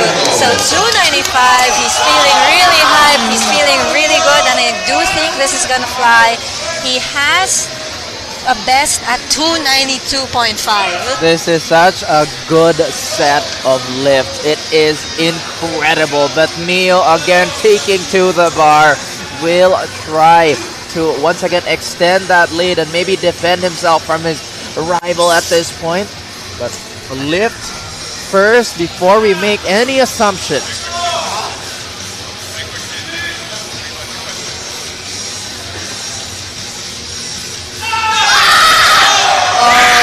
He's looking really strong. I do think whatever Mio needs to pull for first is definitely there. 305 now for Raf Kahilig, and now Raf Kahilig has no choice but to answer back because Raf now is lower on the total. Raf at 755, Mio pulling ahead to 760. That's 5 kilos, but again, those loose kilos. Look at him. He is mean mugging everything. He knows he can catch up. He knows that this bull could be the great equalizer. Look at that chalk all around his face. This man has slapped himself in the face. And he's angry. And again, this lift matters because if he misses it, Mio is now ahead. And Mio's 95 was really strong. And again, guys, big jump, big ask, and another big moment for Mr. Raf Kahilig. He will welcome the moment with silence. Asking the crowd to calm down. Again, the stakes in this 305. If he misses, stays in second. What do you mean, man? Oh my goodness! What a goal! I do. It's still our seconds. We can keep the hype low. I really want to shout this 310 out. If successful, puts Raymond in 792.5.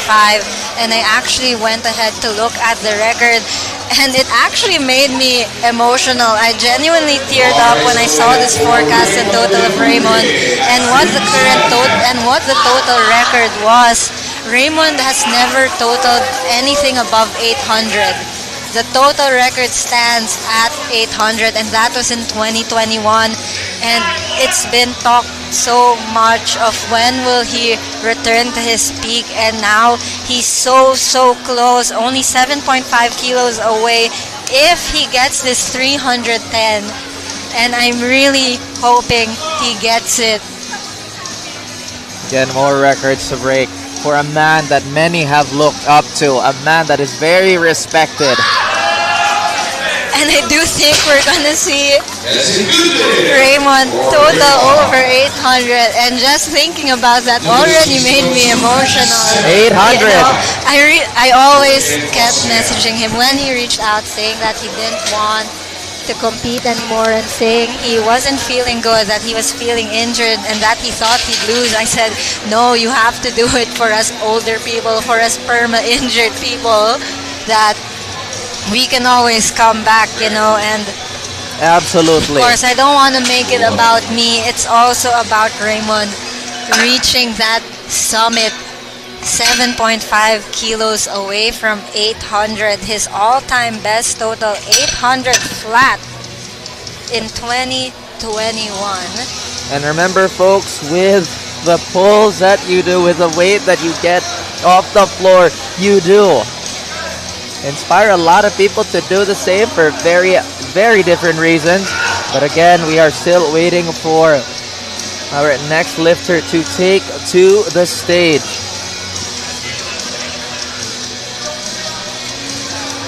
The bar is loaded for Ken Austria. This is a national record attempt. Ken Austria now, there are so many fights that we need to keep tab of. Ken Austria. This is for the men's junior 105 total record.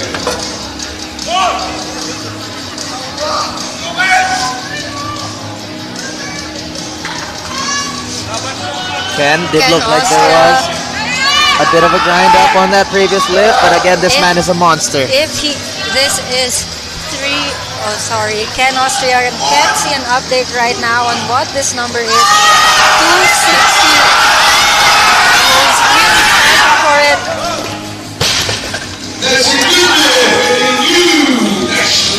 Ken Austria going up 5 kilos. Really just trying to put as much of a lead as he can above Radisson, and as you saw, that 257.5 was on the top end with maybe a bit more room, 2.5 to spare, but of course you want to play it safe.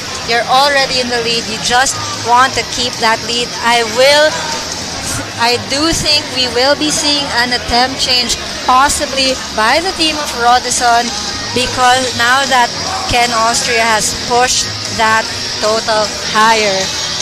That was, again, one of the things that we were a little worried that maybe those jumps in the deadlift for anybody who's looking to contend for Mr. Ken Austria could be something to chop it down, but again, a deterrent set in place to keep those totals going. I believe it was like a 9 kilo, maybe like somewhere between 10 and 15 just to defend his total. But there are still some big jumps that we are waiting for. We're waiting for our next lifter still, so thank you for the patience, ladies and gents. Again, we are trying to sort out the technical difficulties. It is that lifting cast. Greetings to our fans watching the live stream, of course. Escort Legend Slido, parinig naman kayo siya! Gusto niyo ba ng Raffle? Mamaya tatanungin natin si Miss Lensime. Joke lang ba? Joke sa nanay ko. Alright, we're on our last deadlift. And the tension is just growing. We have technical difficulties in the third deadlift, literally the last one of the entire day. This is to add to the mix, to the fire of the lift.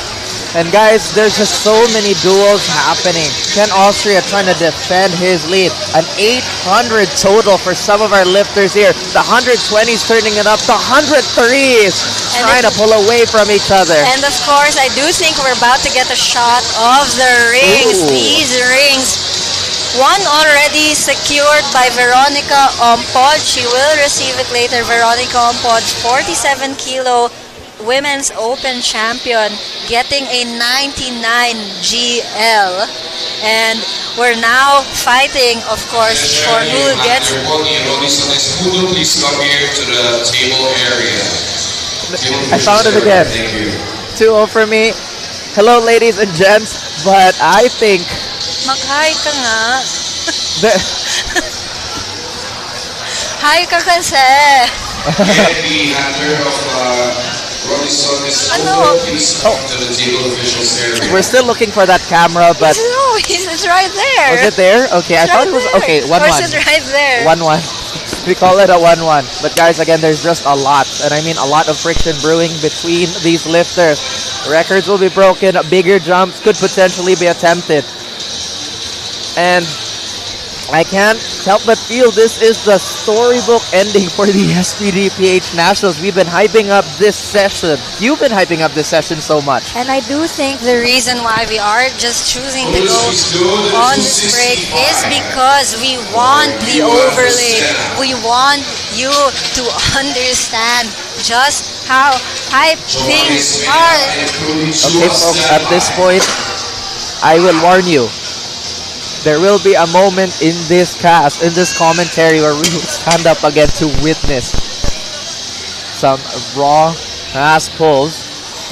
And Miss Savvy has been doing such a great job of keeping those stats as digestible as possible. A little bit of cleaning also on the bar. Maybe there's a bit of chalk.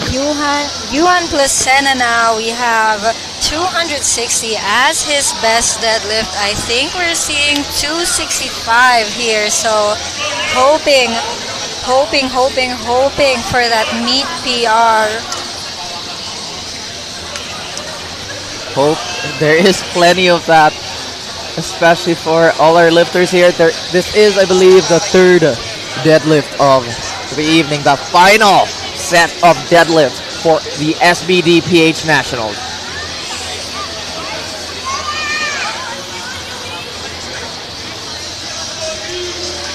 Taking his time, I do think he can lock this one out. He is fighting for that lockout, and I do think he has it.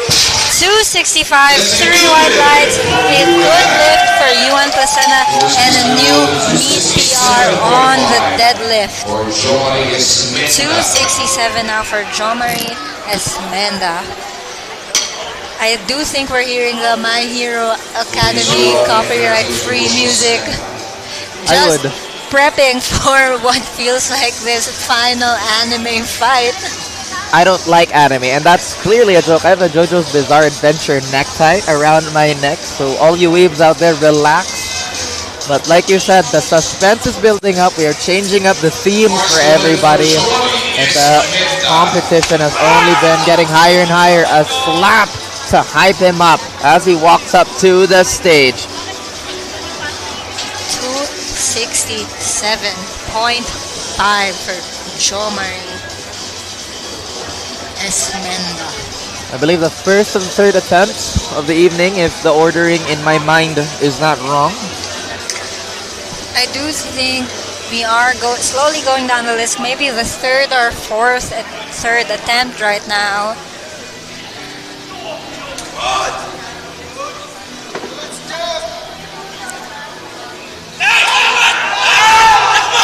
Lockout, that's all we need. See the flags. 2-1, it's a no lift. And it looks like the referees are signaling that it wasn't fully locked on the side. Maybe it was the shoulders that were telling, but 272.5. 272.5 now for Cody. Like we said, 270 being your meet PR. Trying to keep things conservative. Go with that 2.5 jump over your meet PR, just so you can say you still ended the day of meet PR. Again, some of these can be personal, rival or not. The ghost of your success could be your biggest op that you would want to take. 272.5 like you mentioned. Getting ready for it. Mr. Cody Chua looking to redeem those missed benches. Really trying to compose himself, hoping to go 3-4-3. He's trying for it still, but it goes down, and he gives a bow. But he gave it his all, and sometimes that's all that matters. And everybody, I love the energy. You can feel the electricity in the air. We have Ramzel Chodosho up next, 282.5. Again, I do think Ram is secure in the third. I'm not sure if he will try to go for that second or even try for that first place position. Sabi niya, birthday niya bukas. PR lang to. Paki-PR lang po, birthday ko bukas. Sabi ni Ramzel. And again, I mentioned he is planning on taking a break. I do think. And happy birthday, Ramzel Chodosho. I really hope you pull this one. And again, he will be taking a break after this 2 to 3 years, he said. So I really hope he goes out on a bang with this 282.5. Again, he said this will be a PR for him. Oh, we're ready to Happy. Oh. Still smiles in the end. And still happy birthday. Happy birthday, absolutely. Happy birthday regardless.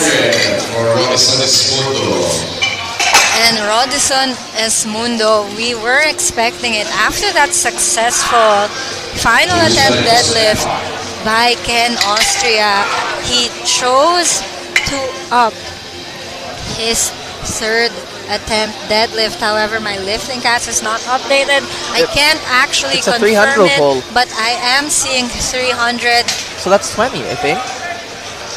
It's not saying what his place is gonna be if successful. Again, I'm so sorry. We don't have a working lifting cast right now, but I feel like it's safe to say that that could be his plan, because that's what he was doing all along since opener squats, just trying to take bigger and bigger jumps than Ken Austria.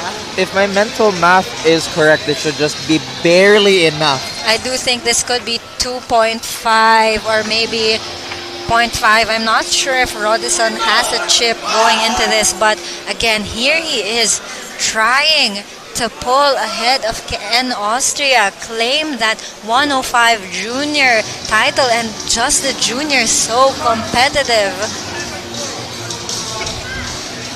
Here we go. 300 on the bar. Radisson taking his time for this moment. And it's just... Radisson with a valiant attempt to chip away at a... Really good attempt by Radisson to go at that record, go against Ken Austria. And I said he is the strongest by a mile, but honestly, Radisson, despite not getting that 300, still proved me wrong. Mortality is definitely viable if you want to challenge Mr. Ken Austria, but that still does not. We have 300 now, Julius Barredo. Julius setting the stage for himself here. No overlay. Nothing, folks. Again, apologies, but there's still nothing in your way to enjoy these lifts as well.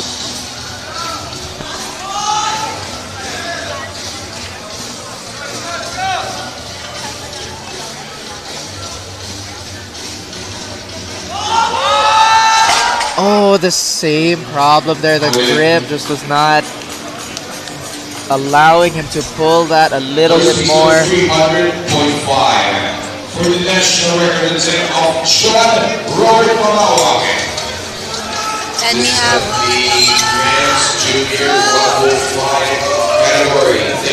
Yep, we have John Manawag now attempting a junior record deadlift. I'm gonna pull that up again. This one is probably Raff's record as well. Men's junior 105 deadlift at 300, set all the way back in 2019. I remember this. This is my first meet ever in Robinson's Malabon, and I was just wondering, why is everyone so hyped about that guy deadlifting 300? Well, the reason is because there were so many of his records attempted this day alone.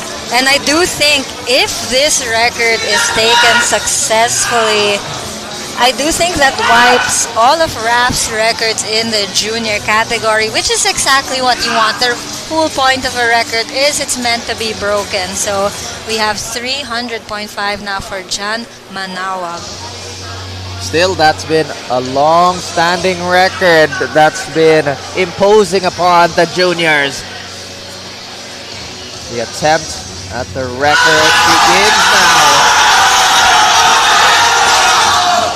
And it just gets caught in the knees, and you can see the disappointment in that one. We have 302.5 now for Mio Florendo.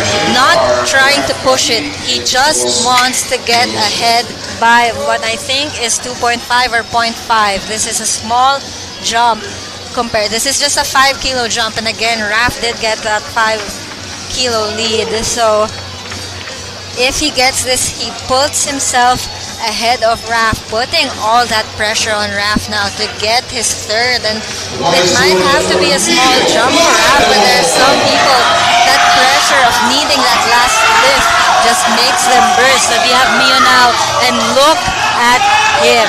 Look at that energy, that confidence, that composure. He knows he can do this. He knows he can do this. The crowd knows he can do this. All the people right now cheering for Mio. Again, Mio, he did say this is his time. It's him and the bar and a lead to defend. Like you said, the need could be the extra pressure, but some, as I've said, thrive in these situations. Mio, amazing squat. The bench was not going his way, but the dead, it gets decided here. And again, he has 14 seconds, 12 seconds, 10 seconds, 9, 8, 7. Oh my God, no.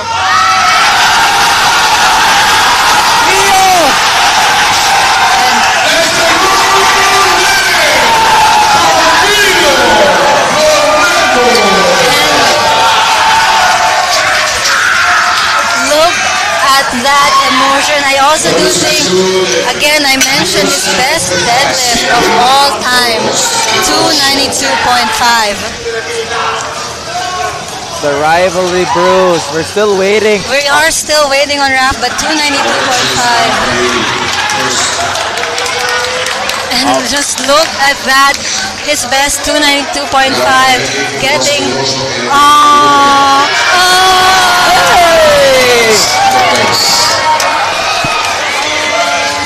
It is so wholesome, guys. It has been so wholesome.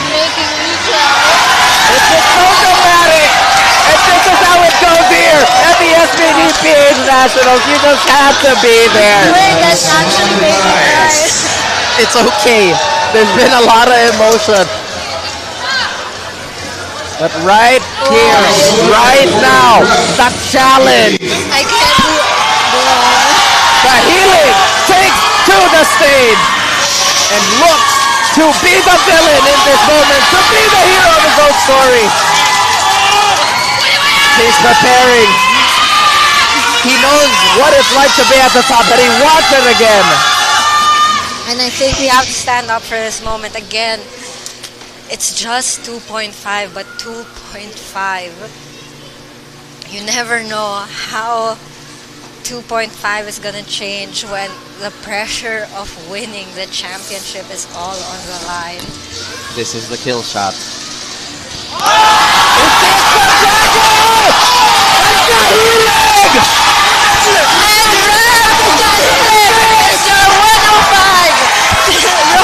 National champion Raffle and he takes it away. And oh my goodness! Come on, guys, the duel was there, but look at that! And this is what you want to see. We were talking, and again we were talking about them like they on the platform they are enemies, but I really like that we got to capture that moment. Yes, they're enemies. Yes, we'll go back when we get there, but of course it's not over just yet. Moment to moment, it has been amazing. Ross has been a titan. He's broken so many records. The 105s are done. It's time for the 120s. Another national record attempt.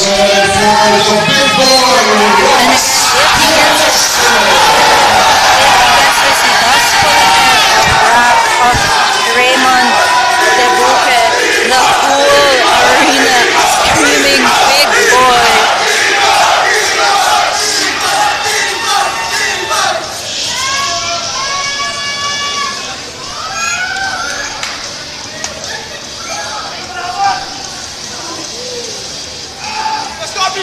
3-2-3 at the squat. Another record to conquer, to extend. this again. This is 307.5 on the bar. If successful, breaks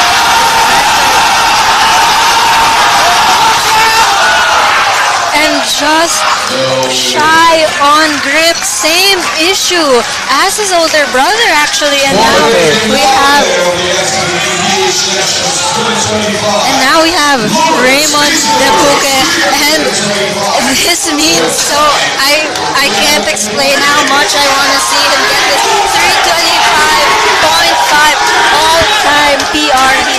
His current PR is 325, and not only will getting this break his deadlift record, it will break his all-time total record of 800.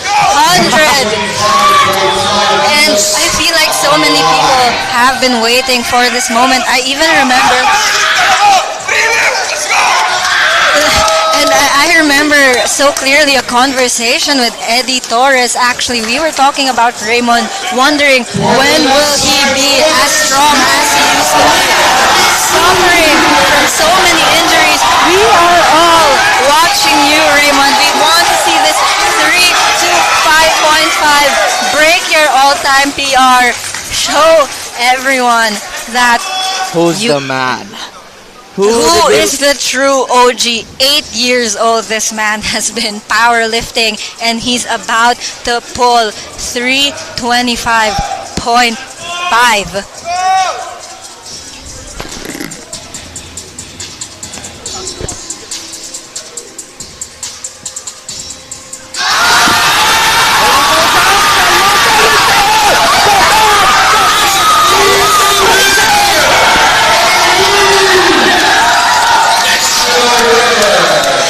One more record for the Booker. And what a night for everyone. I'm honestly, I got a bit emotional. That was a really, really nice way to end the night. We've been hyping this up that this would be the best session out of all three sessions, and I do think it delivered. And also, I would like to apologize. I do think Raffle and I would like to apologize. We did get really hyped. No, I don't apologize for anything. I'm really sorry if we burst your eardrums and some of that final list, but oh my God, I don't even know. What a way to finish it off for the SBD PH Nationals. What more could you ask for? Bro, the hug at the end. I literally cried during Mio and Raph, and Raymond's pulls, all those pulls, we were talking about it, all the emotion that they really put into it, and you could see from their faces when they got those lifts. It's so hard to not cry when you see them cry, because that's a lot, years of effort for some of them, and of course we want to thank all of you for watching and also cheering them on, being with them and witnessing those moments. So we do have to close out and thank our sponsors, but of course, do you want to say anything before we get to that portion? Absolutely. This was my first stint doing a powerlifting event behind the desk, and you see how excited I become. My tie is out of my suit, but big thank you to everybody for being so welcoming. This has been the SBD PH Nationals. It has been the gift that keeps on giving. It's been story after story, potential heartbreak after heartbreak. And we would like to obviously thank our sponsors for allowing this to happen, for giving everybody the chance to take to the stage. And obviously, I would have to borrow a phone because mine's kind of messed up at the moment. No problem. It's been a great ride. This has been the SBD PH Nationals, presented to you by SBD, by Eleiko, by PAP, affiliated with the IPF, the APF, the PSC, the POC, in partner with Equinox, SM North ETSA. Thank you for the venue. Of course, with a big help by Playhard, the Rack Co., Whale Nutrition Co., and Guys, it has been amazing. We still have a lot more sponsors to thank. And Miss Abby, please take it away. Of course, we'd like to thank Radisson Park Inn, Pagcor, Gymzilla, Deer Diet, Amino Vital, Hybrid Strength, Manuel Barbell Club, Aster Media, and of course, MSports for hosting and bringing all of this to you. Guys, thank you. Thank you so much. And this is where we have to say our goodbyes and good night. Alright, thank you guys. You did so well.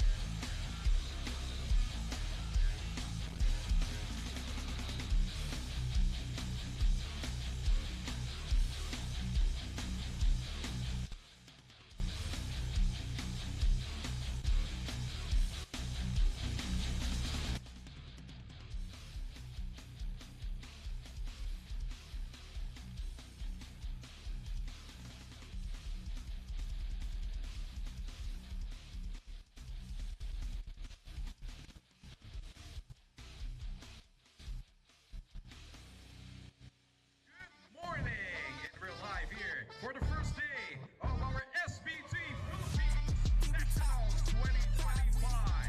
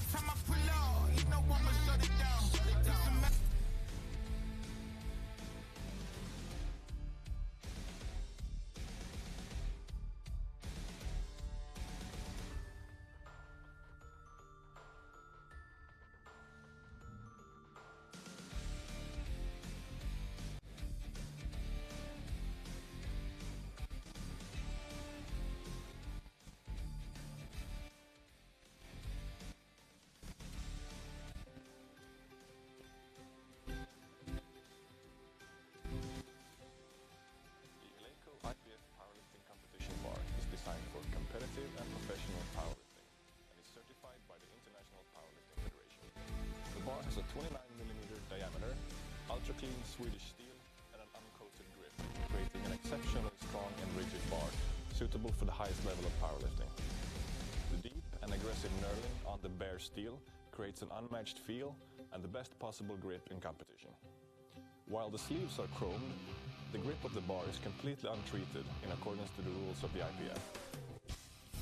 Because of this, extra care needs to be taken to prevent the surface of the bar from corrosion. Regularly brushing off excess chalk and sweat after use is recommended. The surface corrosion is only cosmetic cosmetical and will not affect the performance of the bar. However, for training and home use, we recommend the Performance Powerlifting Bar, which has a chrome grip. The IPF Powerlifting Competition Bar features graphite-infused bronze bushings, which offer increased longevity compared to regular bronze bushings, and rotation that's optimized for powerlifting. The bar has a simple but innovative dust-proof seal that keeps critical parts well lubricated and functioning at their best throughout the lift. The dust-proof seal also increases the longevity of the bar, making it practically maintenance-free, allowing it to be used for many competitions. The IPF Powerlifting Competition Bar is backed by our lifetime warranty. At Eleiko, we have over 60 years of bar manufacturing expertise.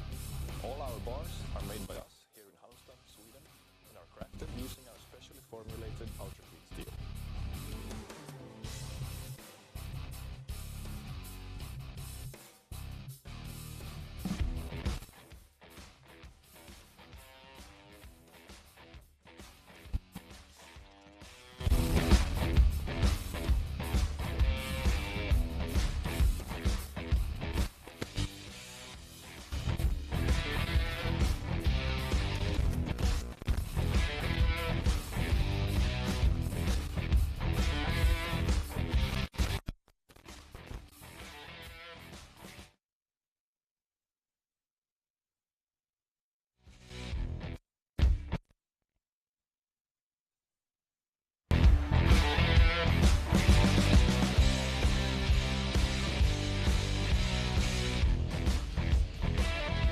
Siguro it means everything kasi I always want to be the strongest in my weight class. And we all know, powerlifting is not comfortable sport. Get to see where my current strength lies when it goes up against technically the top 3 raw lifters in PH, which are of course Aaron, Kix, and Kyle. I want challenges to prove everybody that powerlifting is for everybody. It's about showing how much I've come in this sport. And to be able to step on the platform despite all the setbacks I had means a lot to me. I'm trying to redeem myself from the past comp. So it's like a redemption comp for me. Time for me to prove myself if I'm gonna get on the podium or not, kung open lang. Really means a lot because I know what I'm capable of. It reflects my hard work and my dedication to the sport. It's also about inspiring the youth. And I'm sure history will be made because a lot of records will be broken. And the fight would be intense because you're competing with some of the best in your weight class.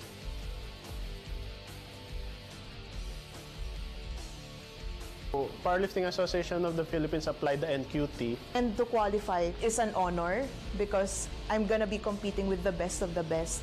It legitimizes the competition and the sport locally. Competing here in the very first SBD Nationals. Probably the biggest competition that I'll ever attend locally. For me, this meet is just a marker of all of that resilience. It's a huge deal. It's about showing how much I've come in this sport and how much I've grown. This is my chance to prove to myself that how much sacrifice I put into the gym. As how all nationals would go for me, I would treat every nationals with utmost respect, representing your utmost national values. It means a lot to me and it's going to be memorable. This powerlifting sport is getting bigger and bigger. And I'm really excited to showcase my strength next year, this 2025. It's not going to be easy because I know everyone's putting their best effort. Every competitor that I have is putting their best foot on the line on this one. For me, it's going to be, locally, this is the most competitive that I'm going to experience.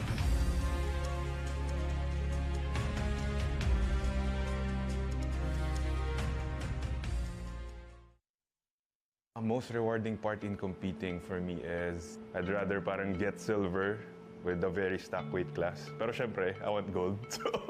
But yeah, yung competing with other people stronger than you, yun lang yung gusto ko talagang feeling lagi. Powerlifting is a sport where you get back what you put into it. So all that consistency, all that hard work, once you're able to perform all of that on the platform, there's something so gratifying about that moment all the trainings, the hard work, rain or shine, nagbubuhat pa rin tayo. Sometimes nga, we lift even though we're sick. The experience and memories I get from any meet or any competition, regardless if it's a local meet or international meet or just a small meet. Every meet, I get to bring memories, gain friends, and parang know the community. Knowing that you've given your best, all your blood, sweat, and tears in preparation for the meet, and also bring yourself to the platform in itself. Gives me that sense of pride and accomplishment, or being proud of myself that I was able to step on that platform and be able to perform and do my best. I love the experience of performing, showing what you've prepared for, and essentially powerlifting is that. It's a performance.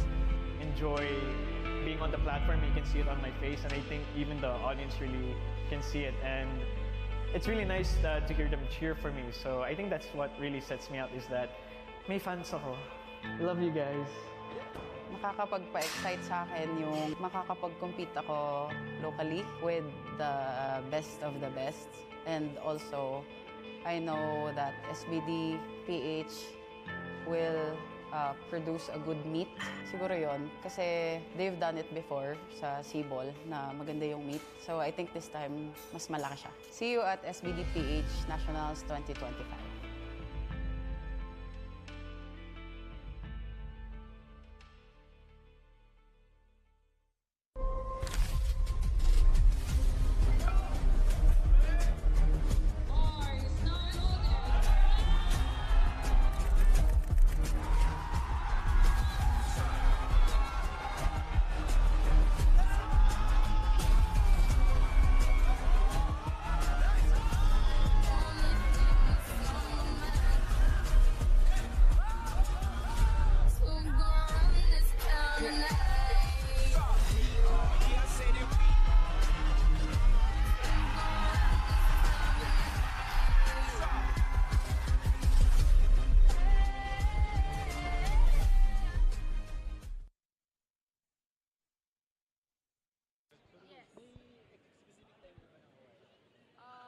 Magandang araw po sa inyo lahat.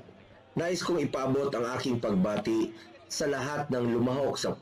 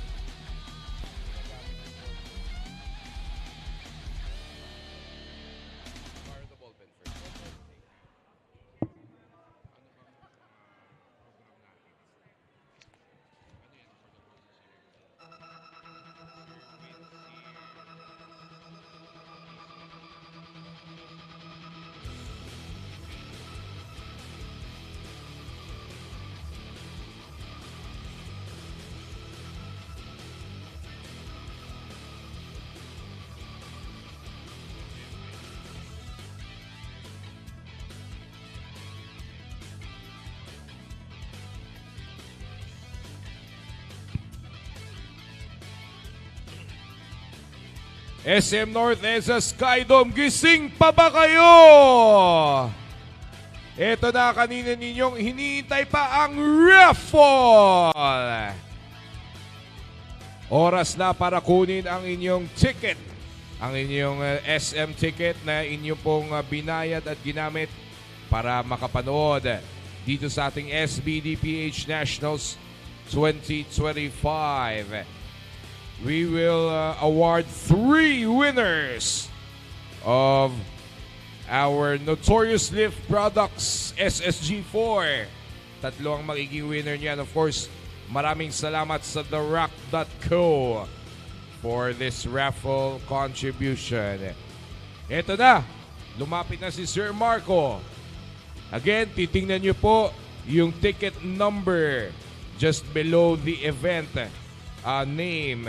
So yung event name natin ay SBD February 2025 at sa baba nun merong number, 8-digit number yan. So ang ating first winner of the Notorious Lift Products SSG4 is the owner of the ticket holder 504902221. Meron po ba? 504902221. Okay, may nagtataas ng kamay. Punta lang po dito sa platform and we will verify your ticket. Si Sir Andre ay bumunot naman. The second winner is with the ticket number 50591443. 50591443. Nandito ka pa ba?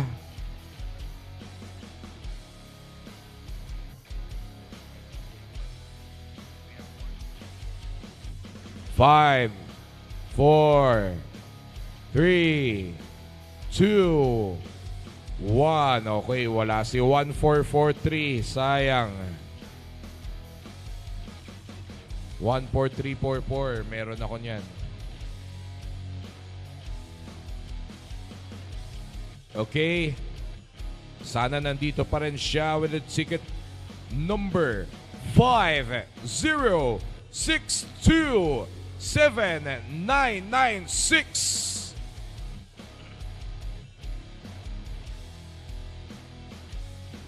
Wala.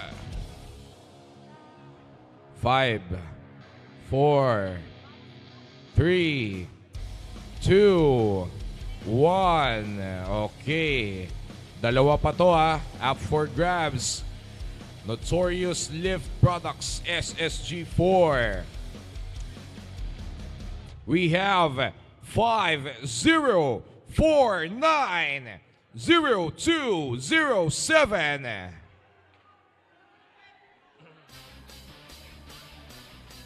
Okay. You see Miss and 5049027. Tama, Miss Esme? Okay. Congratulations, ate.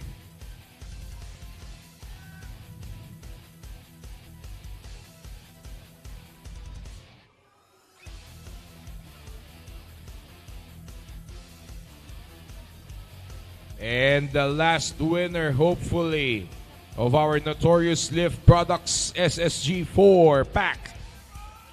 The ticket number 50581456. Ken, 50581456.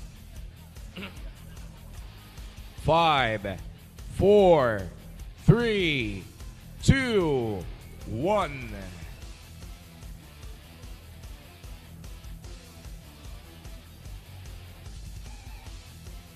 Ito na ba ang lucky ticket holder? Mukhang umuwi na yun ma'am. Ito, sana nandito pa. 50583694. 50583694. Punta lang dito sa harap kung nandito ka, pero bibilangan ka namin kung wala pa in 5, 4, 3, 2, 1. Mukha raw nandito pa to. 50490203.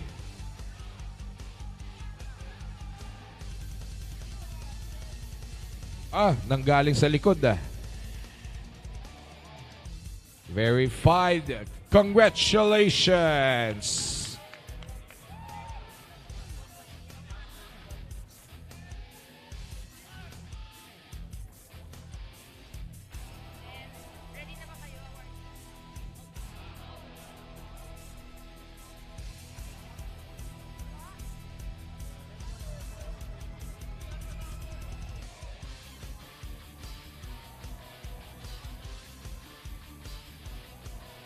Congratulations to our winners ng ating Notorious Lift Products SSG4.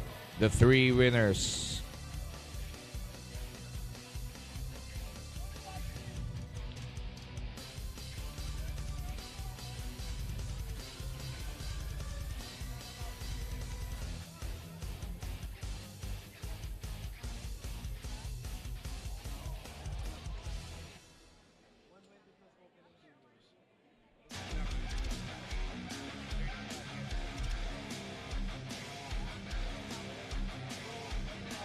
Of course, salamat sa TheRock.co for our raffle prizes given to our winners yesterday and today sa ating mga round ng raffle prizes.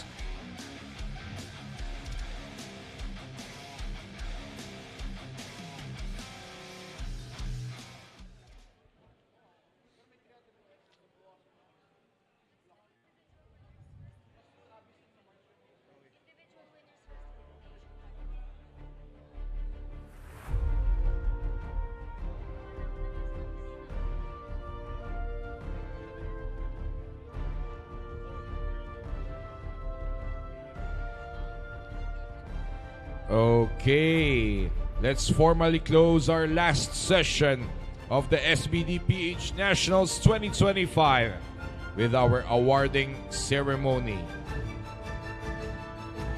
Let's go first to the male winners.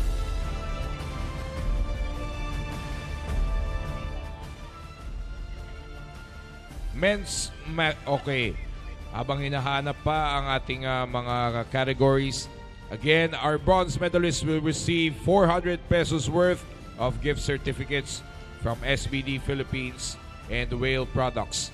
Silver medalists will receive 700 pesos worth of gift certificates from SBD Philippines and Whale Products. And our gold medalists will take home 1,000 pesos worth of gift certificates from SBD Philippines, Whale Products, and Amino Vital samples. So for the PM session awarding ceremony, we will have Sir Marco and Sir Andre to give out the medals and prizes to our winners. I think we're ready.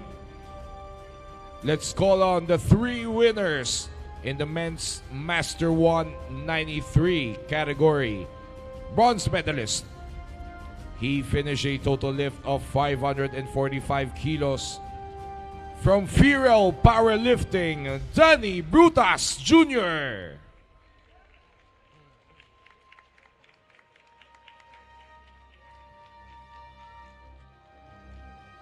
Again, a reminder to our winning lifters, pag tinawag po inyong pangalan, please proceed immediately to the platform.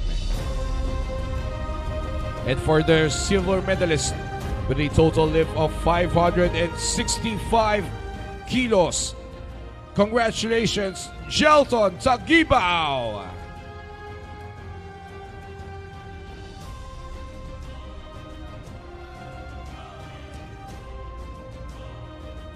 And the gold medalist with a total lift of 605 kilos from Barbells and Brew, Jose Virgil Perez.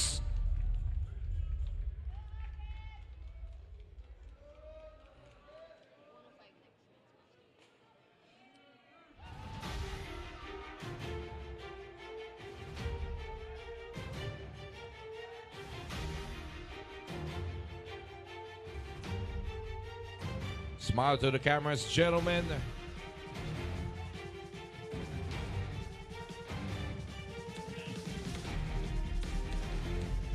Congratulations, Sirs Danny, Jalton, and Jose.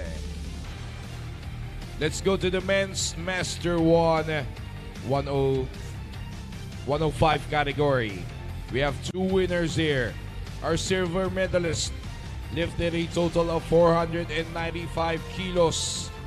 He is Mark Paul Amil.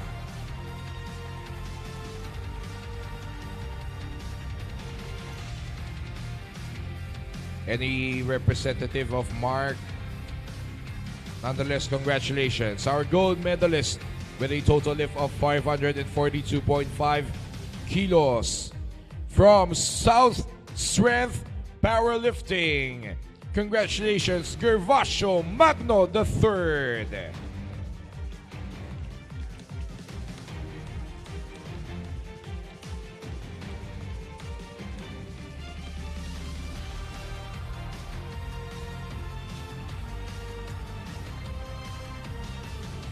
Show your best smile to the cameras. Congratulations, Mark and Gervasio.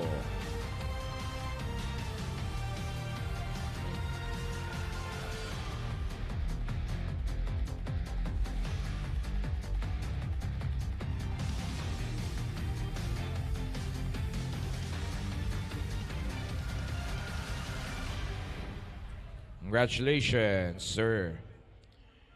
Dako naman tayo sa Men's Master 120. We have a lone winner here with a total lift of 710.5 kilos from MCA, Noel Lucky Yunzon. It's your lucky day today.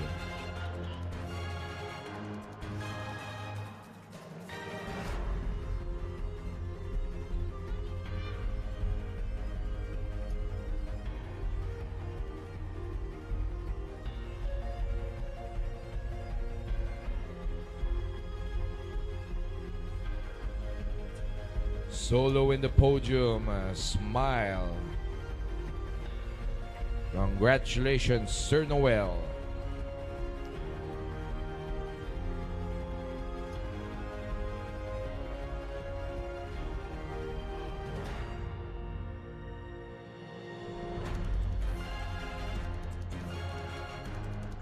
Congratulations. Let's proceed to the junior division. First in the men's junior 93 kilos. We have two winners here.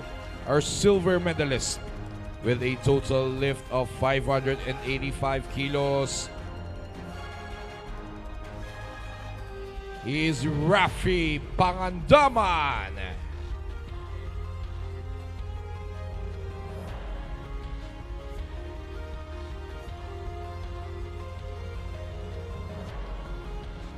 And the gold medalist finishing with a total lift of 773.5 kilos from MCA, Mark Jason Galauran.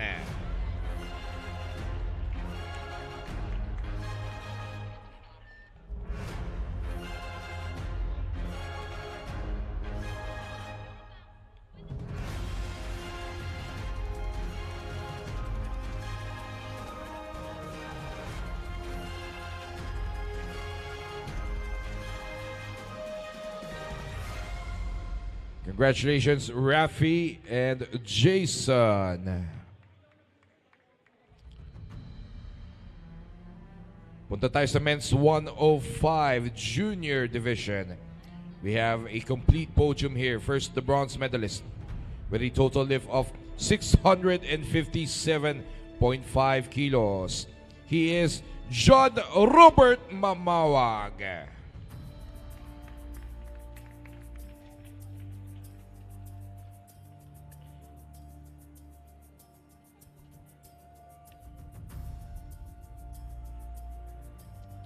The silver medalist with a total lift of 695 kilos from Hybrid Strength, Radisson J. Esmundo.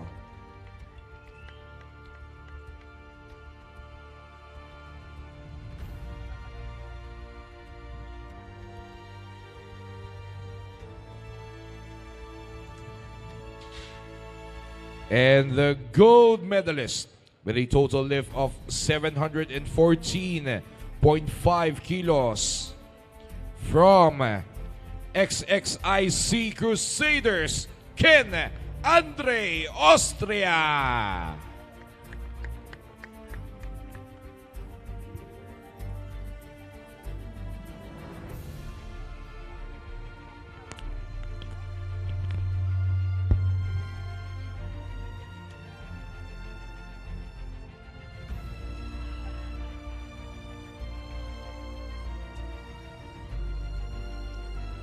Smile to the cameras, gentlemen, and congratulations, John Robert, Radisson J, and Ken Andre.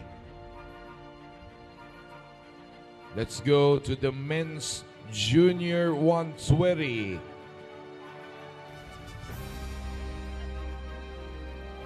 Men's junior 120, our gold medalist with a total lift of 680 kilos. From Undaunted Powerlifting, Mark J.C. Guzman.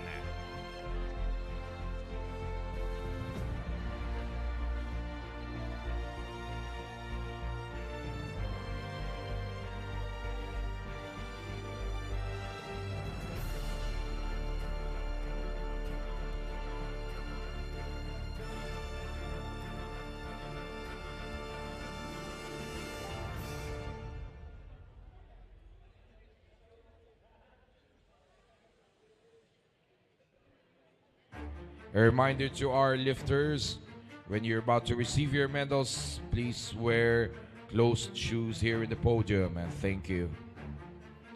Again, our winner in the men's junior 120 category, Mark J.C. Guzman.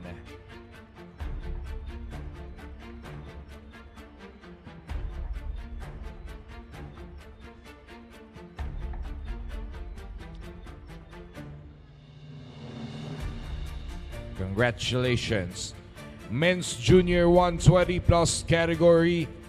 We also have a lone winner here. Our gold medalist with a total lift of 792.5 kilos. From South Strength Powerlifting, Ross Teodosio.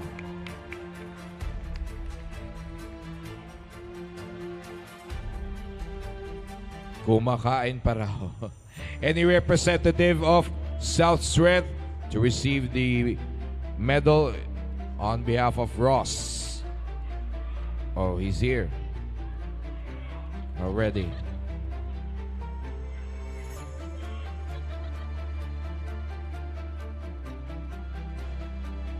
Congratulations, big boy.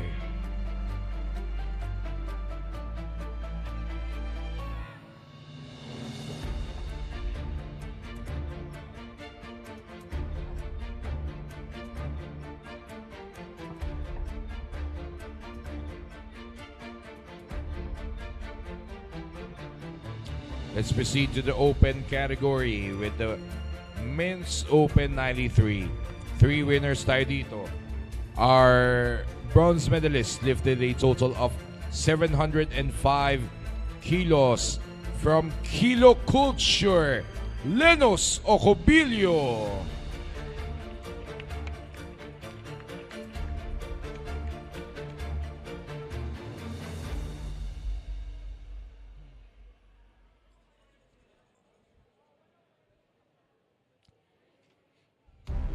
The silver medalist with a total lift of 750.5 kilos from Avanti, Nestor Redulia Jr.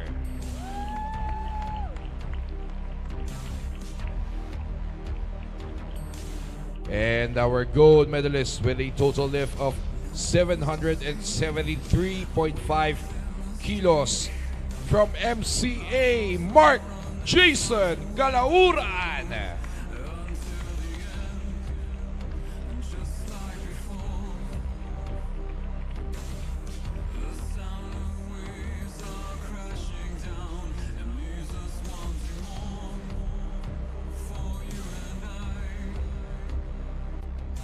Smile to the cameras, gentlemen.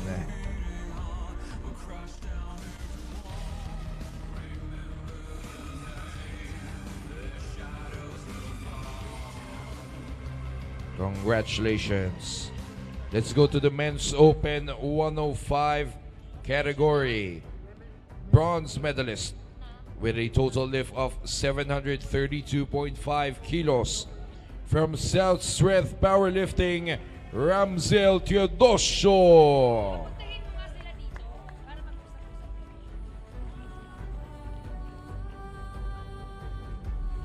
The silver medalist lifted a total of 767.5 kilos from Zest Power Gym, Mio Florendo.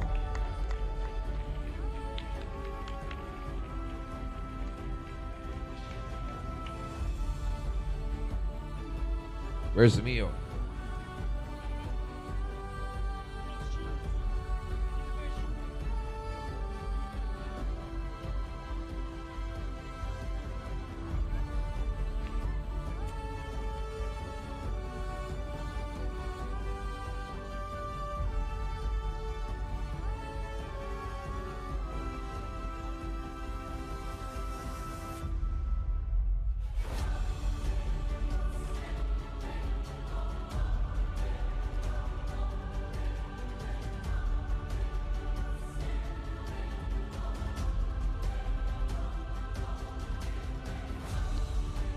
Alright, again a reminder to our winning lifters to please wear closed shoes upon receiving your medals.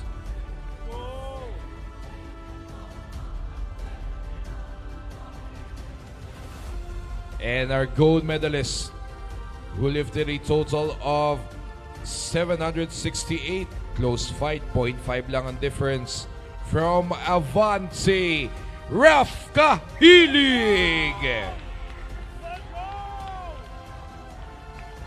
The fan favorite.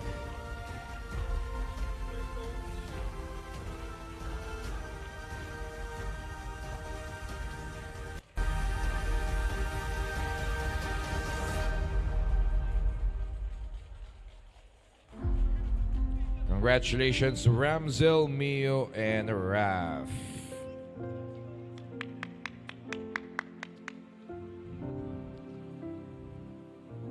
At the Men's Open 120, we have 3 winners here. First, our bronze medalist with a total lift of 680 kilos from Undaunted Powerlifting, Mark J.C. Guzman.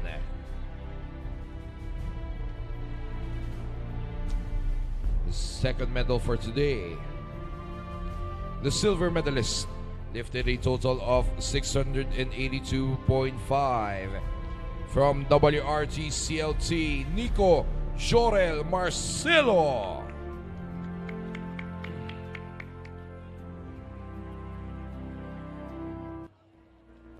And the gold medalist with a total lift of 710.5 kilos from MCA, his second goal today, Noel Lucky Yonzon.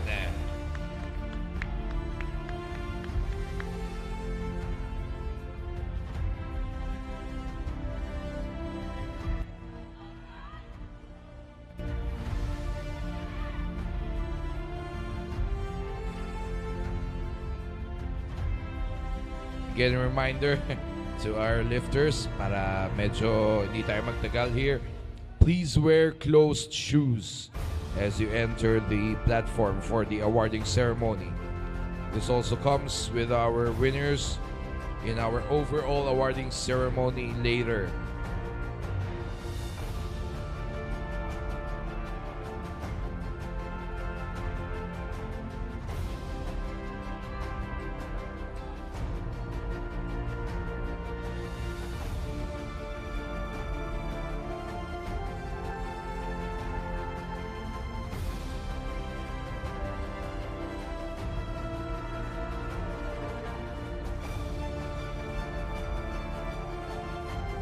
Congratulations, gentlemen.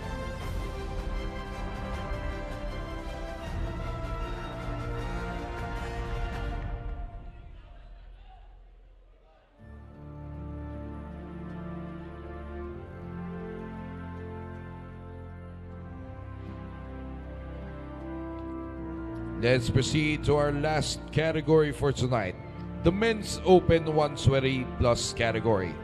We have two winners here. The silver medalist with a total lift of 792.5 kilos from South Strength Powerlifting, Ross Teodosio.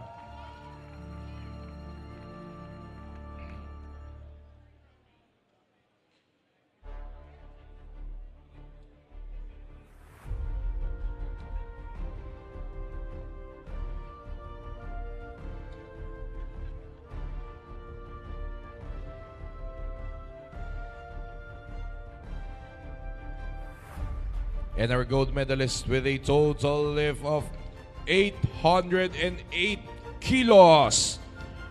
The pride of Zest Power Gym, Raymond De Buque.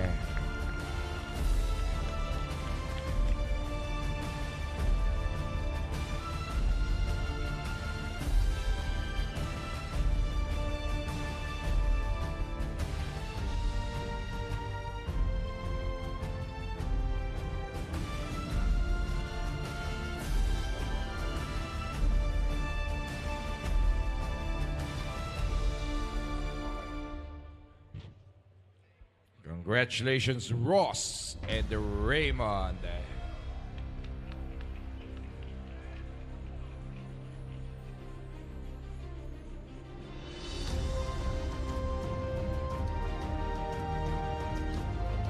That concludes our awarding ceremony for the last session of our SBD PH Nationals 2025. But we're not done yet, as we're about to hand out the Best Lifter Awards per category in just a short while, and also the best teams who competed in our SBD PH Nationals 2025.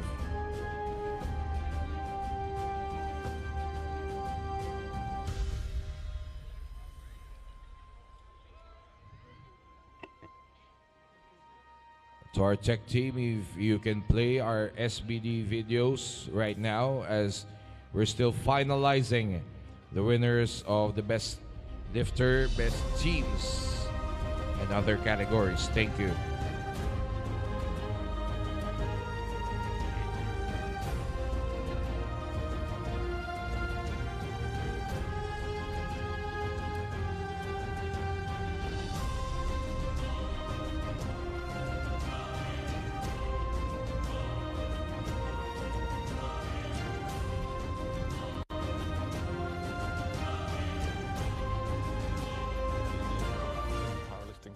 Bar is designed for competitive and professional powerlifting and is certified by the International Powerlifting Federation. The bar has a 29mm diameter, ultra-clean Swedish steel, and an uncoated grip, creating an exceptionally strong and rigid bar suitable for the highest level of powerlifting. The deep and aggressive knurling on the bare steel creates an unmatched feel and the best possible grip in competition. While the sleeves are chromed, the grip of the bar is completely untreated in accordance to the rules of the IPF. Because of this, extra care needs to be taken to prevent the surface of the bar from corrosion. Regularly brushing off excess chalk and sweat after use is recommended. The surface corrosion is only cosmetical and will not affect the performance of the bar. However, for training and home use, we recommend the Performance Powerlifting Bar, which has a chromed grip. The IPF Powerlifting Competition Bar features graphite-infused bronze bushings, which offer increased longevity compared to regular bronze bushings, and a rotation that's optimized for powerlifting. The bar has a simple but innovative dust-proof seal that keeps critical parts well lubricated and functioning at their best throughout the lift. The dust-proof seal also increases the longevity of the bar, making it practically maintenance-free, allowing it to be used for many competitions. The IPF Powerlifting Competition Bar is backed by our lifetime warranty. At Eleiko, we have over 60 years of bar manufacturing expertise. All our bars are made by us here in Halmstad, Sweden, and are crafted using our specially formulated ultra-clean steel.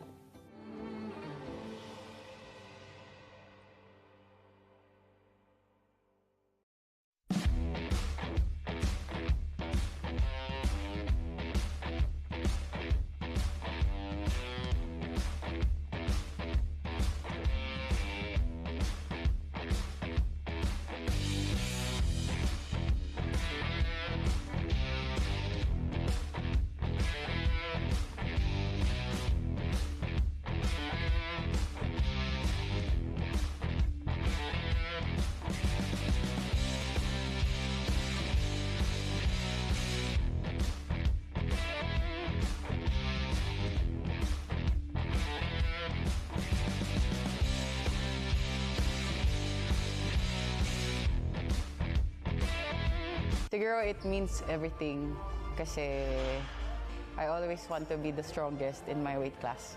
And we all know, powerlifting is not comfortable sport.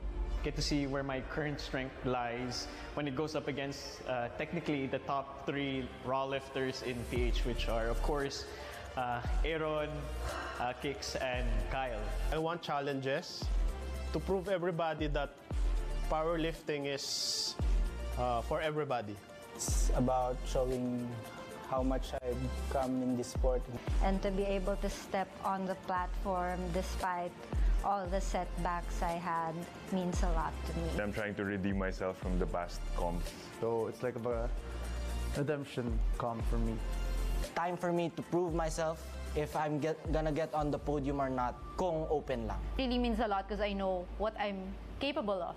It reflects my hard work and my dedication to the sport. It's also about inspiring the youth.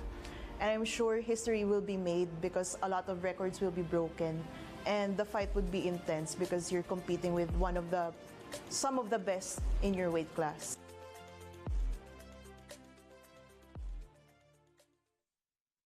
Powerlifting Association of the Philippines applied the NQT. And to qualify is an honor because I'm gonna be competing with the best of the best. It legitimizes the competition and the sport locally. Competing here in the very first SBD Nationals. Probably the biggest competition that I'll ever attend locally. For me, this meet is just a marker of all of that resilience. It's a huge deal. It's about showing how much I've come in this sport and how much I've grown. This is my chance to prove to myself that how much sacrifice I put into the gym. As how all nationals would go for me, I would treat every nationals with utmost respect, representing your utmost national values. It means a lot to me, and it's going to be memorable. This powerlifting sport is getting bigger and bigger. And I'm really excited to showcase my strength next year, this 2025. It's not going to be easy because I know everyone's putting their best effort. Every competitor that I have is putting their best foot on the line on this one. For me, it's going to be, locally, this is the most competitive that I'm going to experience.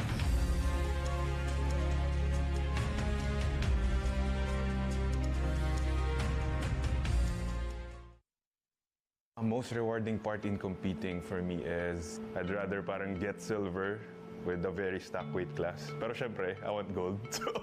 But yeah, yung competing with other people stronger than you, yun lang yung gusto ko talagang feeling lagi. Powerlifting is a sport where you get back what you put into it. So all that consistency, all that hard work, once you're able to perform all of that on the platform, there's something so gratifying about that moment. All the trainings, the hard work, rain or shine, nagbubuhat pa rin tayo. Sometimes nga, we lift even though we're sick. The experience and memories I get from any meet or any competition, regardless if it's a local meet or international meet or just a small meet. Every meet, I get to bring memories, gain friends, and parang know the community.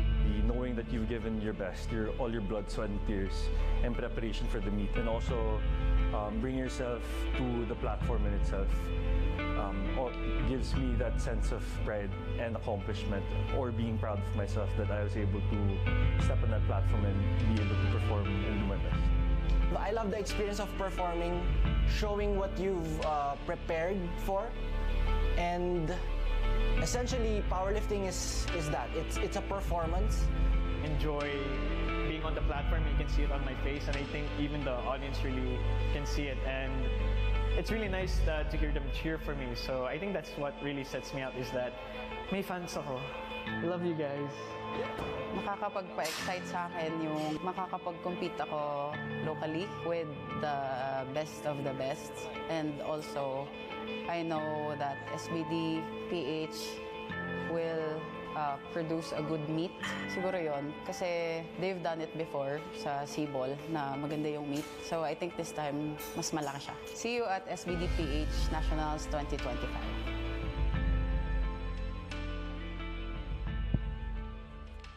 Ladies and gentlemen, again, a pleasant evening to all.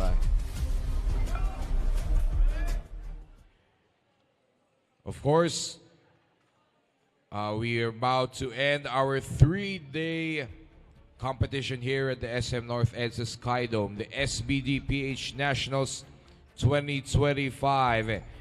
And to say thank you to all of you who attended and competed in this competition, we would like to call our tournament director, Miss Esmeralda Cruz. Hello, good evening. So, thank you. First of all, I'd like to say thank you to everybody who came out, whether it's day 1, day 2, or day 3, and for those on the live stream. Thank you so much for supporting the first ever SBD Philippines Nationals. Let's give everybody a round of applause, please. I would also like to take this time to thank our volunteers as well. You've seen them running around, countless sleepless nights, just to make sure to give you guys this production. So let's give them a warm round of applause as well, please. Also, this event would not be possible without the support of our sponsors. First of all, SBD Philippines, I know most people see me as the face of SBD Philippines, but there are a lot of people behind this team, and of course SBD Apparel HQ in the UK, who's provided their support for this event as well by providing our volunteers apparel. So as you can see, all of our spotters and loaders were in full SBD uniform today. So let's give them a round of applause, please. Thank you. And also, I would like to thank our sponsors, right? So first of all, the Rack.co for providing us with the championship rings that we will be awarding today. Thank you so much. And for the prizes that they've given out for this event. We'd also like to thank our equipment partner, Eleiko, our warm-up partners, Playhard Fitness, Manuel Barbell Club, and Gymzilla PH. Thank you so much. This event really would not be possible without all of you. And to all of our other partners, Amino Vital, Dear Diet, Hybrid Strength, thank you so much for giving us and trusting in our event and in our ability to deliver. And also like to thank our supplement partner, Whale Nutrition, for providing prizes as well for all of our athletes. But last but not the least, a silent partner in powerlifting and the way that Equinox has been developing powerlifting. I would like to give a huge shout out and thank you to Senator Bongo as the head of sports development in the Senate. So he has provided Equinox and this event specifically a huge amount of financial support to get this going. So thank you so much to Senator Bongo as well. And his representative is here. Unfortunately, he could not make it. He was supposed to be here with us today, but he has sent over his representative, Sir Windsor Quizon, who would also like to say a few words. So let's give him a round of applause. Thank you, ma'am. Hi, everybody. I'm pretty sure lahat exhausted na, pero let me just read a quick speech in front of you all, guys. Good evening to everybody. Pleasure to be with all of the athletes and participants here tonight. Maraming salamat po sa pag-imbita. And in behalf of Senator Bongo, I am Windsor Quizon po to represent him tonight. First of all, isang malaking pagbati sa Powerlifting Association of the Philippines. Palakpakan po natin yung bumubuo ng PAP. Sa matagumpay po na pagtatapos ng SBD Powerlifting Nationals, sa pangunguna ng ating butihing presidente, Sir Wilford Capulong, at sa lahat, of course, ang bumubuo rin ng PAP. Saludo si Senator Bongo sa inyong dedikasyon sa pagpapalakas ng powerlifting community sa ating bansa. Of course, palakpakan din natin si Ms. Esme, the Tournament Director tonight. Maraming salamat po. Bilang chairman ng Senate Committee on Sports, si Senator Bongo, patuloy niyang isinusulong ang mga programang nagpapalakas sa sports development sa ating bansa. Lagi niya pong sinasabi, get into sports and stay away from drugs to keep us healthy and fit.